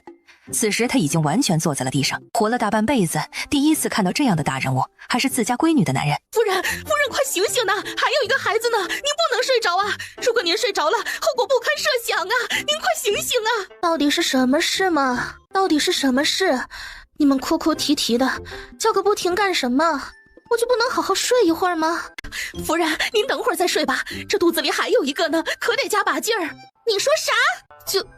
就是还有一个没生出来，夫人加把劲儿。不等稳婆说完，肚子里的孩子好像知道自家娘已经歇了一会儿，开始发力。宋清宁闷哼一声，无意识的使劲。最后一个娃有点小脾气，不管宋清宁如何使劲，他都憋着不出来。小兄，你咋了？没事。可是闭嘴！凶什么凶嘛？我也是关心你。你看其他人问都不问。李公公默默别过脸，他一直觉得苏长胜不太精明，现在看来自己也确实没有老眼昏花。夫人，您再加把劲儿啊！我尽力了，这小兔崽子一直憋着不出来，我能有什么办法？夫人，您想想你那孩子们，他们需要您，这个时候您只需要再加一把劲儿，以后就是享不完的福。要是在这儿出了什么意外，到时候那些孩子咋办？没了亲娘护着，以后谁知道会是啥样呢？夫人呐，老婆子活了这么多年，可从来没见过几个真心的后娘。这猪肉无论何时都听不在羊肉身上，您可千万别泄气呀，哪怕是为了孩子也不能啊。闺女啊，你可得加把劲儿啊！你要知道娘没本事，到时候你要是出了啥事儿，娘都不能带着你爹跟兄弟去给你讨个公道。宋庆宁被稳婆跟老太太说的热血沸腾，脑子自动多出一幅画面，自己挂了，然后赵成义娶了个门当户对的媳妇儿，生了一大堆孩子，根本就不稀罕自己生的几个宝贝，一天天的把孩子赶到山上挖野菜，还得回家挨揍。赵成义那王八蛋，休想虐待我儿子！再娶个老婆可以，我最起码得活着，我活着，儿子才有饭吃。宋庆宁，你不能挂，加油，再憋一口气！在心里打足气之后，他深吸一口气，咬紧牙关，手死死地抓着床单，使出全身力气。终于，随着一阵小猫叫似的啼哭声，最后一个孩子顺利出生。恭喜夫人，是个小千金啊！终于完事了，还好最后一个是姑娘，也算是儿女双全了。这生孩子的活儿还真不是人干的。夫人，您看看您的小女儿。宋清宁勉强睁开眼睛，看着襁褓中的婴儿，小家伙长得瘦瘦小小，跟猫崽子似的，那小脸贼白。这时房门被推开，辛苦你了，我的夫人。是辛苦，以后不生了。不生了，以后再也不生了。站在一旁端着热水盆子的王莲花眼睁睁地看着赵成义亲了一口宋清宁汗滋滋的额头，他当即惊得瞪大眼睛，嘴巴张得能塞下一个鸡蛋。他可没忘记自己之前把这大小伙子给推出门去了，现在看他跟自家闺女这亲密一样，那已经老化的脑子难得聪明了一回，心里已经猜到了7、8分。他吓得牙齿打颤。闺女，这是谁呀？岳母辛苦了，您去歇着吧。郡王爷，老婆子不是故意把你推出去的。老夫人，我们带您去歇息一下吧。夫人已经平安无事了，剩下的事情交给我们来处理就好。其他人则动作迅速地清理干净产房，将沾染上血迹的被褥撤换下来，换上崭新的床铺。瘦成这样还是很好看的，这人去打仗怎么像逃难回来一样？果然军营里也没什么好吃的。青青，你想见孩子们吗？想，4个孩子都是早产，不知道身体咋样，咱们看看去。青青，谢谢，辛苦了。你无需客气，孩子生出来他们叫我娘，我又不是外人。再说了，别人不知道，我知道你的辛苦比我更多。好啦，我们先去看孩子吧。你等等，你的身子不能朝风，我让人把孩子抱过来。不过这次你不许再亲自喂，你的身子受不了。行行行，我自己心里有数，先看看孩子。赵成义出去了一趟，随后几个穿戴利落的年轻妇人抱着孩子走了进来，他们齐齐跪在床边，抱着孩子让宋清宁看。这几个小家伙真可爱，不愧是我生的。这些孩子都像你，跟你一样好看。逗了一会儿，赵成义便示意几位奶娘将孩子抱下去。孩子爹，我开荒大丰收了。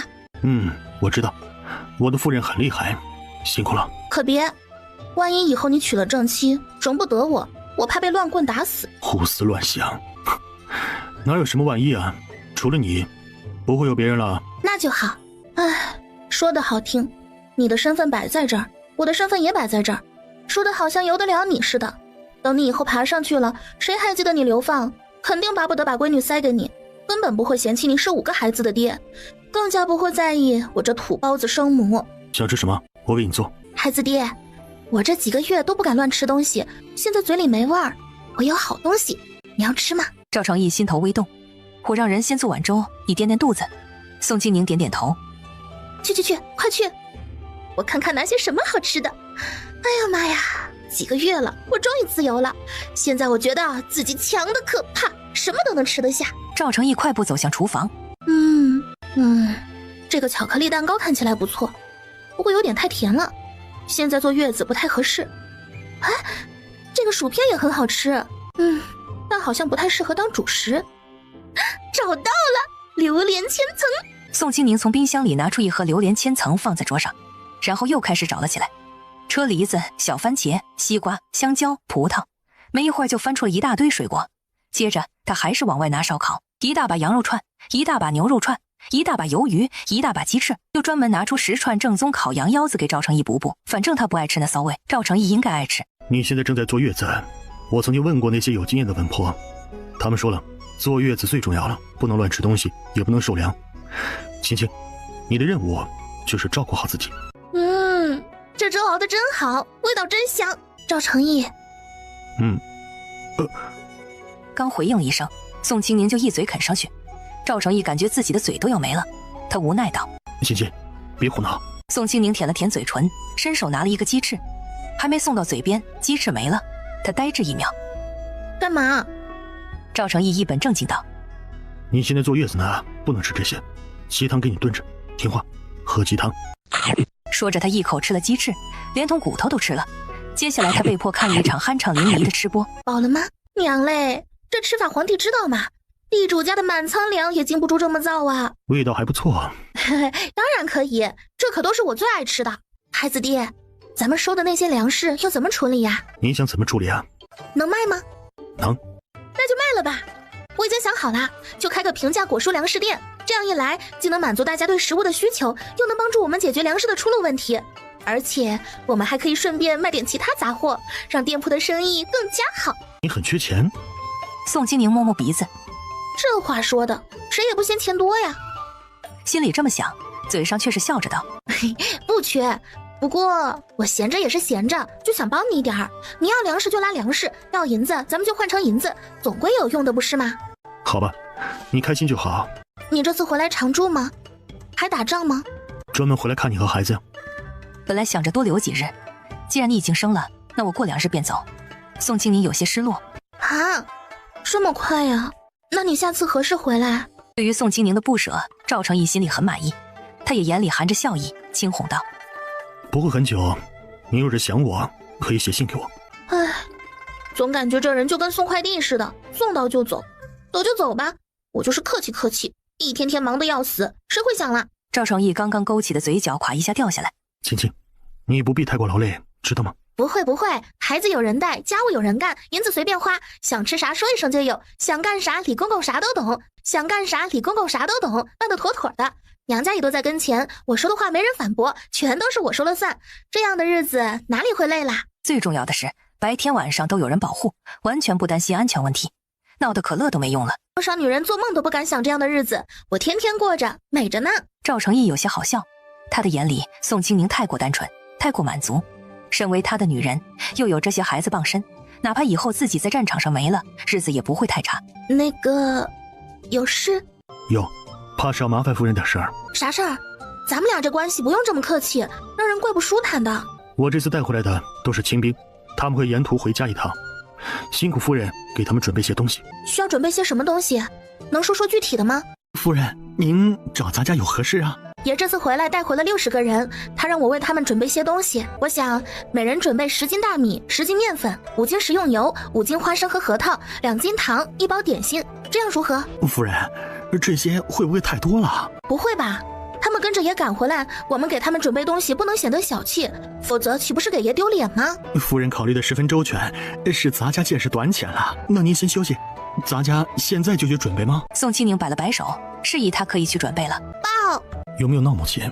父亲带你出去，你母亲在坐月子，不能伤神劳累，要听话啊。说完便抱着孩子出去，交给了清欢。赵成义再次回到房间里。你还在坐月子，不能劳累，要是遭了病，等老了就得受罪，所以在满月之前不能抱孩子。没事啦，我就是逗孩子玩玩，放心吧，我会照顾好自己的。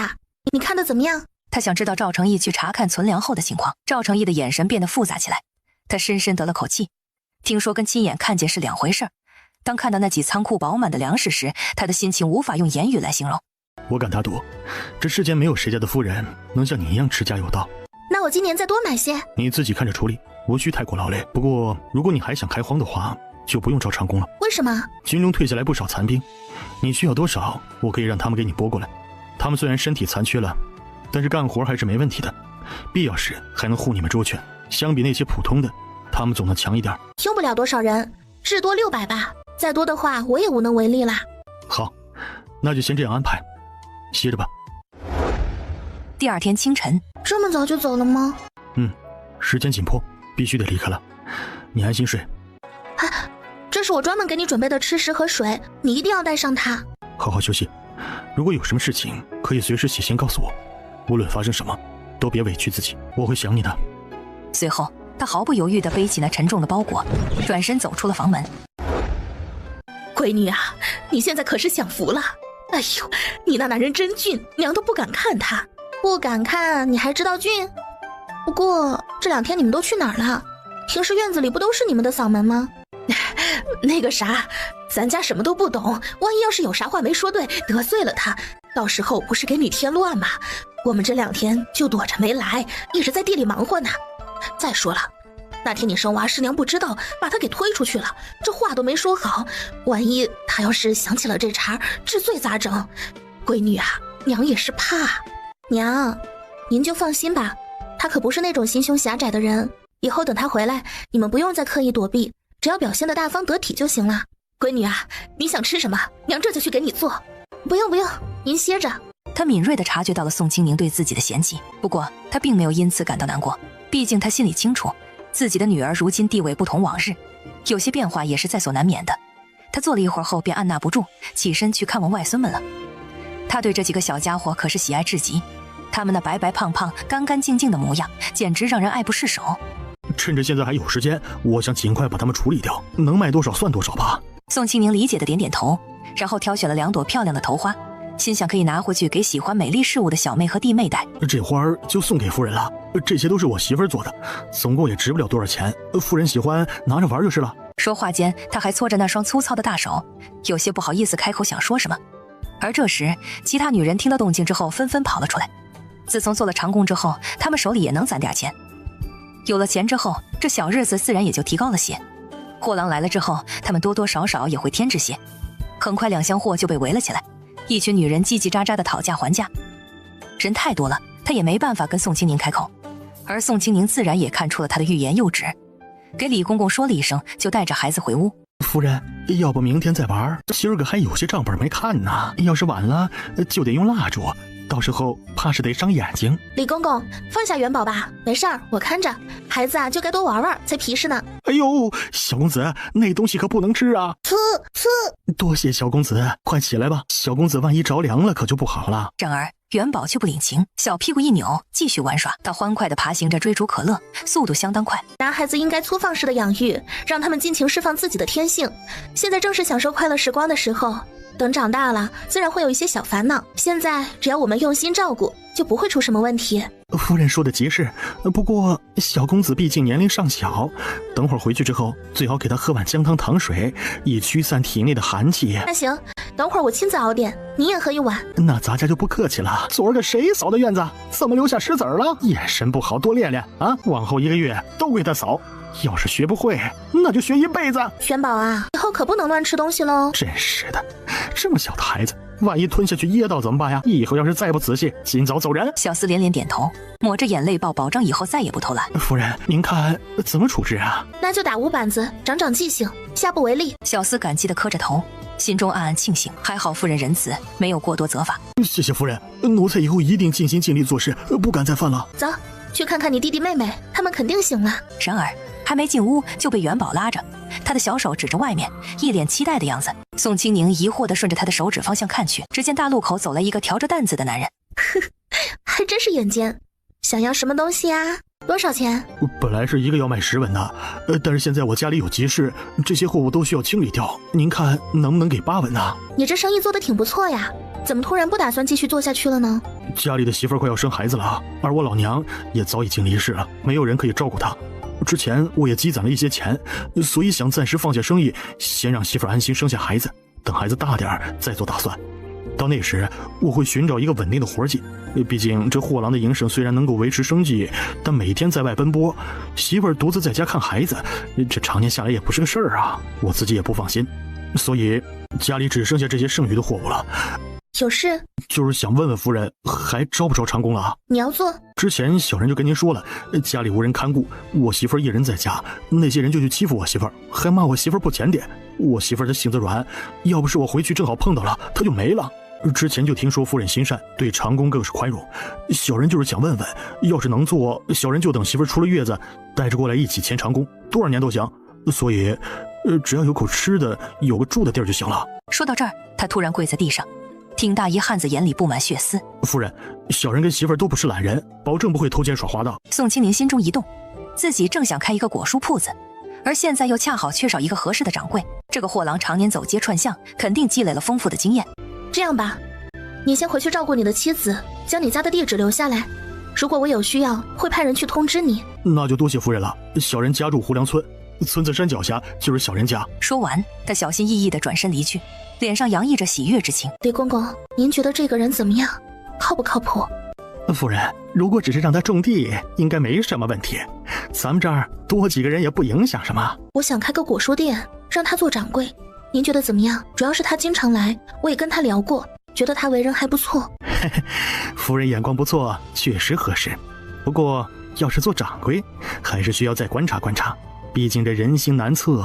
夫人心思纯良，就怕容易得到之后贪心不足啊。那这件事情就麻烦公公了，辛苦你啦。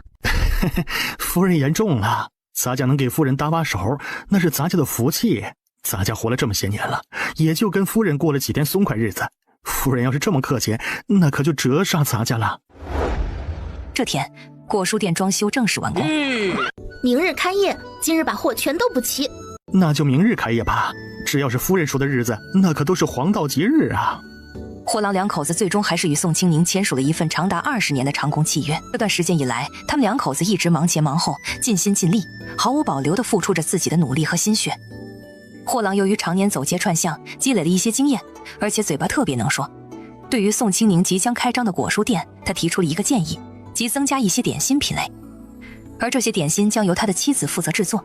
他表示这可是他媳妇家祖传的手艺，一旦品尝过便难以忘怀。这一整天，宋清宁都在店里忙。等结束时，已经是深更半夜。宋清宁想回去，谁知风雪留人，白日里好好的，晚上时突然狂风暴雪，李公公担子路上不安全。再三劝说，宋清宁才心神不宁地留下，迷迷糊糊睡到半夜，突然听到一道熟悉的哭声。宋清宁再也无法淡定，急忙从炕上跳下来，甚至来不及穿鞋，便匆忙拉开了门。门刚一打开，一股刺骨的寒风扑面而来。苏长胜抱着哭得泪眼汪汪的元宝站在门外。娘，抱抱。啊，不哭不哭啊，娘抱抱。快去客房歇着，有什么事等明天再说。表嫂，元宝在家守了一天，过一会儿就在窗户边上叫，天黑后见您还没回来就开始哭，说什么都没用，我也是没办法才套了车送过来的。我知道，弄坏了吧？皇嫂，请留步，老奴见过三王爷，不知三王爷这大老远跑来有何要事？咱家好准备。皇嫂，小弟抱抱小侄吧。不用，孩子认生会哭。皇嫂，您这是怕小弟吗？没。皇嫂不必担心，我只是想抱抱小侄，不会伤害他的。真的不用，谢谢王爷的好意。皇嫂，您不必怕，咱们是一家人，本王是孩子的皇叔，多抱抱就习惯了。王爷，要不还是等以后有机会再说吧，这孩子已经到了睡觉时间，要是晚一会儿他该闹腾了。就这样，我先哄他睡了。李公公，你招待着，可千万不能怠慢了。王爷您坐，皇兄真是好福气啊，得了这么可爱的儿子，王爷也会有，只是缘分还没到而已。三王爷脸上的笑顿时收了收，想到后院那10来个闺女，他的心情更加不美好。王爷您喝茶，这是皇嫂开的铺子，夫人平日里闲着没事儿，便开了这么个小店，全当解闷玩呢。你倒是命大呀，一路被流放至今，到了这苦寒之地，居然还能活得如此滋润。多谢您的挂念，这都得托主子的福啊。咱家这条老命，还有主子用得着的时候，那就不能这么没了呀。本王改日再来看皇嫂和小侄。突然，夫人走了。哇，这人是不是有什么毛病啊？我刚才看到他看元宝的眼神，好像要冒出火来一样。咱家猜测，王爷可能是觉得小公子乖巧可爱，所以才会多看几眼。夫人安心，不管发生什么，咱家都在呢。走，咱们回去，家里还有几个孩子，我不放心。别怕，三王爷只是因为自己无法生儿子，所以才会眼馋夫人生的小公子。放心吧，我们会守护在你身边，就算天塌下来，也有我们顶着。为什么说他不能生儿子？难道他真的没有生育能力吗？三王爷在14岁时就已经开荤，至今已有5年，期间他后院已经有了19个女儿，但始终未能生下一个儿子。其他几位也都差不多，他们的后院里都养着不少女子，生了不少孩子，甚至连那些被偷偷溺死的孩子都不算在内，就是没有一个儿子。他们一心只为了能有一个儿子，然而他们梦寐以求的东西，我们的主子现在却拥有4个小公子，他们嫉妒的眼睛都快掉出来了。但可惜的是，他们并没有那个运气。墨云，要不这段时间辛苦你眼观六路，耳听八方，我总觉得这王爷来这儿没啥好事儿。夫人放心，我会守着，不管是谁想要动你们，就先从属下尸体踏过去。以后要是万一真的遇到了危险，你护着孩子就行。还有，遇到强敌时能跑就跑，护着孩子跑，不要傻乎乎的拼命。有时候拼命不一定能得到好结果，留得青山在，才能有以后。以前你是傻精瞎闹腾，现在我还真是越来越喜欢你了。你可不许打我的主意啊！我告诉你哈，我喜欢的可是男的，敢觊觎我的美貌，小心你家主子给你穿小鞋。这就对了嘛，好好的一个女孩子，别一天天的绷着脸，要开开心心才是。还有，不要迷恋姐取向正常，当然你要是乐意可以自己找，放心，我肯定支持。你这脑子里一天到底在想什么东西啊？明明是你自己开头的呀，我这不是配合吗？以后不许再说这无法入耳的话，要不然你真会害死我的。别看主子平日在你跟前平易近人，那是因为你没见他发火的样子。放心，我知道。夫人，要不让小公子玩一会儿吧？这会儿功夫都吃了11个丸子了，这油炸的东西吃多了会积食。儿子吃饱了吗？小主子呀，您还小，不懂事儿。这老虎可是猛兽，会吃人的。您以后可千万别再这么喂它了啊！要是哪天这小畜生不高兴伤到您了，那可真是遭罪呀，谁也替不了您。还没走进屋的小老虎似乎听懂了李公公的话，他立刻倒退着走回来，一屁股顶在李公公的身上。干什么呢？闲得你能是吧？下次再伤人，扒了你的皮做衣服。李公公，你没事吧？多谢夫人关心，咱家只是被吓到了，没事的，没事的。实际上，以李公公的年纪，哪经得起这样的折腾？他只觉得自己的骨头都要散架了，坐在小凳子上，心脏砰砰砰的狂跳。小主子，您看到了吧？这畜生就是不能跟人比。李公公，是老奴谢小主子赏。宋青宁也闲着没事做，其他孩子都有人照顾，他便带着元宝一起出去玩。唉，都是几个孩子的娘了，怎么还是这么不稳重？大姐有福气，生了几个小子，又有王爷护着，自然可以无忧无虑的玩。听到这话，老太太立马收住了笑容。她对这个儿媳妇谈不上满意或不满意，但心里总是觉得有些不得劲。你也该加把劲儿了，女人活一辈子，孩子才是依靠，早些生个大胖小子，你自个儿心里也踏实不是？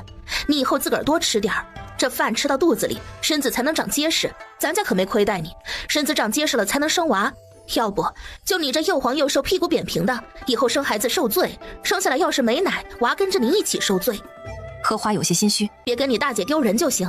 皇嫂好兴致，皇嫂，我是否有什么失礼的地方呢？为何总用如此奇怪的目光看着我？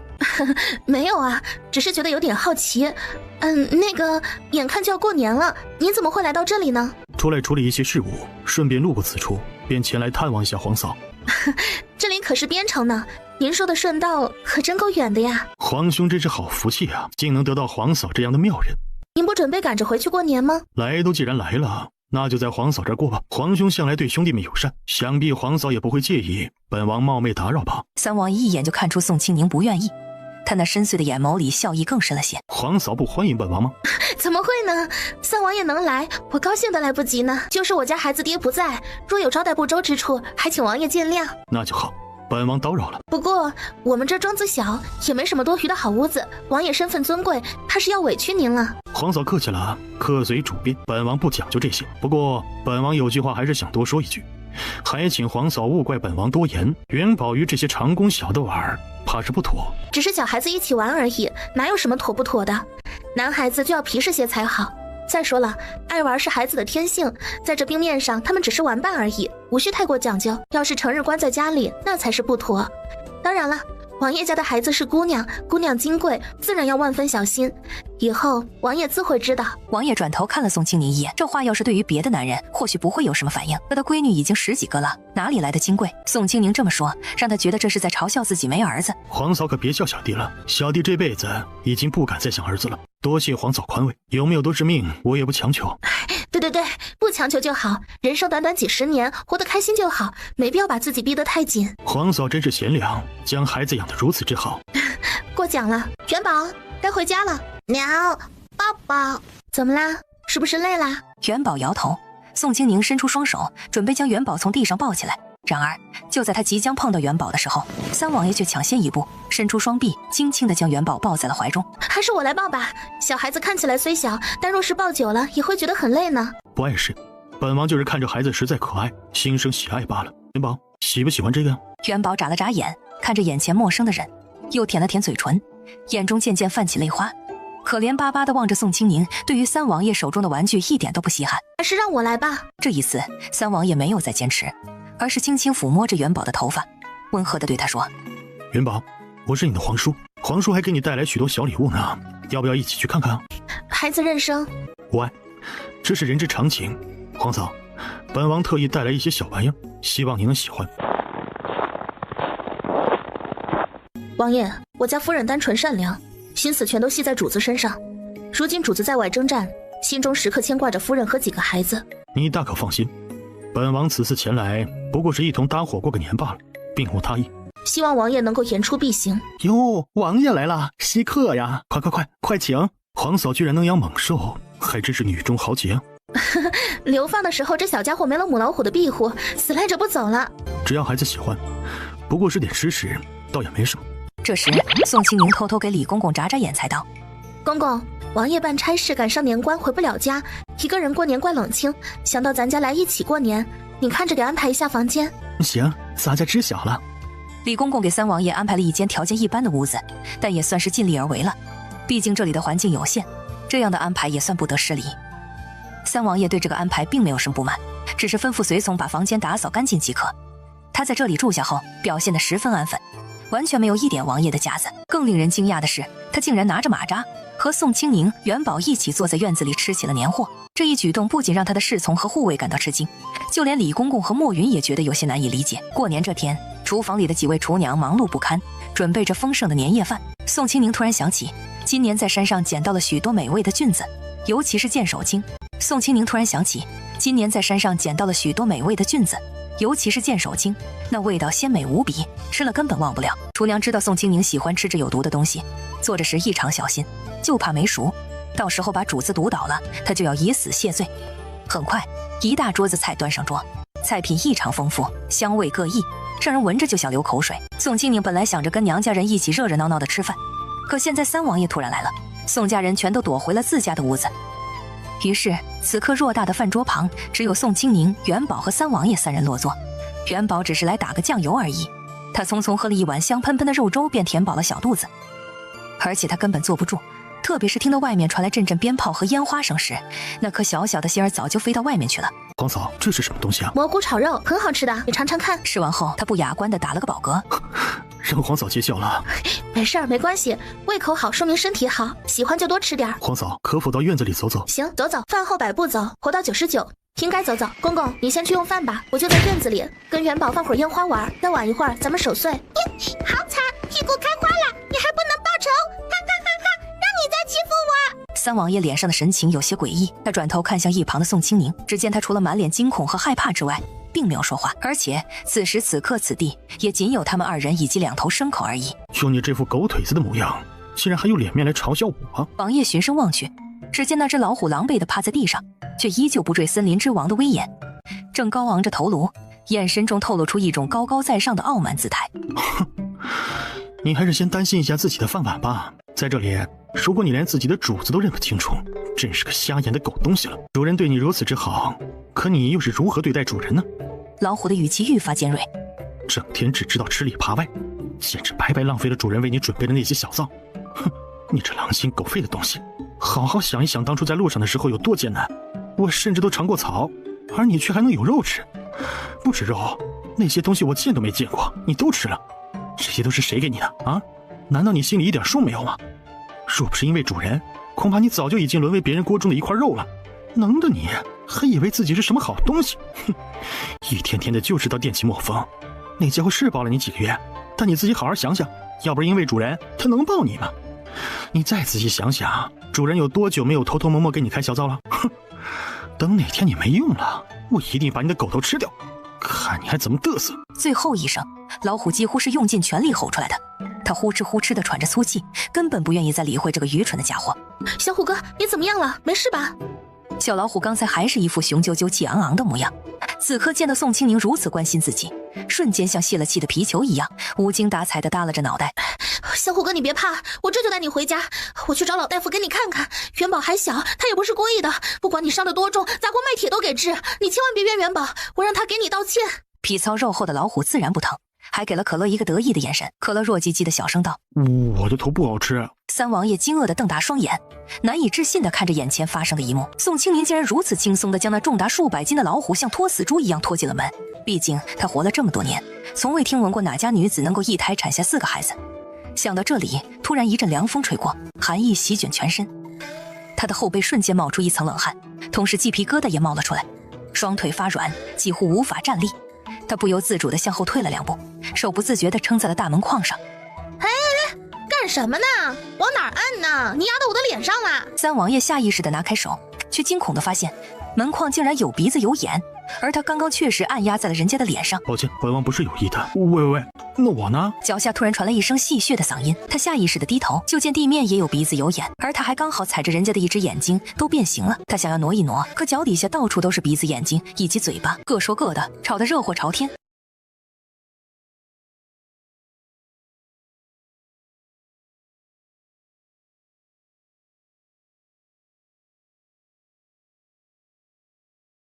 主子，您这是怎么了？你看不见吗？卫东懵逼啊，看见什么呀？他说想换个颜色的衣服穿。主子，您中毒了没有啊？本王和皇嫂一起吃的饭，皇嫂没事，本王也没事。卫东嘴角微抽，他刚才看见宋清宁拖着老虎走时就觉得惊奇。夫人，不好了，我家主子不对劲儿啊！啥？咋了？好端端的咋不对劲了？主子跟你们聊天，还说什么要换个颜色？我们可没放毒啊！我跟他吃的一样，你也看见了，问题不在我们这儿。来人，快去找老大夫！卫东把人放在屋子，几步追了进去。这位可不能出事，要不然他浑身长嘴都说不清楚。进了门，他就看见卫东急得抓耳挠腮。三王爷站着跟床打招呼。宋清宁看到他这情况，心里已经有数。他回想起之前发生的事情，刚开始大家吃剑手青的时候，有很多人都被毒倒了。然而经过多次尝试和观察，他发现只要将剑手青完全煮熟，并且搭配用灵泉水泡的茶一起食用，就不会出现中毒的问题。你还认识我吗？皇嫂，您不认识本王了？没，认识，当然认识。皇嫂，他说自己很累，我正在跟他商量呢。我打算这样安排，以后前半夜我站着，让他好好休息；后半夜我则在他身上躺着，替我受累。宋清宁一脸狐疑地看着三王爷，有些摸不着头脑。你还挺善良哈。说完，他便一屁股坐在了椅子上，准备等待老大夫的到来。然而就在他的屁股刚刚碰到椅子时，三王爷的脸色突然变得极为难看。皇嫂，你快起来！椅子说他快被压死了，你没事吧？皇嫂不是故意的。哎，你别哭啊，以后我不会再让人坐你身上了。说话间，他还用袖子轻轻地擦拭着椅子的扶手，仿佛在安慰一个受伤的孩子一般。宋清宁不禁汗颜，心中暗自感叹，这三王爷现在这个样子还真是心地善良啊。卫东此刻已经完全麻木了，他怎么也想不到自己那英明神武、足智多谋的主子竟然会做出如此丢脸的事情。同时他又开始担忧起自己的命运来，万一主子恢复神智后得知这段时间发生的一切，那么作为仅有的2个知情人之一，自己恐怕难以幸免。想到这里，卫东不由得打了个寒战。一时间房间里只有三王爷忙活的聊天声，椅子、桌子、茶杯、门窗，所有能看到的物件都是他的聊天对象。一开始还算正常，他还像模像样的给每个物品都取了名字，比如这个叫阿红，那个叫阿绿，这个是小白，那个是小黑，然后对着他们说一些有的没的，甚至还有模有样的给他们上课，讲什么《论语》《孟子》之类的，从花草树木讲到飞鸟鱼兽，一直讲得口干舌燥。他依旧彬彬有礼地问过了茶杯，才喝了那早就凉透的茶。这时候他已经完全沉浸在自己的世界里，仿佛这些物品真的能够听懂他说话一样。甚至讲到高潮处，他还会停下来提问，问的问题全都稀奇古怪。卫东低着头不说话，宋清宁是听不懂。作为人的宋清宁跟卫东已经被迫坐在地上听了好一会儿课，要不是他们足够清醒，就这情况，恐怕还真会以为这些东西成精了。老大夫呢？夫人，老大夫今儿个高兴喝了几杯，现在叫不醒啊。咱家已经让人到城里请大夫了，只是到底是过年，怕是不好请啊。卫东自然知道，抿着唇，脸色不好地盯着自家主子。我家王爷应该不会有什么事吧？这个我也不清楚啊，还是等大夫来了再说。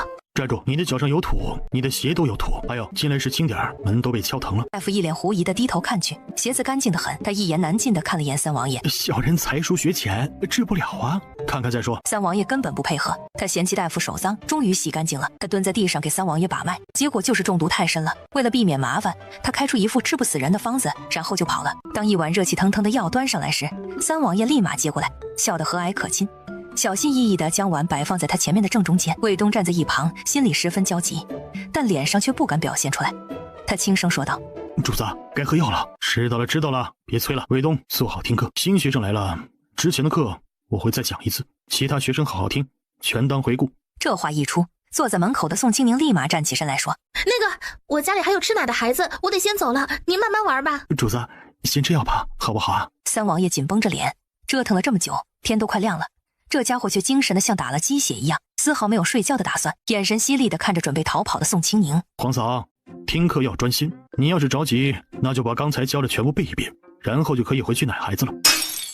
宋清宁裂开了，他猛地回头看着眼神迷离又犀利的男人，拳头硬了。他自己要是有这脑子，当初还能那么费劲读书，现在一个上门做客的还能这么牛，咋不上天去？夫人，我家主子只是病了。打晕，我来灌药。卫东瞳孔骤缩，还真不敢，可主子不吃药根本不行。思考再三，他深吸一口气，举起手对着三王爷的后颈用力一击。三王爷毫无防备，身体一软，直接晕倒在地。宋清宁则迅速捡起地上的药碗，趁着卫东不注意，偷偷地往里面加了一些灵泉水，随后来到三王爷身边，粗暴地捏住他的腮帮子。行了，快去睡觉吧，这么大个人了，还真能折腾，尽心尽力了。宋清宁走出房间后，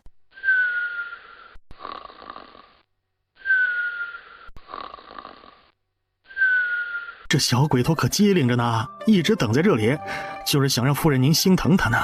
刚才我要给他上药，他还不乐意呢，非要等您来才行。劳烦夫人亲自给他抹药，要不然明儿个早上他肯定会委屈的哭一场。宋清宁无奈地笑了笑，这老虎真是让人又爱又恨。虽然长得高大威猛，但心智却像个小孩子一样幼稚。去窝里吧，怪冷的。老虎慢悠悠地起来，缩进窝里睡觉去了。辛苦您了，公公。夫人言重了，这都是老奴该做的，能够侍奉夫人和诸位小主人，是老奴的荣幸。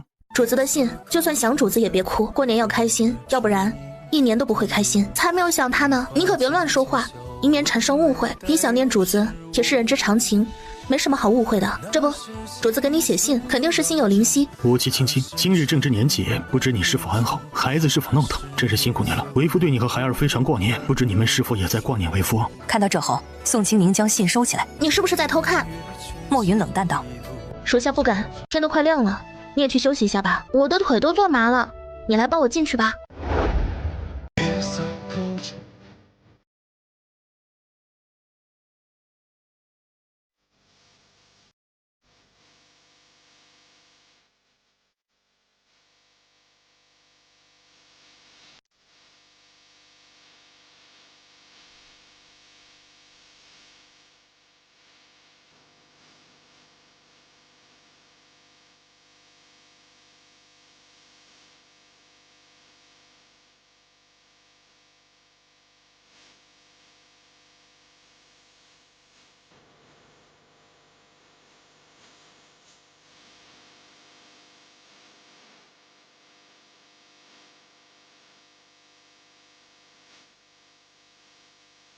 老三现在很闲啊。一直守在他身边的莫风嘴角微抽，跟了主子这么多年，主子的心思自然能猜到一二。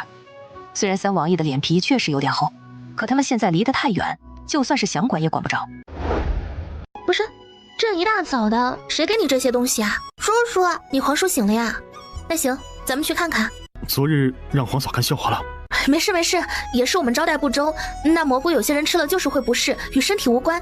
既然不能吃，那以后别吃就是了。皇嫂与本王同食一桌，皇嫂无事，本王却如此，只能说明是本王的身子不如皇嫂康健，怨不得皇嫂。皇嫂，本王觉得那是以前没用过，不适应，只要多用几次，定能如皇嫂一般无事。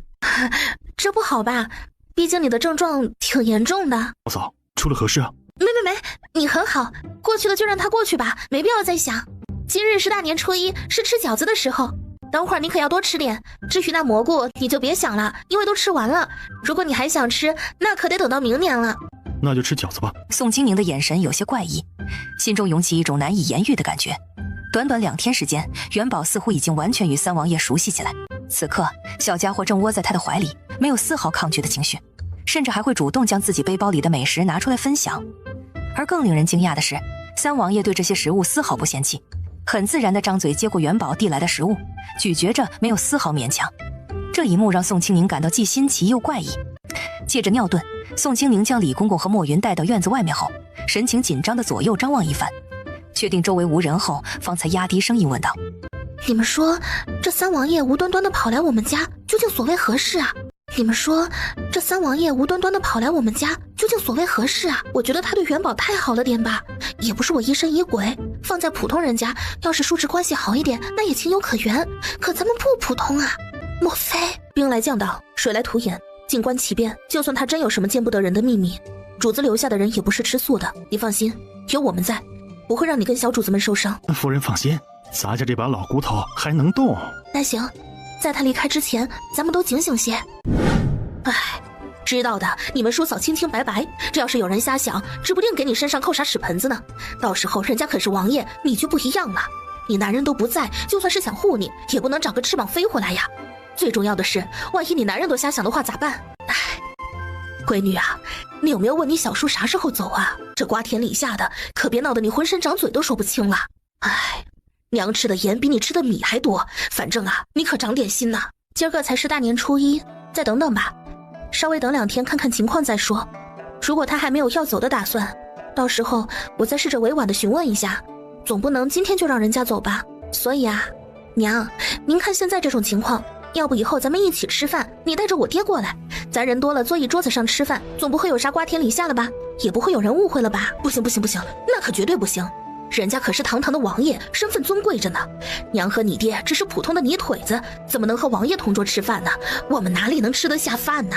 唉，娘，您就别想那么多了。其实人家三王爷也是人，没什么可怕的。再说了，不是你担心吗？既然担心，咱们就一块儿啊！不行不行不行，我们真的不行。你还是继续带着元宝去吧。只要你们俩别坐得太近，应该不会出什么问题的。这2天先将就着过，等王爷走了以后，一切就恢复正常了。反正李公公也一直在旁边看着呢，你家男人肯定不会误会啥。只要你家男人不说啥，其他的都好说。你都已经给他生了这么多孩子了，肯定相信你。宋清宁嘴角微抽，这老太太对自己是关心，可这关心有限呢，不过是让她一起坐下吃个饭，拒绝的这么干脆，不知道的还以为是让她上刑台呢。不许在心里骂娘，我没有。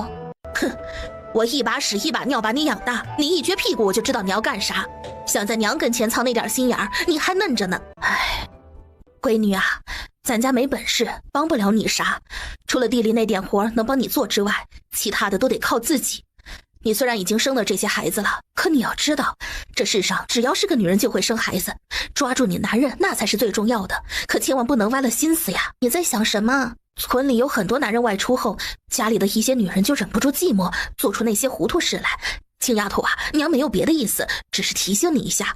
那个，你爹的裤子破了，我得回去给他补上。我记得正月里不能动针线。青丫头啊，听娘一句话，我总是觉得你这个小叔子不太对劲。你看看他平白无故的对元宝这么亲近，这俗话说得好，黄鼠狼给鸡拜年，不安好心。娘，你先把元宝抱到你屋里住2天吧。行，元宝，走，跟外婆去玩，你舅舅给你做了好东西，保管你喜欢。皇嫂，元宝在哪里啊？元宝去后院我娘那里玩了。这2日给你们添麻烦了，本王打算明天一早就离开。那行，需要什么我让人给你准备。多谢皇嫂。一路走好，以后有机会可以再来玩。多谢皇嫂这几日的款待，本王就不打扰皇嫂休息了。不打扰不打扰，招待不周还请见谅。驾！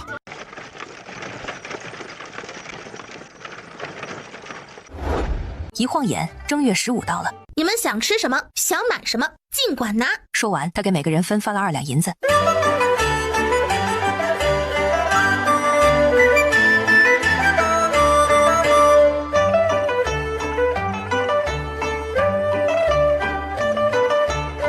万一以后有需要，咱们还能应急。给你买个糖葫芦吧，剩下的你给咱收着。那行，就这么着。媳妇儿，快尝尝。你先吃。嘿，我不爱吃这些东西，你吃吧。咱们一起吃。吃着酸酸甜甜的果子，宋大郎笑得傻乎乎的咧着嘴。媳妇儿，你把钱收了，咱们去前面看看啊。没事吧？我没事，就是有点吓到了。这糖葫芦可惜了。又走了几步，他们到了一个卖首饰的摊子。您真是好眼光，这可是京城那边流行的，现在就剩这一只了。这还是桃花簪，可以辟邪，一只才30文。您买了，媳妇儿指定喜欢。什么？30文？一个破木枝子，你要这么多钱，抢都没你快。你爱买就买，不买我也不会强求。可你这么说，我还真不乐意听。你这人怎么这样说话？我说错什么了吗？啊，我这簪子可是正儿八经的桃木簪，费了不少心思和力气才做成的。买不起你可以明说呀，说我东西不好，想都别想。媳妇儿，我只是看簪子好看，想着你戴着肯定更好看。荷花低着头，小声地说道：“我不需要这些，大姐给我的金簪银簪已经足够了，何必再浪费钱财呢？”媳妇儿，我们买下吧，你戴上一定很好看。荷花见大郎是真心想给自己买东西，心里像抹了蜜一样甜，下意识地摸了把装钱的荷包。当摸到放钱的地方空空如也时，他那原本红润的脸色瞬间变得惨白无比。大郎哥，不好了，不见了，荷包，装银子的荷包不见了。而在那个人撞了自己一下之后就到了这里，这么一会儿功夫就没了。他立马断定肯定是那个人撞了自己之后趁机偷走的，想都没想，他立马转身融入人群，如同疯了一般的去找。媳妇儿，你别这样，在街上这么多人，刚才我们确实没看清楚，根本找不到，别找了啊，就当咱们没有这些银子吧。我怎么这么笨，连个钱都拿不了？那么多钱，我这辈子都没有拿过那么多钱，他怎么一转眼就不见了呢？我本来还打算把这笔钱存起来，等以后我们有了孩子也好应急用，可现在怎么办？大郎哥，如果被婆婆知道这件事，她一定会打死我的。她可是那么多钱呢，可以买好多粮食呢。媳妇儿，没事，丢就丢了，那是大姐给咱们买零嘴的，就当是咱们都吃到肚子里了，你别往心上放啊，大姐不会怪咱们的。只要咱们不告诉娘，她不会知道，大姐也不会问。她给了咱们爱怎么花怎么花，不是吗？就让咱们花了，行吗？啊！荷花抬起头望着宋大郎的眼睛，眼中闪烁着泪光。好，别想了，就全当咱们吃喝喝了，再看会儿吧。这灯会1年才有1回，你之前可是念叨了好多回呢，咱们这次一次看个够。媳妇儿，你看那边的兔子灯多可爱啊！啊，是啊，真好看。大郎哥，咱们去找大姐吧，跟他们一起看。行，媳妇儿，咱们去找大姐会合。大哥大嫂，你们居然都过来了啊！都买了什么好东西？我跟二哥买了这么一大堆，才花了几百文。我以前觉得这些东西都好贵，现在自个儿手里拿着银子买的时候，觉得其实也没贵到哪里去。你们买的挺多呀，不过我们也没打算买太多东西，就是随便逛逛。大哥大嫂，这灯会可热闹了，卖东西的也挺多。等明年15的时候咱们再来。大嫂，这是我给你买的礼物，希望你喜欢。谢谢小妹，很好看。大嫂，你喜欢就好，我给你戴上。你们看，这可是我特意给大姐挑的，漂亮吧？其实我很久以前就开始攒银子了，再加上大姐刚才给我的，我总共凑了5两银子。我觉得这只簪子很漂亮，大姐戴上一定很美。你的眼光最好啦，一眼就能挑中店里最贵的那只。价格贵，自然有它贵的道理嘛，因为它更好看啊。你居然一下子把这么多年攒下来的钱都花光了，如果让娘知道这件事，她一定会揍你的。哪儿贵呀，一点也不贵，只要大姐戴着开心就好。你们可千万别告诉娘，我偷偷藏了这些钱的啊。哼，我才懒得管你呢，反正我就是想看你挨揍。大嫂，你这是咋了？大哥欺负你了？我没事儿，我就是眼里进东西了。大哥，你真欺负嫂子了？没有。那嫂子为啥哭啊？我呀，那个什么，估计这眼睛里边进东西了。哥，你到底怎么了？你怎么让嫂子这么伤心呢？哎呀，我真的啥也没干，你们别问了行不行啊？二郎、雪梅，你们别问了，我没事儿，就是有点不舒服。嫂子，你有啥事就说出来，别憋在心里，这样会好受些。是啊，嫂子，要是我哥做错了事，你就告诉大家，让大姐给你做主。真没啥事儿，你们别担心了。哎呀，你们别问了，真的没事儿。姐，大姐，我们在这儿，钱够花吗？够了，足够了。我买了好多好吃的，以前都没有尝过，可好吃了。我还买了绢花呢。那姐，这都是你的，元宝，喜欢吗？这是小姨专门给你买的。大姐，我没欺负荷花。荷花，出来就是玩的，有什么不开心的忘了就是，没必要耿耿于怀。姐，我把钱丢了。姐，我不是故意的，我就是把钱收在荷包里的，杀钱刀的小偷就那么给摸走了。你这会儿就是在为这事儿不开心？姐，大姐，对不起，都是我的错，我真是太蠢笨了。你要是想骂我，那就尽管开口吧。这件事情真的跟大郎没有关系，是我执意要将咱们俩的钱放在一起保管的。没想到你的钱竟然也丢了，实在是太巧了。我的荷包同样没了，里面可是足足装着12两白花花的银子。好在我聪慧过人，临行前特意多备了几个包，以防万一，否则这损失可就大了。好啦，莫要哭了，不过是些许小事罢了。既然已经丢了，最后要是把眼睛哭瞎了，那银两也不可能自己长脚跑回来呀。不一样，我与大姐毕竟有所不同。一样，都一样，都是丢了钱的倒霉蛋，能有何不同之处？再说了，今天晚上街上行人多，被偷肯定不止咱们，也没见人家在街上哭啊。你要庆幸的是，那些小偷还有点良心，在偷钱的时候没有顺手给你来上一刀子，要不然的话，那就不是失点钱那么简单了。好了啦，别再哭了。瞧，我这儿还有5两银子，快拿着吧，就当是补给你的损失，就当我那包里多装了几两，爱吃什么就去买，喜欢啥玩意儿尽管下手，咱得开开心心的玩。你可得明白，钱财丢了可不是你的过错，都怪那帮不要脸的小毛贼。要是哪日他们被抓了，我定会向孩子爹好好念叨念叨，非得叫人把他们那双不干净的爪子通通砍下来不可，看他们还敢不敢行偷了。真是的，一个个身强体壮四肢健全的，干点啥正经事儿不好，非要跑来这儿当遭人唾弃的窃贼。大姐，这怎么能这么算呢？您身边不还跟着好些人手吗？怎会？哎呀，即便是日行千里的良驹，偶尔也难免会马失前蹄嘛，何况我们这些人呢？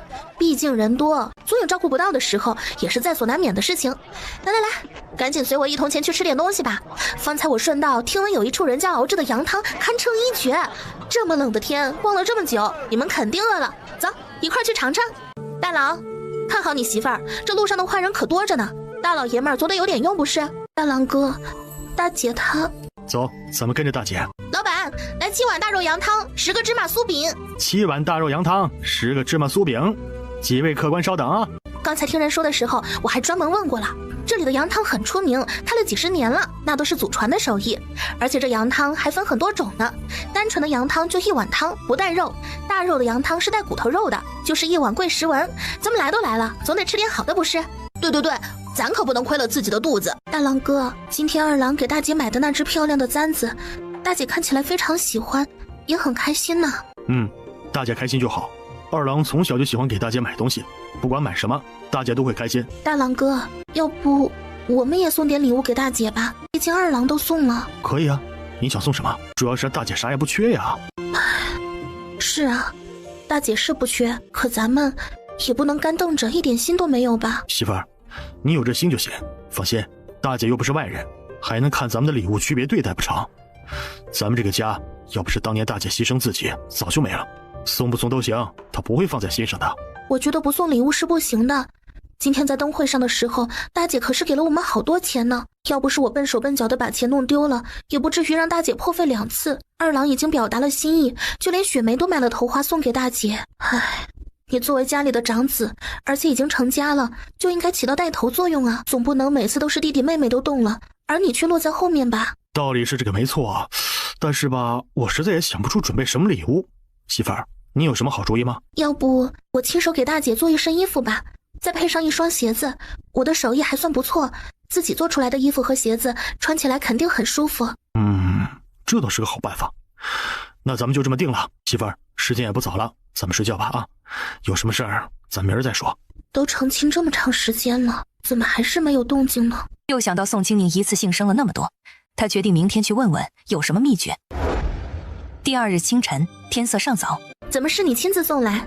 这些琐事交给下人去做便好。我今日恰好有空，想来寻你聊聊家常，顺便将早膳带给你。快些进来坐吧。姐，我就是想着给你做套衣服，特意过来给你量量尺寸，免得做的不合身。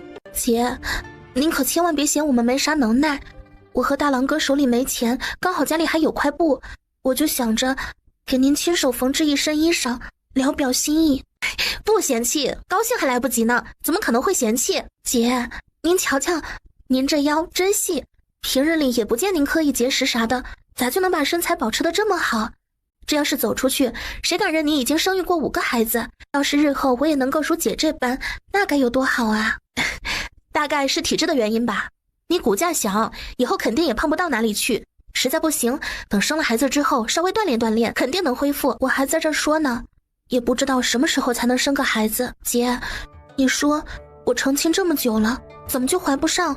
要是我生不出来咋办？你在胡思乱想什么？你们才刚成亲，你还这么年轻，怎么可能生不出来？你要是不放心，我就让老大夫给你看看。姐，你一下生那么多，有没有啥窍门？比如说做那事儿的时候有没有啥？没有，怎么可能呢？你可千万别瞎想啊！你年纪尚轻，说不准此刻肚子里已经有了孩子，只是你尚未察觉到罢了。那晚上是否有需要特别留意之处呢？哎呀，这有什么好难为情的？咱们同为女子，再说了，不就是那回事吗？而且说到底，这不也是为了孩子着想吗？我真的不知晓，要不然你还是去向他人请教吧。那我还是再等等吧，要是实在不行的话，我再去看大夫。现在我有点害怕，我不敢。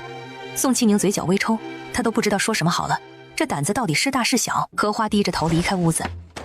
宋庆宁终于松了一口气，想到这姑娘突然过来问生娃的事儿，心里还想着，难不成自家那嘴毒的老太太说啥了？啥事儿？闺女，快来尝尝这新做的点心。爹，这点心到底放了多长时间呢？不多，也就3个来月罢了。放心，好着呢，吃你的。我记得没短你们的吃喝吧？我记得让人经常给你们送这些吃的吧？你们藏着干什么？你看，这都放着硬的咬不动了，还发霉苦，就这东西吃了会死人的。都这把年纪了，吃这好东西也没用，这不是浪费吗？给你们留着，爹刚才尝了，没坏，香着呢。宋庆龄紧紧握住柜子的把手，使出浑身力气将柜门猛地拉开。然而，就在他看清柜内之物的瞬间，只觉眼前一黑，不由得后退2步。呈现在他眼前的景象令人瞠目结舌。崭新的柜子里整整3层空间，竟然有2层被各式各样五颜六色的糕点所占据，有的却已长出了毛茸茸的霉菌，散发出一股刺鼻的异味。你们干嘛？为什么要把这些糕点全都放到柜子里？每天给你们送过来新的，为什么不吃？好东西要少吃才多香，天天吃着就是金山也经不住造。你可是还有5个孩子呢。闺女，来找你娘有啥事儿啊？过你娘跟前说去，爹给你泡壶茶去。来人，把这收拾了。下一瞬，2个婆子推门进来。当他们看到那一柜子的点心之后，同样目瞪口呆，对视一眼，默默地转身出去。这么多点心，打眼一看得有100来斤呢，得找个麻袋去装。你这丫头干啥呢？干啥呢？啥叫清理？清理啥呀？这好好的东西干啥呀？我看你是吃了几年饱饭，不知道啥叫饿肚子了吧？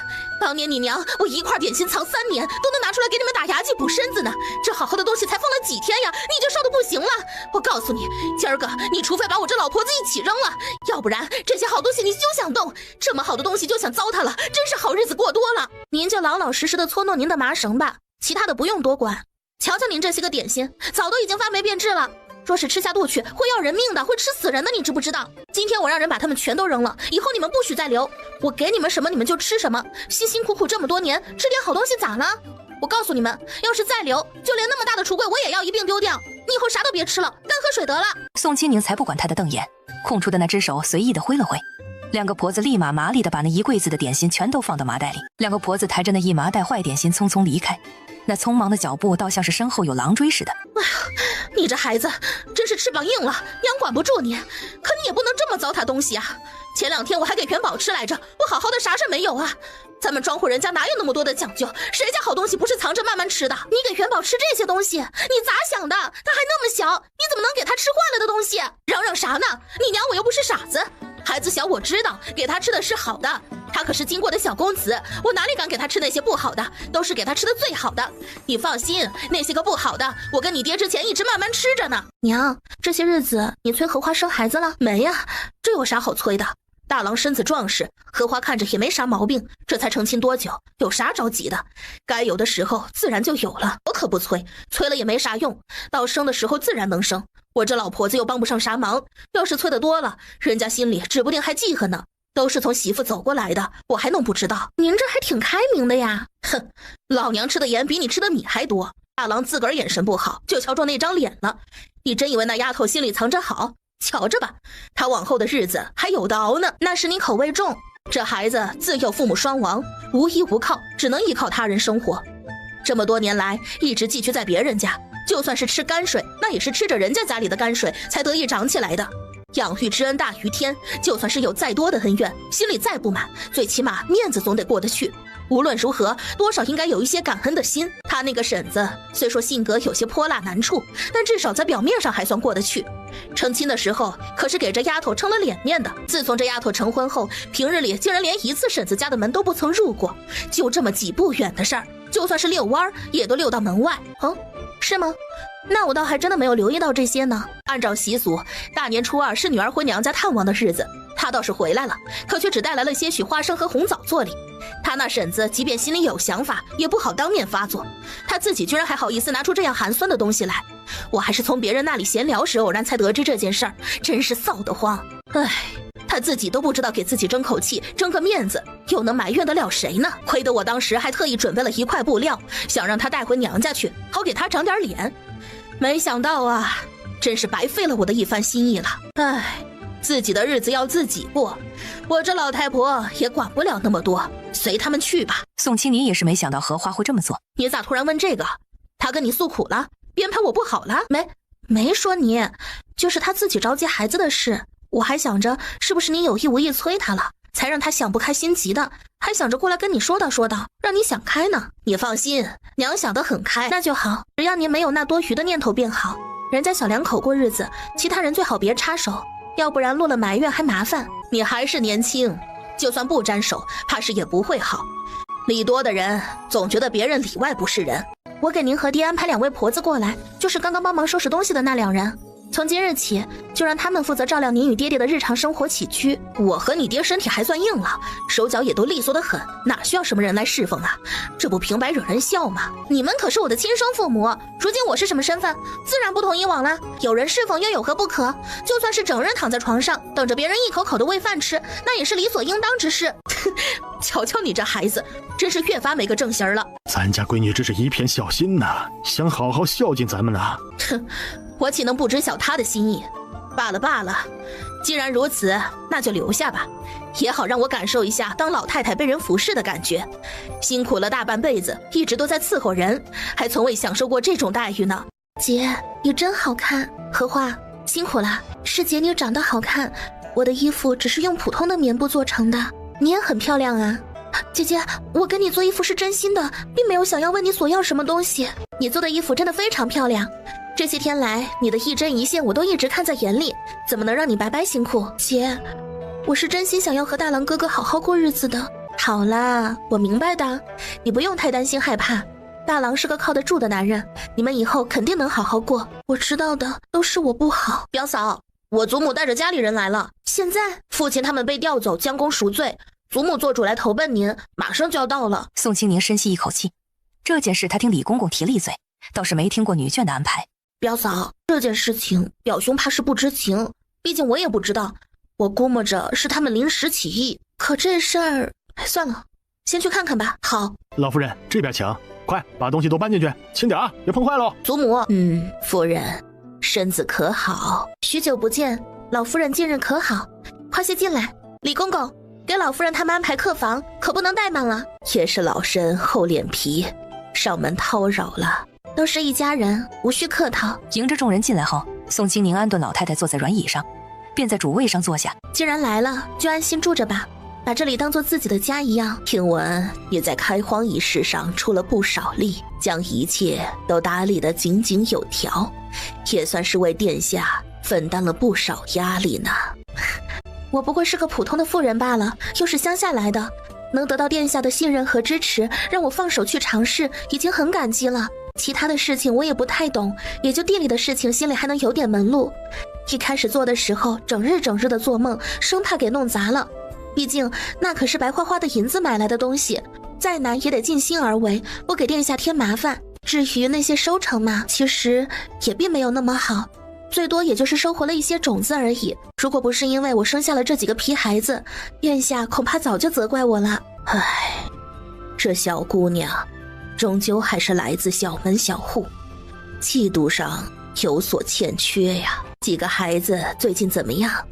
他们这会儿在干什么呢？孩子们都挺好的，这个时候正是吃了睡，睡了吃的时候，估计是随了孩子爹，平时也没啥小毛病，好养着呢。元宝刚才在午休，估计这会儿已经醒来了，要不我让人把他抱过来，让您看看。确实有段时间没见到了，说起来还真有点想念那个皮猴了。不一会儿，金欢就抱着睡眼惺忪的元宝从屋里走了出来。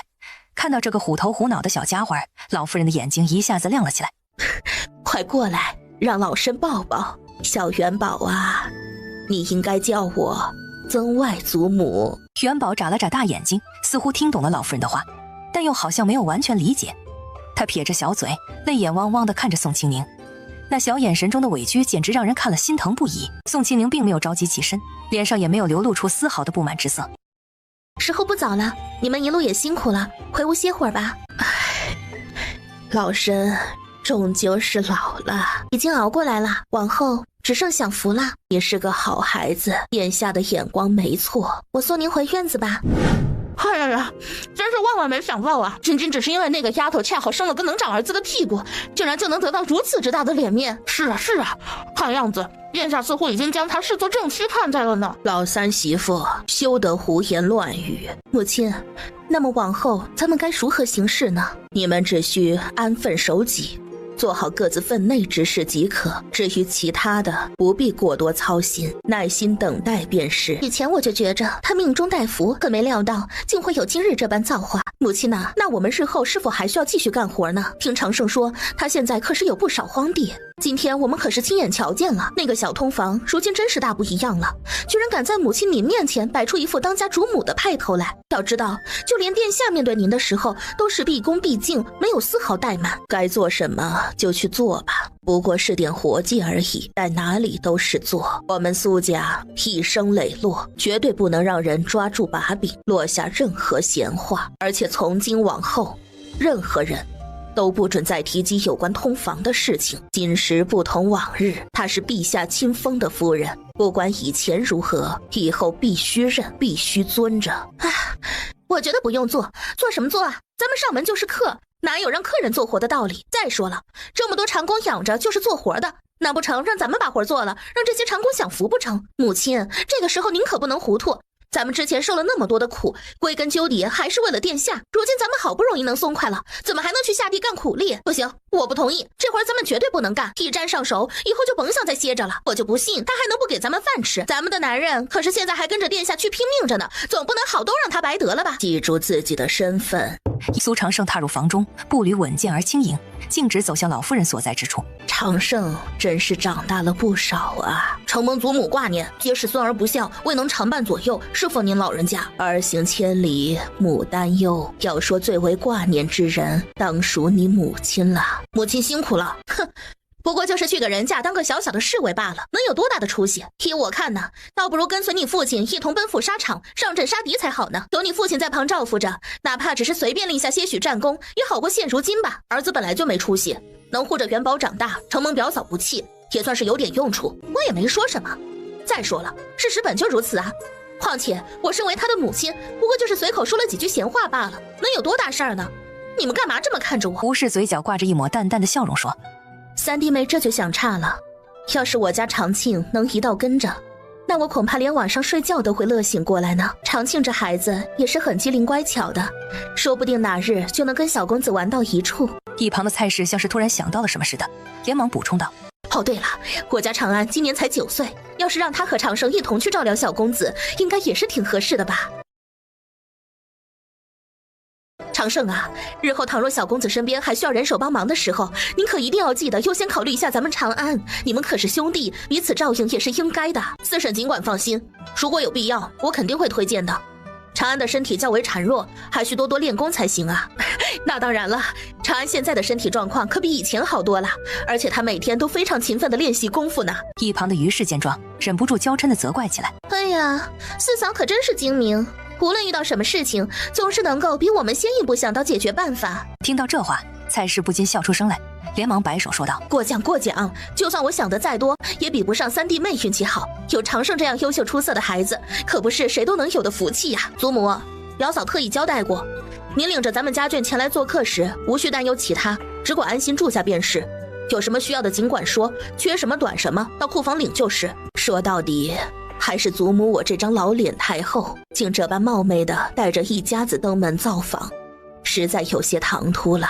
祖母切莫这般想，表嫂为人亲和友善，极好相与，只要不在她面前随意指手画脚、胡言乱语、触怒于她，便不会引得她心生不悦。时辰也不早了，你快去陪元宝吧，大孩子如今尚年幼，身边切不可无人照看。苏长胜礼数周全的行礼后才离开。母亲，看来咱们讨人嫌了，都歇了吧。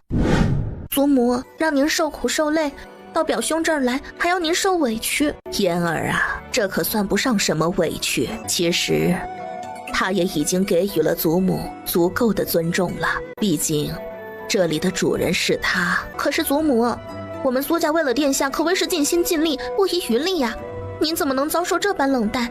长胜也是，竟然对他言听计从，看看那些话哪能入耳？嫣儿啊，他确实已经给了咱们家最大程度的体面与尊严，只不过嘛，毕竟他年纪尚轻，又未曾受到过正规教养嬷嬷的悉心教导，所以心中难免会对过去发生的一些琐碎之事耿耿于怀罢了。唉，也怪祖母眼拙了，倒是没有料到他竟如此福泽深厚。山雀变成了金贵的凤凰，如今有殿下全力庇护着他，日后恐怕他当真就要成为高高在上的真正凤凰了。就凭他那样的出身，想要那个位置，他是不妥吧？流放时不离不弃的相伴，一口气得了几个小公子，性子淳朴，开荒种粮，善待下人，他的风评早已胜过其他姑娘，但就几个小公子，足以让他富贵一生，其他的锦上添花，也添到了心坎上。嫣儿，他是个聪明的。二哥，有事？许久不见，二哥如今过得可好？很好，表嫂很好。二哥，实际上祖母并非无缘无故来到此处投靠表嫂这儿来的，我无意间偷听到母亲与祖母交谈，似乎有人对表嫂开的荒地心怀不轨，恐怕接下来日子不会太安宁了。而且父亲和其他几位叔伯都已被调往殿下那边去了。正因如此，祖母心中忧虑不已。若是真出了什么意外，多少也能帮忙，最起码几个小公子不能出事，所以才赶了过来。此事我心中已有数，不必担忧。表嫂，最近这段时间恐怕不会太安宁呢。兵来将挡，水来土掩，薛将军镇守边关多年，他定能应付，咱们别添乱就行。祖母，他这行为是何意？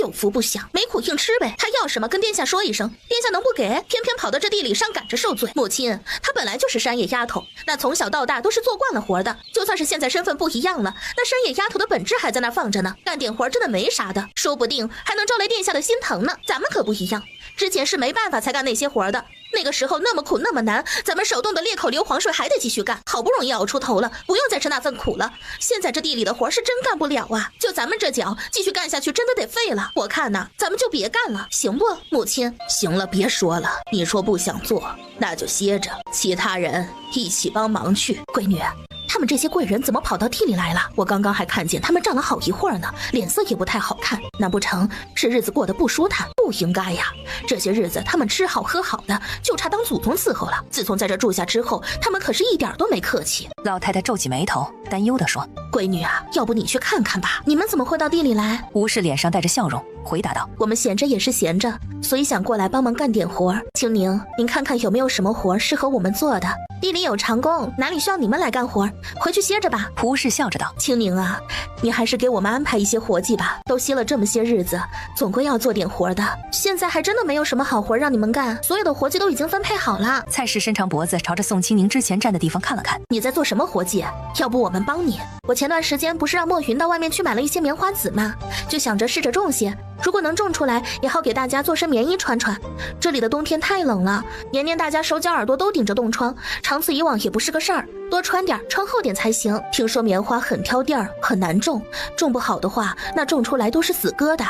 要不就是长半道就让虫给吃成光杆了。你居然会种棉花，这东西要是真的种出来，那可是大价钱，可比粮食还要金贵。我也不会种，就是今年专门分出来一块地，想着试试看，要是能成那自然是好的，就算是不能成，左右也就是一小块地1年的收成而已。我现在旁的没有，也就穷的只剩下这些地了，就算真的折腾1年，孩子爹也不会怪我。我还没见过怎么种棉花呢，刚巧跟你一道看看。你不介意我偷师吧？你要是想看就看吧，哪有什么偷不偷的，种地就是把种子扔地里，拔草浇水施肥照看着，别被牲口糟蹋了而已。只要尽心照顾，肯定不差。瞧瞧，你一说头头是道，要是让我来，我都不知道咋开始呢。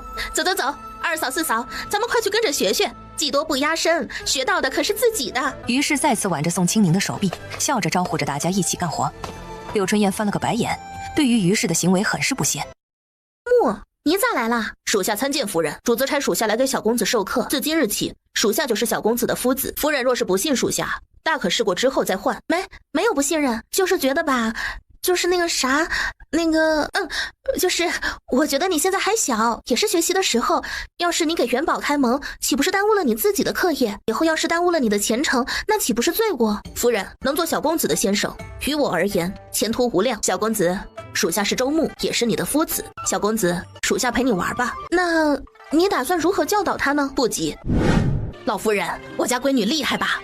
这真是重杀杀收啊！自从她男人打仗走了，她没闲过一天，不是在地里干活，就是在算账，有点好东西还要千里那啥，反正大老远的给她男人送去。这么久了，孩子都生4个了，身体还是这么棒。这孩子越活越实心眼儿，对谁都好，只要自己手里有了，啥都舍得给。这样的姑娘，不管谁娶了，半夜都能笑醒。唉，就是命不好。摊上我们这没本事的爹娘兄弟，早些年害得他为奴为婢，连个人都不是。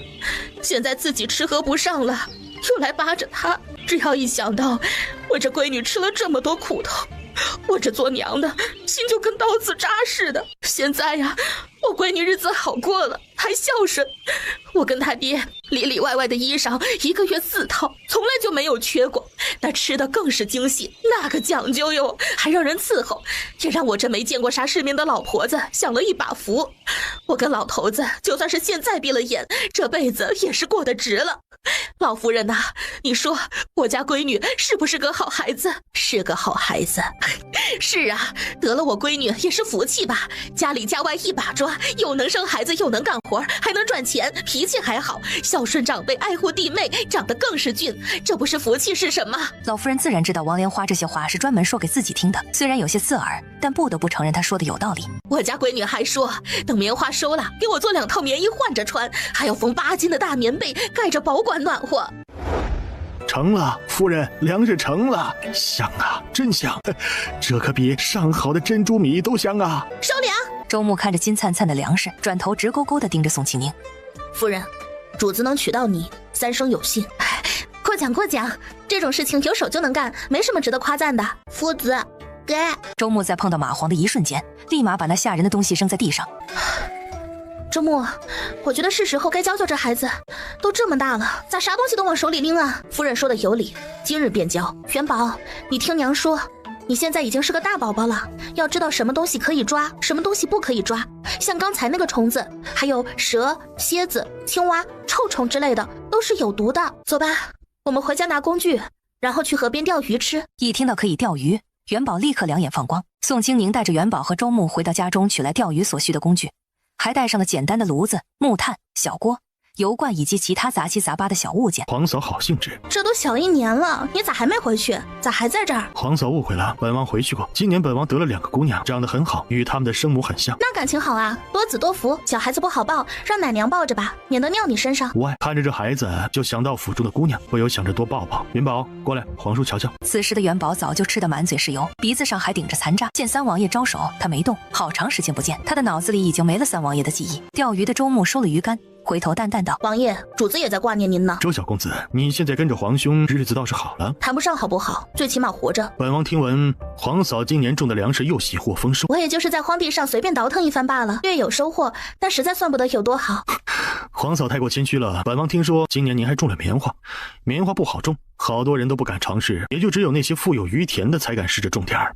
不知道那棉花长势如何呀？还算不错吧，只种了几亩地，收成一般，刚够我们一家人自己做衣服和棉被用。这地方一到冬天冷得连猴子都待不住，还是新棉花保暖些。这样一来，我们今年冬天就不会受冻了。是不是因为炭火不够啊？如果需要的话，趁现在时间尚早，本王可以派人送汽车过来。多谢三王爷关心，炭火倒是足够的，我屋子里挺暖和的，只是那些长工们会比较辛苦一些。今年有了抗寒的好衣裳，他们也不用在最冷的那段时间整日缩在被窝里，连门都不敢出了。皇嫂真是心善，考虑的面面俱到。饿了吗？要不要尝尝？我觉得新鲜好吃。看着三王爷吃得津津有味，宋清宁钓鱼的信心倍增，他立刻挽起袖子，干劲十足地继续干活。东子，主子这是怎么了？卫东非常高冷地瞥了他一眼，淡淡道：“没事，主子到这就这样，习惯就好。还有，别多嘴。东子，咱们的规矩你忘了？吃吧啊！人活一辈子，吃一顿少一顿。走喽，咱们回家去。我可得好好把这条宝贝鱼儿给养起来，以后留着慢慢吃。那就一同回去吧。三王爷，您这是？清宁，来了贵客，你怎么不带回家来？连孩子都让客人抱着，着实不妥。也是本王冒昧，本想着皇兄不在，顺道过来看看。既然不受欢迎，那本王先行告退。说着，他转身离开。老夫人，这里是我家。苏芷嫣率先站出来。你怎么能这么说？祖母也是为了你好，分明是你做事没有分寸，祖母不过是给你几句提点而已，你竟如此不知好歹。就算是殿下知道这件事情，他也不会认为是祖母的错。你知道三王爷的目的吗？他来接近你，逗着你的孩子玩，你以为他是什么好人吗？那我是不是应该拿把扫帚把他给打出去？等我把人打出去的时候，你是不是要说来者是客？既然上了门，就算是装也要装着招待下去。面子情不管何时都需要顾到，若是不知礼数，给孩子爹丢人了。仔细想想，确实丢人了。毕竟我只是一个山野女子，当初死皮赖脸的趴上了电子殿下的床，这肚皮有争气，生了儿子出来，母凭子贵嘛。有了孩子之后，我的身份也提上来了，也算是一个正常的人了。到如今，每天我做着我该做的事情，我从来都没有觉得我低人一等。苏老夫人，我知道苏家跟孩子爹密不可分，麻烦您以后也想清楚，我跟他同样密不可分。您带着家人上门做客，我身为晚辈，好生招待着。也请麻烦您，有些事情不该您管的，您可以不必管，毕竟这里不是苏家，而是我的家，我有管我自己家的方式。就算是错了，那也是我的家。或许您是出于好心，可这份好心我不想接受，也不乐意接受。您或许不知道，我这个人脾气跟其他人有些不一样，最讨厌的就是别人对我的生活指手画脚。今天我就说天上的月亮是方的，只要我说是方的，那就是方的，就算它是圆的又何妨？无礼不孝也好，不知好歹也罢。总之，为了那个如今还在战场上拼未来的男人，咱们互相体谅着，毕竟脸面这东西也是互相给的，而不是您高高在上颐指气使，而我就得恭恭敬敬的听着。这世上没有这样的道理，言尽于此，您自便。苏老夫人听着宋清宁这一连串的话，胸口剧烈的起伏着，她伸出手颤抖的指着宋清宁，你了老半天，最终两眼一翻，晕了过去。来人，送苏老夫人回自己的屋子，找大夫过来瞧瞧。夫人，您受委屈了。今日这事传到孩子爹的耳朵里，他会觉得我错了吗？夫人，主子不会是非不非，今日您无错。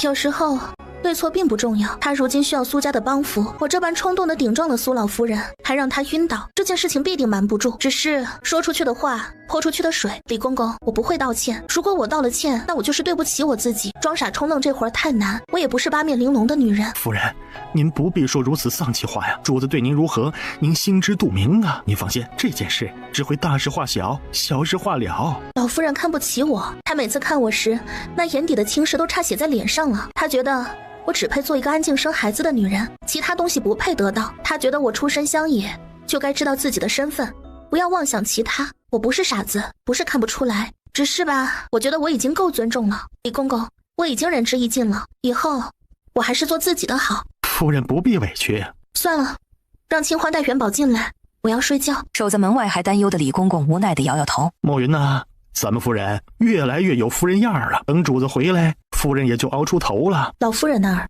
就交给公公了。明儿个吧，老夫人自己心里有数。苏老夫人已经醒了，她躺在床上呆呆地看着床幔。苏芷嫣跪在床边抹着眼泪。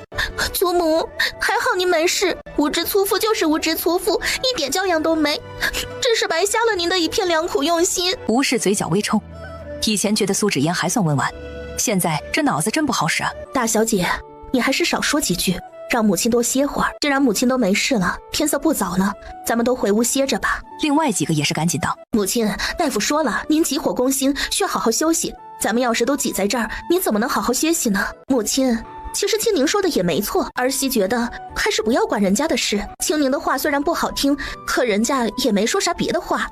这里是她一手打理出来的，也是她自己的家，都给殿下生了5个孩子，就连陛下都赐她夫人。这个家里她是主人，咱们是客人，就算是长辈，您也要知道，客随主便这个道理不用说，咱们都知道。就算您是一片苦心，但是己所不欲，勿施于人。要是有人在咱家指手画脚，教您做事，您能乐意听着？你是觉得老身指手画脚，多管闲事？于是被这凌厉如刀般的眼神吓得浑身一颤。母亲，儿媳知道错了，到外面跪着去。您坐这儿干什么呢？我觉得冷吗？我呀，穿得这么厚，浑身暖的，哪里会感觉到冷呢？来，过来跟娘坐会儿。闺女啊，你跟苏家那些人闹成这样，你男人说啥了没？没，他忙着呢，还以为那高门里的老夫人啥样呢。我这乡下老婆子都知道，不管别人家的事儿，真是身份越高越把自己当回事儿。都这么大把年纪了，一天吃饱喝足安生过日子不好吗？别在背后说人是非，个人的日子个人过，我就是随口说说，以后不说就是了。荷花也快生了，不知道她这次能生个啥，不是男孩就是女孩，还能是什么？不管是男孩还是女孩，都是宋家的子孙，你还能嫌弃不成？看你说的，我就是随便说说。我要是真嫌弃姑娘，你还能长这么大？不管咋样，荷花生孩子后你别多嘴，只要开心的做个通情达理的好奶奶，再给孩子准备好足够的红包，我会安排人伺候她坐月子，乳娘我也会准备好，你只要负责多跟荷花说些好听话，逗逗孩子，其他的不必多做，多做多错。月子里的女人敏感多疑，你就算好心也别说，咋就那么金贵了？当初我生大郎时正赶上秋收，我连1天都没歇着，就下地干活了。那会儿家里没吃的，我还要喂孩子，1个月子吃了10来个鸡蛋，那都是好日子。现在我也活得好好的呀。娘，此一时彼一时，你受了苦是真的，现在日子好了，可别让媳妇再受苦。月子对女人很重要，都是女人，你该心疼。哼，知道了，也就她碰上了好日子。青宁，快跑！青宁，快跑！赶紧往京城方向跑，城要破了。那薛将军呢？出了叛徒，他现在身负重伤，但仍在坚持抵抗，恐怕撑不了多久了。我带了亲兵和殿下留下的人，他们会护送你们离开。快走，否则就来不及了。你跟几个孩子绝不能出事。闺女，娘这就去收拾，马上就回来。一旁的李公公也急忙招呼众人收拾行李，只需要套上车，带上一些贴身物品即可，其他的一概不要。下人们则拿起锣鼓拼命敲打，希望能尽快将消息传递给所有人。孙夫人，你不走，我男人孩子都在这儿，能到哪儿去？说罢，他决然地出了院子。老夫人，您带着家眷坐那2辆，现在就走。等会儿我姑母不跟你们一条路走，你带着孩子跟我们一起走，必要的时候我们能护你。你要明白，孩子绝不能出事。老夫人，怎么安排我心里有数。现在你们快走，咱们分几路走。你经验多，尽量保住自家人就行。几位夫人，麻烦你们请老夫人上马车，把吃的喝的都带足了。这是500两银票，你们想办法藏好。此次一别，生死未知，他日若是能活着再见，希望人都在。多的我也不说了，保重。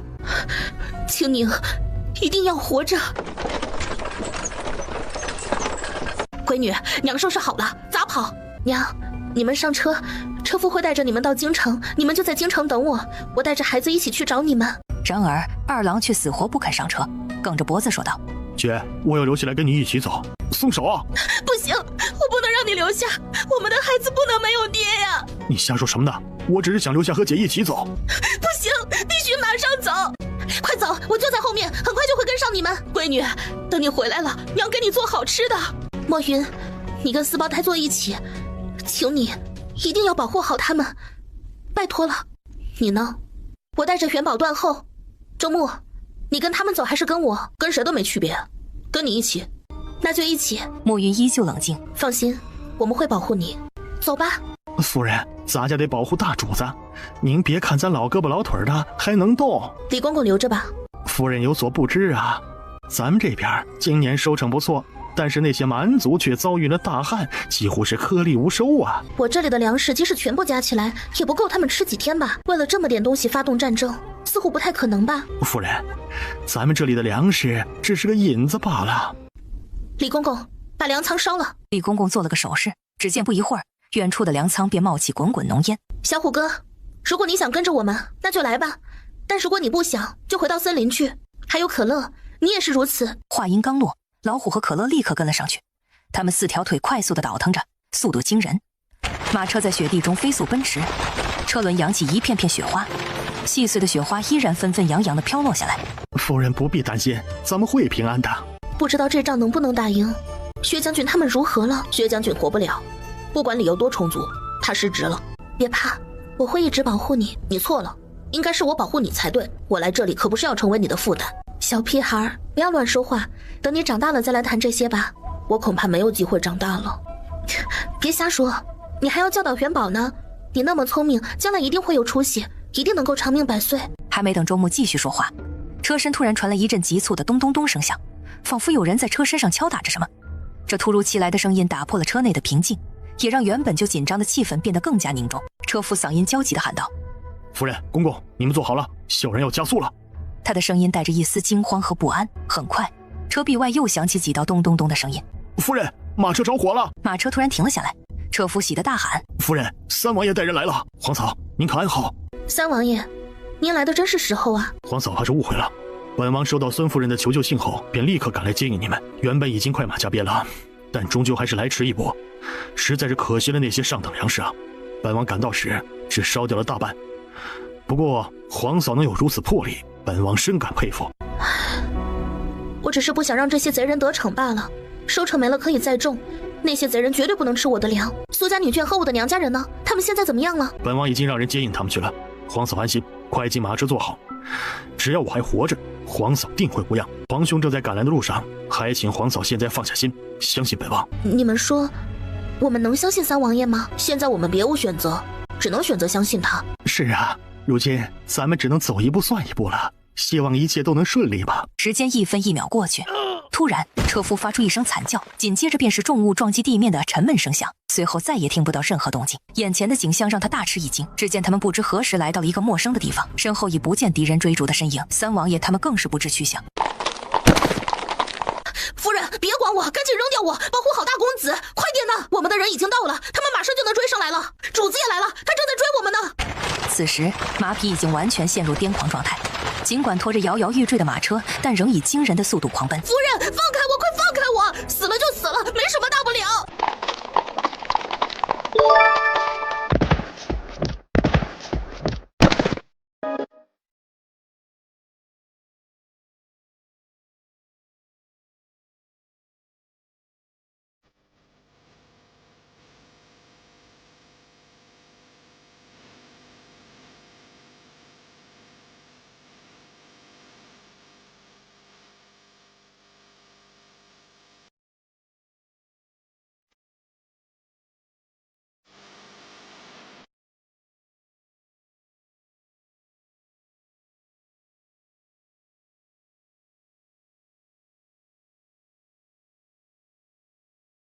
主子，你冷静，咱们可以去山崖下面找，你绝对不能跳下去。放开，放开我！主子，你不要冲动，夫人吉人自有天相，不会有事的。我们先去寻找夫人的下落才是最要紧的呀！放开我，我要去找她。主子，你别这样，你这样会把自己也搭进去的。我们可以一起下山崖去找，一定能找到夫人的。主子，请你冷静下来呀！你这么盲目的跳下去毫无意义，我们可以寻找其他路径下去。我坚信夫人和大公子都会平安无事的，只要我们尽快下去，就一定能找到他们。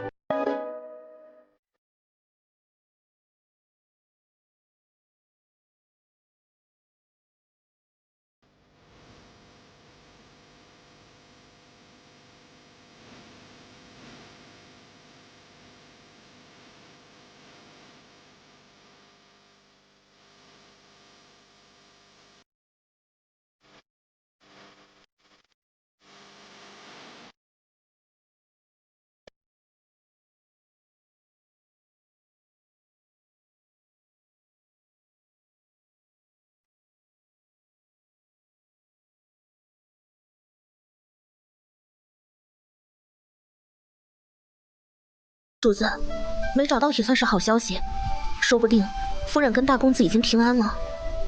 赵成义身子一晃，心中的悲痛无以言表。从这么高的地方摔下来，怎么可能平安？那马都摔成这样，他们又能好到哪里去？你们继续找，我先带主子找个安全的地方。赵成义醒来时是在庄子上，空气中还弥漫着焦糊味。他皱眉看着熟悉的床幔，呆了一瞬才回神。主子，您终于醒了。我睡了多久？2天2夜。夫人和元宝呢？找到没有？没有，我们已经搜遍了整个衙邸，但是我要亲自去找他们。我相信我的妻子和儿子都还活着，他们正在等我去找。主子，您现在身体很虚弱，我们已经派了更多人手去寻找了，就连周围的村落我们都去仔细找了，相信用不了多久，一定能找到夫人和公子的下落。不行，我等不了那么久。您坠马时脸擦伤了，很严重，手指也断了，大夫已经给您接好了，只是接下来你要好好的休养，要不然会留下后遗症的。主子，3王爷在等您，什么时候说话要分几次了？三弟何时这么闲了？皇兄，皇嫂的事很抱歉，我的妻儿与你何干？老三，收起你那些不该有的小心思，否则别怪我不顾兄弟情谊。皇兄，你误会了，我只想来看看有没有什么能帮忙的。不必，既然皇兄执意如此，那本王也不再掺和。然而他并没有就此罢休，接着问道：不过如今战事吃紧，薛将军重伤昏迷，皇兄准备如何应对啊？某峰，派人继续寻找夫人和大公子，召集其他能打的将士，商议战事。皇兄大义，您一直以来都是兄弟们的榜样，本王着实佩服。你这淫妇啊，你好样的！你竟然干出这种恶心事，你是想拖着我一起死吗你？本宫不过养个逗趣的玩意儿，有什么大不了？六皇子木着脸，抽出随身带的匕首，召唤送入小太监的心口。小太监连哼都来不及哼，便没了声息。来人，把这狗东西埋在贵妃娘娘最喜欢的桂花树下，相信来年的桂花酿的酒肯定会很甜。这件事要是传到父皇耳朵里，你觉得他会如何处置你啊？剥皮抽筋，还是直接赐酒，或者是3尺白绫，亦或者直接砍头，或者是乱棍打死？哪一样都不体面，你觉得你能受得住哪样啊？哼，你以为你能威胁得了我？别忘了，你是从我肚子里爬出来的，也是我精心带大的，我们可是一根绳上的蚂蚱。若本宫倒台，你也别想好过。这些年本宫为了你可谓是殚精竭虑，你竟然如此报答本宫。这些年来，你可曾问过我真正想要的是什么？你所做的一切都是为了你自己欲壑难填的妄念而已，而不是为了我。当年皇后怎么死的，你心里最清楚，父皇心里也清楚。你以为他对你有几分真心呢？哼，都这把年纪了，醒醒吧！你这辈子能做到贵妃这个位置，已经算是祖上积德了。要是再闹腾下去，别说这空壳贵妃了，就是冷宫的剩饭都轮不上你。别妄想再拿以前那套来教我，我早已不是当年的我。小时候被你控制，我早就受够了。现在就凭你这丑事，你若是再对我指手画脚，大不了玉石俱焚，谁也别想好活。赵成义的女人跟长子失踪，你如果还有一点脑子，现在立刻派人去找，找到之后就地绞杀，也算是老天开眼。赵成义丢的儿子居然是长子，不用本宫提醒，你应该清楚长子的地位，杀了他们母子。六皇子以一种看神经病的眼神看着杨贵妃，你是不是得了失心疯了？一天天跟个阉人胡闹，是把脑子糊住了吧？皇兄的女人跟长子确实丢了，可你别忘了，那女人可不只生了一个儿子。莫说长子丢了，就算是死了，也不会受什么影响，因为我们兄弟都没有儿子，我们没有儿子。皇兄的儿子不管是长子还是次子，那都是金贵的。那就把他的儿子都杀了，其他皇子没有儿子，连你都没有儿子，凭什么只有他有？既然没有，那就都没有。你真应该好好学学柔妃，把心思放在该放的地方，而不是整日想着一些歪门邪道。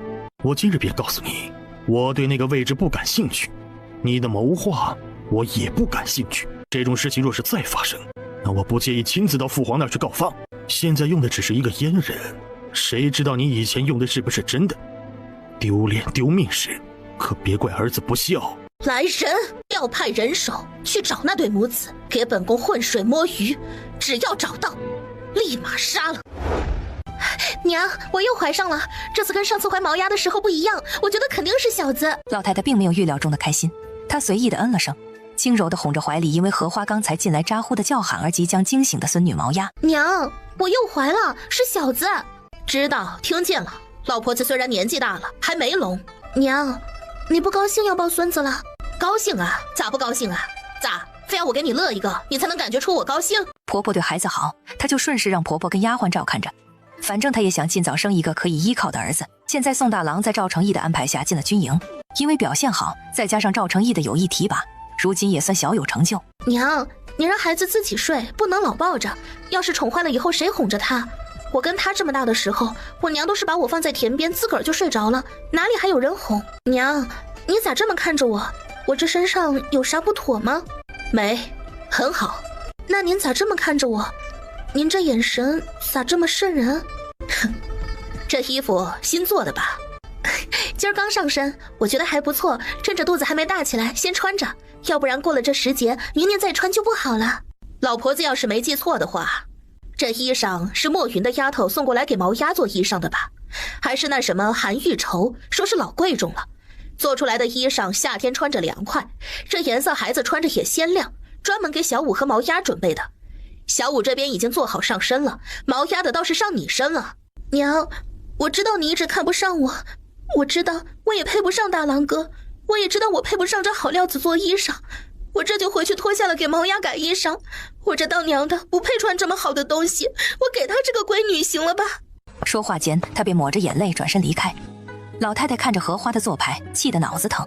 她也不在意怀里睡觉的孩子，更加顾不得不远处玩着的几个孩子，扯着嗓子怒吼：“你给老娘站住！哼，荷花，自从你进了宋家门，你自己说说，我们啥时候亏待你了？吃得好，穿得好，住得好，用得好。我闺女觉得你从小没了父母，寄人篱下的过日子，心里肯定苦，所以我这做婆婆的从来就没有跟你提过啥要求。只要你跟大郎能把日子过好，其他的一点小事我也就不放在心上。毕竟现在咱们日子好过了，不比以前一个窝头都要掰几瓣，一家子分的吃。青丫头作为姑姐，对你也算是掏心掏肺了吧？自从青丫头跟元宝失踪之后，你别说担心，你连装都不愿意装一会儿。生了毛丫后，一天天的摆着那张脸，好像我们欠你似的，动不动就流那一点尿水。你真以为我们乐意看你？你自己想想，从毛丫长这么大，你管过她几次？就算她是姑娘，那又咋了？她是你身上掉下来的肉，你一个当娘的都不心疼，你还指望谁去心疼她？别以为我不知道你心里在想啥，你就是觉得自己小的时候没过啥好日子，就要毛丫跟你小的时候一样。呸，那能一样吗？一天到晚嘴里叨叨着丫头丫头丫头，你自个儿不是丫头，之前还是嘴上说说，把照顾孩子的事儿全都扔给丫鬟，一天天的就知道捣鼓那些个乱七八糟的东西。现在倒是越来越出息了，连孩子的这一点衣裳你都要抢。我告诉你，一个女人要是连自己生的孩子都不喜欢，那就不配当娘。你不稀罕丫头，我们宋家稀罕。我不就是做了套衣裳吗？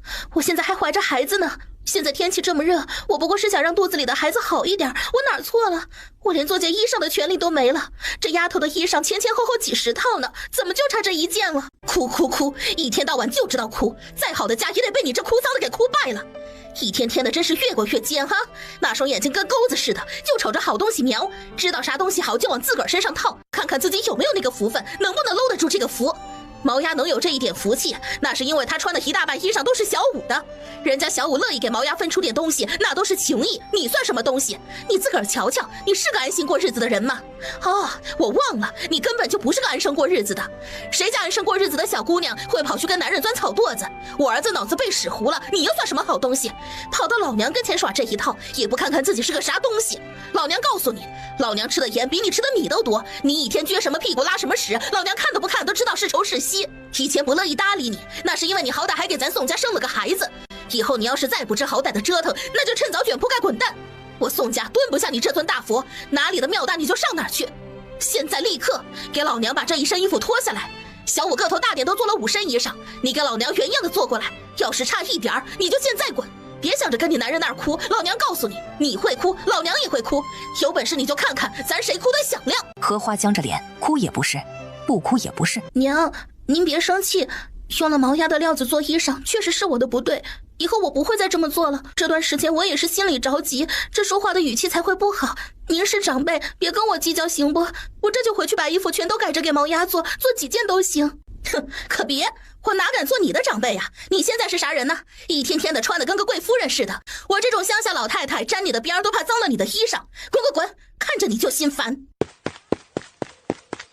姥姥不是骂你们，告诉你们啊，有些人的厚脸皮就是要骂。你们娘以前挺好，现在呀也挺好，就是让你们有本事的爹教得太文雅，啥都讲面子。唉，文雅就等于吃亏，面子是啥？又不能当饭吃。几个孩子听不懂，对于母亲，他们也没多少想念了。孩子娘，老大媳妇还有娃子，要是……哼，这种败家媳妇儿，要是不骂她，她都能上天。今天能当着咱们俩的面都能拿毛丫的东西，以后咱们死了，毛丫是不是就得被他卖的吃喝了？你别管，那身歪风邪气要是拔不了，那就赶出去。咱家现在还怕给儿子找不到媳妇儿，看给他能的，不孝顺咱们，那还能说老婆子我不亲？毛丫咋的了？咱家谁不稀罕毛丫？就乐意要毛丫跟他一样才行啊？那脑子让使糊了吧？他还是到他婶子家里吃馊饭去。听你的，都听你的。没过2天，荷花做了5套衣服送了过来。过来时，她熬得眼睛通红，讨好的看着老太太。娘，这都做好了，全都是照着小五身上的做的。您也知道我的手艺，大姐还夸过呢。回去吧，孩子该睡了。毛丫，娘抱抱。娘，我这2天想了很多，以前是我不对，毛丫是我闺女，以后我会好好对她。今儿个我就把孩子带回去，以后我也不会胡闹了，有啥不懂的就听您的。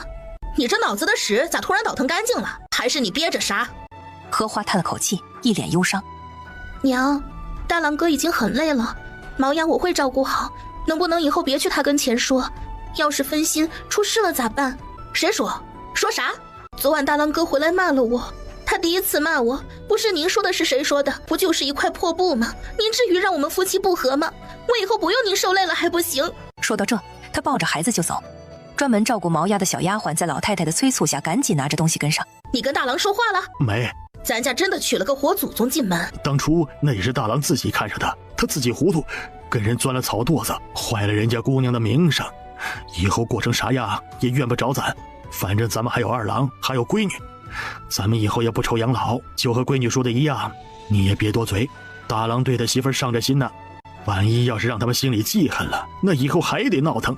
唉，咱们老了，凑合活吧，已经比别的人好活太多。不知道荷花会不会照顾那孩子，晚上睡得安不安稳？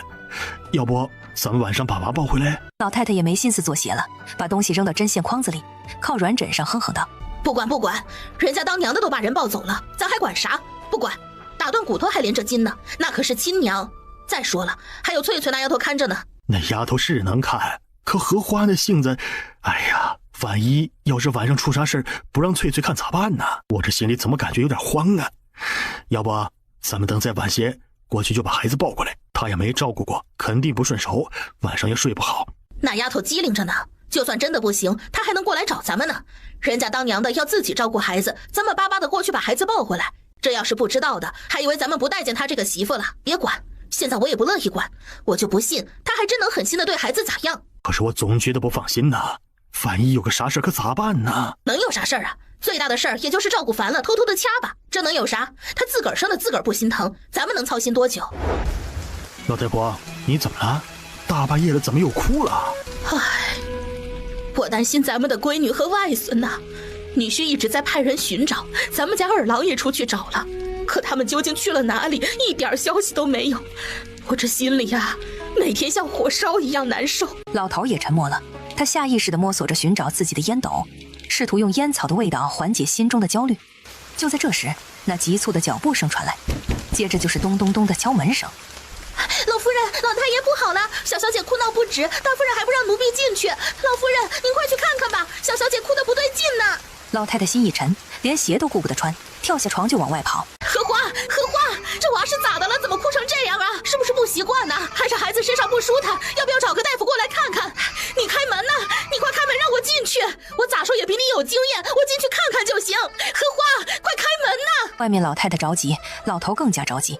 他是公公，不方便拍媳妇儿的门。很快，翠翠带了几个护院进来，砸开！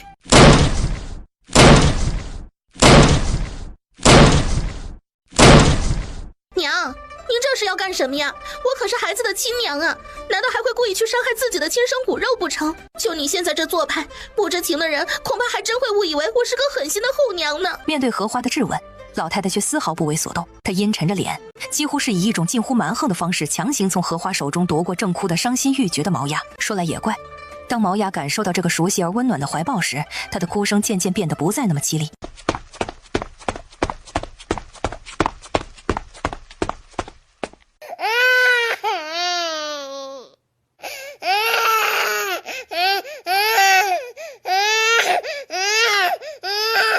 到底怎么样啊？若是你无法诊断出病因，要不要将你的祖父请来呢？毕竟论经验，他可比你要丰富得多呀。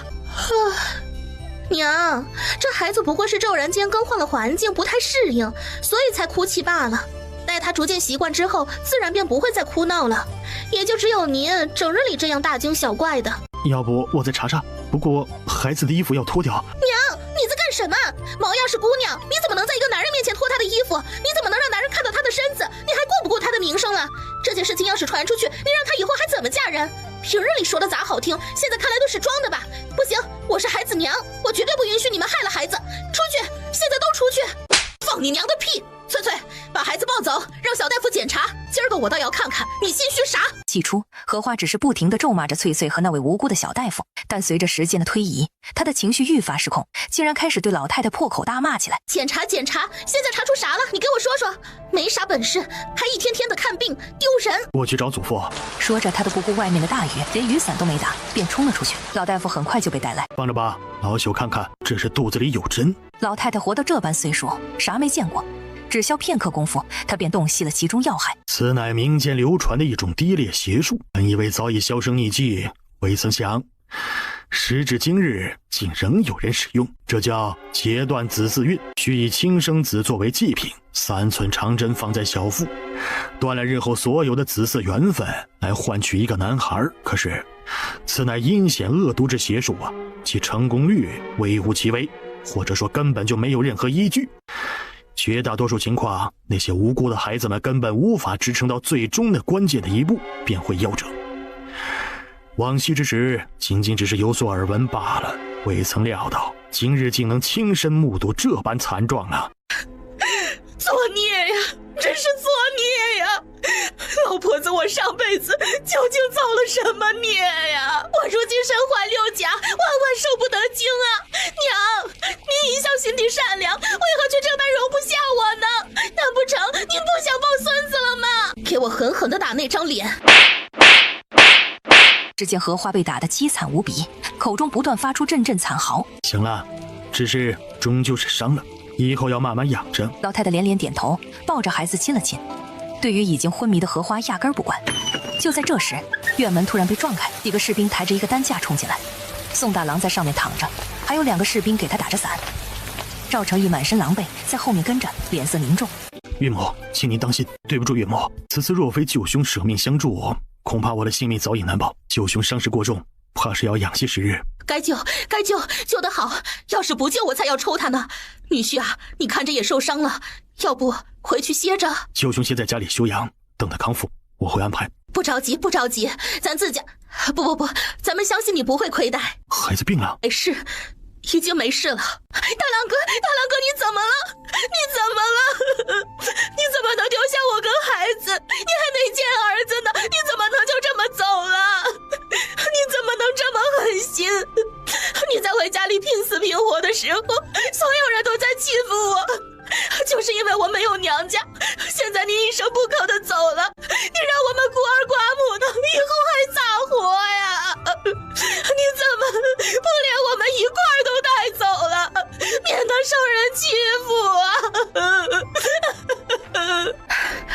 女婿啊，你先回屋去瞧瞧那几个孩子吧，我这边稍作收拾一下。没过多久，整个屋子里便只剩下荷花扑倒在大郎身上发出的阵阵呜咽抽泣之声。荷花，让你失望了，不过我的儿子并没有死。荷花，你走吧，我们宋家庙小，经不起折腾。你放心，不会亏待你。你要把我扫地出门，就为了一个丫头片子要赶我走？我怀着你家的孙子，你要赶我走？你还有没有良心？刚才大夫说了，毛丫落下了病根，能活几天那看命，以后还要好药熬着。大郎没死，身子不行了，以后要人端屎端尿的伺候，这个家撑不住啊。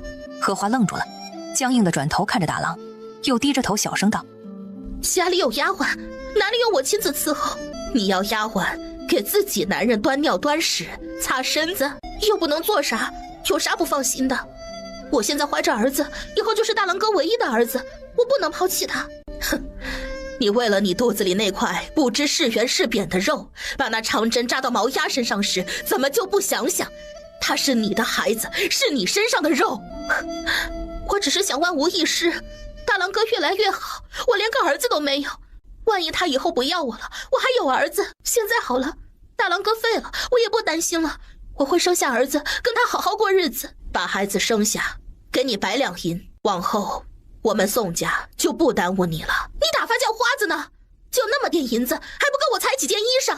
我会一直留在宋家，大郎活着，我就是长嫂，往后宋家就都是我的。别以为我不知道，宋清宁给了你们500亩良田，就那田里的息1年都不止100两，你还真把我当傻子呀？老太太扫了床上拳头捏紧的儿子，眼里全是复杂。就算宋清宁回来，他男人也不会不管这个家，往后他就是稍稍帮帮，我儿子还能入朝为官，说不定我还能捞个诰命夫人。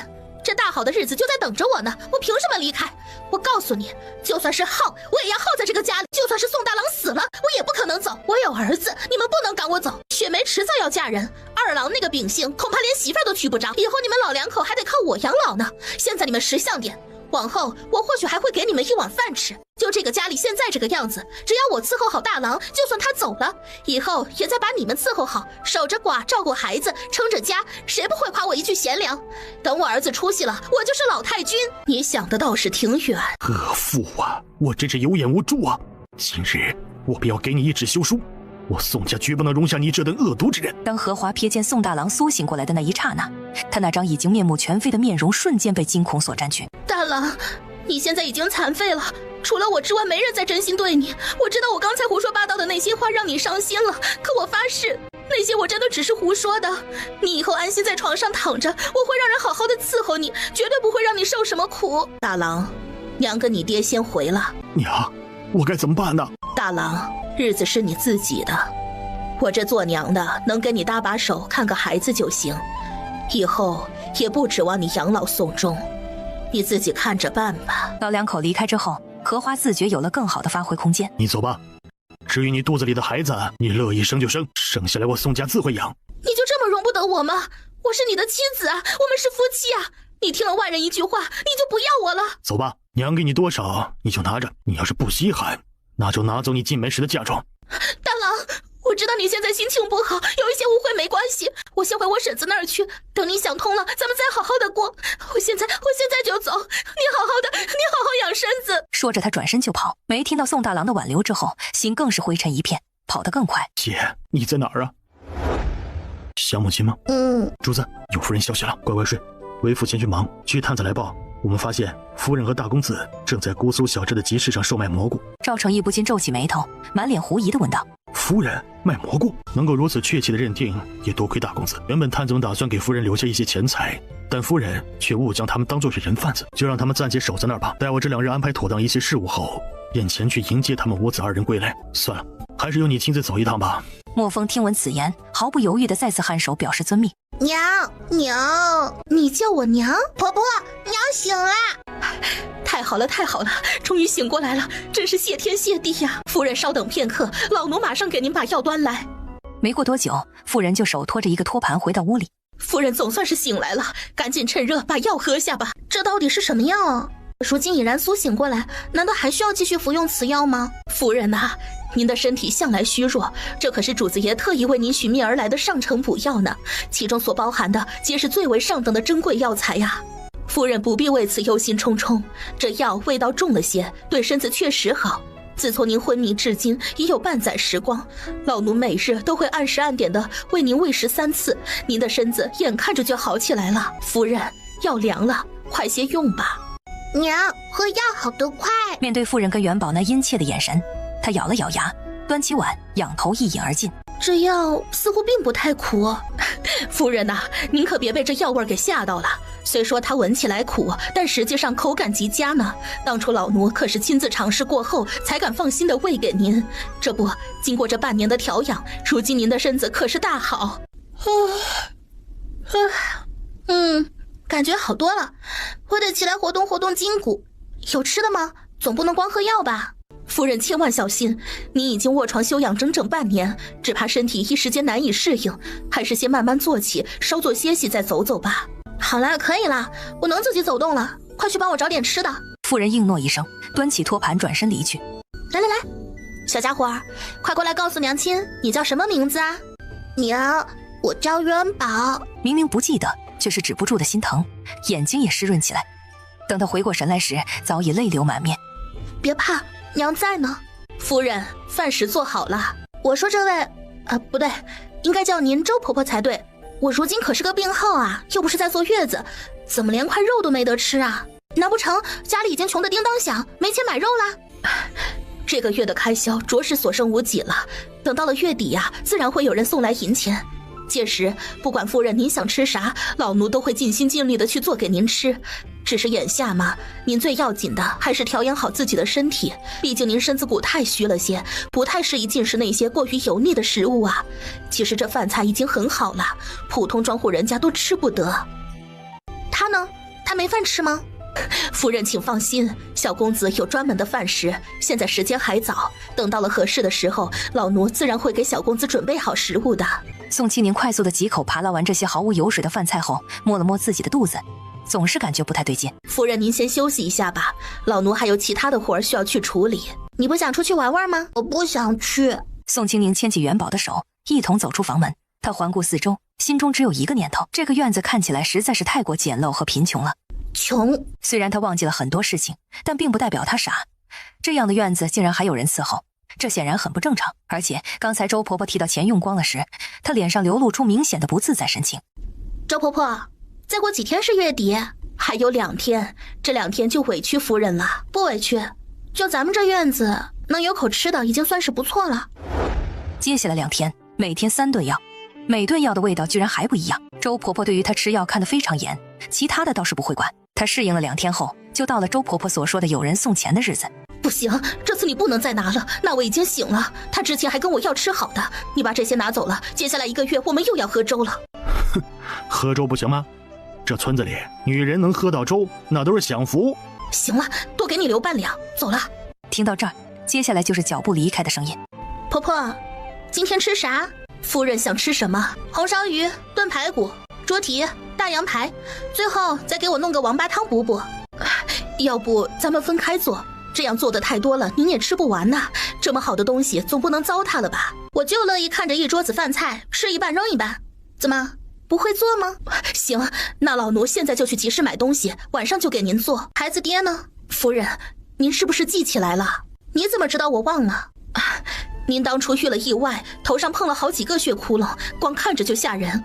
大夫说过，您可能会忘记以前的事情，所以老奴才这么猜测。那你倒是挺会猜。夫人歇着吧，灶房里有做好的饭菜，您可以带着小公子一起吃。老奴要去集市买东西了。娘，是不是饿了？娘给你做好吃的。好。随着火势渐旺，锅里的猪油开始融化，散发出阵阵诱人的香气。宋清宁舀起一勺面糊，小心地倒入锅中，再用铲子轻轻地将其摊平。娘，破了。没事，破了也能吃。吃。元宝天真的点点头，显然对食物并没有太多挑剔。元宝吃的小嘴黑乎乎的，看着宋清宁还做，也没说话，继续大口吃。你们吃。叫狗子的男孩脸色微变，赶紧后退。不用，我不饿。要是不嫌焦，就吃吧。见院子里的小孩都拿着饼不吃，心里不解。你们怎么不吃？我带回去给弟弟跟娘。吃了饭，收拾了厨房，他闲得无聊，就把唯一的椅子搬到院子里，坐在凉荫下看着孩子玩。不知不觉他给睡着了。你们这些小崽子干啥呢？快回去，这里不是你们能来的。一进院子就闻到了一股子香味，他脸色微变，赶紧跑去厨房。当他看到柜子里那12个鸡蛋已经没了，面粉也只留了个底子，厨房里那久未散去的香味让他有些心疼。夫人，难道是老奴做的饭菜不合您的胃口吗？不是，只是突然想给孩子们做点吃的罢了。怎么，我不能动灶房的东西吗？没有，夫人，您可是主子，怎么会有什么东西是您不能动的呢？不过什么？不过吧，老奴觉得有些话还是要和夫人说一说。那些孩子就跟外面的野猫野狗似的，只要闻到哪家有好吃的，就会跑过来蹭一点。如果他们这次尝到了甜头，以后恐怕会天天跑来。这么说来，是我做错了，还是说我应该听你的安排？夫人，您可千万别误会呀，老奴绝无此意。您是主子，哪能让老奴来安排呢？夫人，您可能还不知道，村子里的孩子就这样，家里穷得揭不开锅，他们经常吃不饱穿不暖，只能到处扒拉吃食，没脸没皮。老奴也是怕这些小孩伤到您跟小公子，不过是口吃的，元宝开心，给就给了。夫人，您是心善，但您也得考虑考虑自己的处境啊。您现在身子弱，如果不小心出了什么事，那后果可不堪设想啊。你的意思是，我要听你的？夫人，您这是折杀老奴啊！要是让主子爷知道了，哪怕老奴再尽心竭力，也会要了老奴的命啊！你要是死了，会不会再换个人伺候？会，只是未必有老奴尽心。东西买回来了，那就去做，我下午就要吃到，要不然就是怠慢。这药您还是喝了吧，否则让老奴很难办呢。怎么，你还要强来？咱们互相理解，对谁都好。我是没了记忆，可不是没了智商。按理说你是奴，我是主，怎么算都不能做到互相理解。你要是觉得我难伺候，可以不干，毕竟我也不稀罕你。夫人，您确定不吃吗？我拒绝的还不够明显吗？我今天不想吃，既如此，那便不吃吧。说着，他端了药回屋，继续做饭。宋清宁小脸紧绷，并没有觉得自己赢了。现在他100%确定，这里有问题，这个婆子有问题，自己有问题。至于元宝，他心里觉得可以相信。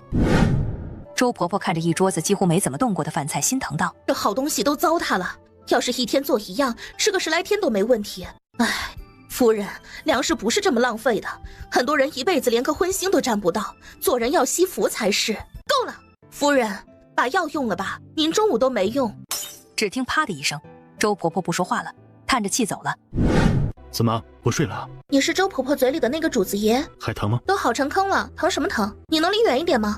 我实在不习惯闻别人的口水味。你倒是依旧心直口快啊！你还没说你是谁？我是你的夫君。我对你一点印象都没。喂，只要以后你记着我就行，只要你记着我是你夫君就行。你看，就算我的脑子现在不太正常，我也能想来，你的身份并不简单。既然如此，为什么要将我丢在这地方？所以你刚才说的那些话，我根本不信。你想与我回府吗？我觉得这儿挺好。夫人，既然你的身子已经好了，再给我生个孩子可好？等等等等，你这也太直接了吧！说句不好听的，我忘了你，那就等于不认识你。这也算是第一次见面，第一次见面就提这种出格的要求，你这委实过于着急了吧？再说了，我有儿子，一个娃养着也挺好的，目前不打算再生。行，不着急，等你准备好之后再生，我等得了。不喜欢吃药？瞧你这话说的，谁家好人乐意天天吃药？那药的味儿，想必你自个儿也清楚。那一碗下去还吃啥饭呢？再说了，我觉得我现在的身体很好，根本就没有必要再吃，所以我觉得那药可以停了，以后不必再吃了。好，不吃就不吃，知道你不喜欢的味儿，特意给你做成了小粒，你只吃1粒便可。你的身子弱，比不了药，我特意选了袋放了不少糖，试试看。你也吃一个，好吃吗？男人点头。轻轻味的，就是毒药也好吃。青青，你要信我。旁人的话不能信，你可明白？什么叫旁人？到时候你自会知晓。乖，张嘴。在他吃过药后，一下午的心口烦闷居然有所缓解，他隐隐觉得不对劲儿，又觉得自己误会了周婆婆。你不睡吗？青青是在邀请我吗？你还走吗？你想让我走？你随意。守在门口的卫东欲言又止，终究不敢说话。主子回去之后，清理了所有没有子嗣的妾室，加上已经死了的，府中如今才只有3位，而他们也都是打小伺候的老人，如今留着也只是下人而已。对于主子偷偷把宋清宁藏起来这件事情，他每次想到都觉得心脏狂跳。卫东，他现在是我的了。主子，这天下没有不透风的墙，万一要是被找着，您准备怎么收场？毕竟当初您趁乱偷人，着实不厚道啊。只要他有了本王的孩子，本王就是去求，也要把他求回家。主子，属下见人家根本就没对你有那意思，而且大夫也说了，他的身体好的离谱，药一断，怕是就露馅了。他跟那位感情那么好，能乐意留下吗？要不咱还是把人送回去吧。这时候您装着把人找到送回去，还能得个人情。天下女人这么多，你也没必要非揪着他呀。主要是属下这心里不踏实啊，本王会让他只记得我一人。卫东，让人去京郊的御寝山庄收拾出来，1个月后夫人搬家。婆婆说过，娘亲在睡觉的时候不能吵。爹来了吗？昨晚来过，已经走了，没关系，应该还会再来，到时候你再看。哎，坏了，忘了跟那人要点钱了，咱们现在身上没钱，都硬气不起来。娘，我的钱给你。儿子，咱们想想办法赚钱吧。找婆婆要。走，周婆婆，你有钱吗？夫人，你要置办东西啊，老奴给您跑一趟吧。您看您要什么，老奴给您做好了饭食就去，保证给您买最好的。没什么特别要买的东西，我只是想自己去镇子上转转。前2天听村里的那些妇人说镇子上挺热闹，就想着家里待久了，出去走走。你就说你有没有银子，有的话给我点儿，没有的话我自己想办法。唉，夫人，您可真是个固执的人呐！您与那些山野村妇不同，您的身子娇贵，而且还没有完全康复，怎能随意跑动？您需要好好调养，待身体恢复后再做打算。镇上有什么好看的？就有几家店铺而已。如果您真想出去散步，可以等到身体痊愈后，让主子爷带您去更好的地方游玩。宋清宁不愿再听周婆婆唠叨，拉起元宝就走出院子。夫人，您不要太任性了，如果在途中晕倒，老奴可承担不了这个责任呢。娘，咱们抓鱼炸着吃。河里好像没鱼。这位夫人，这河里确实没大鱼，不过小鱼倒是不少，平日里都是孩子们捞着玩的。山上有什么东西可以拿到镇上去卖的吗？夫人，您这是要上山找野物？夫人，您说的这是什么玩笑话？我就是问问，没别的意思。夫人，我们这里虽然靠着山，但山上可没什么好东西能拿出去卖呀，就是些普通的野菜野果，不值几个钱，而且山里还有野兽，很危险的，您可千万不要乱跑。万一要是伤着了，捡到的那些东西还不够看病吃药的呢。像您这样贵重的夫人，哪里需要到山上去讨活路？不知道，只是觉得银子不在自己兜里不踏实。您这样的夫人，家里有伺候的人，哪里需要自己管银子？我可不是什么夫人，就是个普通的人罢了。娘，快给我变个兔子吧。会儿，娘，蘑菇炒着吃。宝儿，炒蘑菇好吃吗？好吃啊。好吃，那咱们卖蘑菇去。咱不吃了。上次叔叔吃了蘑菇还跟门说话呢。吃了蘑菇还能有这本事？那咱们回家尝尝。宝儿，把衣服脱了，咱把你的衣服做成布兜子，把这些蘑菇带回去，等卖了钱，娘给你买好衣裳。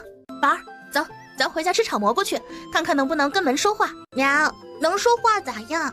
嗨，能说话的话，咱们还能跟人家说咱们的蘑菇不一样啊。那我也要吃。行，吃。周婆婆看着元宝只穿一件裤子，目瞪口呆。小公子，您的衣裳。哎呦，夫人，您咋把这有毒的东西拿回来了？您可行了吧？我家宝说这能吃，我一会儿就炒一碗尝尝。哎呦，不行啊，这个东西不能吃，吃了会死人的。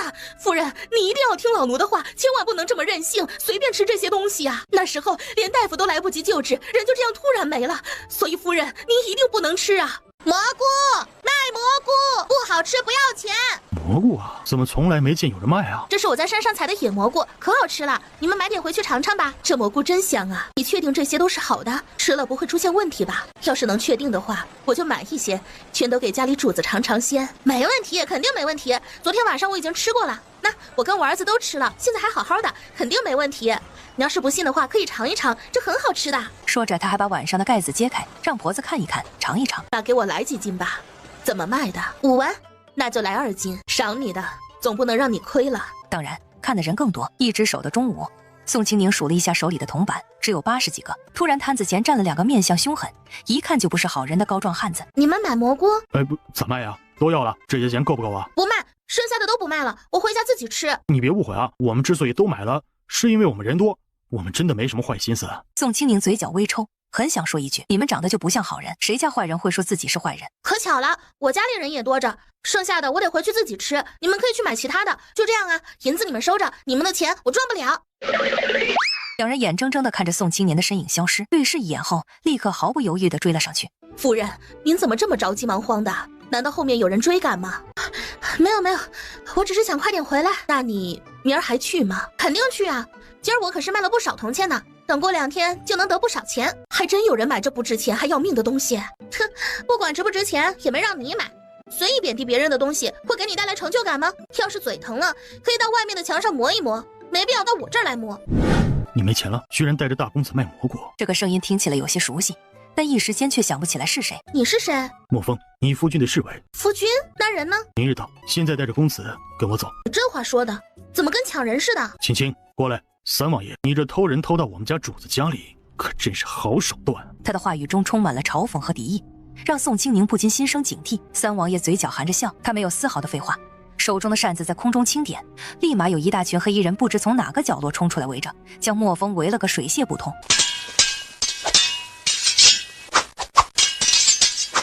在打斗时，又冲出来10来个人加入战斗。别怕，这匪徒伤不了你，我带你回家，我不会让人把你抢走。睡吧，醒来后你就只是我的了。与此同时，他的耳边响起一道愤怒的嘶吼：宋清宁，你居然敢背叛主子！三王爷抱着宋清宁上了马车，转身之际看着莫风愤恨的眼神，嗓音冷淡道：你若是不依不饶，别怪本王不顾情面。浑身是血的莫风快要气炸了，他没有发现宋清宁的异样，眼睁睁地看着他被三王爷抱上马车，居然没有丝毫反抗，心里觉得宋清宁是犯了以前的老毛病。你休想，只要我还活着，你休想把他带走。三王爷冈本不屑与他多言，放下车帘，让马夫赶车。沐风，你现在拦不住我家主子的，看来你也清楚你家主子做的事情是有多么无耻啊！你这又是何必呢？平白没了性命。说罢，他转身就走。沐风气得浑身发抖，他知道今天可能无法逃脱，但他还是决定拼一把，使出更凶狠的招数。每一刀都带着致命的威胁，试图夺取敌人的性命。你的药没有起到任何作用，王爷，我已经用了足够剂量的药了，要是再加大药量，他很可能会变成傻子啊！哎呀，真是奇怪啊！这位夫人的身体与其他人完全不同，实在是太奇特了。别人只需要服用一次药物就能解决问题，但是这位夫人却需要每天服药才能维持效果。一旦停药，这药效就会迅速消失。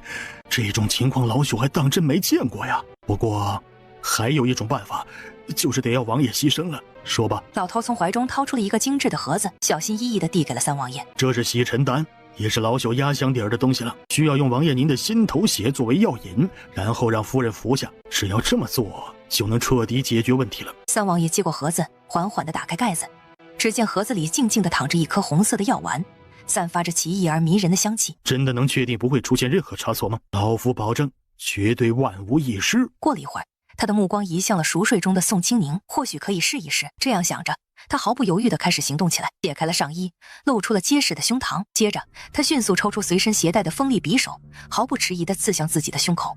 紧接着，又是一阵密集的马蹄声传来，如闷雷般滚滚而至，仿佛要将这片大地都踏碎一般。赵成义和莫风仅仅相差了半天时间，但即便他竭尽全力的追赶，最终还是晚来了一步。这就是你的目的，皇兄，好久不见。不过这次你可猜错了，我与青青乃是真心相爱，两情相悦。皇兄如此深明大义，想必一定会成全我们这段美好姻缘吧？哼，老三，你倒是打得一手好算盘呀！抢了我的妻儿，还说成全？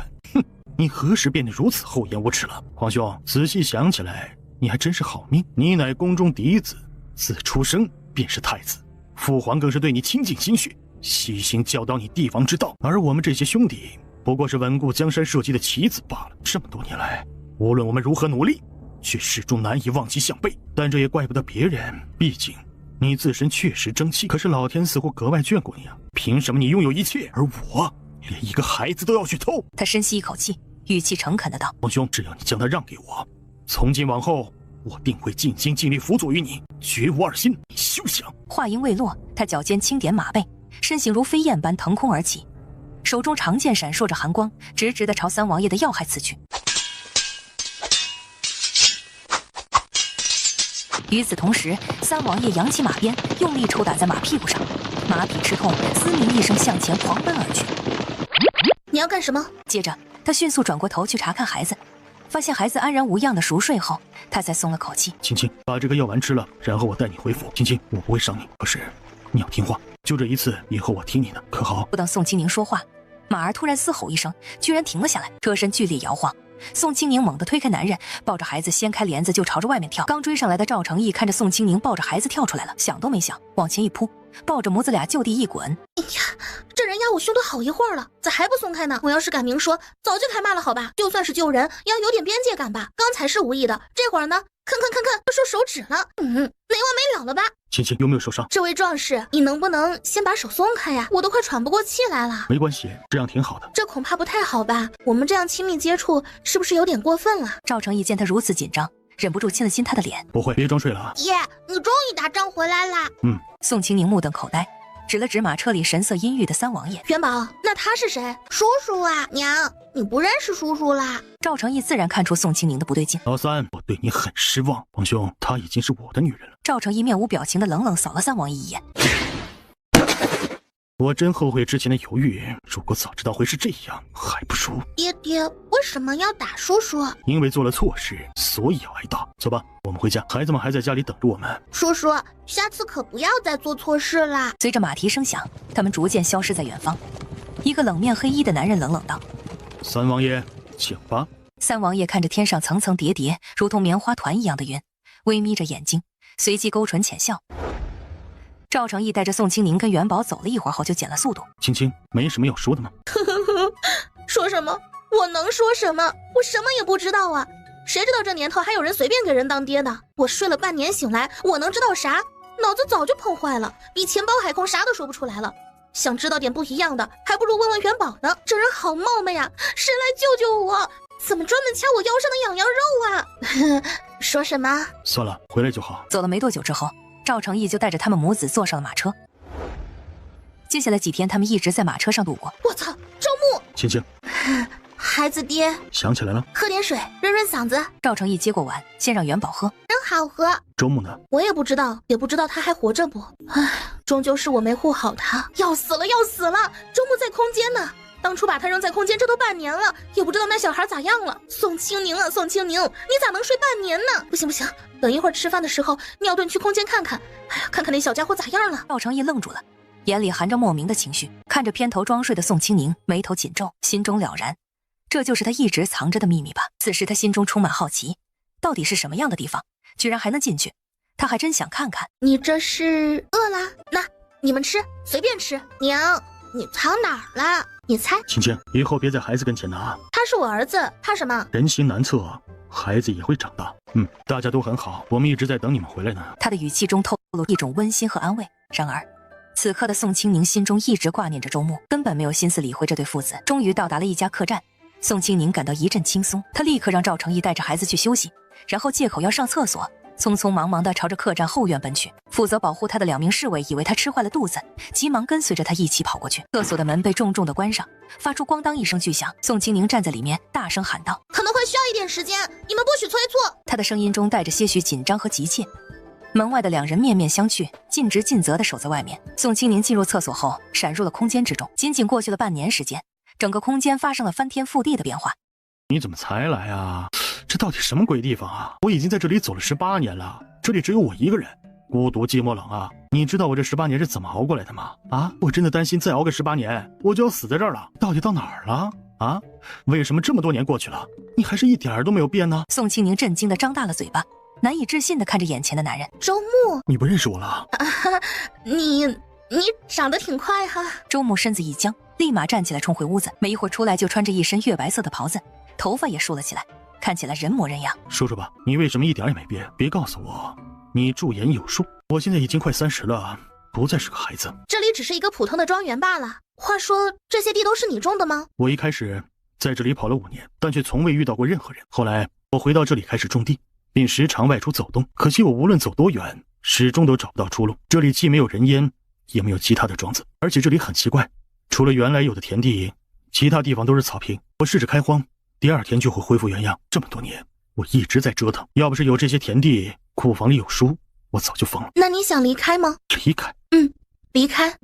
那走吧。还得等等，我出去一会儿进来找你。说话间，他转身，瞬间消失在原地。周牧看着宋清宁消失的地方，眼里闪过失落，薄唇轻动。又走了啊？宋清宁出了空间，差点一脚踩空，他后怕地拍着胸脯，庆幸自己没有掉下去，迅速推开门，像离弦的箭一样冲了出去。他怕自己再晚一点，周牧就老了。宋清宁一口气跑回客栈房间。孩子爹，有件事情我得告诉你。说来听听。你应该知道我有个可以存放物品的地方吧？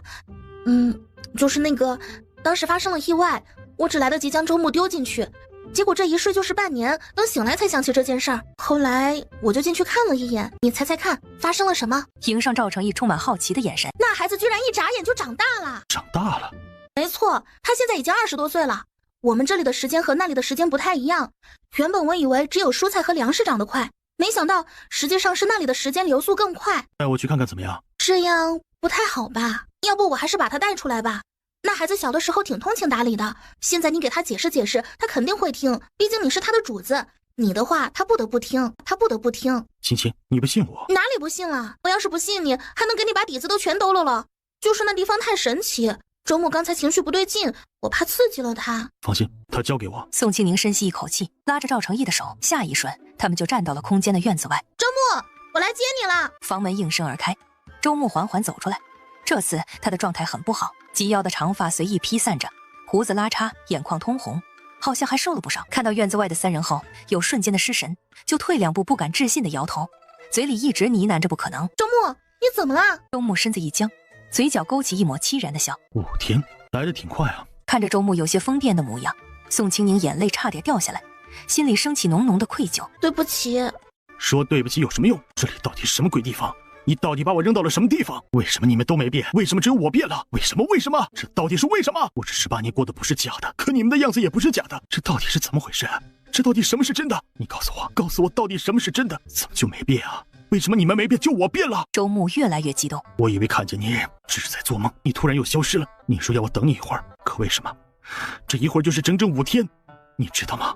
这5天我都不敢合眼。当年你突然把我扔到这地方，我熬了这么多年，我好不容易说服自己一个人也能好好活着，可你为什么又突然出现，又突然离开？周木崩溃又委屈，看着周木哭成这样，宋清宁更加内疚，他只好把求救的目光放在赵成义身上。起来吧，进屋说。周木擦了擦眼泪，起身推门而入。一进门，宋清宁只觉得天都塌了。周木，我的家具呢？那些破铜烂铁都太难看了，我自己做了一套。哈哈，你还真是多才多艺哈。我之所以做这些东西，那是想着要住一辈子。当时我就想着，就算一个人，那也得按照我自己的喜好活着。宋清宁轻轻推开了厚重的大门，一眼就看到了门口堆着的许多家具。娘，这里是什么地方？好大呀，好多东西我都没见过。还好当初没有把你一起送进来，要不然我真的没法想象周末的日子咋过，也不能接受一个比我还大的儿子。除了这些东西之外，就只剩粮食，并且数量可观。娘，过来看看，这是什么东西？好漂亮！宋清宁听到儿子的呼唤声，快步走到他身边。只见元宝坐在一辆车的引擎盖上，好奇地摸着。这辆车是他当初为了应对末世而购买的。根据末世小说中的情节，他特意挑选了这辆昂贵的车辆，并将其视为最重要的生存工具之一。然而，如今这辆车却成为了最无用的物品。这是车，可以跑得很快，比马儿都快吗？比马儿快多了。那咱们能坐吗？不能，会压坏粮食。宋清宁抱着他出了库房，又去菜园子里看了看。他把元宝放下去，到瓜田里挑了一颗最大的瓜，摘下来抱着回了院子。娘，这是什么东西？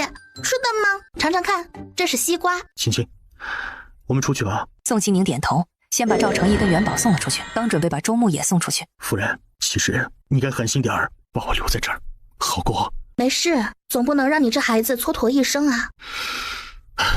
其实这些年我过得很好，我都已经习惯了。宋清宁笑而不语，两人一起出现在屋子。以后我就是你的先生。我有先生，娘说了，做人不能三心二意，可惜他丢了。周末垂眸浅笑，那你就把我当成他，往后我会一直教你。不行，娘说了，每个人都是独立的，不能混为一谈。你娘说的对，咱们走吧，你娘累了。有啥事你说呗，你这么看着我，让我觉得你要嘎了我。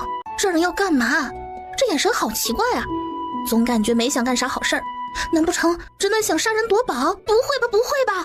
他要是杀了我，那可就是鸡飞蛋打呀！我好歹给他生了一串娃了，他不会突然对我动手吧？怎么办呢？好吓人！要不去空间躲躲？孩子爹，现在是大白天，这里还是客栈，不太方便吧？这人干嘛？轻点啊！再啃下去就成兔唇了。青青，恭喜你要做太子妃了。你这是又翻身了？开心吗？青青，我会让你成为这世上最尊贵的女人，你一直信我，可好？那你会想着收拾我吗？回去之后你还会有其他人吧？要是哪一天你移情别恋了，你会对我的孩子下手吗？赵成义，我不是天真无知的小女孩，口头的保证在我看来没有任何意义。那就看以后。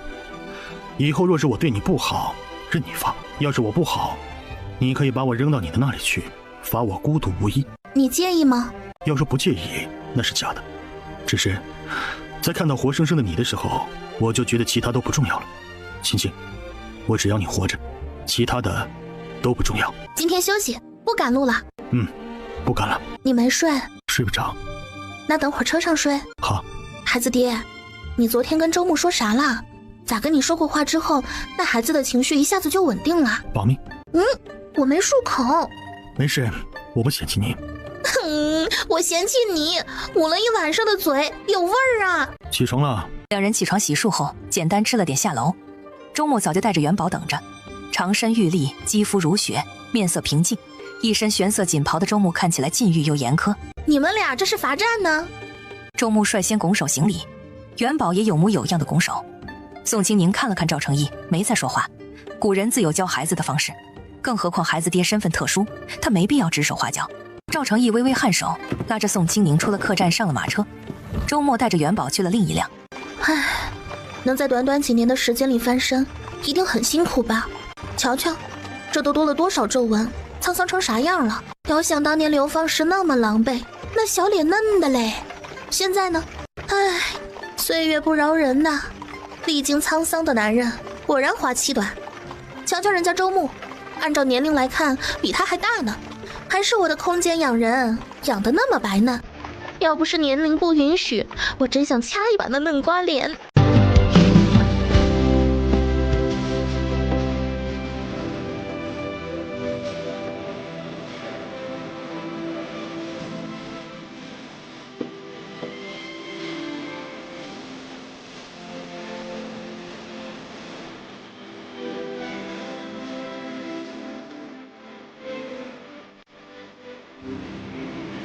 不知道过了多久，赵成义喘息着抱着宋清宁。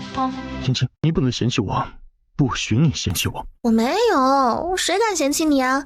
你长得好，身份高，脾气也不差，也算是好男人了。我又不是天仙，哪来的资本嫌弃你？昏昏欲睡的宋清宁嘟囔着说完后，彻底累得睡着了。跟男人比体力，等于金毛跟细狗赛跑。一个躺着吐舌头，一个萌蠢无辜，还能干几拳。对于车里的动静，外面的人自然知道，只是没人敢真的用心去听。真老了呀，父皇正值壮年，与老子毫不沾边。几年未见，你倒是学会用甜言蜜语来哄朕啦。这几年过得怎样啊？儿臣的情况，父皇不是一清二楚吗？你真是越来越不着调了。以前多好啊，看看现在，朕真的开始怀疑你是否能够担当起这份重任了。哎呀，话说，来的时候怎么也不说把朕的皇孙带来瞧瞧啊？就你自己个儿杵在这儿，有啥意思呀？朕又不是没见过你。父皇恕罪，孩子一路舟车劳顿，已经睡下了。若您想见他，儿臣明天便将他带来拜见您。只是孩子尚年幼，若有失礼之处，请您切莫怪罪。哼，在你心中，朕难道是如此小气之人，会和一个孩子计较吗？儿臣3岁之时，只因说错一句话，您便罚儿臣跪了3个时辰。行了，那都是过去多久的事情了，你既然至今还记得，要说小心眼儿，也该是你小心眼才对吧？听说是老三偷偷抓走你媳妇儿，你打算怎么处理啊？毕竟你们也是兄弟啊，过去你可是最重视兄弟情谊的人呢。不管那几个混小子怎么蹦跶，你都有个兄长的容忍之心。现在你要学习朕当年的做法吗？只要抛弃那些无用的情感，你才能真正登上朕如今的位置。若是你乐意，或许朕开心了，可以让你提早坐上这个位置。毕竟这把椅子也不是那么好坐的，朕也想尝尝含饴弄孙的感觉，体会体会普通人的闲暇日子。真不想等朕闭了眼，你再来接替，很没意思呀。儿臣不会。老皇帝微微一愣，随即笑了起来。太子，你是朕的儿子，都是一样的人，你要记住，感情只会让你变得软弱。坐在这个位置，一旦你的软肋暴露在人前，天下皆知之时，那你的好日子也就到头了。当年母后走时，你难过吗？忘了？早就忘了，反正终有一日会躺回她身边，到时候再说吧。现在说的是你，你倒推到朕身上了。太子，朕的话你好好想想，你是拿什么坐在这个位置的？还有，你确定要她做太子妃？以后可别后悔了再闹腾。赵成义拱手，她是儿臣孩子的母亲，也是儿臣同甘共苦的妻子，共苦都过了，没有同甘的时候，儿臣就抛弃了她。随你圣旨与太子妃印，明天就送到东宫。多谢父皇成全，回吧，记得早点带几个皇孙来给朕瞧瞧。刚走出勤政殿的大门，就迎面碰上了柔妃带着一群人前来给老皇帝送汤。柔妃非常规矩的屈膝行礼，轻声说道：臣妾参见太子殿下。赵成义轻轻抬起手，示意他不必多礼。柔妃的眼神清澈而柔和，嘴角挂着淡淡的微笑，一身粉红色的宫装将她衬托得娇艳欲滴，完全没有传说中妖妃的样子。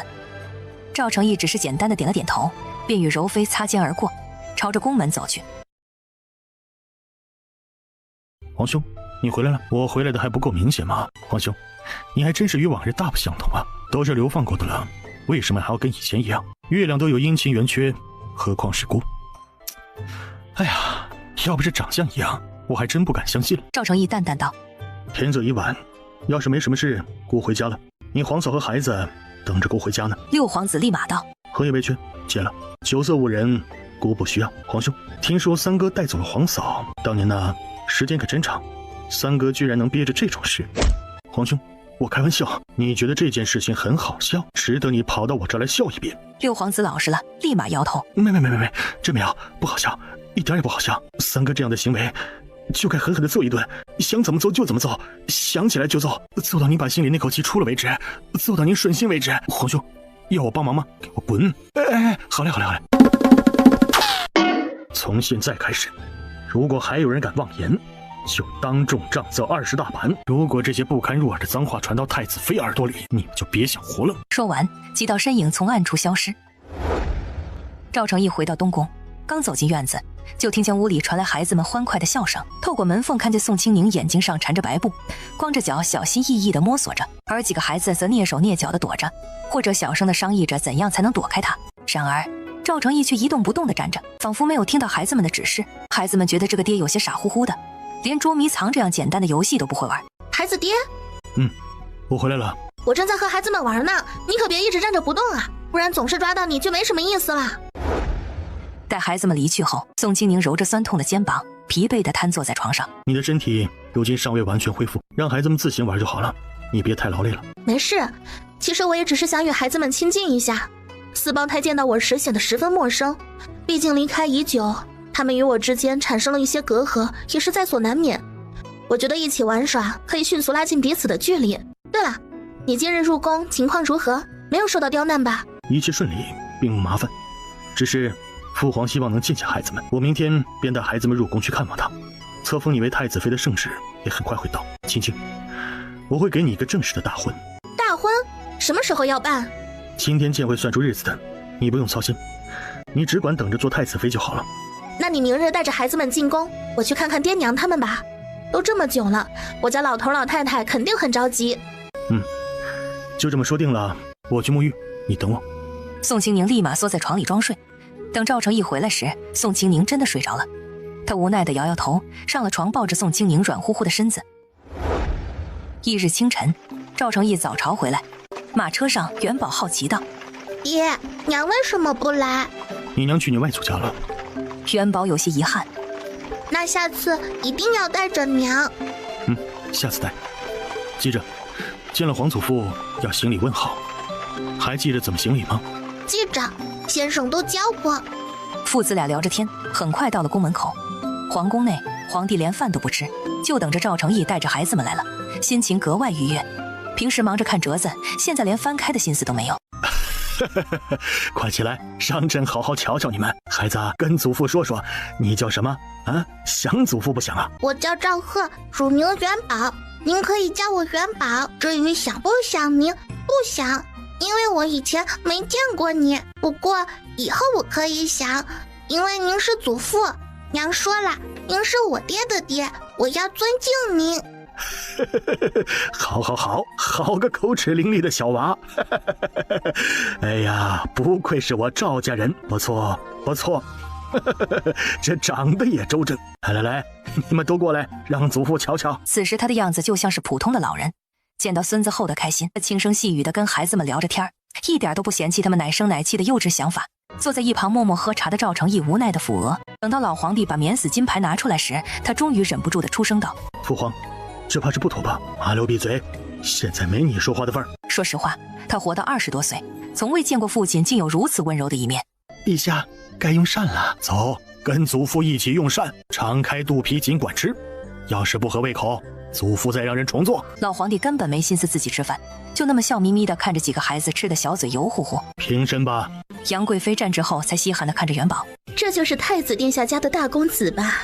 长得真好，陛下能让妾身抱抱吗？小娃子刚回来还认生，当王后熟悉了再说吧。对于其他的嫔妃，他只是摆了摆手。王公公立马就把他们强硬地请了出去。老皇帝指着满园盛开的花笑着道：元宝，有喜欢的吗？祖父给你折。不行，我娘说了，不能糟蹋花。其实啊，你可以不用这么听话的。不行，我的屁股不抗揍。如果在这里有你最喜欢的花，但其他的花却阻碍了它的生长空间，随着时间的推移，这一朵花越长越高，而你的花的生长空间却越来越小，你会怎么做呀？当然是拔掉啊！种出来的花不就是给人看的吗？既然要看，自然要选择自己喜欢的，就像种地一样，把没有用的拔掉就行了。如果舍不得拔掉，那就把最喜欢的移到花盆里，放在屋子里随时观赏。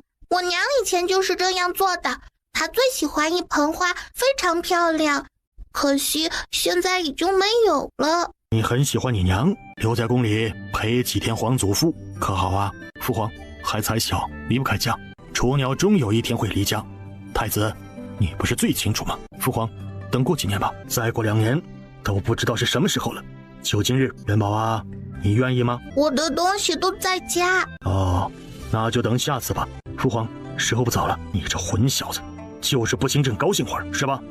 赵成义无语地跟着，祖孙几人一直玩到太阳落山，老皇帝才依依不舍地放孩子离开，一直到看不到孩子的身影，老皇帝才看着夕阳。哎，真是真老了，陛下正值壮年，还年轻人呢。半年呢？你这丫头，你究竟去了哪里啊？整整半年没有任何消息，你知道吗？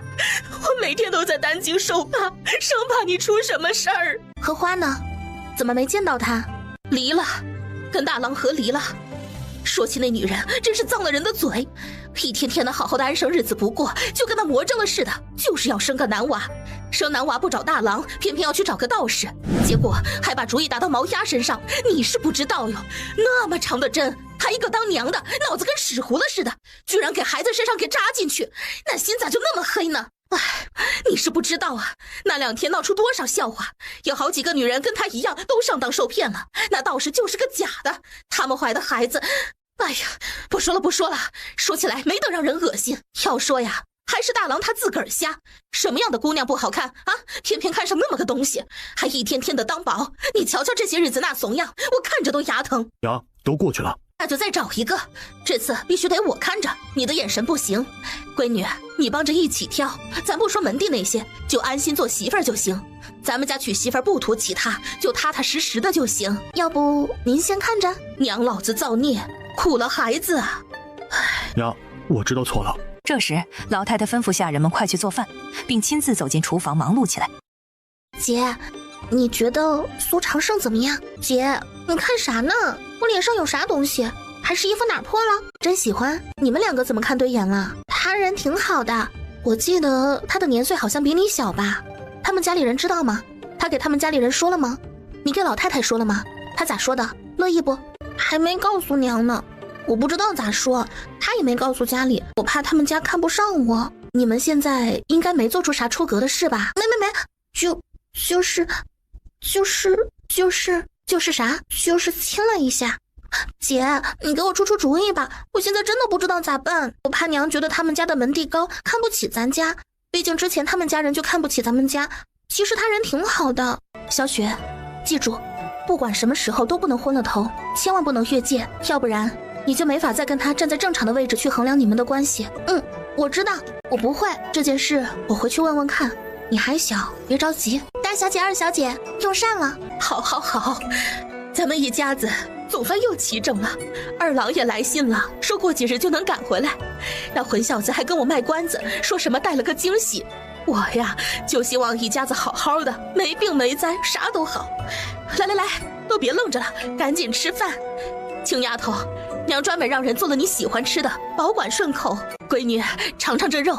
昨晚女婿派人来说你回来，娘就让人准备，一大早就炖上了。现在吃着刚好，骨头都软了。闺女啊，娘看着咱家后院那块种花的地方还挺大的，想着过几天买几个羊羔子回来喂着，还能喂几只鸡，到时候生了蛋给你送着吃。那些个花也没啥用，看着不顶吃不顶喝的，我就寻思着把那些都拔了，再种上些白菜。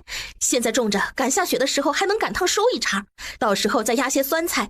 冬天的时候，咱们猪肉熬酸菜吃，就着白面馒头，那日子神仙都不换。就是吧，这2天我也不敢动，毕竟这是女婿给的宅子，万一要是动了，他不高兴咋整？你今儿回去问问，要是能动，你找人给我们说一声，成不？唉。其实吧，家里现在不缺吃喝，就是你爹干了一辈子活，干坐着不自在，就想活动活动筋骨。我一会儿跟大郎出去买些残次品花盆，那花就挪到盆里，摆在墙边就行，到时候让人浇水，死不了就行。那花园你们随便。不用你去，让大郎去买。你好不容易回家，还能让你干活，你只管待着就行。姐，我现在就去，拉多少？400、500个吧。那把钱拿着。姐，我有钱。闺女，你不用给钱，家里现在有。你要是手头紧了，就跟娘说。那行，那等会儿咱们一起去收拾花园。宋老头眼睛一亮，我去换身衣裳，咱们一起收拾。一家子吃了饭就去花园里。老孙头，快把这些花都连根挖起来吧。老夫人，这些花长得这么好，为什么要挖掉啊？赵成义来时就见宋清宁脸上糊着泥，细心的给花盆里填土。你们这是？挪花呀，我娘准备种点白菜，我觉得这些花要是拔了扔了就可惜了，就把它们挪到花盆里，准备放到墙根。那你看，放这么一圈，其实也挺好看的。赵成义见还有一大半没做完，卷了卷袖子。要帮忙吗？宋清宁抬头看了眼男人身上做工精细、带着金边的玄色锦袍，立马摇头。不用，你这衣服要是脏了没法洗，不回行吗？不行。你坐着等会儿，很快的，半个来点就行了。赵成义没去做，而是蹲下来帮忙干活。回去的路上，两人没有坐马车，走在宽敞寂静的街道上，除了两人脚步的回音之外，再无其他。现在真像做梦一样。当初刚流放时，我都要吓死了，每天担心看不到第2天的太阳。是吗？我倒是没看出来啊。那时候你挺活泼。我得赶紧回去了。然而，就在他跑出不远后，黑暗中突然跳出10几个黑衣人。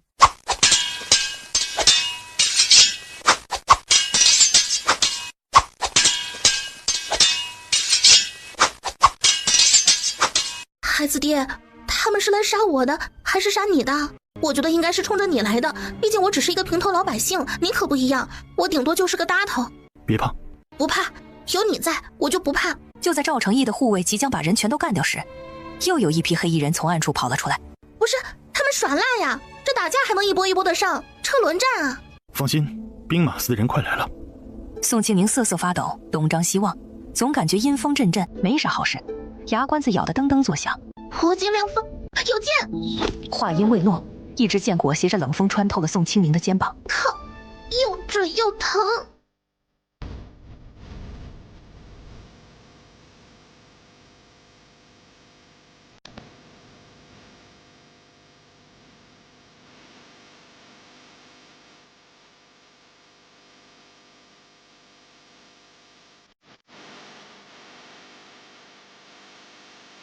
一个不留。莫风，快去敲门。莫风立刻一瘸一拐地跑到医馆门口，用尽全身力气拍打大门。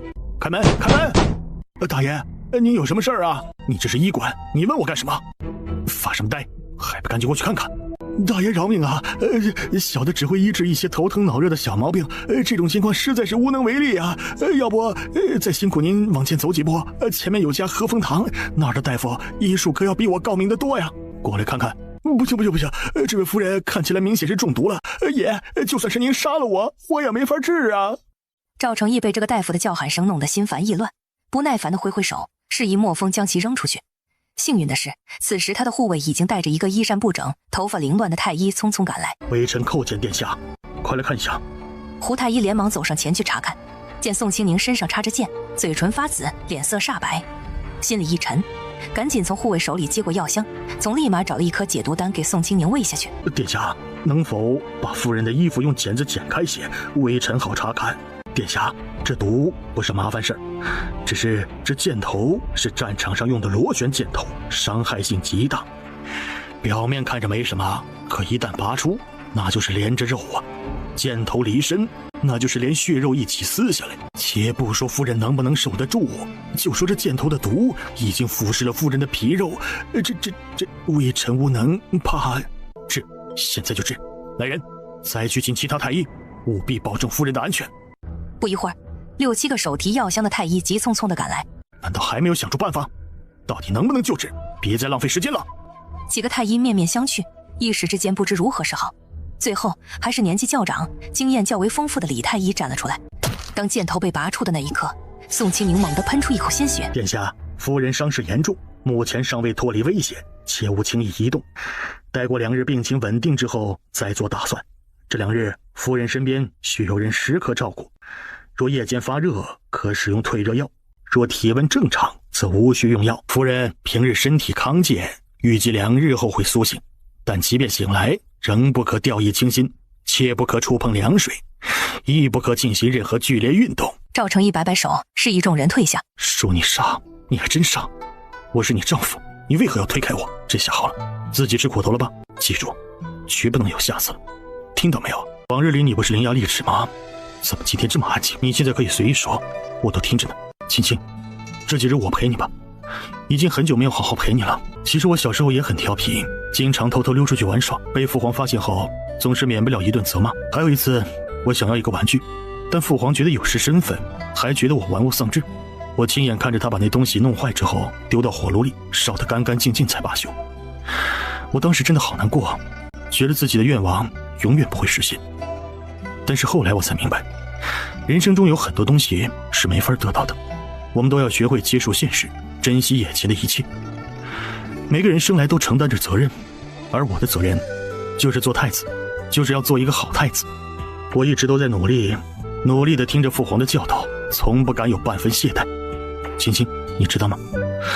从你身上让我看到了自由无拘的样子，你太容易满足了，不过是一件小小的东西就能让你笑得那么开心。你要是跟我多要些东西该多好啊！可偏偏一直以来都是你在给我东西，你我之间一直以来付出的最多的却是你。就像今日本该躺着的是我，就该是我。其实你可以跟我要，想要什么都行。主子，那些人身上没有任何标志性的东西，留下的活口趁着看管的人不注意死了，给我查到底。姑不信，这世道还有不透风的墙。赵成义在床边守了整整一夜，没有合眼，一直到天快亮时，宋清宁眼睫微动，随后缓缓睁开眼睛。青青，你现在觉得怎么样？有没有什么地方不舒服？伤口还疼不疼？你咋样？没事，我没事。尿急咋上？赵成义愣了一瞬，想了想，朝着外面喊了一嗓子。很快一个婆子提着一个公桶进来，赵成义打发了婆子，尽量轻手轻脚地把宋清宁抱起来，再次躺回被窝。宋清宁闭着眼睛逃避现实。青青，咱们是夫妻。宋清宁这会儿也缓过来一点，从空间里拿出一碗灵泉水，在赵成义的帮助下一口气干了。一碗灵泉水下肚，他只觉自己的身体立马有了劲儿，就连肩膀上伤口那火辣辣的感觉也缓解了很多。以后不许你再做这样的事情，我是你的男人，怎么能让你反过来保护我呢？没事没事，你看我这不是还活着吗？也就是受了点皮肉之苦，我也没觉得多疼。放心，下次不会了。其实主要还是我的手比脑子快了一点。再睡会儿吧，天亮咱们就回家。孩子爹，坏人抓了吗？知道是谁半夜不讲究车轮战吗？没，这事我会处理，你不需要担心。接下来好好养身子，如今年轻恢复的好，可别胡闹啊，往后会受罪的。我娘他们知道吗？孩子还好吧？放心，我封锁了消息，他们不会知道。你这是欺上瞒下？莫要胡说，快歇着吧。不睡了，咱们说会儿话吧。我估计是睡的时间长了，现在背跟屁股都压得疼。一生是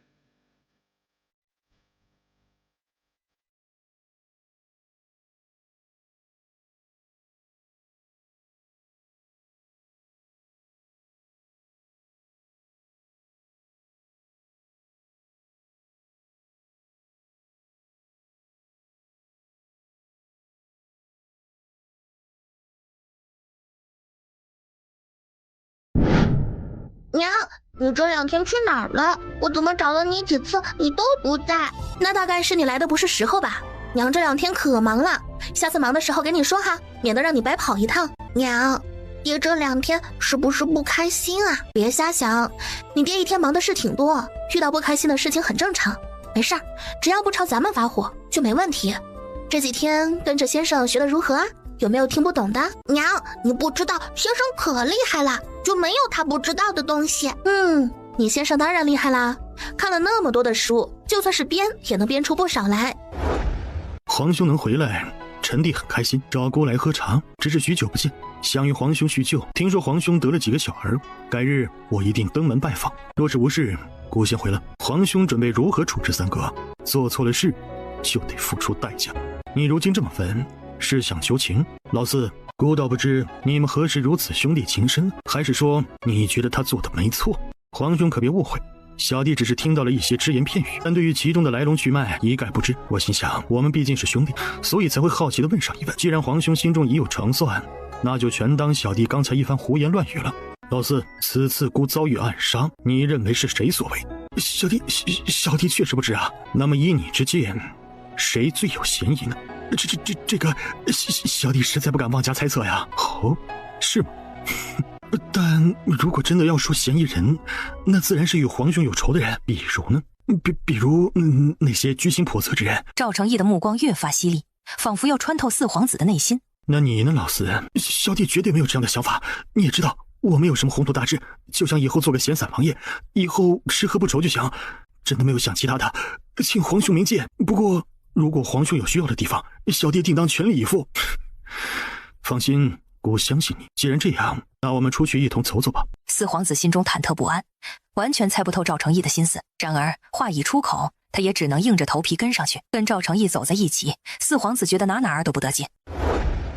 皇兄，男孩子玩这个好像有点不合适吧？你皇嫂受了伤，不能乱跑。他的性子又坐不住，买一个给他玩。四皇子瞪大了眼睛，嘴巴微张，喃喃自语道：皇兄细心，不过是个花灯而已，算不上什么。也是，皇嫂劳苦功高，岂是一些微不足道的女人能比的？您对她好，也在情理之中。走到一个漆黑的街道时，四皇子不知道是不是错觉，鸡皮疙瘩都起来了。皇兄，今日若是无事，小弟先回了。话音未落，暗处窜出不少黑衣人，再次把他们团团围住。老四，你可得好好保护我。四皇子的眼神有片刻的呆滞，似乎不太相信自己听到的话语。他指了指自己，有些不确定地问道：我吗？不应该吗？四皇子的嘴角微微动了一下，似乎想要说些什么，但一时间却又不知道该如何表达此刻内心的复杂情感。皇兄，我不会武功，你是知道的呀。他心里很想说，你征战沙场这么多年，怎么好意思让我这个手无缚鸡之力的弟弟来保护呢？可是当他回头看到赵成义那紧绷的脸时，到嘴边的话又硬生生咽了回去，根本不敢说出口。于是他只能拼尽全力加快脚下的步伐，希望能尽快摆脱身后的危险。他自己出门的时候并没有带多少护卫，而赵成义这次也没有带几个，因此那些黑衣人很快追了上来。面对黑衣人如雨点般密集的刀剑，赵成义闪躲起来轻松自如，仿佛这些攻击对他来说只是一场游戏。然而令人惊讶的是，尽管有机会反击，他却选择了保持沉默和避让，并没有出手还击。相比之下，四皇子则显得狼狈不堪，几乎是连滚带爬地躲避着黑衣人的攻击。他身上那件华丽的袍子早已被刀剑砍得破烂不堪，一道道深深浅浅的伤痕交错纵横。到最后，四皇子浑身疲惫，满脸惊恐地跑到赵成义身后寻求庇护。赵成义看着眼前这个狼狈的四皇子，嘴角勾着意味不明的笑。而此时，那些黑衣人也已经被迅速赶来的巡逻队驱散。四皇子虽然遭受了许多皮肉之苦，但好在并未受到致命伤。然而，由于流血过多，他头晕目眩，甚至无法站立。无奈之下，他只能让自己的护卫背着他匆匆离去，寻找太医治疗。你回来啦？你身子还没有完全恢复好，不要跟孩子们玩闹太久。我的身子骨很结实，放心吧，不会有事的。你呢？有没有什么消息？有人敢大晚上的刺杀你，所谋怕是不小。以后出门的时候多带些人，你的安危最重要。放心，我会查出凶手，给你一个交代。我的那些地呢？你有没有让人打理？现在才想起来啊。放心，都好着呢。睡觉吧。你睡吧，我有事情要处理。那我不等你了。话音未落，他已经睡着了。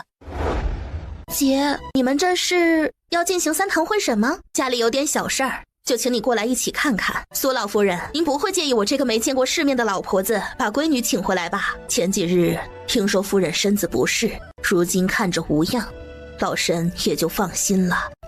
没事儿，只是一点小毛病罢了。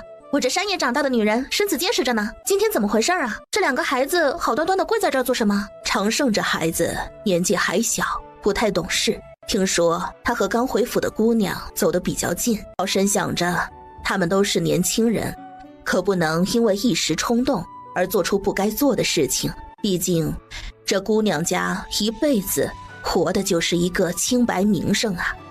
要是因着我家这混小子污了名声，那可就罪过了。苏长胜，你说说看。表嫂，小弟求娶您的妹妹雪梅，还请您做主。您知道我的，娶了雪梅，我一定不会辜负她，保证对她好。胡闹！祖母，您说过，只要孙儿乐意，您就会允许。如今您要食言吗？孩子还小，不知轻重，老身也不是要做那棒打鸳鸯的恶人，只是怕孩子们如今年轻气盛，考虑的不甚周到。万一要是过几年互相怨怼，岂不是平白添了怨偶？老身知道，有时候儿大不由娘，可是婚姻大事，那是一辈子的事儿，必须得好生的看清楚了。要是因为一时冲动，以后还会后悔。柳春燕站出来赶紧道：我家这小子自小就不是靠谱的，这些年来也是文不成武不就，这性子可比一般的小子难管得多了。之前我还想着等再过几年，给这小子找一个厉害点的姑娘，也好管管他，也让他把心思放在正道上。没想到这小子自个儿倒是耐不住了，小小年纪倒是知道给自己找夫人了。是吗？那挺巧。本来我也准备给我家姑娘找一个踏踏实实的男人过日子，我早就想好了，只要我家大女婿还认我闺女，只要元宝那几个孩子以后还认他们娘，我想着不管是谁娶了我家雪梅，那往后也不敢撂蹄子吧。别说嫁了，就是找个上门赘婿，他也得老老实实的在我们家。你们说说是不是这个理儿？只是吧，这也就是想想，这死丫头早点不跟我们说清楚，现在都闹开了。哎，这孩子确实糊涂，既然今儿个把这事儿说开了，那咱们就明明白白的说。我家就是个山里庄户人家，没啥家底，孩子也都不是啥有本事的，都是正经过日子的普通老百姓。我们自个儿没本事，也没想着攀啥高枝儿，毕竟两口子过日子最忌讳的就是一高一矮。你们放心，我心里清楚，我家姑娘配不上你这小子，所以吧，我保证看好了我家姑娘。我家姑娘年岁也到了，这几天我就看看有啥好后生，把这亲事给结了。雪梅啊，睁大眼睛好好看清楚了，什么家能嫁，什么家不能嫁，你得自个儿心里有数。咱们讲究的是啥锅配啥盖儿。打今儿起，你把你这些有的没的心思都收一收。苏公子，您跟着他们回吧，以后啊少来。雪梅，回屋去。老太太的声音突然变得低沉，带着不可违抗的威严。宋雪梅吓得一哆嗦，眼泪汪汪地看了眼苏长生，起身朝着自己的院子跑了。苏长生准备去追，可苏老太太眼含警告地看了他一眼，他只好继续跪着，望着宋雪梅离去的背影，心中充满了无奈和不甘。谈不上什么配不配的，只是啊，孩子年轻，要是走错了路，咱们做长辈的总得提点提点不是？既然事情已经清楚，那老身就先回了。走，跟我回去，回去说，别丢人现眼。夫人不会要管我们苏家的事吧？回去说清楚吧。要是搞不定，那就算了。表嫂，帮我看看雪梅去，她胆小，经不住吓。什么人呢？都是些什么人呢？他们以为他啥啊？咋就那么能呢？好到人家家里来扬着脑袋，好像我欠着他似的。亲丫头，我跟你说啊，这事儿咱不能忍，也忍不了。这世上就没有这么欺负人的事儿。明天不，今天，现在，就现在，咱就现在找。我就不信了，找不到个好后生，我还不嫁闺女了。我要给闺女招婿，我要招一个样样都好的。就算是不好，进了咱们的门，我就不信他还能翻了天。你冷静一下，别生气，有什么事情咱慢慢解决。要是气坏了自己的身子，那多不值当。闺女啊，娘不是自己受不了这个气，雪梅那丫头怎么就这么傻呀？看上谁不好，非要看上苏家的小子。娘也知道苏家长寿那小子确实不错，但他们家又是什么情况？那一大家子人个个都是脑门长在后脑勺，眼睛都快长到头顶上去了，根本就瞧不上我们这些普通百姓。我们家也就是走了你的运道，才有现在这副光景。要是放在以前，人家别说用正眼看我们，就是从嘴里过一遍都觉得脏嘴，那很正常嘛，毕竟人家的身份摆在那儿，高高在上的。我们家就算是跪着迎接，那也是说得过去的。可我们都是本本分分过日子的，没必要低声下气的给人家跪一辈子吧。门当户对，门当户对，什么才叫门当户对？门当户对就是要两家旗鼓相当，谁也不高攀谁，谁也不低看谁。你能有幸跟了太子殿下，那是几辈子修来的福气，我们必须得好好尊敬着，不能有一丝一毫的怠慢。人家太子殿下对咱家多好，从来都没有看不起咱们家，不管什么时候都把咱们家安排得妥妥当当。这样的女婿不管放在谁家，不管什么身份，那都是顶好的。可那家人呐，人家眼里有尊卑，有高低，那咱们不攀人家那高去。当初不得已把你卖了，我跟你爹后悔了这么些年，现在绝不能再干出这上赶着的事儿来。雪梅呢？那死丫头去哪儿了？现在就把那死丫头给我叫出来，我倒要问问她长脑子了吗？咋就这么傻呢？看不出好赖呀？她自个儿瞎吗？娘，你这死丫头，你还有脸叫我娘？你瞧瞧你今儿个都丢了些什么人？我告诉你，你跟那小子的事儿，你自个儿心里把它断了吧。这几天我会给你招一个上门赘婿，以后在家里踏踏实实的过日子，把那有的没的心思全都给我收起来。听到没有？哭哭哭，一天天的就知道哭，哭有啥用？人家上门欺负你的时候，你咋不对着他们哭？宋雪梅吓得哆嗦了一下，抬头看着宋清宁，看什么看？看什么看？看你姐有啥用啊？你姐能给你偷个男人回来？自个儿干出没有脸的事儿，还一天天的把别人扒拉着。你就是看准了你姐心软，一天天的不省事儿是吧？你以为你姐日子过得容易？你以为她现在有多好？咱家这个样子帮不了她什么，总不能给她添乱吧？可你们倒好，一个一个的给她添乱。娘，我可没给我姐添乱。滚一边去，看见你就心烦。宋二郎尴尬地看了一眼旁边捂嘴偷笑的妻子，低着头不说话了。不，我不招婿，我不要。家里还有2个哥哥，我为什么要招赘？我不要别的男人。你要是不让我们在一起，大不了我不嫁了，我这辈子不嫁了还不行吗？你个不孝女啊！你要气死娘啊！这时候家里的人都不敢上去拦着，毕竟老太太正在气头上呢。就连宋清宁上去拦了几次，都被捎带的打了好几下，手背火辣辣的疼。娘，我们是真心的，他不会骗我。这几年你也是看着的，他不是那种人。求求你了，别把我随便嫁给别人好不好？我真的不想嫁给别人呢。我只要一想到跟一个不认识的男人过日子，我就不想活。不想活，不想活，那就去死，死干净点儿，别跟我跟前哭。你看看你现在这个样子，像什么话？老太太想到苏老夫人那带着轻蔑的眼神看着她时的样子，心里更不是滋味。娘，地上凉，你要哭，坐椅子上慢慢哭。闺女，你现在就去，家里我还能做得了主。只要你找来好后生，咱家现在就办喜事，不去攀那高枝去。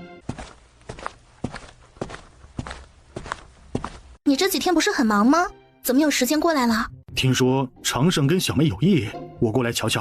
哎呀，女婿来了，吃了没？快来快来，正好一起吃饭。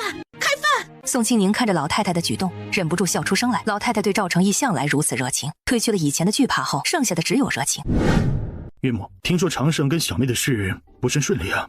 女婿啊，本来要是成了，这也是亲上加亲的好事儿。只是吧，我自个儿家什么样子，我心里清楚。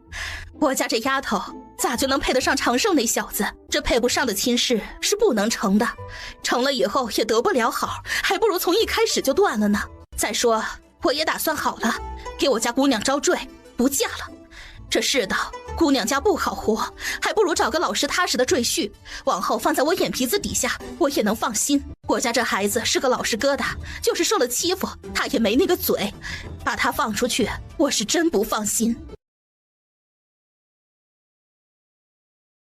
女婿啊，你要是有合适的，就给孩子许诺一个，不用门第太高，只要人踏实就行。那我先看看，时候不早了，我先带青青回了，改日再来。他们的事你怎么看？能怎么办啊？既然不合适，那就拉倒呗。现在断了，我妹妹最多难过几天，以后遇到真心实意的男人，等把日子过好了，自然不会再对年轻时候的事情耿耿于怀。断了好，现在断了干净。瞧瞧苏家人那些态度，真是不乐意搭理。雪梅的性子要是真的嫁进去，还不得欺负死？算了算了，这种亲事不结也罢。既然你觉得不合适，那便罢了吧。你要是有空，就跟苏长胜说一声。年少气盛，未必就是情深两许。也许真如苏老夫人所说，只是一时冲动而已。就算真的情深两许，那也不是有情就能饮水饱。夫妻过日子，可不是靠着喜欢就能过到一起的。如果他没有能力解决家里的问题，那么这份感情只会带来更多的痛苦。如果他没有办法说服他的家人，没有办法在那个家里护住雪梅，还还不如从这一开始就断了这个念头，对谁都好，这样不仅可以避免不必要的麻烦，还能让两人都好过点。我会转告给他的。谢谢你。青青，别担心，宋家的门第不会差。你要给我家大郎跟二郎给个官当当？机会我可以给他们，至于能做到哪儿，那就要看他们自己了。太子殿下算是看在我的面子上开后门吗？有何不可？就算他们没有官身，你会是太子妃，未来的一国之母，谁敢轻视你？又有谁敢轻视你的家族？只要你站得足够高，宋家的门第也自然就水涨船高。那你可要一辈子对我好啊！其实要说看不起，苏家排第一，毕竟是跟着你同进退，支持你到底的外祖家，脑门长后脑勺那也是应该的。还好我家那老太太脑子清醒，不会强行去容纳不属于自己的圈子。唉，话说这个男人现在翻身了，那后院的女人应该也会安排了吧？你刚才想什么了？我在想孩子，对，我就是在想孩子。哎呀，出门一会儿就想了，真是一会儿都离不得呀。咱们一会儿看看孩子们在干啥。好了，今天就讲到这里吧，明天再继续啊。等等，这故事哪有讲一半的？现在还早呢，离下午饭还远着呢，要不再来一会儿？夫人，孩子们该玩了。玩什么？骑马。什么？马术。不行，他们还小。放心，夫人，有我在，我会看着，不会有事的。君子六艺是几位公子和姑娘必须要学的，夫人，女子更要学。小武士姑娘也要学？夫人，这是自然，我是他们的先生，自会给他们安排好课程，您无需忧心。行吧，那就让他们学吧。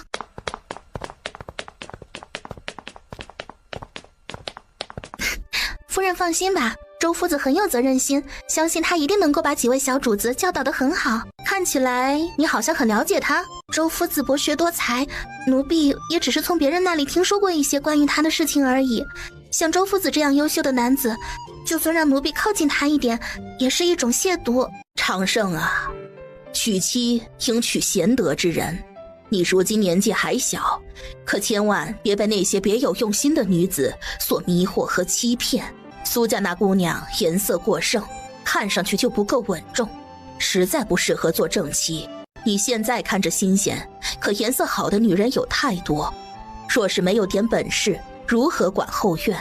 祖母，依您之见，谁又能担当得起这个位置呢？你自己好好想一想吧。你看看你，小小年纪，什么本事都没学会，倒是先学会给自己找女人了。你瞧瞧你那是什么眼神？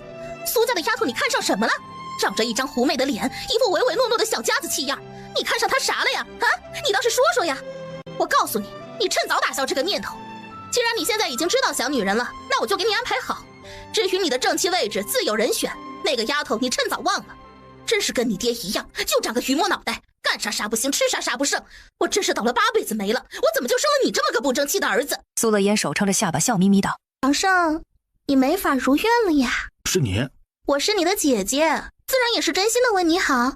你怎么能这么看我呢？母亲，您看，长胜还怨我。你姐都是为了你好，你还不领情？要不是你姐精明，你早就不知道被骗成啥样了。苏长胜再也忍不了，他噌地站起来，冷冷道：你以为你有多好？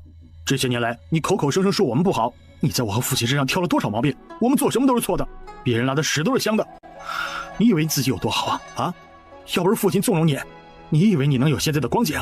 我今天就告诉你，你觉得有我这个儿子丢人，那我还觉得有你这个母亲更加难以启齿呢。苏乐烟，别以为我不知道你藏的什么心思。你以为表兄如今恢复了太子之位，你就能痴心妄想了？也不看看你自己什么德行，从头到脚的心眼儿没有一处往正道上使，就想着怎么去算计。就你这种东西，你以为表兄会多看你一眼啊？母亲，我劝你还是熄了这条心思吧。要是弄巧成拙，连累苏家，到时可别怪我没有提醒你。既然你不喜欢我，这个家里也不缺我这个孙子，那往后我不回便是。说吧，他无视了苏乐烟跟柳春燕那便秘似的脸色，转身大步离开。你这粗俗无礼不孝的东西，你有本事这辈子都别回了。你以为你现在能当大公子的侍卫是你自己的本事？我告诉你，离了苏家你什么都不是，人家看你一眼都嫌糟眼睛呢。嫣儿，咋办呢？这孩子我看着是真生气了呀。母亲放心，弟弟的脾气你还不了解吗？不过就是这会儿气性上来了，等过了自然就没事了。不过我看他是打定主意要娶苏家的姑娘，要不您还是点头答应算了，毕竟他难得喜欢。而且那位要是成了太子妃，那苏家姑娘的身份可就高了一大截。到时候配长胜，那可就绰绰有余。光咱们点头答应也没用啊！你祖母那要是不点头，根本就不行。唉，再说了，这太子妃可不是想当就当的，当真以为跟生孩子一样简单？那位置何等尊贵，怎么可能就这么轻飘飘的给出去？唉，母亲，你要知道，所谓的尊贵与否，其实都是由人来定义的。是啊，只要殿下认为他合适，又有谁敢提出异议？也就是那通房丫头运气好，肚子争气，不然怎么可能得到如此厚爱呢？不知道你将来是否也能有这般好运呢？母亲，现在可不是谈论这些的时候。不过，今后如果再提起长胜的事情，你可千万不要反对。你要明白，我们三房只有长胜这么一个男丁，日后无论是你还是我，都需要依靠他。而他如今跟随大公子担任护卫，未来能够取得怎样的成就，关键要看大公子会走到哪一步。就现在的情况来看，不会太差，所以我们必须全力支持长胜。母亲，你以后收收脾气，长胜已经大了，不是3岁小孩，咱们要顾及他的脸面，不能把长胜往外推。咱们得让他知道，咱们是支持他的，是站在他这边的。就算祖母因着这些事罚了咱们，他也会记着，这个家不会永远都是祖母做主，以后的家主是谁，谁也说不定。你的意思是，咱长胜，咱们三房以后不了，以后不了。对，你说的对，孩子大了有脸了，咱不能老是像小时候一样管着。那你为啥把这事儿告诉你祖母啊？你看你祖母知道之后的后果。纸包不住火，既然迟早都要被发现，还不如早点摊开了。这样一来，我们也能掌握主动，不至于被打个措手不及。可这样会不会让你祖母生气呀？毕竟这可是一件大事儿。母亲，您别担心，祖母虽然严厉，但也是通情达理之人，我相信她老人家也会想清楚。长胜性子直，我这做姐姐的不推他一把，他恐怕不知道要藏着掖着多久呢，说不定到时候事情变得更糟，那就不好收拾了。唉，你们这些孩子总是让人操心，还好你聪明。您别担心，成了最好，就算是成不了也无伤大雅，反正我们已经尽力而为了，问心无愧。不知道那小子刚才说的话有几分真，我这心里咋就那么不踏实呢？母亲放心，长胜不是铁石心肠的孩子，他不会轻易放弃自己的幸福。等过些日子，我自会将他带回来，到那时咱们还是一家人。表兄，我还有机会吗？赵成义忙着批折子，回来之后，老皇帝以锻炼的名头把大半的政务压在他身上，以至于他忙得没一点空闲，对于苏长胜的这点小烦恼根本没放心上。表兄，儿女私情先放着，北凉要来递交降书，在这期间，京城的守卫由你来负责。表兄，你信我。赵成义再次埋头苦干，嗓音淡淡道：你若是觉得自己无法胜任，不干也行，属下遵命。那属下就去准备了。长胜，与宋家的亲事就此作罢。苏长胜闻言，整个人愣住了，眼底瞬间划过一丝哀伤，喃喃自语道：表兄，你也不看好是不是？你也觉得我们不合适是不是？宋家要招赘，你不是他们满意的赘婿范围，你们确实不合适。宋家姑娘性子软，在苏家你护不住。您说的对，苏家确实不适合她。外祖母她老人家极为重视规矩，更是将门第放在首位。你母亲并不会帮你，其他几房也不会多管闲事。你要明白，一个性子软弱的女子在后宅不会好过。你若是当真喜欢，那就别再强求。我可以的。不，你不行。可是表嫂同样柔弱，她现在不是过得很好吗？你错了，你表嫂从来都不是一个弱女子。这些年来，我不在她身边，她独自一人照顾孩子，替我撑起了整个家庭。如果要论起功劳，没有她，就不会有今天的我。他的话语中透露出对宋清宁深深的敬意和感激，也包含着浓浓的情意。接着，赵成义再次强调道：长胜，对于你来说，对于你们二人来说，这是唯一可行的道路，也是唯一能够走得通的路。好，我知道了。等苏长胜离开之后，宋清宁从屏风后面走出来。看来他现在是放弃了。我娘虽然是农村老太太，可她自然说一不二。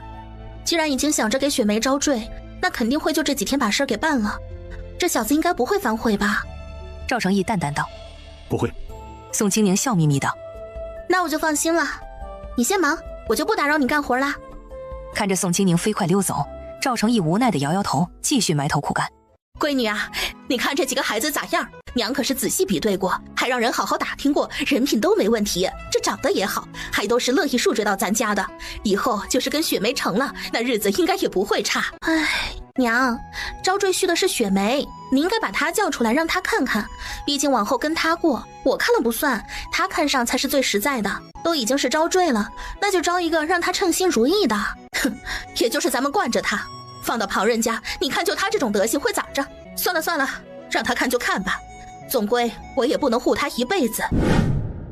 雪梅，做人要学会拿得起放得下，也要学会往前看。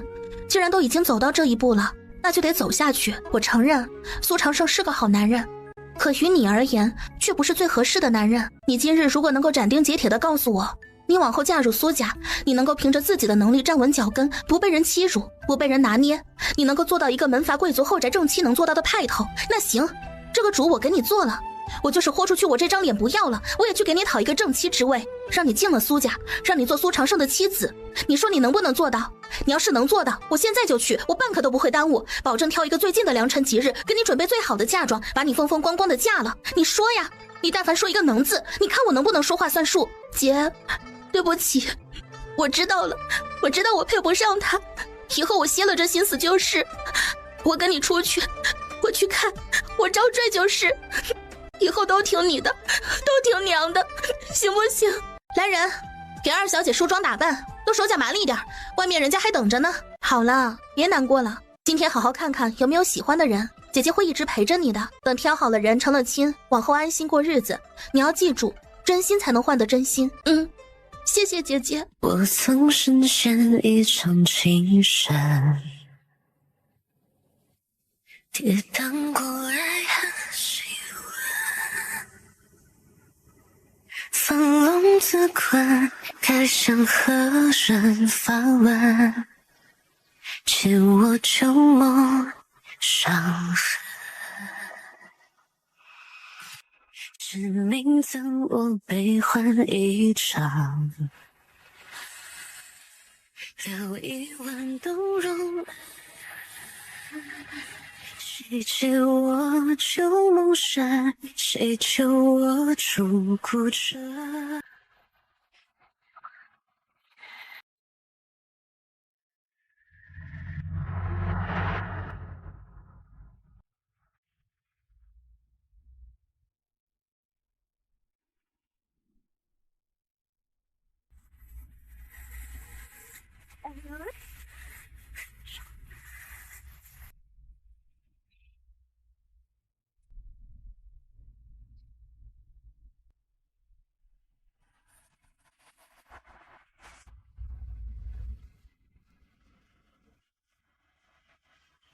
快过来，闺女，看看咋样？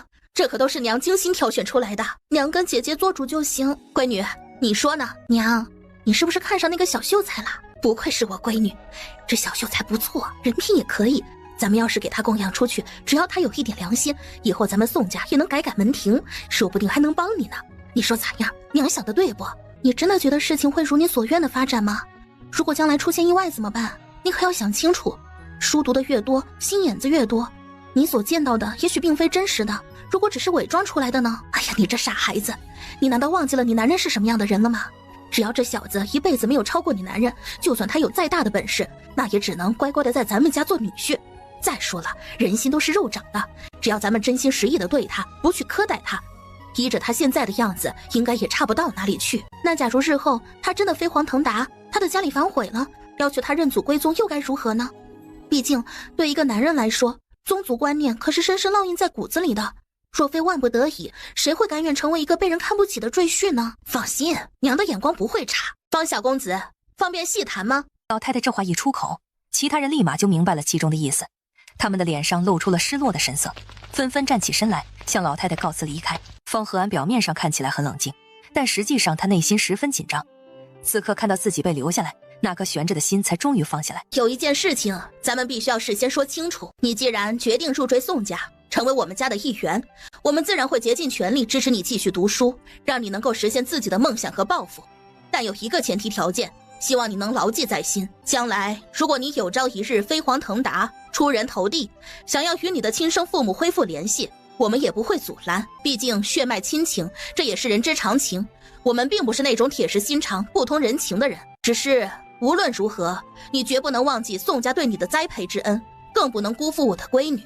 老夫人放心，贺安日后若有负于宋家，就让贺安遭受天打雷劈之刑。既然如此，那我们选个好日子开始筹备了。你家里的情况我也了解一些，但成亲毕竟是人生大事，你最好还是把你的父母请来，大家一起好好商议一下。多谢老夫人关心，贺安明日便带着父亲前来拜访，共同商议婚事。方贺安离开之后，宋雪梅也显得有些精神不济，她想要回去休息。回去干什么？整天闷在那个小屋里，连门都不愿意出，还摆着一张臭脸，好像我亏欠了你似的。娘，您别生气，我只是身体不舒服而已。唉，你这孩子不要总是憋在家里。还有，你要知道，娘做的都是为了你。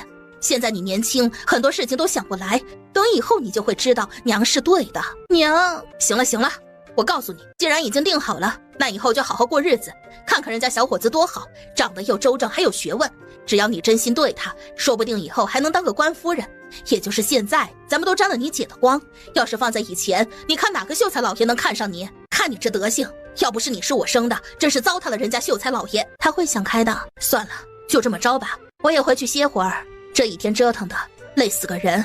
您放心，只要是一日夫妻，我自会尽一个丈夫的责任。的眼神中透露出坚定和承诺，最起码在此时看来倒是真心实意的。那行，你们的婚事不会太隆重，秋闱在即，你要是下场，有什么需要的书尽管说，我尽量给你找。多谢夫人。话音未落，门轻轻被推开，发出轻微的吱呀声。赵成义站在门外，嘴角含笑，温和地看着宋清宁。亲亲，可是处理妥当了？明日过了我就回。你怎么在这儿？在酒楼用了饭，听说你在这儿，就过来看看，有没有什么需要我做的？宋清宁伸手指了指方贺安，她是咱们家的妹夫，方贺安，是个小秀才，基本已经定了。等明天他父母到家里商量具体事宜，再定下日子办了事就行了。啊，对了，他今年秋闱准备下场，咱家有没有关于科考的书，给他看看行不？赵成义朝着方贺安点点头，才回道：回头我让人收拾几箱书送到岳母家。方贺安第一次见到赵成义，心中虽有波澜，但还是尽力保持镇定。学生见过殿下，往后既是一家人，那便无需多礼。青青，陪我走走，正好消消食。京城真是不一样啊，这人也是好奇怪，怎么突然盯着我看？都老夫老妻这么多年了，有啥好看的？难不成是在偷偷摸摸想着嘎了我，或者说是外面有了新欢，再偷偷的跟我做比较？不应该吧？我先回家了。皇嫂，挺忙啊。你怎么会出现在我的面前？六皇子气急，感觉自己被牛撞了，疼得倒吸凉气。分明就是你自己没看路，反而倒打一耙。皇嫂真是伶牙俐齿啊。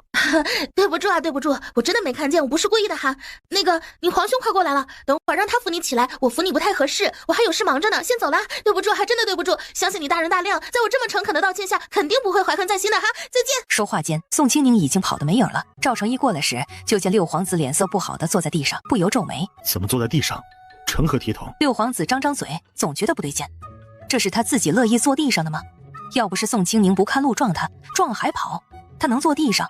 谁家好人乐意坐在地上？怎么还等着姑拉你？皇嫂撞我的，这撞了我就跑，你走路连你皇嫂都看不见。你皇嫂只是一个身体柔弱的女人，连她都能把你撞倒，你不觉得需要自省吗？年纪轻轻就知道胡闹，身子虚成什么了？以后好好练功，别跟绣花枕头似的。屁股疼得厉害，稍微动动就觉得肉疼的六皇子就这样呆立在大街上。此刻的他仿佛陷入了一种迷茫的状态。难道这还都是我错了？我干什么了？我什么也没干呀，我不就是好端端走着路，怎么就成了我错了？主子并没有错啊。皇兄竟然说皇嫂是个弱女子，哪里弱了？那撞上来的劲儿就跟黄牛似的，哪弱了？我咋一点也没看出来哪弱呀？哎，不对呀，他不是前几天才身受重伤吗？这怎么才几天时间就生龙活虎了？四哥受的都只是皮外伤，现在可还在床上躺着呢。听说他伤得可严重了，这怎么就开始活蹦乱跳了？皇兄肯定是私藏，他肯定有什么好药，要不然怎么可能在这么短的时间里就让皇嫂如此活蹦乱跳啊？都是你这个没用的东西，下次还这么笨手笨脚，趁早滚蛋！哎呀，手下知错。雪梅，是我想跟你说说话。你来做什么？我已经听我姐说了，你不是已经放弃了吗？你还来做什么？对不起，我只是听说你的夫婿已经定好了，所以就忍不住想来看看。主子并没有错啊。皇兄竟然说皇嫂是个弱女子，哪里弱了？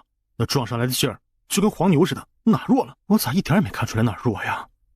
哎，不对呀，他不是前几天才身受重伤吗？这怎么才几天时间就生龙活虎了？四哥受的都只是皮外伤，现在可还在床上躺着。听说他伤得可严重了，这怎么就开始活蹦乱跳了？皇兄肯定是私藏，他肯定有什么好药，要不然怎么可能在这么短的时间里就让皇嫂如此活蹦乱跳啊？都是你这个没用的东西，下次还这么笨手笨脚，趁早滚蛋！哎呀，手下知错。雪梅，是我想跟你说说话。你来做什么？我已经听我姐说了，你不是已经放弃了吗？你还来做什么？对不起，我只是听说你的夫婿已经定好了，所以就忍不住想来看看。你喜欢他吗？哪有什么喜不喜欢，只是一起过日子而已。我希望你能过得开心。事到如今，我想什么，我要什么，已经不重要了。苏长胜，你走吧，以后不必来了。我已经决定了，我会听我姐的话，我会安心嫁给那个男人。往后，我会尽力做一个称职的妻子，我不会再妄想一些我不该妄想的。我姐不会骗我，更不会害我。我不想，也不能再让我娘生气。等日子定好了，我会让我娘给你家送喜帖，到时候来喝杯喜酒吧。好啊，往后保重。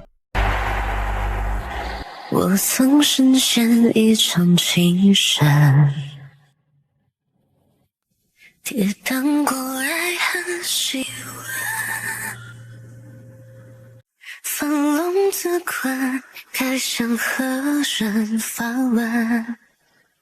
借我旧梦伤痕，是命赠我悲欢一场，留一万动容爱恨。谁借我旧梦山，谁救我出孤城？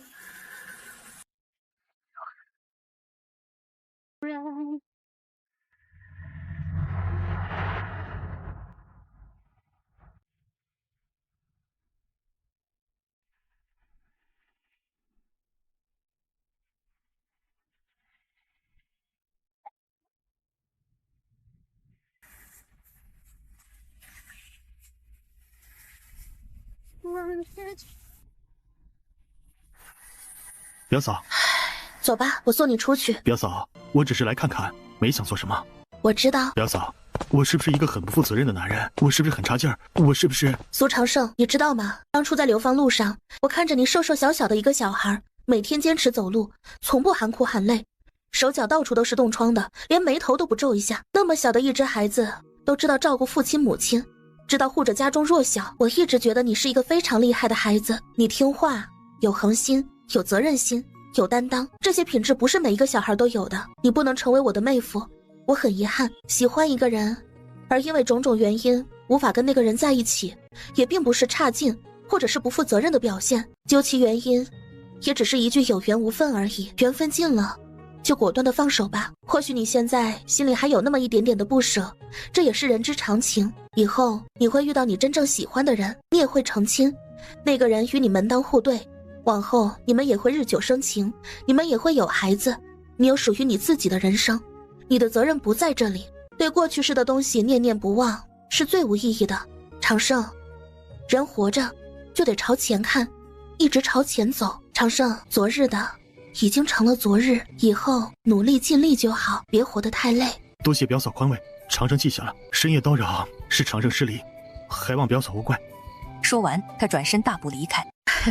没想到我家贺安能入了二小姐的眼，那真是我们一家子的福气呀。昨日贺安归家说了此事，我这做父亲的也是才知道。今日来商议，也是想着能不能再商量商量，将令爱嫁入我方家。方某保证，令爱嫁入方家就是当家主母，她会过得和自家一样。想必你们也知道，方某发妻早逝，贺安乃方家长子，这孩子性子倔，与方某有了些误会，因着一时志气才如此。若是做了赘婿，怕是对不住早逝的发妻呀，让亲家见笑了，这入赘之事实属不妥呀。是啊，亲家您大可放心，我们方家向来以和睦友善著称，您不妨到街坊邻里那里打听一下，便可知晓。我虽然只是贺安的继母，但自从他5岁那年进入方家以来，我一直尽心尽力地照顾他、教育他，将他抚养成人。我敢摸着自己的良心说，我一直视他如己出，从未亏待过他，跟我自个儿生的一样，一视同仁，从来都没有区别对待过。往后他媳妇儿进门了，我自然也会当成我自己的亲闺女对待，绝不会有什么苛待。亲家，你就尽管放心，只管安心的把闺女嫁到我家就好，我肯定会教她做一个称职的儿媳妇。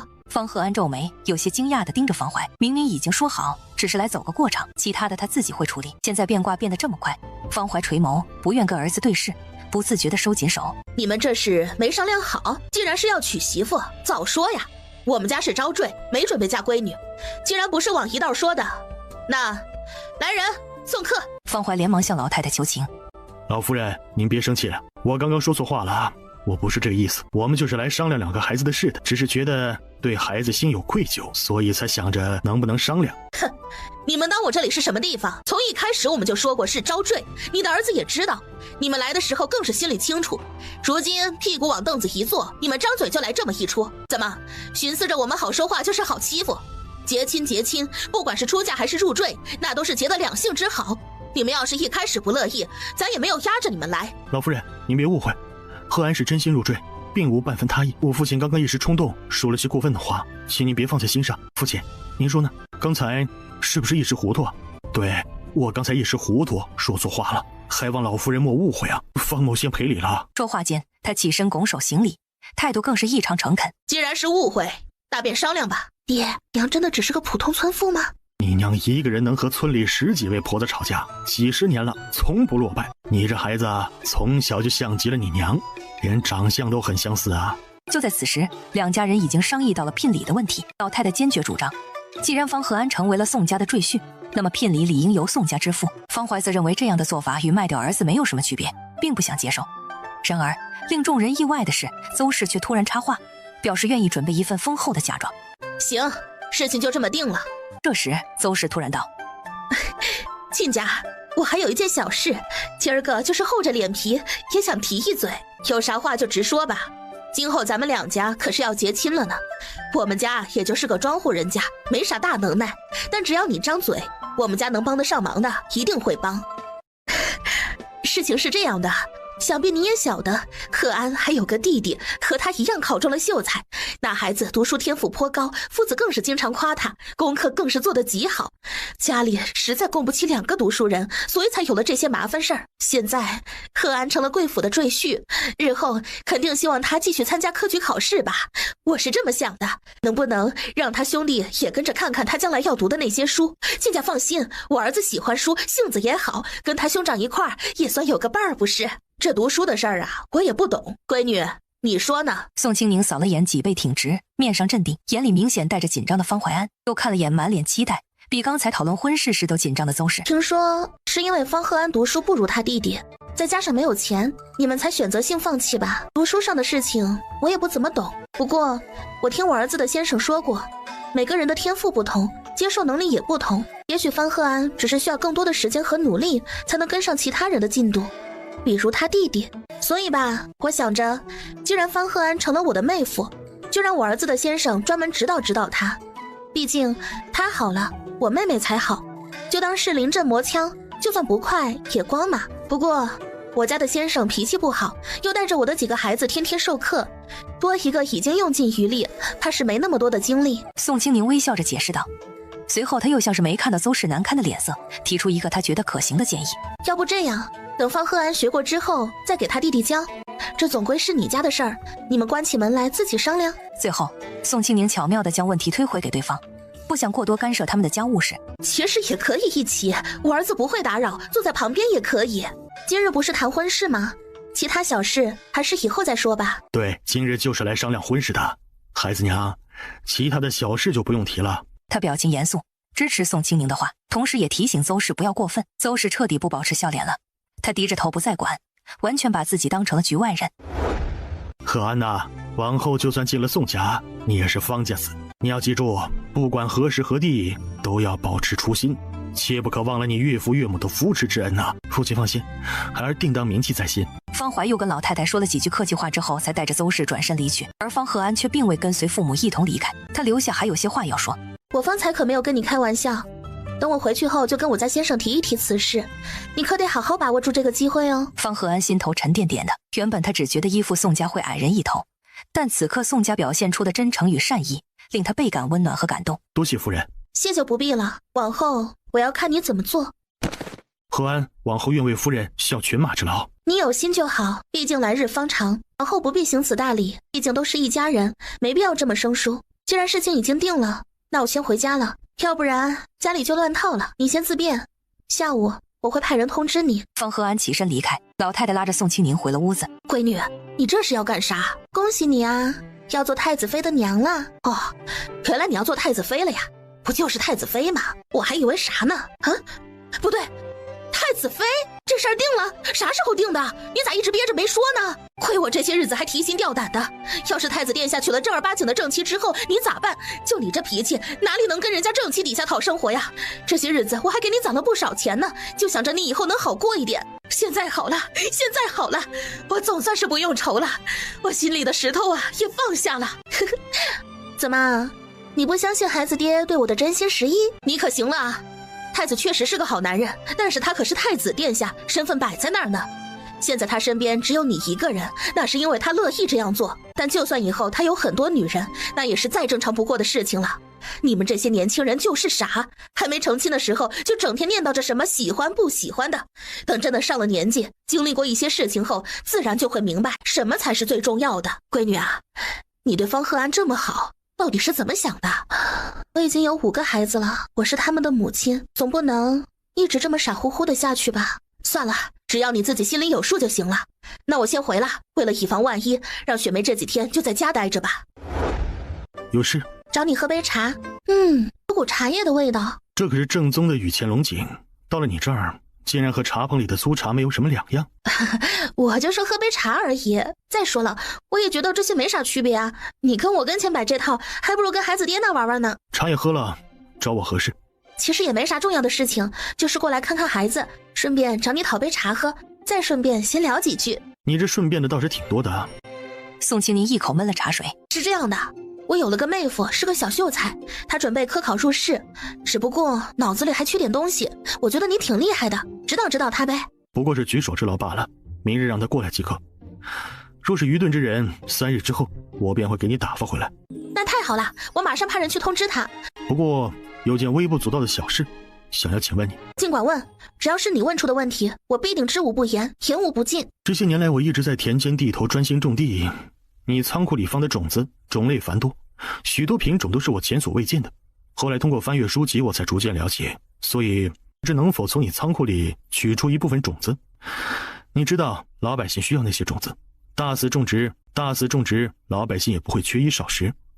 粮食是一个国家的根本，有了粮，其他的才好说。是你的想法，或者只是传话？只见宋清宁的眼神突然间变得无比凌厉，仿佛能穿透人的灵魂一般，让人不寒而栗。周穆见状，瞬间就像是回到了小时候那般乖巧，连忙说道：没有，这只是我的一个小小的建议而已，这难道不是一件利国利民的大好事吗？不行，绝对不行。小周穆啊，你要知道，这里可是京城，如今不知道有多少双眼睛正紧紧地盯着我呢。我必须安分守己，一步都不能行差踏错。至少目前来说，一定要老老实实、安安分分的，千万不能出现任何一点差错和纰漏。而且，如果我的那些东西不小心暴露出去了，那么最先陷入危险境地的将会是我自己，还有我的孩子们以及家人们。我绝对不可能为了那充满不确定性的因素，而去拿我最为在乎的亲人们来冒险赌博。说一句可能有点没良心的话吧，现在的老百姓们虽然过得不算富裕，但好歹也能够勉强填饱肚子，日子还算过得去。反过来讲，就算哪天他们真的连饭都吃不饱了，此时此刻需要操心这件事的人也不应该是我。利字当头，我不会拿自己去试人心。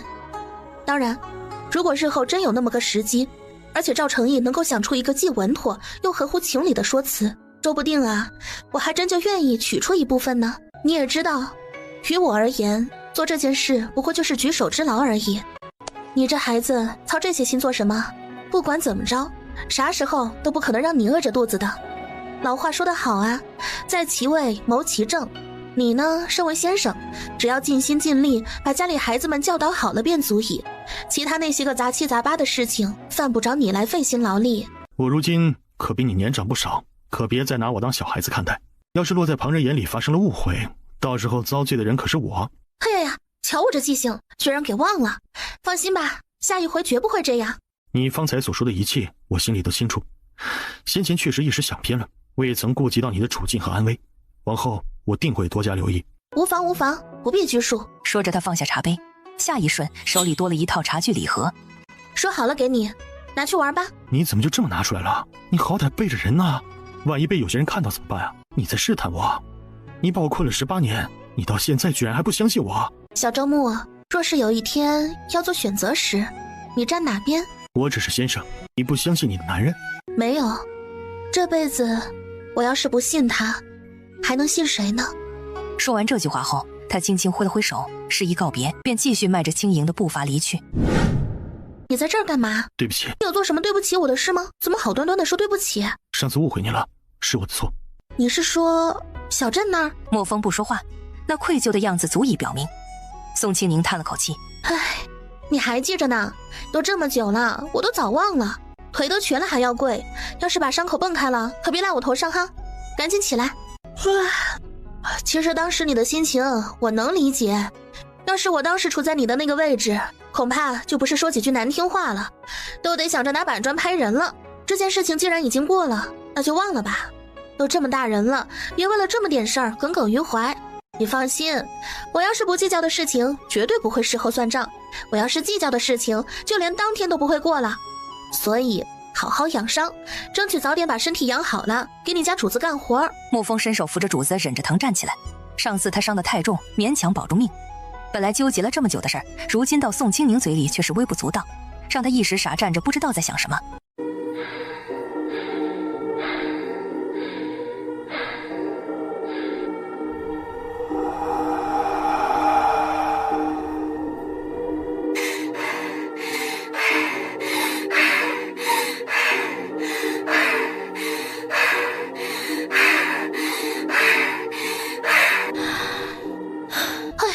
我的天哪，差点给我吓死了！刚刚还以为是发大水了呢。这场梦做的也太逼真，太水灵了吧？是不是做梦了？没有啦，只是突然间梦到周围到处都是水，哪哪都黏糊。或许是因为我口渴的厉害，所以才会做出这样奇怪的梦吧。你什么时候回来的呀？有没有吃晚饭啊？还没有，一直在等你一起呢。这2天没有歇好吗？你怎么看起来脸色好像不大好啊？其实也不是没休息好，就是太闲了，大热天的容易犯困。青天剑那边已经算好了良辰吉日，再过8日，册封的圣旨便会下达。竟然这么快？那我需要提前准备些什么东西吗？你只要等着做我的太子妃就好了，其他的事情不用操心。走吧，咱们去吃饭。不知道孩子们有没有吃过呢？他们早就已经睡下了。那正好，这顿晚膳就当做是我们的夜宵。今天周牧提到了粮食种子的事情，你对此有什么看法呀？这件事急不得，目前时机尚未成熟，还是先等一段时间再说吧。我也这么觉得，毕竟这里是京城，那么多双眼睛盯着呢，最起码也要到你做主的时候再考虑。反正种地也不是一日之功，凡事都得慢慢来。对，你说的有理。你要是忙就去忙自己的，我出去溜溜神儿。边吃边溜，草莓不占肚子，顶多就是抹嘴的小东西，吃着不无聊。青青说的都对。这人怎么这么说话呢？就算是我真的拿着一大碗边走边吃，他也不能这么说呀。就这样的男人，谁稀罕？不行不行，几个儿子千万不能像他了，要不然以后娶回来媳妇儿都得先房顶。怎么了？生气了？没，我没生气，我哪敢生您这位尊贵的太子殿下的气啊？我不过就是出来吃点东西溜溜弯罢了，爱怎么笑就怎么笑吧，反正我才不会给您呢。确实重了不少。我没有胖，平日我吃饭可都是很注意的，如果真的胖了，我肯定会去减肥的。别瞎折腾，不许喊。你这小身板儿实在是太过瘦弱了，正该好好补补才对啊。回家，咱们慢慢消食。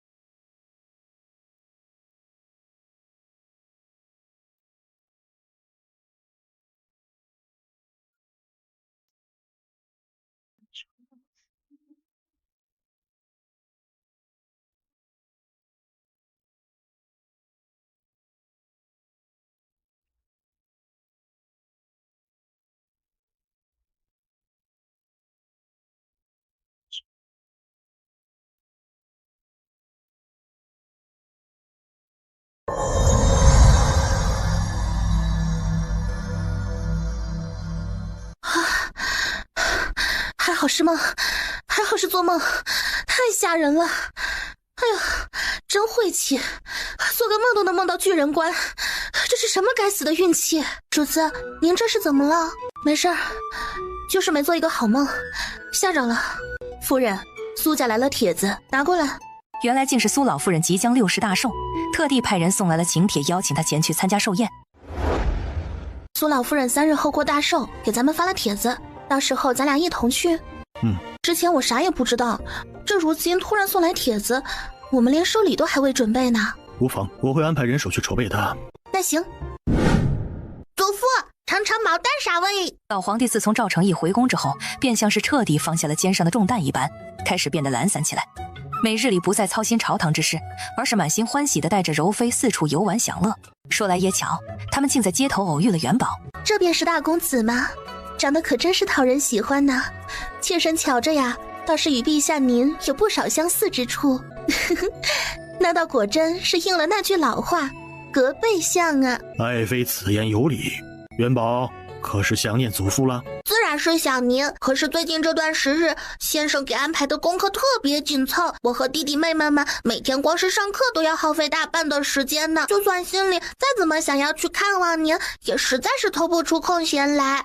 今天可算幸运，先生有要事给咱们放了假，趁着下午太阳落山，天气还不算太热的时候，我便央着娘亲带我们出来溜达溜达。而站在一旁的宋清宁则显得有些局促不安，他僵硬着身子，双手紧紧攥着衣角，心跳得极快。突然与这位见面，他是一点准备都没有。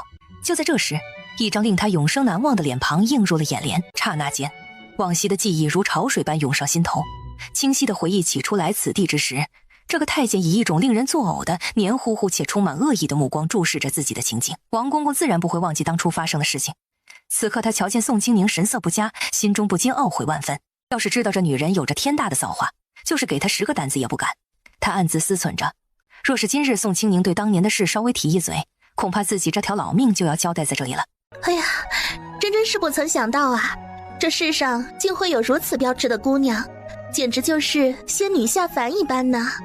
陛下您瞧瞧，太子爷可当真是慧眼识珠啊，能找到这般貌美的女子做太子妃，还一口气生了几个伶俐可爱的小儿，真是天赐良缘。今儿个妾身陪陛下出来这一趟，正好碰上几位小公子，妾身看着心里欢喜极了。不过这会儿妾身也乏了，要不咱们寻个茶馆歇息一下如何？老皇帝宠溺地看着柔妃，那双锐利的眸子全是温柔，点了点头表示赞同。一旁的王公公见状，立刻躬身行礼，然后迅速退出人群去安排相关事宜。太子妃快些过来坐吧，太子妃照顾几位小公子定是极为辛苦吧，有奶娘和丫鬟们在一旁伺候着，我平时都不伸手接，也就是带着孩子们玩闹。陛下您瞧啊，臣妾早就说过，太子殿下的眼光独到吧，瞧瞧咱们这太子妃真是个实诚之人呢。确实该上。太子妃日后若是得空，不妨进宫来陪陪本宫说说话。不知为何，本宫一见到你啊，便觉得格外亲切呢。陛下，妾身这般做法会不会显得很唐突？老皇帝微微一笑，从腰间解下一块金光闪闪的令牌，将其放在桌上。既然爱妃喜欢，那往后就让太子妃多进宫来陪陪你吧，只要爱妃开心就好。宋清宁不知道这柔妃怎么对自己这么热情，他只觉得浑身不自在。稍微坐了一会儿，夜幕即将降临。陛下，您就在这儿和几位小公子玩玩，妾身想与太子妃一同出去散散步，可以吗？去吧。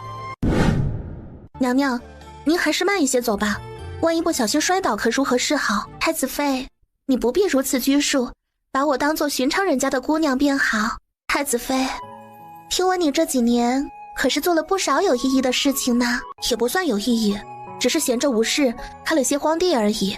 其实这样已经很不错了，至少你还能够随心所欲的去做自己真正喜爱之事，而且太子殿下对你也是敬重有加，处处依从于你。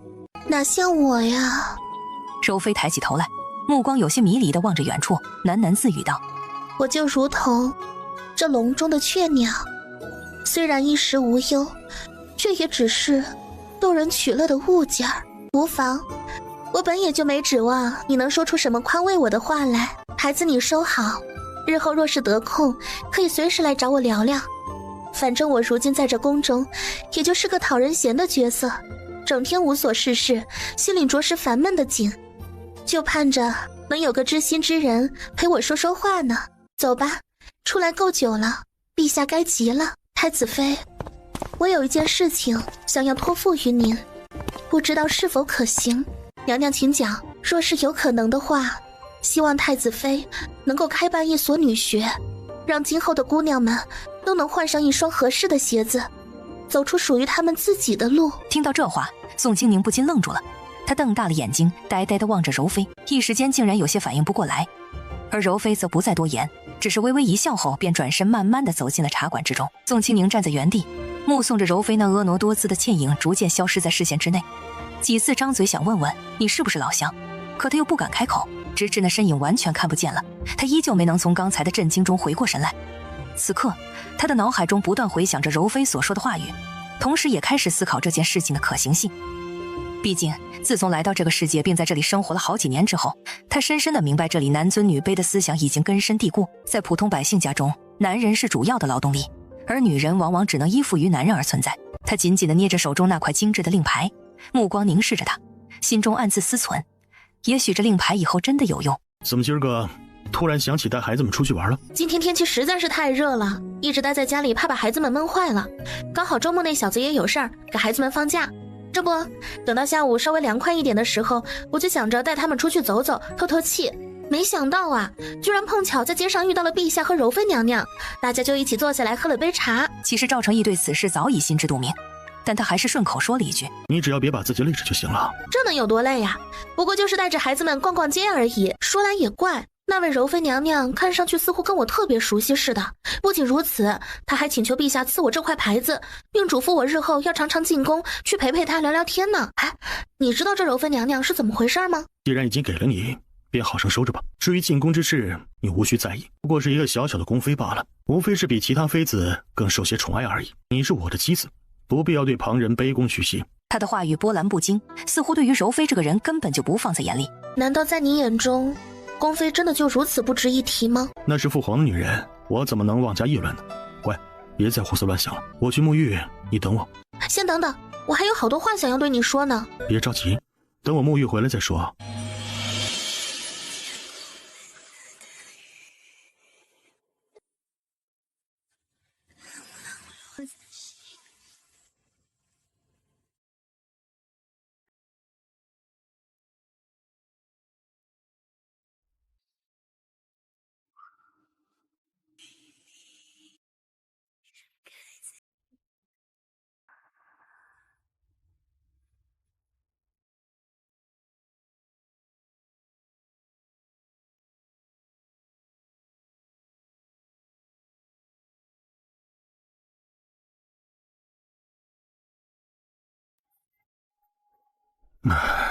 亲亲，轻点儿。睡觉睡觉，累死我了。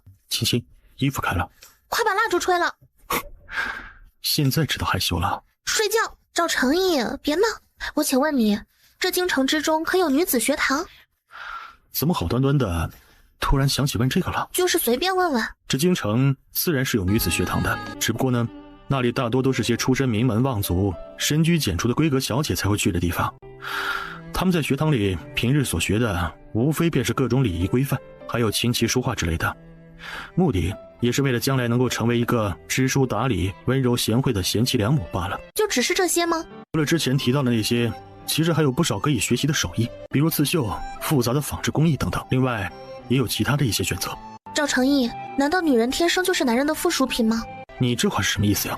或者说，你到底想知道什么？女人为何一定要裹脚呢？那一双双因为裹脚而变得腐烂畸形的脚，走起路来晃晃悠悠、东倒西歪的，哪里能称得上好看呢？我真想不明白，究竟好看在哪里？你觉得那样的脚会好看吗？咱们家小五眼看着就快要3岁了，按照传统习俗，他这个年纪也差不多该裹脚了。可是，你当真忍心亲手折断他的脚骨，让他从此变成一个身体残缺不全的孩子吗？亲亲，小五可以不裹。赵成义，我不只是在说小五，以后就当是为了小五，为了千千万万个小五，把这只能让女人痛苦的旧习废了，行吗？是吧？答应吗？不答应吗？他会答应吗？他到底是怎么想的？好歹吱一声啊！我这都已经把话说到这个份上了，他怎么就不言语呢？这把人吊在这儿，让人不上不下的。哎，怎么办呢？该怎么说呢？应该怎么做才能让这男人以后掌权之后废除那要命的陋习？虽然很难，可是不是怎么知道呢？要不我再多磨几天，这吹吹枕头风？哎呦，不行不行，那些肉麻的话实在是说不出来，撒娇什么的根本就不是我擅长的呀。对了，可以说服啊！莫要胡思乱想，你方才所说之事，我自会考虑。我呀，还准备开设一个专门供女子学习的学堂呢，你会支持我的吧？此事需要从长计议，不可操之过急，咱们慢慢来。得到男人肯定的答复后，宋清宁这才心满意足的点点头，彻底放弃了继续勾引他的念头。没过多久，宋清宁就陷入了深深的睡眠状态。这小妮子怎么这般无情，把自己拨弄得心痒痒之后，竟然倒头就睡，真是有种被利用完就扔掉的感觉啊！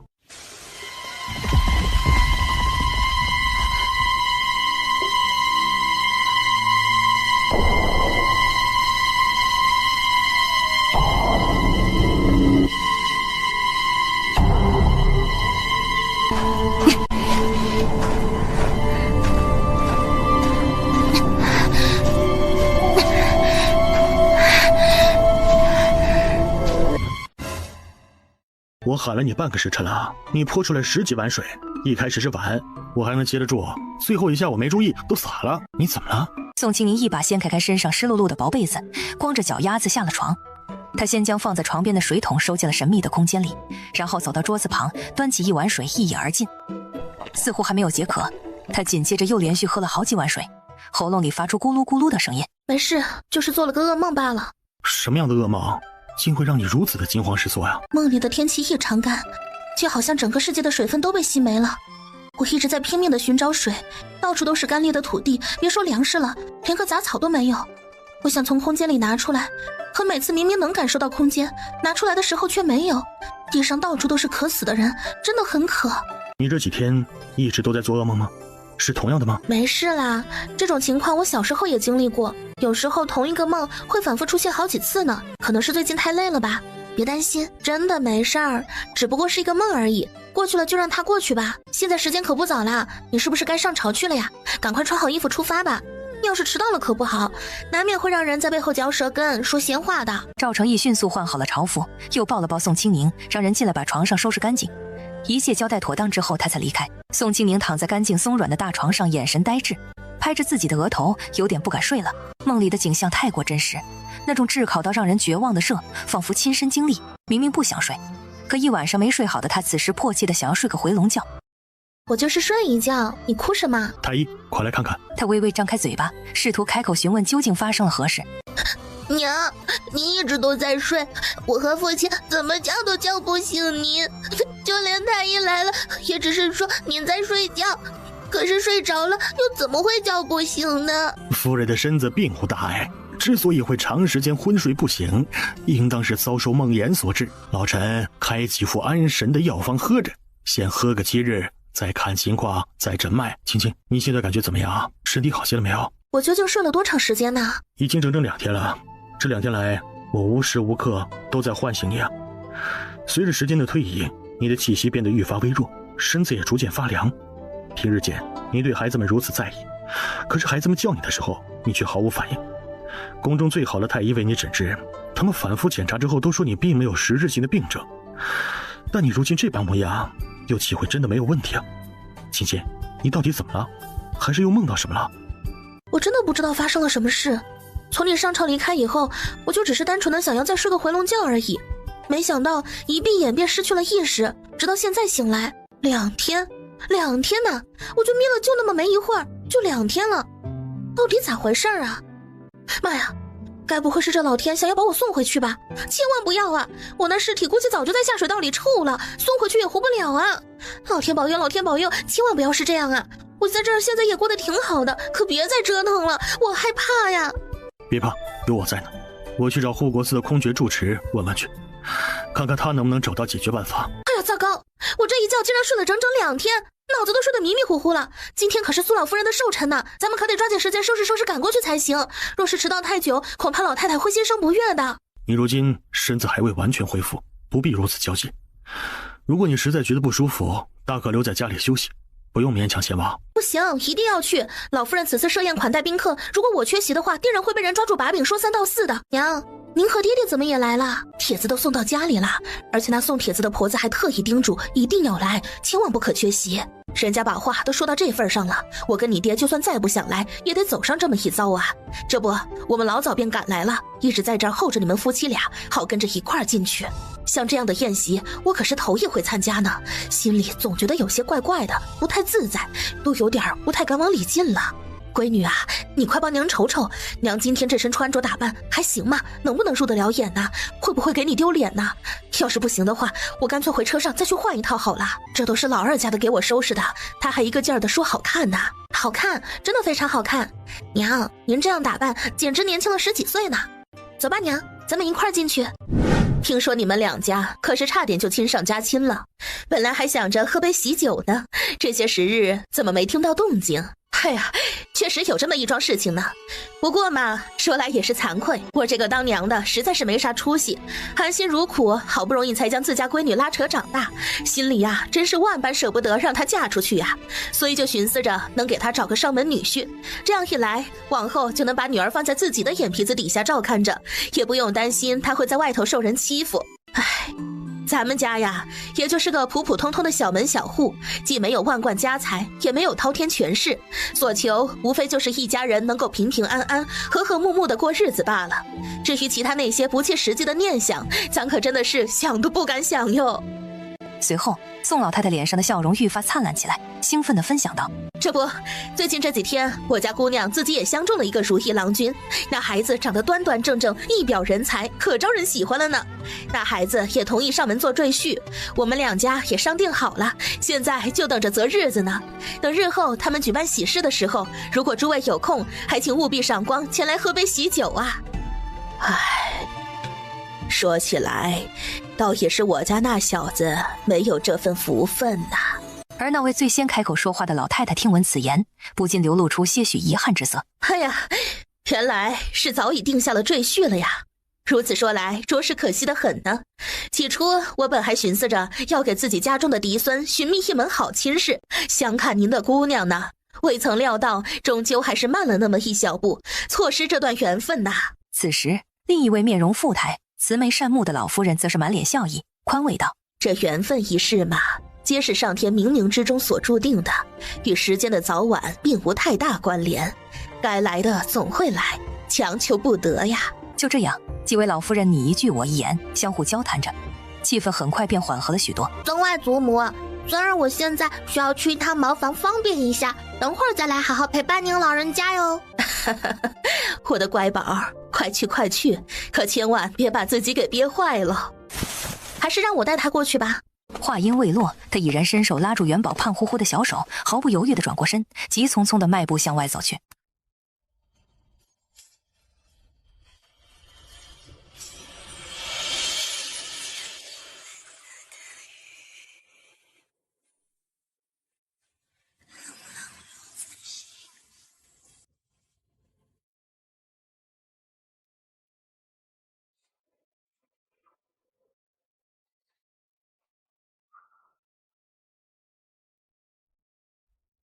母亲，瑶瑶可以和刚才那个小哥哥一起玩吗？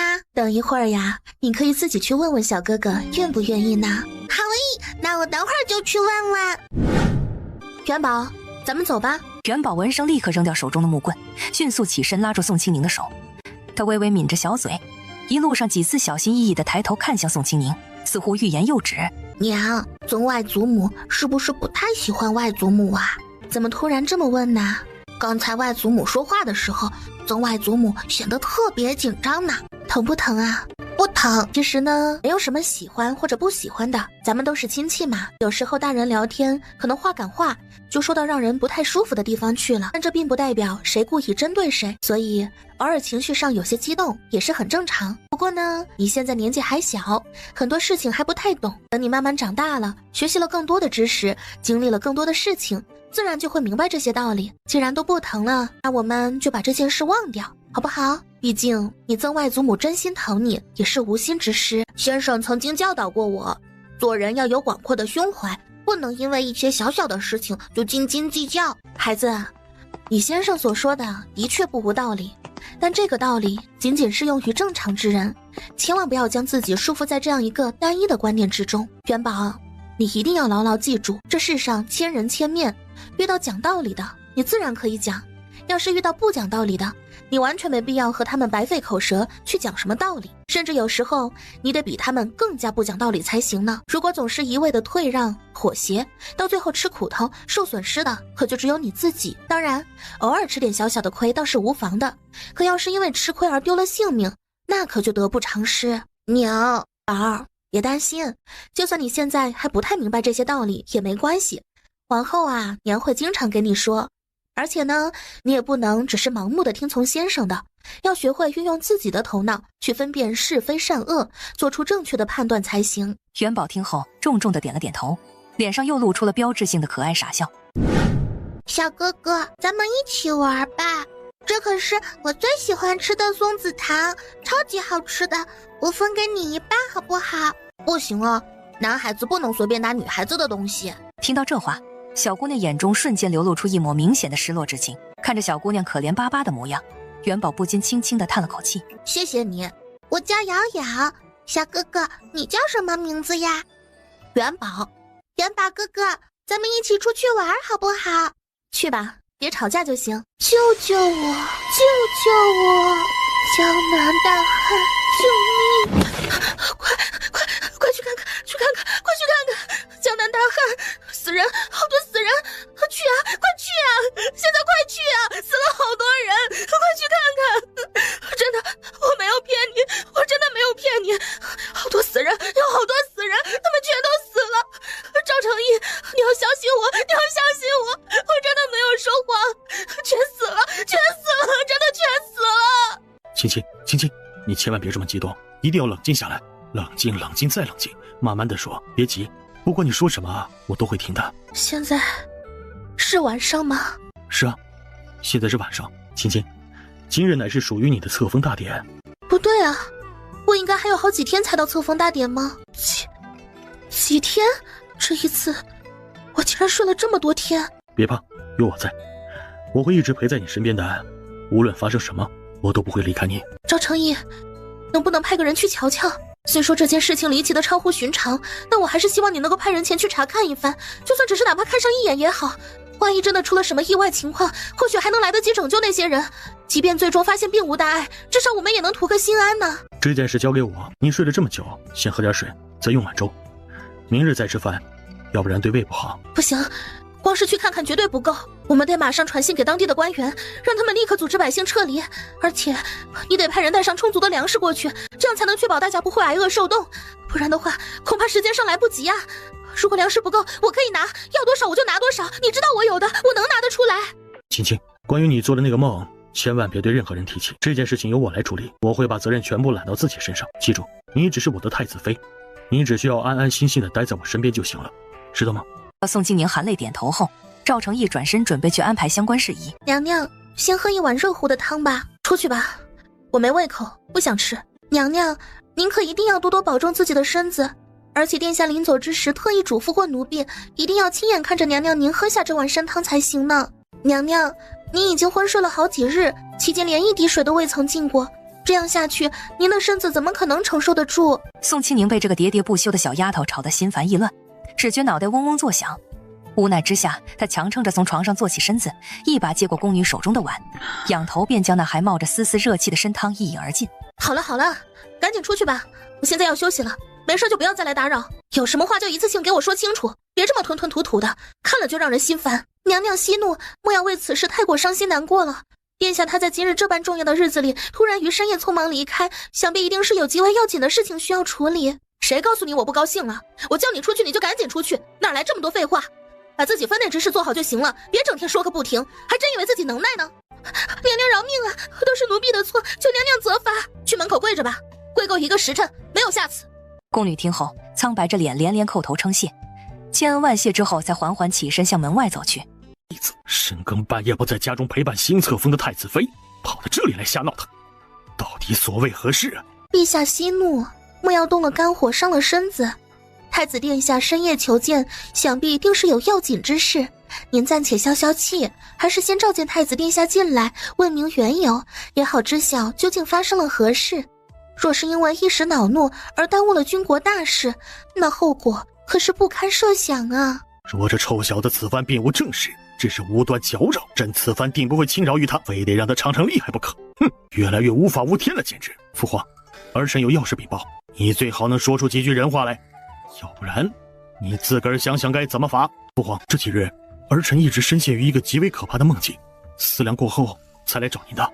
你这逆子，竟敢深更半夜敲响宫门前来，这般肆无忌惮大吵大闹，难道就是为了区区一个梦吗？你可真有出息啊！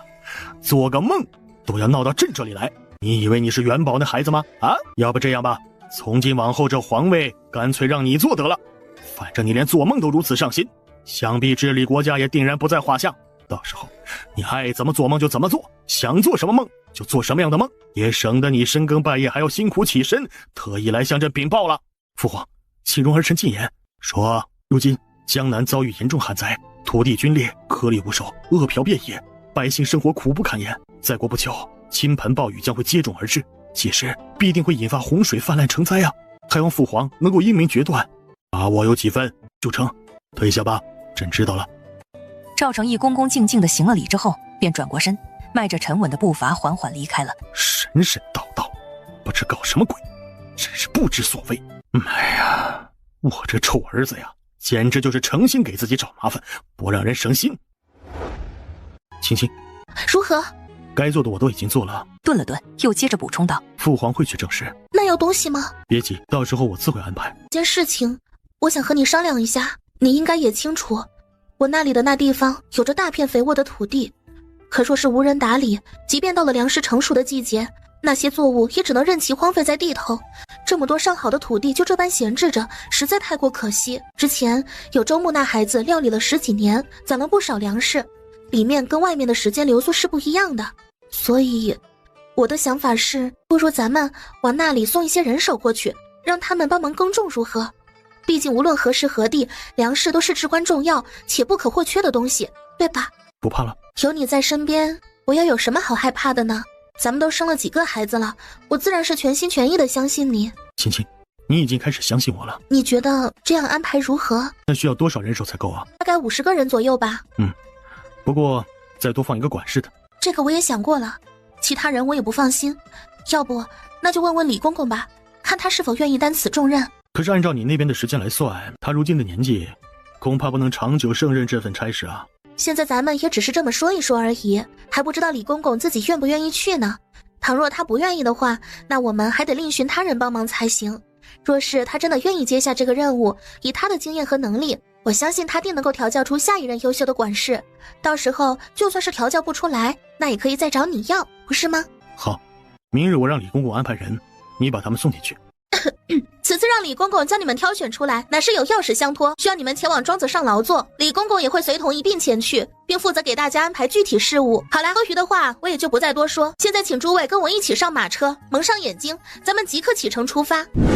到了赵成义名下的庄子后，管事的庄头早已经准备好，提前清理了人，把人带到主院。宋清宁也没耽误，直接让蒙着眼睛的众人排队，再把他们一一送入空间。在这期间，他并没有避讳李公公，而李公公在看到第一个人消失的时候，那已经耷拉下来的眼皮瞬间瞪得老大，眼里闪过不可置信。等赵成义消失的时候，李公公扑通一声跪在地上：老奴实在是惶恐啊！公公，从今往后就有劳您多多辛苦啦。话音未落，只见他下一瞬间便带着李公公一同进入了空间之中。从今天起，你们就要在这里种地。目前这边暂时还没有你们的房屋，不过呢，我会先给你们发放帐篷和棉被休息。等你们把这些庄稼都收割完之后，再由你们亲自动手建造属于你们自己住的房子。李公公只让宋清宁放心，宋清宁没有酒带，主要赵成义忙着。以后他们种出来的粮食我全都拿出来，至于该给谁怎么给，你自己看着办。辛苦了。辛苦倒是谈不上，如今我们可是拴在一根绳子上的蚂蚱呢，毕竟只有你好了，我才会好的，我们的孩子也能过上更好的生活，难道不是这样吗？咱们是夫妻，别把咱俩比作那些乱七八糟的东西。姐，你怎么一个人啊？瞧把你高兴的，是不是有啥喜事儿啊？笑得如此开心，姐，我媳妇生了，就在前天，给咱们老宋家添了个大胖小子。原本我是打算让人告诉你这个好消息的，娘说你这2天很忙，让我别来打扰你，所以我也就一直没敢来找你。没想到今天正好在这碰到了，那我可得赶紧跟你说说，等你哪天有空，一定要过去瞧瞧。我家那小子长得可精神了。哎呀，居然这么快啊！那你媳妇儿现在身体怎么样？有没有事儿啊？可得多安排几个人好好照顾着才行。这女人坐月子可是一生中最重要的时刻，千万不能马虎大意，免得落下什么病根儿。你放心，我媳妇儿身子可结实呢，好吃好喝，娘亲自照顾孩子。姐，你先溜达啊，我去忙了。我啊，今天本来在街上随意逛逛，碰巧遇到二郎，他跟我说他家媳妇儿生了，所以我就寻思着回来瞅瞅呗。二郎媳妇儿身子还好吧？二郎说他儿子长得可好了，可不是吧？孩子娘长得那么标致，那娃自然也是长得俊，看着就让人喜欢的不得了。既然你今儿个过来了，咱们正好一起去瞅瞅。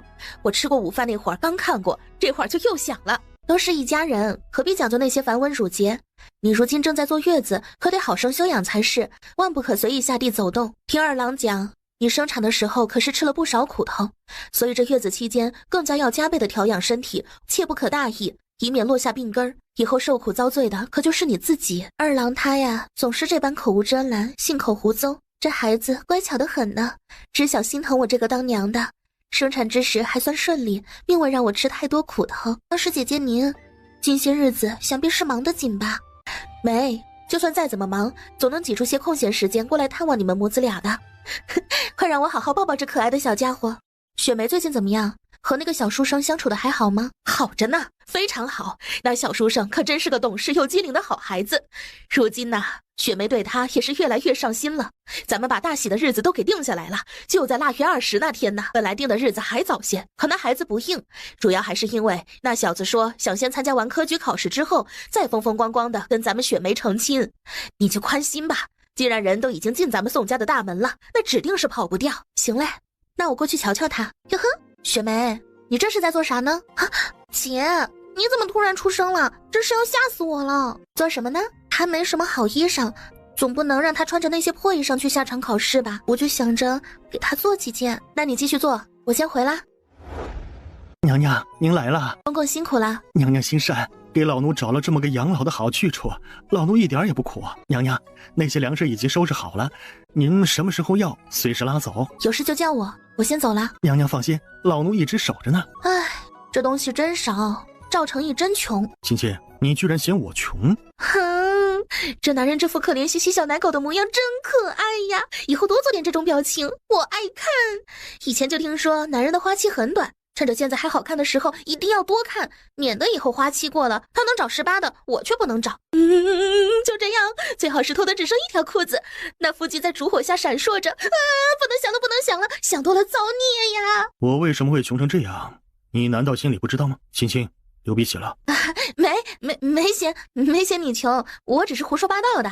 这个天气太热了，老上火。你瞅瞅，我现在嘴也干。不管怎样，反正我所有的一切都在你这里，多也好，少也罢，都是你的。啊，这个男人什么时候这么会了，还想整2口？现在呢？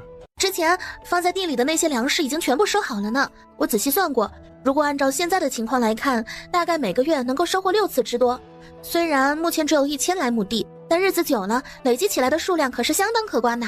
那个，有没有收到什么消息啊？需不需要这些粮食呢？先别急，再等等看吧。北凉这次送来了公主。听闻此次北凉不仅送来了和亲公主，更是将北凉太子年仅3岁的嫡长子送来作为质子，以此表示他们求和的诚意呢。据说那公主长得倾国倾城，更是琴棋书画样样精通。传闻她还扮作将军上了战场，与殿下曾是对手。陛下自从得了柔妃娘娘，便再没要过新人，也不知这位公主会选谁做夫君。哼，上赶着前来求和，居然还有资格挑3拣4，倒是给脸了。确实如此啊，这种情况下哪有挑选的余地？最终能得到怎样的结果，全要看陛下的恩泽。怎么，难不成你在同情他？倒也并非是同情啊，只是想到一个正值青春年华的姑娘被迫离开家乡，来到这陌生之地，未来一片迷茫，不禁为他感觉到悲哀而已。想必他也是被逼迫至此，身不由己啊！当他挥舞着刀砍向咱们无辜的老百姓时，你难道不会觉得老百姓更可怜吗？边关年年不得安宁，将士们死伤无数，可怜吗？边关年年不得安宁，将士们死伤无数。你说他扮作将军上了战场，那又有多少年轻的将士死于他的刀下？不管是心甘情愿还是被逼无奈，这终究是两个国家之间的事情，他们自己的国家将他当作求和的筹码推到我们面前，那就是他们内部的问题了。所以嘛，如果连咱们都对他心生怜悯和同情，那还真不如多吃上2碗米饭，再去戏园子看一场精彩的戏来的实在。娘娘高见，妾受教。你有这一份同情心，其实人之常情，只是吧，在同情一个人之前，先想想他的身份，再想想自己是哪边的。但凡想想他们干的事儿，再换位思考一下，你就会觉得哪里值得同情，少戳2刀，那都是你手软呢。孙夫人轻笑，您说的确实有理。北凉这次送来了公主，你认识？当初在战场交过手，没想到北凉会把她送过来。那准备把她给谁？你听谁嚼舌根了？那倒没有，只是偶然间听到了这么一耳朵，心里好奇，这才忍不住向你打听一下。哎，听说那个女人竟然是个女将军呢，这可真是稀罕事儿啊！你快跟我讲讲，她是不是真像传闻里说的那般威风凛凛、英姿飒爽啊？还有，她究竟厉不厉害呀？你跟她打过吗？你对她又有着怎样的看法呢？别卖关子了，快老实交代，你到底想问些什么？哼，能问什么？还能问什么呀？我就是想问问，你觉得那女人怎么样嘛？万一你要是对人家有什么不该有的心思，我也好提前做好应对的准备不是？再说了，就算是单纯的好奇也不行吗？要是再敢胡思乱想，信不信我立刻给你找点事情做，省得你脑子里整天想那些乱七八糟的东西。没，我真没乱想，绝对没有，我就是好奇。哼，这家伙管得可真够宽的。青青，你做的那个梦果然是真的。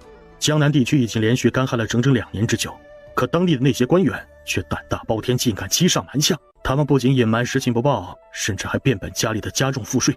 老百姓们实在是生存不下去了。据父皇的龙卫暗中探查所得，如今的江南可谓惨不忍睹，横尸遍，许多村落几乎都空了。就在今晚，父皇得知此事后勃然大怒，他当机立断，连夜派遣人手，携带大量的赈灾粮食，火速赶往江南处理此事。那他们为何不逃呢？死路上比家里等死强点吧。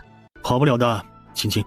那些丧心病狂的官员害怕百姓们逃出去会让他们的恶行败露，于是便封锁了所有能够出逃的道路，彻底断绝了老百姓最后的生机。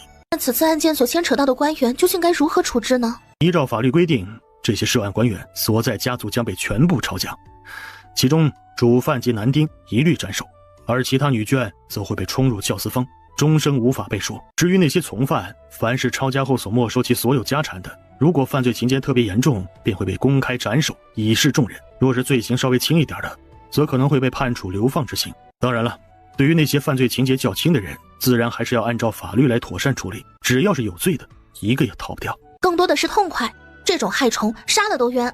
青青，是不是把你吓到了？你之前跟我说的那些噩梦，想必在梦中你一定被吓坏了吧？都是我不好。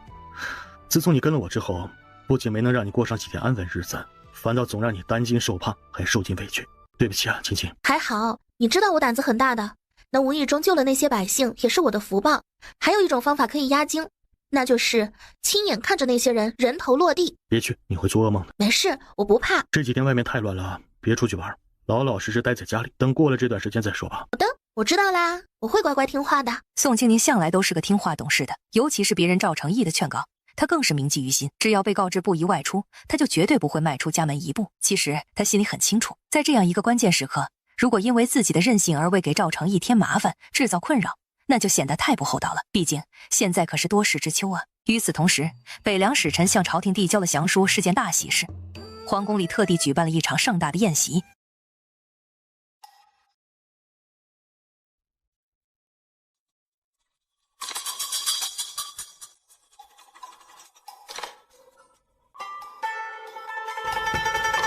你不喜欢？看来这么多年早就腻了。姑娘怕是有所不知啊，咱们这儿可是有个规矩，那就是没有特殊关系的男女之间必须得遵循授受不亲的原则。您这样主动给男子喂酒，实在有些冒昧呢。孩子爹，快喝杯茶醒醒神儿吧。他微微颔首，顺从地接过茶杯，轻啜了一小口那温热的茶水。听闻你们那儿向来推崇大碗喝酒、大口吃肉的豪迈作风呢，我自然不能显得小气了，不是？正所谓来而不往非礼也嘛。所以呀，这一杯我特意敬您。哎呀，怎么了？这位姑娘莫不是嫌弃我没有资格向您敬酒，亦或是觉得这碗太小，不足以表达我的诚意？话说到这份上，那女子纵然心中百般不情愿，但此时此刻实在也是不好再公然拒绝了。无奈之下，女子只得硬着头皮接过那只硕大的酒碗。她轻轻放下碗，软着脚回到跳舞的队伍里，继续扭着腰直跳。你认识？北凉昭华公主。哎呀，真好看！这么一大碗下去，果然醉了。不过，这样的女人应该不好把控吧？但凡有歪心思，那都是麻烦。这公主的去处定了吗？皇嫂这是和皇兄说什么悄悄话呢？竟然这么神秘啊！没什么特别的，不过就是觉得这位姑娘的舞姿实在是太过于好看了，忍不住跟我家殿下夸赞了一句罢了。六弟，专心点儿，能得到太子妃您这般称赞，实乃舍妹之荣幸。若太子妃当真喜爱，不如将舍妹带回贵府，这样一来，便能日日观赏着舞姿了。昭华参见陛下，陛下万岁万岁万万岁！平身吧，陛下。舍妹此次前来，实则有一事相求。舍妹已到适婚之龄，心中渴望能得到陛下赏赐，只一门如意亲事。若能如此，舍妹日后便能安心生活，全心全意侍奉夫家。既然这样，那的确应当为公主寻一个如意郎君呢。正巧老六尚未立正妃，朕观这二人倒是十分的般配，不知公主意下如何呀？此刻最为震惊和受到沉重打击的当属杨贵妃，她整个人呆若木鸡，瞪大了双眼，满脸的难以置信。六皇子本人也就这么被忽略了，他愿不愿意，开不开心，根本不在老皇帝的考虑范围内。这件事情就这样毫无悬念地定了下来。昭华公主尽管心中难免有些许失落，但她深知自己所处的位置和身份，并没有丝毫不满与抗拒，反而欣然接受了这个决定。听闻贵国每年的秋猎都很热闹，不知小王能否有幸参加呢？既然这样，那便依你所言，正好借此机会举办一场盛大的秋猎比赛，也好让朕和众位爱卿一同观赏。这件事就交给太子办吧，儿臣定当不辱使命。随着时间的推移，这场盛大的宫宴很快就接近尾声。你来做什么？母妃前来，自然是有重要之事要与你相商，咱们还是进屋再说吧。母妃，如今也是深夜时分，即便您贵为儿子的生母，也得需要注意男女之防，有所避讳才是。况且儿子的榻上此刻正躺着一名女子，实在不方便请您入内。既然如此，那便随本宫到外面去谈吧。皇儿，你且做好准备，那个位置你能去做了。你想做什么？错了，都错了。本来这个位置就是你的，本宫也该是尊贵的太后，是这世上最尊贵的女人。现在被太子跟太子妃耍花招偷走了，现在本宫只是拿回属于咱们的东西而已。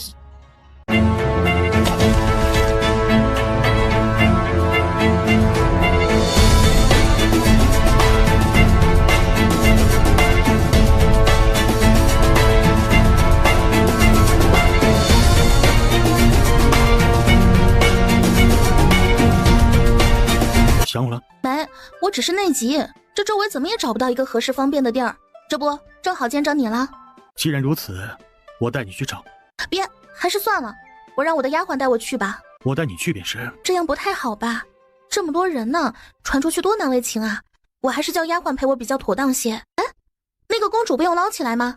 瞧她跟只老母鸡似的在水里扑腾个不停，我看情况不妙啊！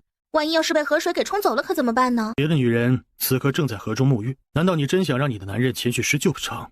原来是沐浴啊！不必了，你忙你的事情去吧。再说那昭华公主在河水里扑腾许久，喝了个肚饱圆，好不容易才勉勉强强地爬上岸。对了，怎么不歇着？沈家是不是有意跟咱们结亲？你怎么突然问这个了？是不是沈家父在你面前说了些什么？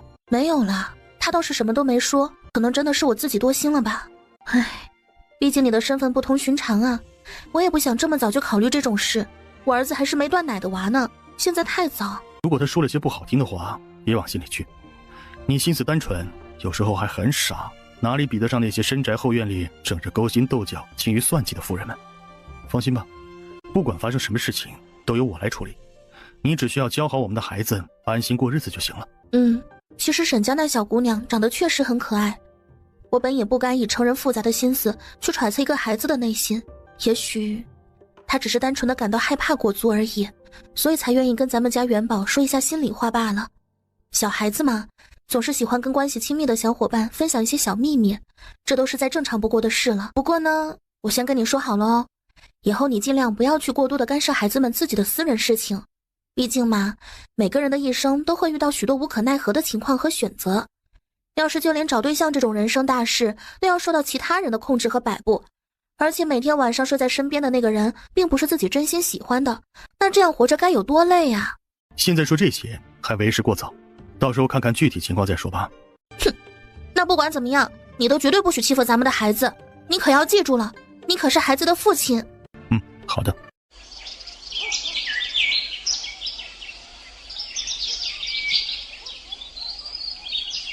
萧将军，男人面无表情。你不太像是一个太子妃该有的样子。这还有标准啊？那该是什么样子？不该知书达理吗？哼，吃的不多，管的倒是不少。你要是真有那闲工夫去管你们国家的，我不乐意听你的。明日我与赵成义比试，一雪前耻。你是没有其他倾诉的对象了吗？我是太子妃，你是北凉将军，你就算是心头苦闷，也不该来找我。万一要是落在有心人眼里，那咱们就是浑身长嘴也说不清，不是？所以啊，为了我的安全，我觉得你还是去找其他人聊天去。我跟你真的没有那么多话说。至于你说的比赛，那尽管去比呗。你还指望我能给你加油不成？除了你，没有人愿意听我说话。我到底是哪里给了你这样的错觉，竟让你觉得我会乐意听你唠叨这些烦心事？我萧家世代忠良，到了我这里却只剩下我。家中除了年事已高的老母亲之外，已经再没有其他亲人可以依靠了。就在昨天，我收到了一封寄来的家书，我的母亲走了。其实我一点也不喜欢打仗，但没办法，谁叫我生在了将门世家。作为萧家后人，我只有这一条路可以走。还记得母亲在世时曾对我说过，让我勇敢地去追求自己真正喜欢的事情。但可惜的是，自从我拿起那杆长枪的那刻，就注定戎马一生。只是可惜啊，最终我还是败了，而且还是败给了你男人。胜败乃兵家常事，有赢就有输嘛。这风水轮流转，总不可能回回都是你赢不是？我可不是那种输不起的男人。你会带着几个小儿进山里吗？啊？不会吧？要是可以就别去，带着小儿会很危险。话音未落，他便转身缓缓离去，留下宋清宁独自一人站在原地，望着他渐行渐远的背影，心中满是狐疑和不解。回来了？怎么还不睡？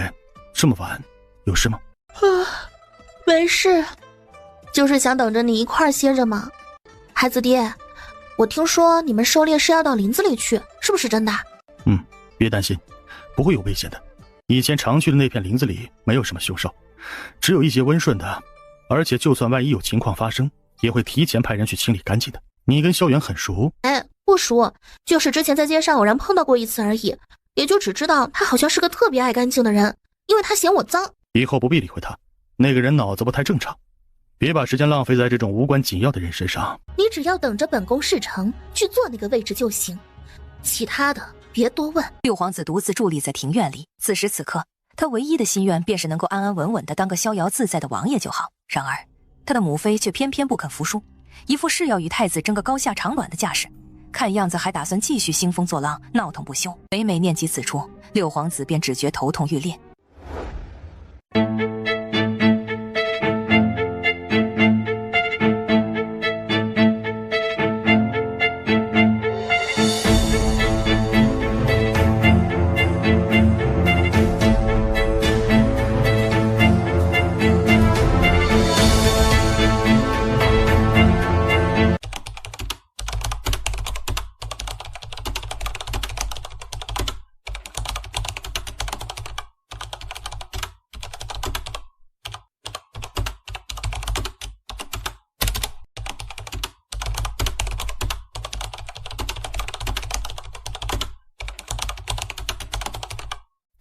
快给太子妃诊治！殿下，经过微臣诊断，太子妃她并无任何病症啊，而且这太子妃的身子骨可是健壮的紧，比起一般18、19岁的年轻小伙子来，怕是都有过之而无不及。而且这不可能，你再好好检查一番，为何他的身子会如此冰冷？殿下，殿下，太子殿下，有温度了，有热气了，恭喜殿下！太子妃她有喜了。赵成义微愣，他挥挥手让郑太医下去，同时也挥退了其他伺候的人。爷，娘到底什么时候才能醒过来呀？还能再醒过来吗？一定能醒过来的，对不对？快了，你娘很快就能醒过来了。爹，娘一直都在拼命的保护着我呢，还有夫子也是一起保护。娘说我们都是小孩子，所以需要他这个大人来守护。可是我也好想要保护娘。元宝，你又要做兄长了。我想再有个弟弟，妹妹有一个就够了。爹，我听外面的人说皇祖父驾崩了，是不是真的呀？突发意外，你皇祖父年事已高，撑不住，走了。元宝，你可是家中的老大，这几日一定要好好照顾弟弟妹妹，还要细心的照看娘，知道吗？爹，您放心去吧，这里有我呢，我会一直守着娘的。如果你娘醒来了，记得立刻让人通知我。说完便转身匆匆离去。宝儿，告诉娘，怎么哭成这个样子啊？是不是有人欺负你了？要是有谁敢欺负我的宝儿，娘给你做主。娘，你先等一等，我要赶紧去把爹爹找来，告诉他你已经醒了。小家伙跑得飞快，眨眼间便消失在了房间门口。没过多久，一阵急促的脚步声由远及近传来。你怎么穿上丧服了？娘，皇祖父驾崩了，陛下的身子一向都很硬朗啊，怎么会突然就……这只是一场意外罢了，这些事你不用太过操心。如今最要紧的是调养好你的身子，你腹中有了我们的骨肉，千万别再像之前那般顽皮嬉闹了。又有了？太医已经确诊过了。北凉使臣里的那个老头不对劲，你快去把他们抓起来，可别让他跑了。还有他带的那个小孩，我觉得也不太像好的，赶紧抓起来一起问问看。别担心了，一切都已经处理妥当了。这几日抓获了一批心有叵测、别有企图之人，他们竟敢在如此重要的时刻兴风作浪，实在罪大恶极。待国丧结束之后，这些人必将被处以斩首之刑，以正国法。那我们现在在哪儿？我是不是应该和您一同外出守孝啊？快走吧，咱们现在立刻就动身。反正我眼下也没有其他要紧之事可做，绝不能在关键时刻让人抓住把柄，说三道四，更不能成为你的累赘，给你拖后腿。而且我觉得自己虽然帮不上忙，但我可以就在那里跪着哭嘛，这点小事对我来说完全不在话下。丧服呢？我的丧服准备好了吗？快派人将我的丧服送来，穿戴整齐，咱们尽快出去。别急，青青，你才刚醒来，身子还很弱，先好好休息。我真的没事儿，你又不是不清楚我的体质，一直以来我都身强体壮，如今陛下突然驾崩，这是惊天动地的大事。于情于理，身为儿媳，即便此刻我的身子确实有些不适，但无论如何也得咬牙坚持撑住。这种关键时刻，我绝不能有丝毫的缺席和懈怠。好吧，既然这样，那就依你。不过到了那里之后，你只需要安心守灵就好。如果身体实在支撑不下去了，那就赶紧回屋去休息调养。放心，不会有人因此而责怪于你的。皇上驾到！吾皇万岁万岁万万岁！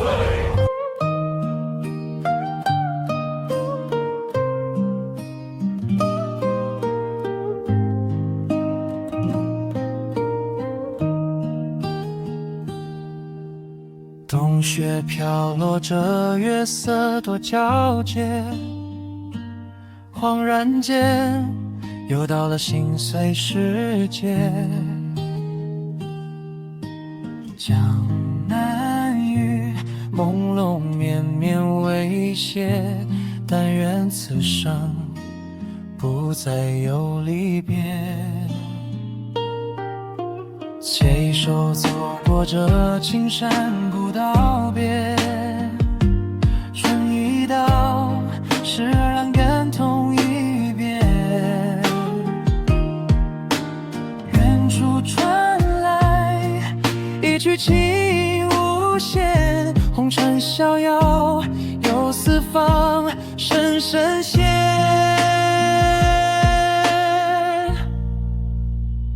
煮一杯新茶，与你共赏这人间。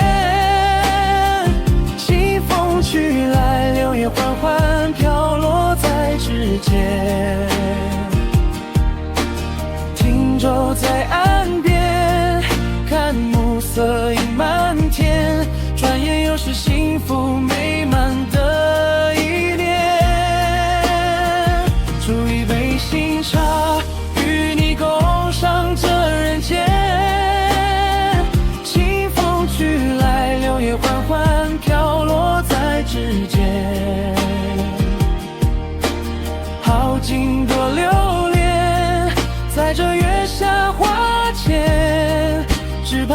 岁年年和你相见。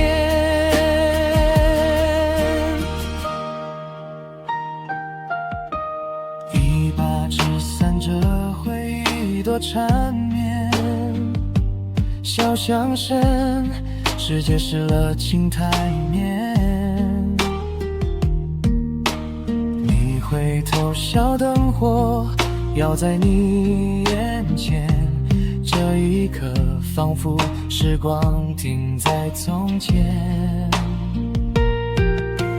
若有风雪也替你挡在门前，若有风月都写进你的从前。